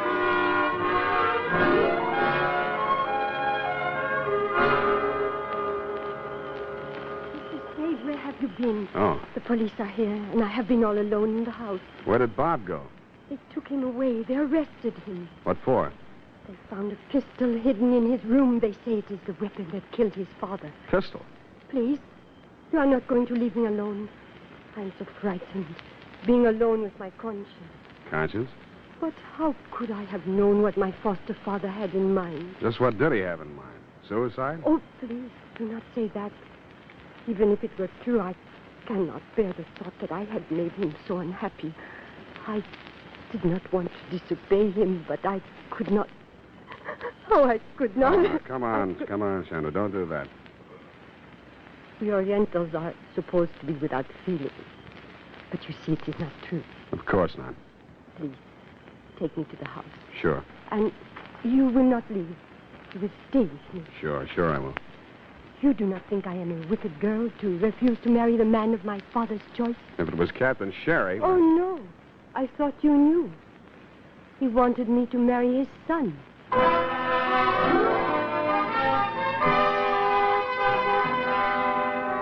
I spent the rest of the night keeping her Insomnia company, and a very pretty one, too. I didn't get to you on the phone to ask you about that pistol of Bob Battle's that you'd tagged as the murder weapon until just after sunrise. What I learned from you was that the rifle that had posed with the dummy warrior was an old-fashioned Belgian-made Browning with a smooth bore, which could use revolver ammunition. But the fatal slug did match the test slug from Bob's revolver. What I told you was that ballistics can lie, and that you should take another look at the metal clamp and the trigger guard of the rifle. You said you would, had the lab run tests on both guns, and by noon you had freed Bob Battle and released the exhibits into my custody. By 12:45, I had the stage set exactly as it had been set for Jonathan Battle's murder, except that the door was not locked. Chandra was standing at the easel as near as I could figure in the spot where Jonathan Battle had been standing when the slug tore through him, and Bob Battle was standing just close enough to her. You, Deputy dear, were lurking in the shrubbery outside, observing the whole colossal spectacle. Nevertheless, I plunged unblushingly ahead toward my Agatha Christie finish. But, Sam, I do not understand. What are we waiting for? You won't have long to wait, Chandra. You must be off your nut. I've been cleared. Nobody ever suspected Chandra. What do you hope to prove? Maybe that I'm wrong. Well, why isn't Sherry here? If I'm right, he will be. Okay, about 15 seconds. 15 seconds? 12 now. And if we're lucky, we'll find out how your foster father was killed. Chandra, he has no right. You don't have to do this. 5 seconds. Whatever happens, it'll mean your license, Spade. You have no right... 2 seconds. Chandra, get down! You can't, sir. Of all the high-handed, dishonest, reprehensible... How badly is she wounded? Take it easy, Captain. Oh, trusting little girl. She's all right, Sherry. If she keeps away from you, she'll stay that way. Come on, Chandra. Give me a hand. You all right? Yes. But poor Bob. Yeah, poor Bob. He only killed his own father. But why? There. Now, don't fret about it. I'll take care of you, my dear. Captain. Hands off. My dear fellow, you mistake my motives. What this poor girl needs is a father.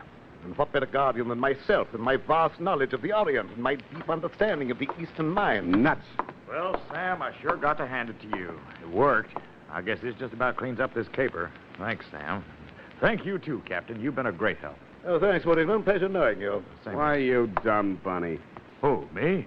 Standing there, shaking hands with the most sinister international dope smuggler on the Pacific coast. Now, see here, Spade. That will take some proving. Frisk him, Bill. Go on. See what you find on him. I welcome this opportunity to prove my innocence. Go ahead, Deputy.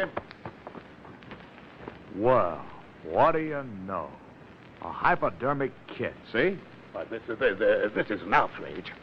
You planted that in my pocket, Spade. Well, maybe. Even if I did, the deputy here will have to take you in for questioning, and that'll mean answering some questions for the federal men, won't it, Bill? Well, now, if you planted that kit, Sam... I haven't admitted it yet. You'll have to prove it, and you may not be able to before the federal men get involved. Not that Captain Sherry has anything else to hide.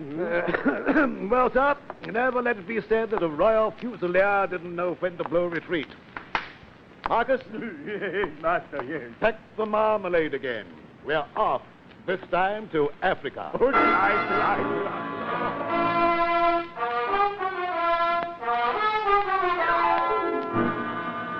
Period. End of report. But Sam, you let him go. I know exactly what you're going to ask, Effie.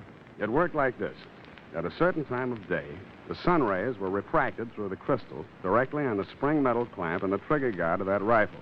This caused the metal to expand, thus pushing the trigger and discharging the rifle, which had previously been aimed at the spot where Battle customarily stood while painting. But Sam... Don't interrupt. To further confuse the issue, as well as splitting an infinitive, not to mention a hair, Bob, son of Battle, loaded the smooth-bore rifle with a cartridge containing a slug previously fired from his revolver, thus drawing attention away from the rifle and onto the revolver, which could not be placed in the locked room at the scene of the crime. But Sam... Please, these interruptions. His motive. He thought his father was, in fact, going to force Chandra into marriage with Captain Sherry. Oh, that poor boy. He did love her. Perhaps, but don't forget the billion-dollar mountain. But he leapt in at the crucial moment and interceded with the bullet meant for her. He died for her sake. He undoubtedly will have, but at the expense of the state and not of my conscience. In short, I loaded that rifle with a blank cartridge. He was not dead when he hit the floor, merely in a dead faint. Oh. No, please, no applause. Business as usual. Go type that up.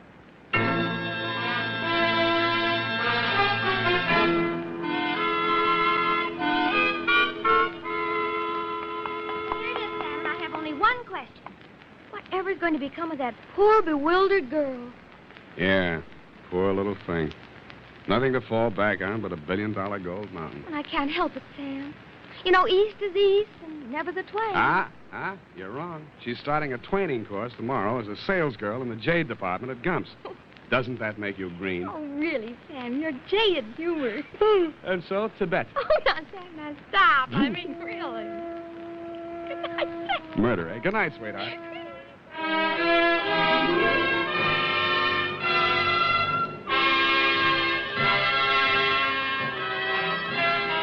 The Adventures of Sam Spade, Private Detective, is a presentation of the United States Armed Forces Radio Service, the voice of information and education.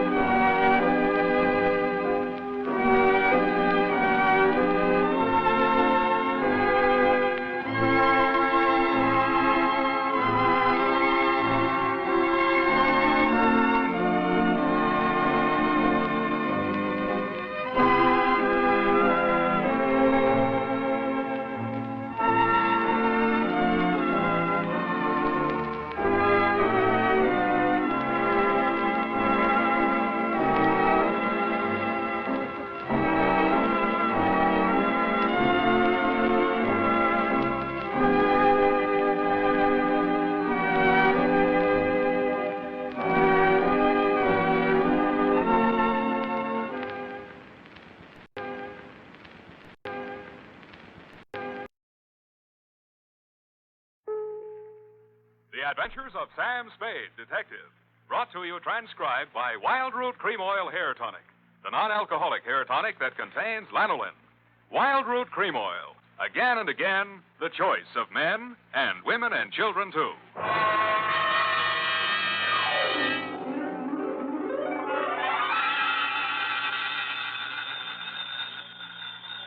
Sam Spade Detective Agency. Me, sweetheart. Any calls, messages, alarms, or excursions? Just one, Sam. Which? Well, I suppose you might call it an excursion, Sam. He left for literature. Travel agent, eh? Well, a little trip somewhere might be nice. I feel as if I could sleep forever. Oh, Sam. Well, I'm not going yet. Oh, Sam, you mustn't talk like that. I've been sitting here reading this booklet, and it says It's later than we think. It can't be. My watch says 3 minutes of 9. Now, there, you see, it is later than we think. I was slow, too, till I said it by the radio. Well, pick it up and set it in your favorite chair. I'll be right down to dictate my report on the Overjord Caper, or Feffy's Folly, or Who Put the Corpse in the Murphy Bed. What?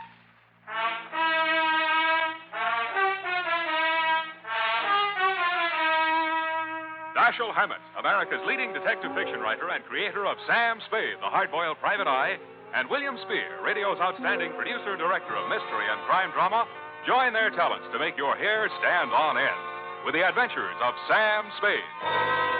Presented by the makers of Wild Root Cream Oil for the hair. Ah, June, the month of vacations for all the family. Here's hoping you've planned yourself a good one, and that you'll remember to take along plenty of Wild Root Cream Oil hair tonic.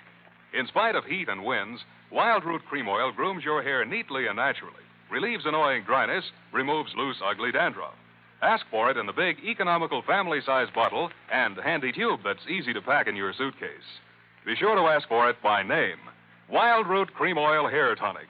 Again and again, the choice of men and women and children, too. And now, with Howard Duff starring as Spade, Wild Root brings to the air the greatest private detective of them all, in the adventures of Sam Spade.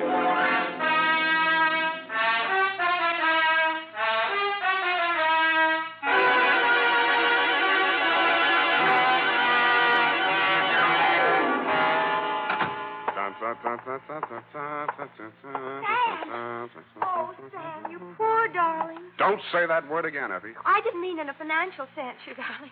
There you go again. I meant we poor mortals, as it must to all men, Sam. Hmm? We're all clay-footed, after all, merely leaving footprints in the sands of time. You need a vacation, Eff. Maybe you better take that excursion. Oh, no. Now, don't act like that. I'll hardly miss you. Oh, Sam. Now, come on. Let's see those travel folders. Where are they? Oh, don't. Here we are. Plan now for that long, long journey. Our carefree layaway plan relieves the burdens of those left behind. Well, nice of them to think of me. Luxurious accommodations. Funny-looking stateroom. Why does that bunk have a lid on it? Let's see here. Probably explains here somewhere.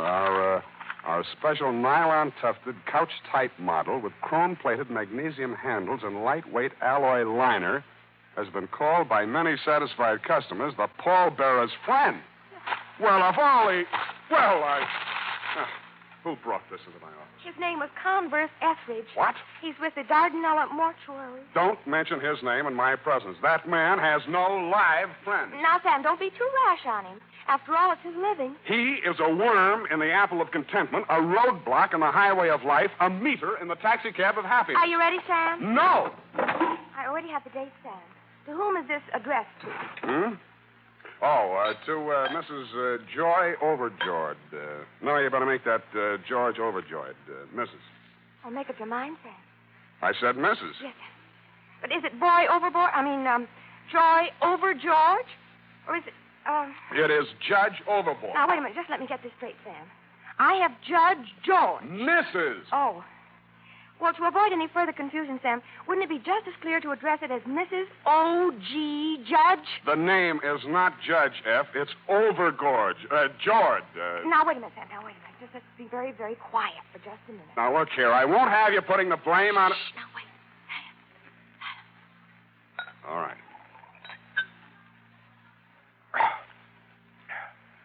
Mrs. George Overjord. Hyphen. If it'll make you happy, F. Thank you, Sam. From, Yes, Sam. License number 137596. That you can get.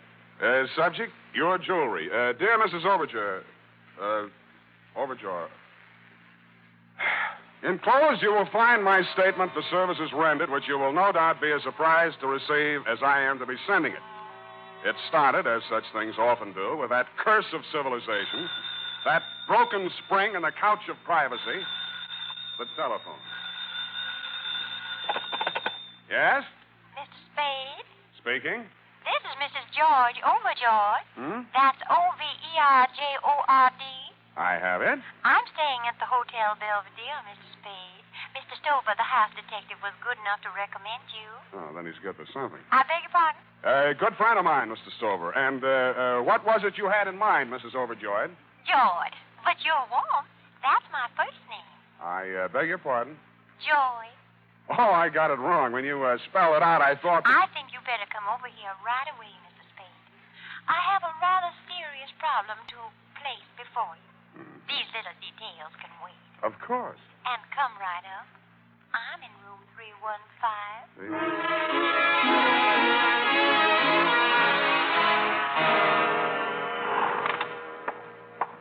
Mysterious women with strange sounding names. Blow the man down. 313. 315. That's better. Knock, knock. Who's there? Mr. Spade. Just a moment. Come in. Oh, pardon me. Come on in, Mr. Spade. Whatever you say. Sit over here, won't you, please? Oh, yeah, sure. I'll just bring this, Oh, don't bother with a chair. I'll make room here. Oh. Thanks. Here. Now. Isn't that nice? Yeah. Oh, don't worry about George. He's on a Gray Line tour and won't be back for hours. George? Yes, poor dear, he's my husband. Oh, well, Mrs. Overjord. You're sweet. Call me Joy. I feel that since you're a detective, you'll know my secret sooner or later. So why hide anything? Well, what are these? Feathers? Tickle. Sort of. Merrill. Now listen, Sam.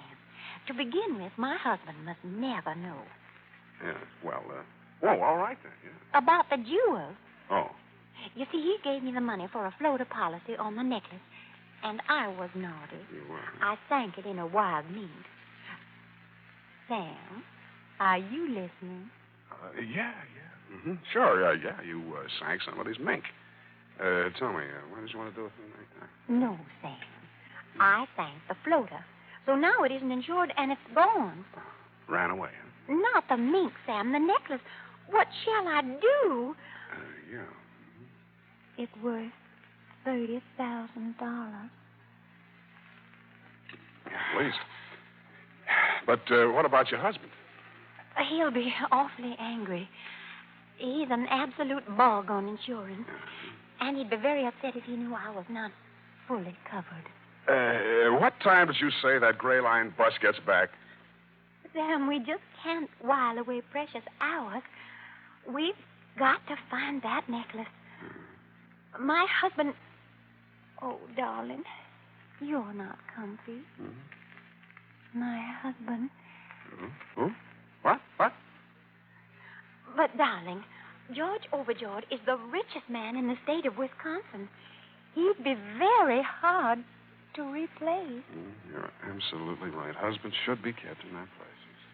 Sam, if you don't take more interest in this problem, I just have to get another detective. Huh? Oh, no. Hey, don't do that. Now, what? What are you looking for? The telephone. I want to check those Gray Line bus schedules.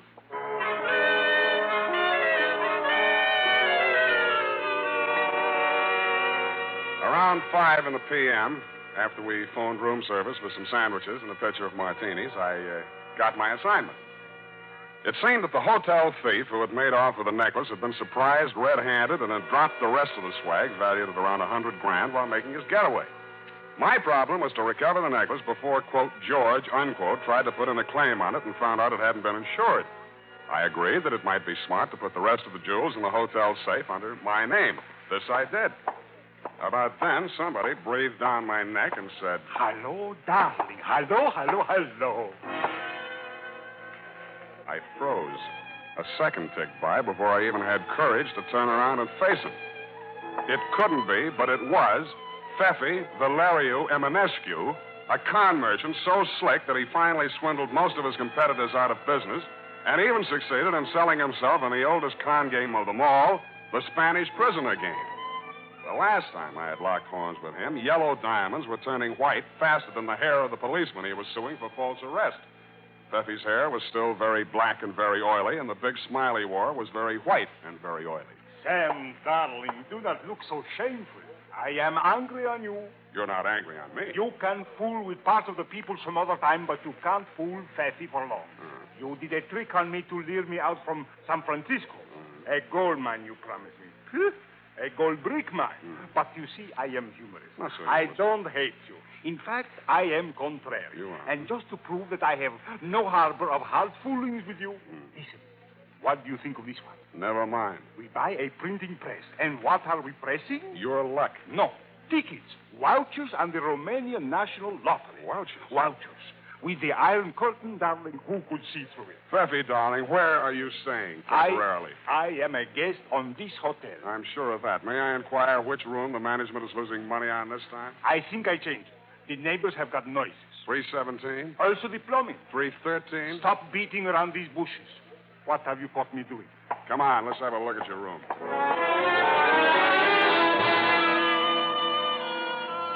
On the way upstairs to his room, Pfeffy gave me a rundown on the noises in the room adjoining his, 315. On one occasion, according to his story, he'd heard a woman scream, but the rest of it was all in Norwegian. According to him, Overjord was a Norwegian name. But all the same, it sounded fishy, and I don't mean lutefisk. When I gave him a rundown on the missing Overjord necklace, he threw up his hands in anguish and said, "Oh, Sam, darling, I think we better have a couple of drinks and talk over this." Sit down, Pfeffy. Aren't we thirsty? No. Look, Pfeffy, how did those Jimmy marks get on that connecting door? Jimmy, now I see it. Not only do those Norwegians have noises, they have bad habits. And this a client from you. Pfeffy, why would the Overjords break into their own room from this side of the connecting door? Don't interrupt me. I am thinking. Where does that door lead? To the bed. A bedroom? Don't speak on it. Don't go near it. What's in there? A morphine. Let's have a look. Sam, darling, I don't want you should get hurt. Pfeffy, are you threatening me? Worse. I am warning you. That makes it easier. Sam, darling, don't. Remember Pandora? Oh, be quiet.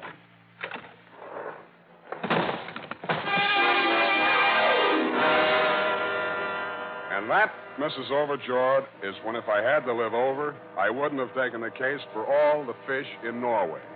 The Murphy bed that flew out at me as I opened the door was occupied.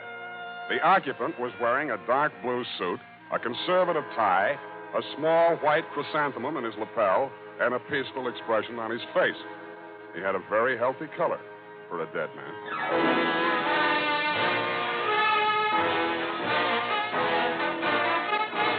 The makers of Wild Root Cream Oil are presenting the weekly Sunday adventure of Dashiell Hammett's famous private detective, Sam Spade. Tonight, for the first time, Wild Root announces a big double bargain combination package to introduce amazing new Wild Root Liquid Cream Shampoo. Here it is. You get a 60-cent bottle of exciting new Wild Root Liquid Cream Shampoo, plus a 60-cent bottle of famous Wild Root Cream Oil Hair Tonic, a $1.20 value for only 59 cents. It's a wonderful chance to get acquainted with brand new Wild Root Liquid Cream Shampoo, the shampoo that combines the best features of liquids and creams and soapless cleansing, plus soothing lanolin. A shampoo that leaves your hair beautifully clean, soft, radiant, easy to manage. Remember, this big double bargain combination package contains a 60-cent bottle of the popular new Wild Root Liquid Cream Shampoo, plus a 60-cent bottle of Wild Root Cream Oil Hair Tonic, a $1.20 value for only 59 cents. But the offer is limited, so don't miss out. Go to your drug or toilet goods counter today or tomorrow, sure, and ask for Wild Root's big double bargain combination package. A $1.20 value, only 59 cents.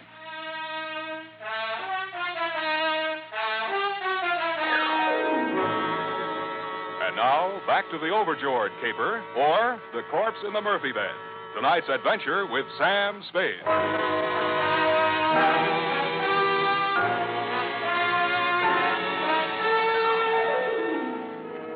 As I stood there looking at that well-dressed corpse on the Murphy bed, I asked myself some leading questions.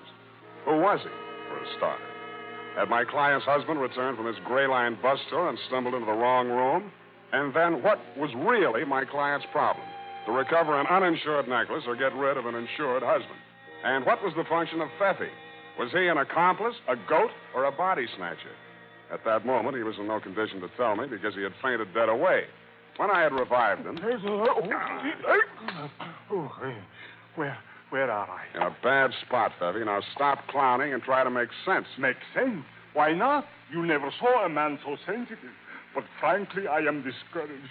Help me up. Now look, Pfeffy. I am looking.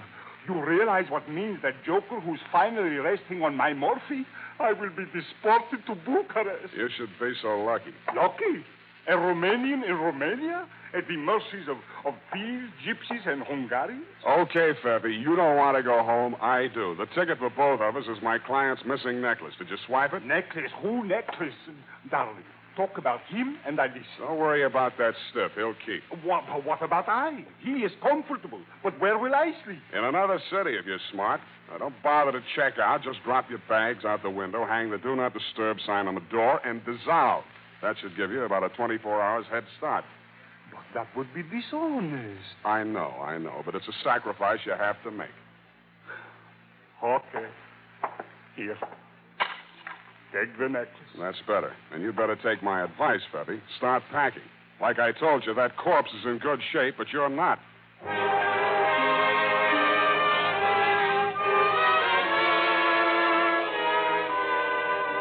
There was nobody home in room 315, so I glass-keyed my way in and had a look around. I turned up only items that were worth anything. A pair of passports issued respectively to one George Overjord and one Joy Overjord. Also, item and insurance policy with inventory attached on the Overjord jewels. What made that interesting was the fact that the necklace, which my client had told me was uninsured, was there in the inventory. After that, I wasn't at all surprised at what I found in the closet. Okay. Take it easy. I'll get you loose just as quick as I can. Here, I'll get these gags out first. There you are. Oh, Yoy, are you all right? Yeah, you're... There you are. Here. Let me help you up. Oh, my back.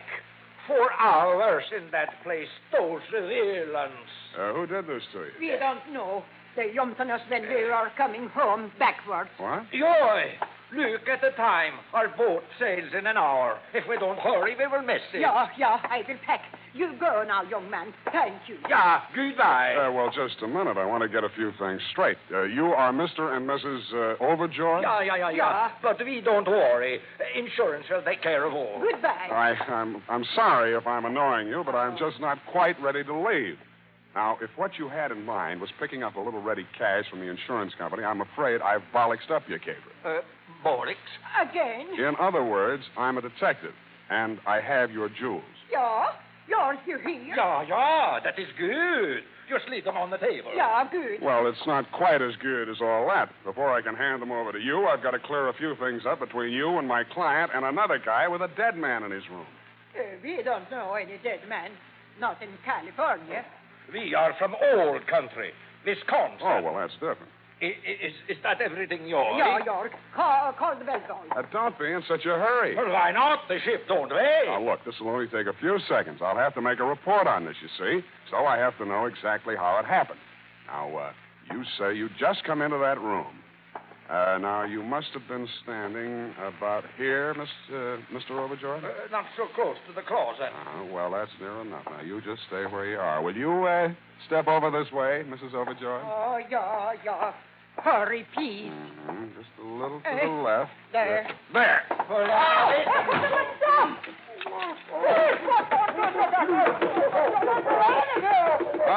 Shut up. I'll report you to Afra for bad dialects. Oh. I thought that would do it. Good. And now to meet the troll. Just a moment. Oh, it's you, Sam. I thought I heard voices next door. I was afraid to go barging in. Where have you been, darling? A most wonderful thing has happened. My husband left me. He never came back from that Gray Line tour. That might be because he never went. Oh, sit down, darling. There's something I must tell you. Yeah, but you sit there and I'll sit here. Darling, you've changed. It makes it so difficult, this gulf between us. Joy, if I may call you Joy, we must face it. We live in different worlds. It can never be. Cigarette? I understand. But there's no reason we can't meet occasionally and remain good friends. Sure, I'll come to see you on visiting days. Sam, I'm afraid you're making a terrible mistake. Well, I made that when I took you at face value. Your name may be Joy, sweetheart, but you are not Overjoy. Who are you? Darling, does it matter? but I rather like Joe. I think I'll keep it. Yeah, okay, suit yourself. How does Pfeffy fit into this caper? Oh, Sam, darling, it's terrible the way that man deceived me. I should have known he wasn't a Norwegian. Well, don't feel too bad about that. He thinks he's Romanian. He told me his name was Overjord and that it'd be all right for me to stay here because his parents were in the adjoining room. Now, let's get this straight. Pfeffy checked into room 313. The Overjords were here. I take it you were in 317, all with connecting doors. Sort of a fences movement, shall we say. Well, I thought it rather strange that I never met them, especially after Fairley brought me the jewels and said they were a present from his mother for my trousseau. Oh, now, wait. Before you go any further, Angel, how are you going to get out of that corner without getting paint on your little feet?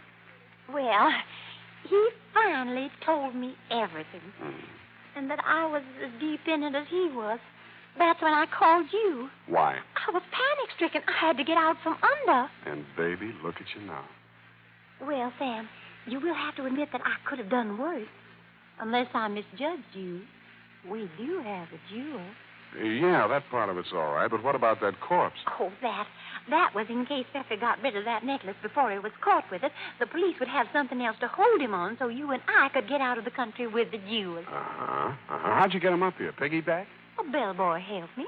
I told him it was my husband, that he was stiff. Yeah, how stiff can you get? You don't believe me?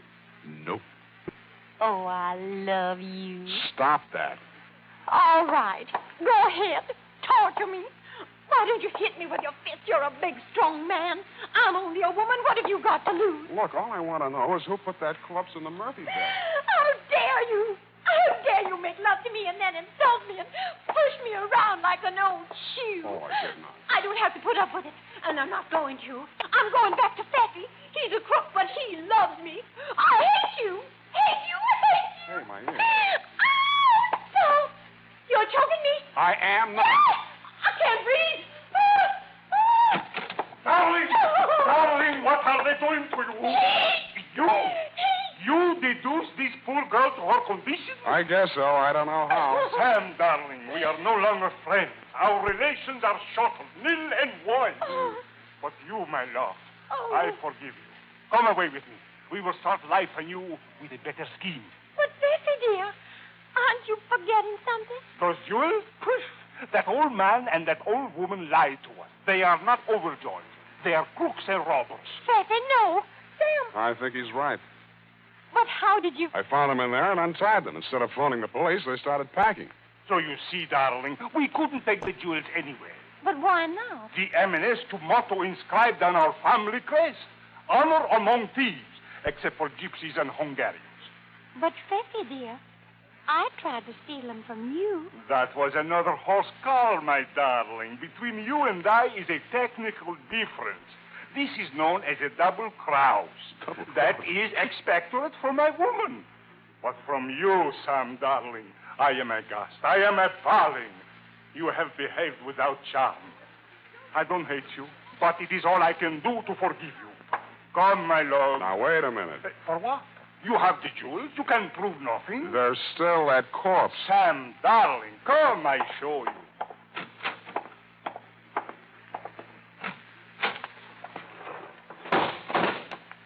You see?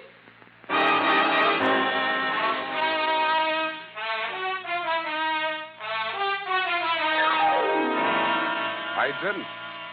All I saw was a well-made Murphy bed. The well-dressed corpse was gone. When I turned around, so were Pfeffy and Joy. Period. End of report. Next week, Sweetie's dialect. But, Sam. Yes, Effie? Oh, I hardly know where to start. Oh, P.S. I have turned your jewels over to the robbery detail of the San Francisco police, together with Sven and Marta Lagerson, who was still in the closet when the police arrived. But, Sam, don't you... Oh, yes. Add this. The Lagersons told the cops here that they had worked as household servants in your home in Wisconsin and had hit on their bright idea of making off with your jewels while you were away on a month-long canoe trip through the Chain Lakes, which gave them ample time to make their getaway. They switched passport pictures and used your name to justify their possession of the jewels in case they were questioned. That, plus the insurance policy, complete with inventory, was good enough to fool even the nefarious Pfeffy. But, Sam... One question, Effie, no more. But if it's about that corpse, save your breath. Well, what else? Go type that up, Angel. I'm still working on it.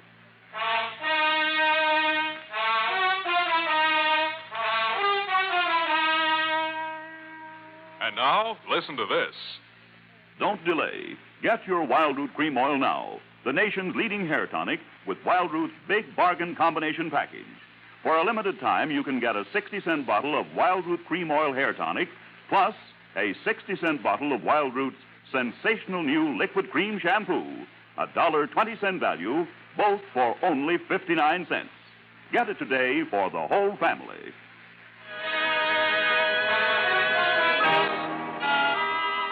Well, here it is, Sam. Did you get any place? Well, there's a couple of fingers left in there. Will you join me? Oh, thank you. No, I meant a different kind of stiff. Oh, the one in the Murphy bed. Well, I'm expecting a break on that any day now. Well, you have a wall-side bed in your apartment, Sam. Maybe the similar proximity will inspire you to greater mental thought. Please, I won't sleep a wink. That's just what Mr. Etheridge said. But I told him you were busy on this big jewel robbery. What was his problem? The man from the mortuary, you know. That vulture. He is a razor blade in the parachute pack of optimism. He is a sandbar in the river Styx.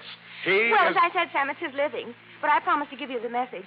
It seems he wants to find this woman. Now, she did a very strange thing. Yeah? I mean, she came into the Dardanella mortuary and said her name was O'Rourke. And her husband was there and that his parents had arrived from Ireland right when he dropped dead. And the Irish relatives were mad because she sent him out for embalming before they could have a wake. And she wanted to know if Mr. Etheridge could sneak him into the hotel before they found out.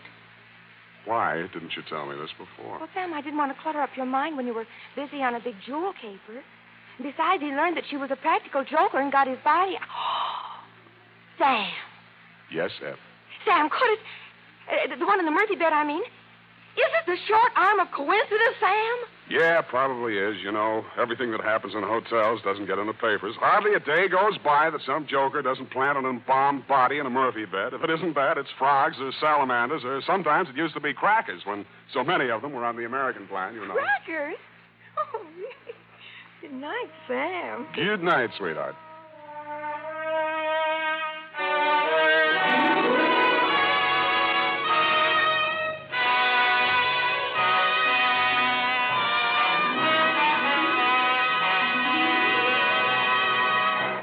The Adventures of Sam Spade, Dashiell Hammett's famous private detective, are produced and directed by William Spear.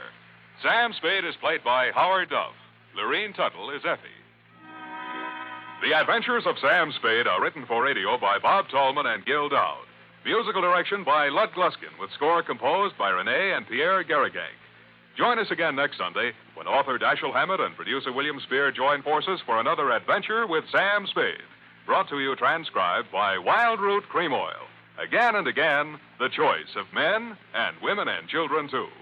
This is Dick Joy reminding you to... Get Wildroot Cream Oil, Charlie. It keeps your hair in trim. You see, it's non-alcoholic, Charlie. It's made with soothing lanolin. You better get Wildroot Cream Oil, Charlie. Start using it today. You'll find that you will have a tough time, Charlie. Keeping all the gals away. Hiya, Baldy. Get Wildroot right away.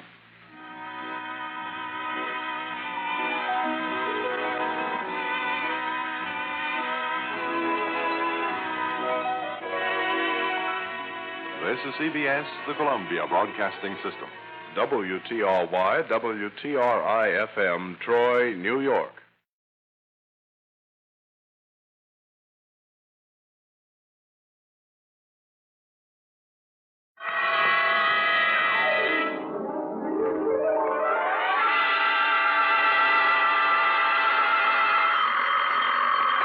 Sam Spade Detective Agency. Me, sweetheart. Sam, how inopportune. I was just thinking of you. Me and who else? Both my ears were burning. No, Sam, no. With regards to our shortage of office supplies. Don't give it another thought, Ep. This was going to be a short report. Short and sweet, Sam? Hardly, Angel. In fact, barely. Well, Sam, if you had asked me, I could have told you. That girl was merely trying to stir up a tempest in her boyfriend's teapot. Again? It was perfectly observant to me, Sam, that she had sour grapes written all over her. Sour apples, Effie, but you're warm, and that's why I'm so fond of you. Oh, thank you, Sam. I'm glad I could be of help, though I must confess the apples are over my head. Well, don't feel bad about it. That's how Newton discovered the law of gravity. Stay where you are. I'll be right down to dictate my report on the Apple of Eve caper.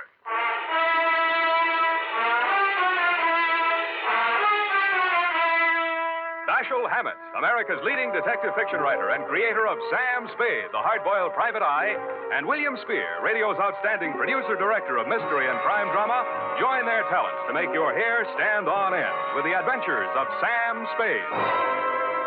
Presented by the makers of Wild Root Cream Oil for the hair. Remember the Romeo of yesteryear? Hair parted in the middle, all plastered down?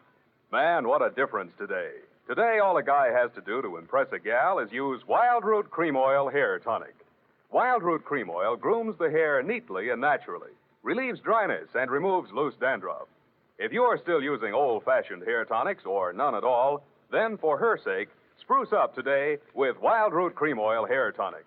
In bottles or the handy new tube, it's again and again the choice of men who put good grooming first. And now, with Howard Duff starring as Spade, Wild Root brings to the air the greatest private detective of them all in the adventures of Sam Spade.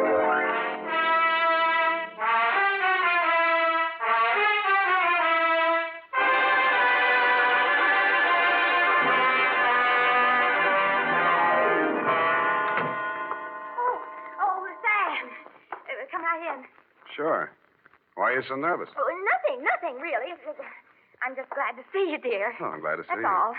Come on, out with it. What are you hiding behind your back? Well, it's a surprise, Sam. So you just run along into your office, and I'll be right with you. Surprise, huh? Let me think. Father's Day? No, surely not. Oh, no, Sam, no. It's just as regards our shortage of office supplies. I do hope you'll be able to mince your words. What's all that junk you got stuffed in between the pages of your notebook? Where? Oh, well, Sam, you see, improvisation is a child of necessity, so, to stretch our supplies, I just cut up some old strips of waste paper in case we run out of a genuine. Well, very ingenious. Shall we commence? Yes. Not too many corrections, Sam. I'm afraid this eyebrow pencil might not last. Well, don't bear down on it. Where was I? No place, Sam. Date? I already have that, Sam. This one goes to... Hey, Yes, Sam? the calendar. Where is it? Calendar? Which calendar, Sam? You know perfectly well which calendar. It's been hanging there on the wall for 3 years. The one from Harold's Club in Reno. Oh, that old calendar. It was out of date anyway, Sam. That calendar was timeless. It was not, Sam. It was vulgar. That's a lie. I met the girl who posed for it. In more modest circumstances, I hope. Put it back. Now, Sam, don't. F, what did you do with that calendar? You mustn't excite yourself, Sam. Let me see that notebook. Yes, Sam. Old waste paper, indeed. An art treasure mutilated. And for what? To serve your own base purposes. Just because you were too absent-minded to order a few office supplies. But I frequently alluded to our dwindling resources, Sam. But no, you were too proud. Take these and put them in a safe place. You can put it back together with Scotch tape on your own time. Oh, we're out of Scotch tape, Sam. We've got a first aid kit, haven't we? We used to. Use the adhesive. Date, June 19, 1949. I won't soon forget that.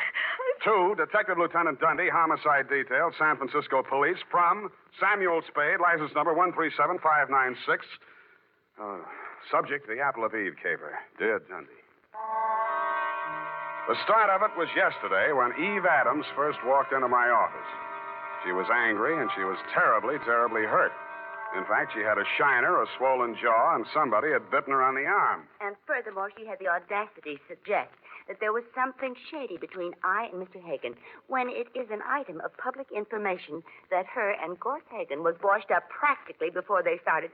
And I might just add in passing... Just a minute, Miss Adams. You say this girl came to your apartment in a jealous rage and attacked you without provocation. None whatsoever. I never opened my trap to her, except to remind her that it would have been a blessing to the human race if her old man had never met her old lady. And if she thought those 3 layers of pancake on her puss could fool a blind man as to her true age, and seeing as what her mouth was, she should never open it for fear of what might come out. I see. And the girl's name? Down at that flea bag where she works, she's billed as Dream of Love. And is she ever a nightmare? Dream of Love. That's D-R-E-A-M-A? It says there, but I do not intend to take this episode lying down on my chin, Mr. Spade. Why, if it had not been for the timely arrival of my consergy, that cheap nail would have brained me with my own gin bottle. I see. Landlady broke it up. And you say she threatened to return with a gun and blast you if you continued seeing Mr. Hagen. That is a fact. And she is just cheap enough to try some low trick like that. Mm-hmm. And what do you want me to do, Miss Adams? I want you should pay a formal call on that dame and tell her that upon the very next occasion of any violence or threats thereof out of her, I'm going to yell cop. In fact, Mr. Spade, I am placing my life and limbs in your hands, and if you are anything of what you're cracked up to be, you will have no difficulty in giving that creepy crow the bum's rush straight out of my life. Pardon me, Miss Adams. My secretary seems to be calling me. Out of my way. I know who's in there, and I'm going in. Out of my way. Mrs. Spade, it's her. Keep her off. You should have hired the 4th Marines, dearie. Now, ladies. Ladies, please. Break it up. I'll show you who to get tough with. You don't Ladies. call me shamus, or I'll let you have it. Now, ladies, please. Now, let's talk this over calmly and sensibly. Okay, you asked for it. Now, ladies. Oh. Please.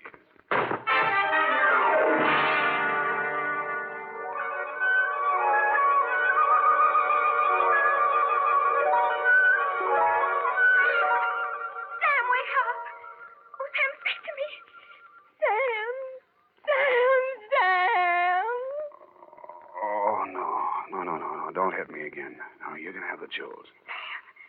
Oh, Sam, you poor darling. Here, drink this.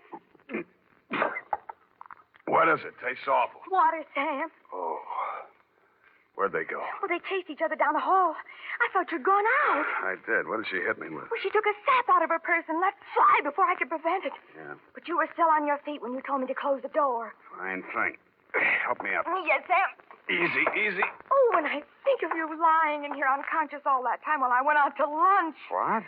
If anything had happened to you, I'd never forgive myself. You call this nothing? Oh, you poor, dear, brave boy.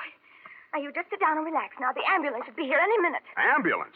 Don't you know these things cost money? Oh, I'm sorry, Sam. I lost my head. When I saw you lying there all of a heap, Forget it. What's that gadget there on the floor? Oh, it's lipstick. Must have dropped out of her purse when she opened it for the sap.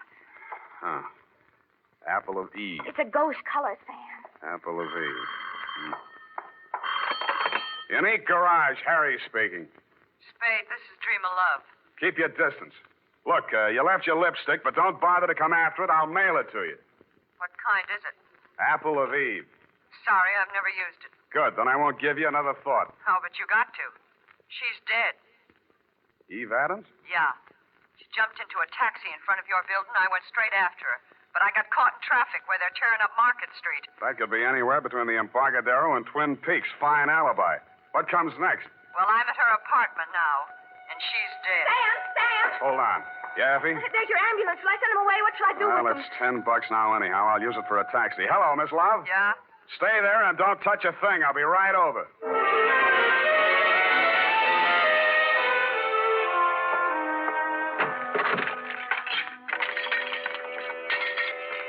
Dreamer hadn't waited, if that was really where she'd called me from. Eve Adams was on the bedroom floor in front of a dressing table. There was broken glass all over the floor. The place reeked of perfume. The front of her negligee was splashed with red. I looked for the wound, but I didn't find any. Then I looked at her hands. All the nails on her left hand and 2 on the right were the same color as the stain on her clothing. Evidently, she'd been seated at the dressing table putting on nail polish when the murderer entered the room. The back of her head had been creased by the well-known blunt instrument, such as a heavy sap. I felt the bumps on my head and looked at the overturned nail polish bottle on the dressing table. It was called Apple of Eve.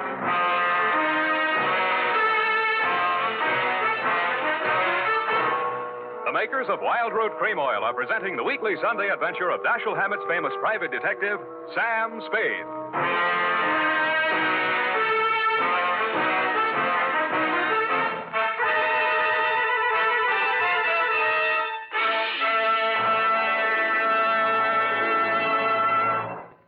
Now, here's important news on good grooming. If you want the well-groomed look that helps you get ahead, socially and on the job, listen.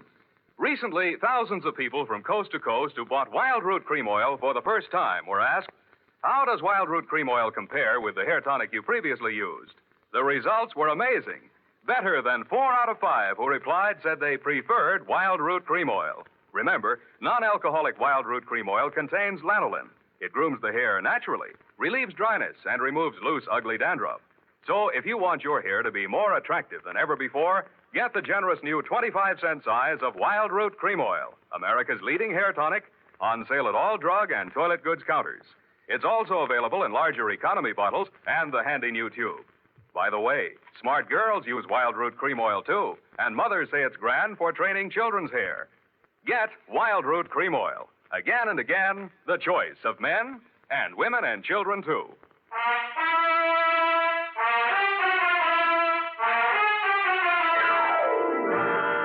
And now, back to the Apple of Eve Caper. Tonight's adventure with Sam Spade.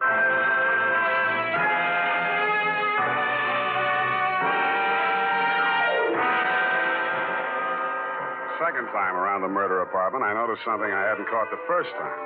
Some smears of Apple of Eve nail polish that didn't show very distinctly against the rust-colored carpeting, but left a clear trail across the kitchen linoleum.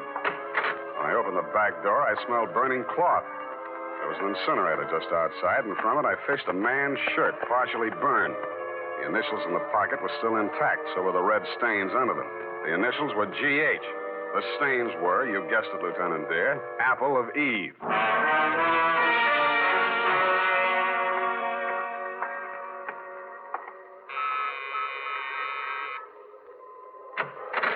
Yeah? I'm looking for Miss Dreamer Love. She home? No, she isn't. Thanks. I'll come in and wait. Hey, wait a minute. Okay, you're in. What do you want with her? She's in a little trouble. You a cop? When do you expect her back? I don't know. What's this trouble? She threatened to kill a woman, and now she's dead. Who? A girl named Eve Adams. Why would she want to kill Evie? The way I got it, they were locking horns over a guy named Gorse Hagen. You know him? Yeah, and I wish I didn't. Who is he? He used to run a gambling ship down at Malibu till the law turned it into a bait barge. Now he calls himself a yachtsman. But if you're trying to connect him up with my sister, it's a bad connection. She hasn't seen him in years. His idea or hers? Hers? And mine. Then what was the beef? And who are you? I'm her brother. Eddie's my name. And why would there be any beef between those two? Evie was my sister's best friend, and she was engaged to me. Then this news must be quite a shock to you. You're taking it like a little soldier. She was asking for it. I warned her. I begged her to leave town with me. But no, she couldn't sneak off like that without letting Gorse know the score. I told her he'd kill her before he'd let her go. Mm-hmm. You live here, Eddie? Yeah, what of it? Where do you keep your shoes? In a closet, kidder. Where do you keep yours? Under the bed? Which closet? In here? Hey, wait a minute, Get your hands off of me. Let me see your warrant. It better be good or you're going out of here on your head. Take your hands off me, Eddie. Let's see that warrant. All right, I got a warrant, Eddie. Here.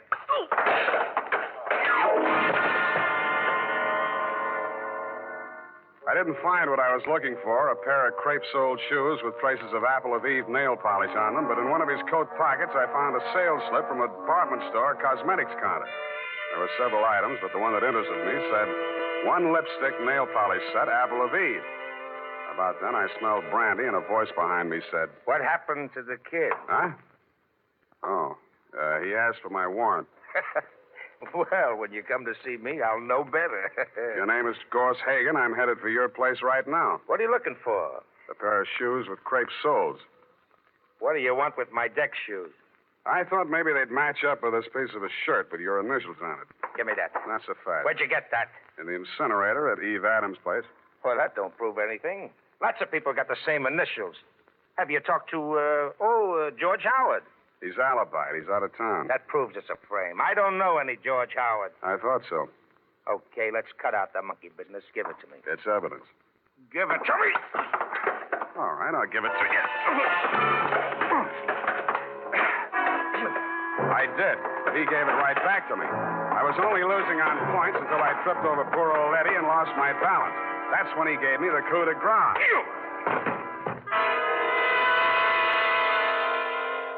I wasn't quite unconscious, but somehow I just didn't feel like getting up. And when the apartment door opened, I opened my good eye just wide enough to see Dreamer Love walk in. Gorse, what are you doing here? I come to help you, Dreamer. I don't need any help from you, Gorse. I told you that 3 years ago. You killed Eve Adams. Why? You're wrong, Gorse. I haven't seen Evie in ages. Why did you kill her? All right, I did it. Yeah? Why? I was jealous. Seeing the two of you together after all we'd been to each other. Go on, laugh at me. I committed murder out of love for you. It's very funny, isn't it? I'm very fond of you, Dreamer. My poor little Dreamer love. I'd give you anything, honey. The shirt from my back. Here's a piece of it on the counter. Where'd you... I see you're impressed. Me, too. Come on, we'll go someplace where we can be alone and talk things over. Oh, no, Ghost, please. I can explain everything. You can explain in the car on the way down to the boat. Come on. You're hurting me. Oh! No! Come on, out the door.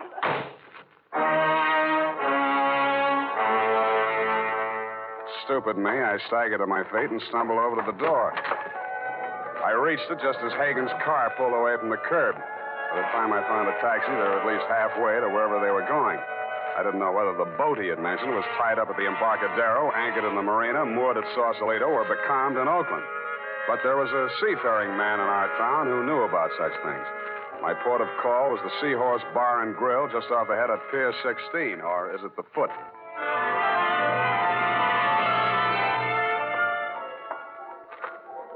Captain Pasoldi?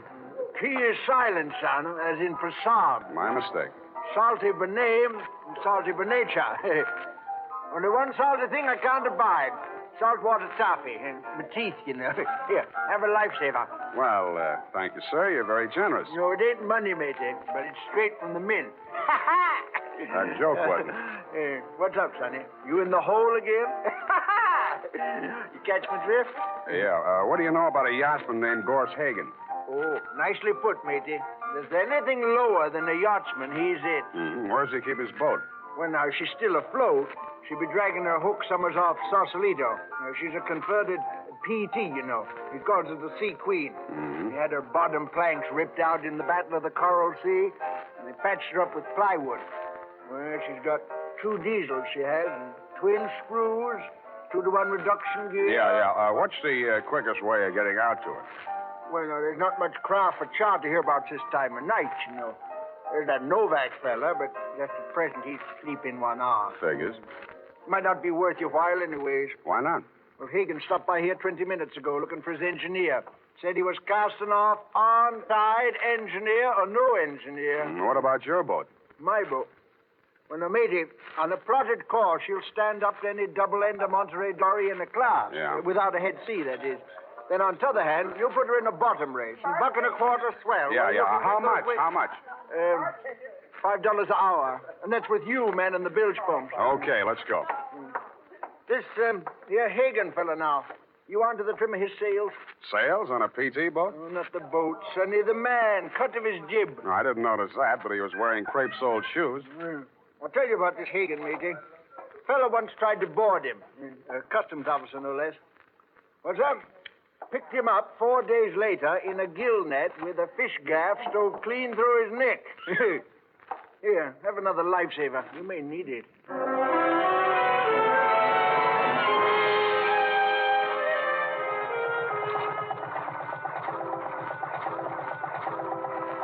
After he'd lashed me to my station at the bilge pump, Captain Pasoldi got his double-ender Monterey dory on a plotted course to Sausalito, he hoped, and we plunged recklessly into the fog. As nearly as I could catch his drift, there was a 50-50 chance that A, Hagen had found his engineer and would be halfway to the Farallone Islands before we could make it past Alcatraz, if we stayed afloat that long, or B, that he hadn't found his engineer and might be having trouble starting up those 2 diesels with the twin screws and the 2-to-1 reduction gears, whatever they are.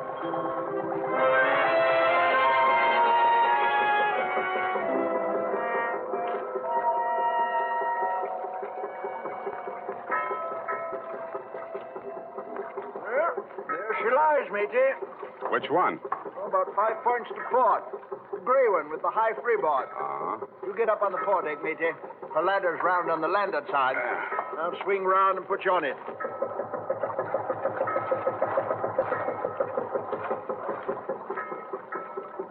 Hey!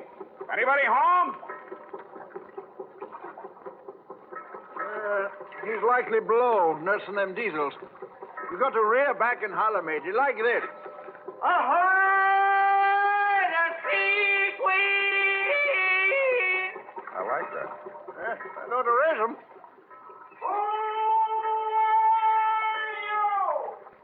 Captain Salty, board the lugger Crabtree. For supercargo, request permission to board, sir. Spade! I want to talk to you, Hagen. Captain Salty. Drop down, you clumsy lubber. Hit the scuppers. Where'd he get you? Don't write the note. Hurts amidships, huh? Here. How do you run this thing? I got to get you to shore. That's throttle. There's your forward gear. Don't pull her back all the way. She'll die. The vacuum tank. You lie still. What are you looking for? Jumper pocket. Lifesaver. In case you need it. I don't know more. Best wins on your after quarter, matey. Remember Okay, that? take it easy, Captain. If he could see us well enough to drop Captain Salty, he'd let it go at that. And I got it. He was listening.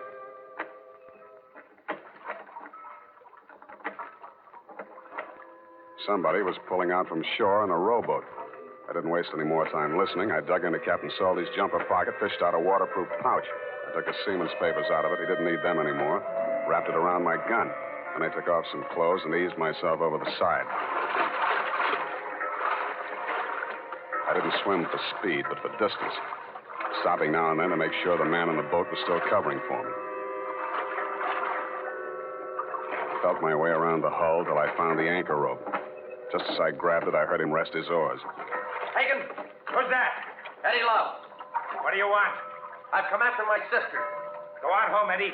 She's sailing with me. That's the way she wants it. You're lying. Wait a second. Come on there, Dreamer. What's happened? Your brother's down there in the boat. Talk to him. Well, what am I going to... Talk to him. All right. Eddie. What's he done to you, sis? I'm all right, Eddie. Everything's all right. Gorse and I have decided... Go on home, Eddie. He's lying to you. He knows you framed him. If you sail out with him, you won't come back. No, Eddie. I'm coming aboard. Eddie, no. Gorse, please. No, Eddie. Drop it, Hagen. No, drop the rifle. I'll drop you. You're lousy, shameless. You.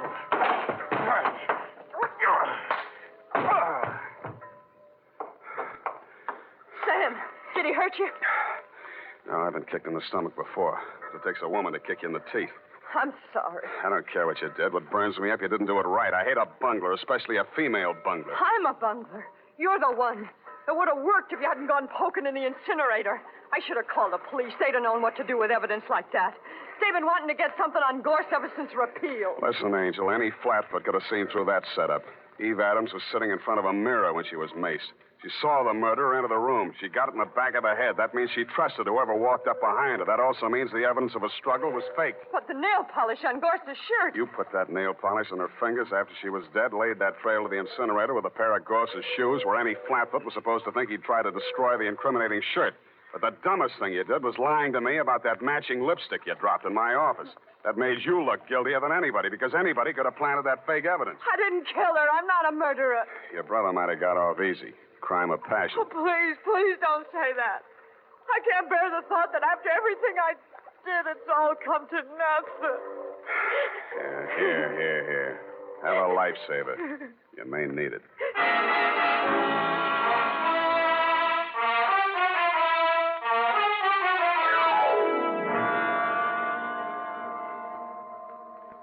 Period. And a report. Oh, Sam. Poor Captain Salty.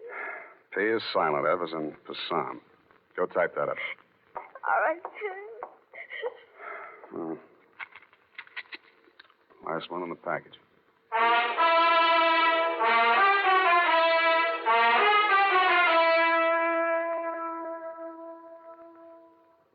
And now, listen to this. If you want the well-groomed look, listen. Recently, thousands of people from coast to coast who bought Wild Root Cream Oil for the first time were asked, how does Wild Root Cream Oil compare with the hair tonic you previously used? The results were amazing. Better than 4 out of 5 who replied said they preferred Wild Root Cream Oil. Remember, non-alcoholic Wild Root Cream Oil contains lanolin. It grooms the hair naturally, relieves dryness, and removes loose, ugly dandruff. So if you want your hair to be more attractive than ever before, get the generous new 25-cent size of Wild Root Cream Oil, America's leading hair tonic, on sale at all drug and toilet goods counters. It's also available in larger economy bottles and the handy new tube. By the way, smart girls use Wild Root Cream Oil, too, and mothers say it's grand for training children's hair. Get Wild Root Cream Oil. Again and again, the choice of men and women and children, too.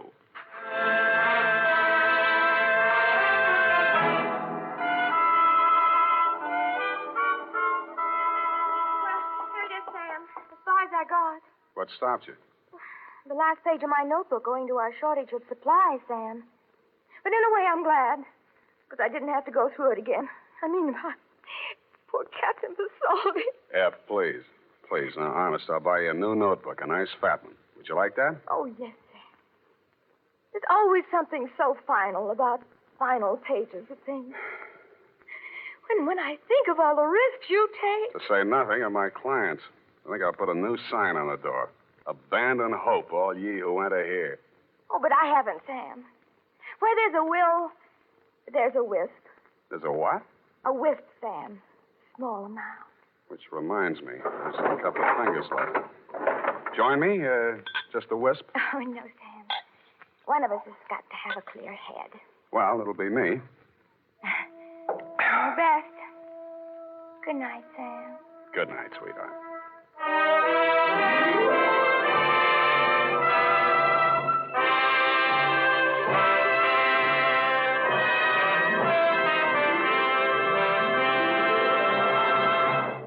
The Adventures of Sam Spade, Dashiell Hammett's famous private detective, are produced and directed by William Spear.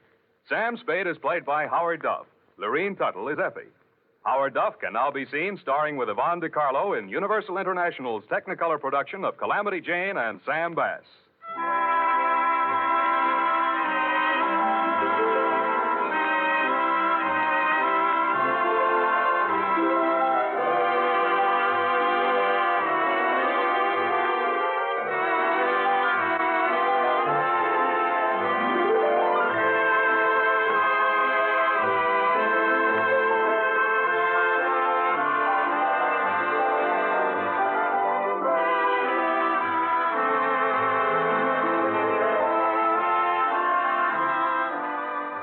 The Adventures of Sam Spade are written for radio by Bob Tallman and Gil Dowd. Musical direction by Lud Gluskin, with score composed by Renee and Pierre Garrigang.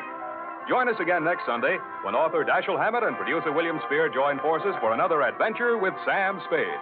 Brought to you by Wild Root Cream Oil. Again and again, the choice of men and women and children, too. This is CBS, the Columbia Broadcasting System.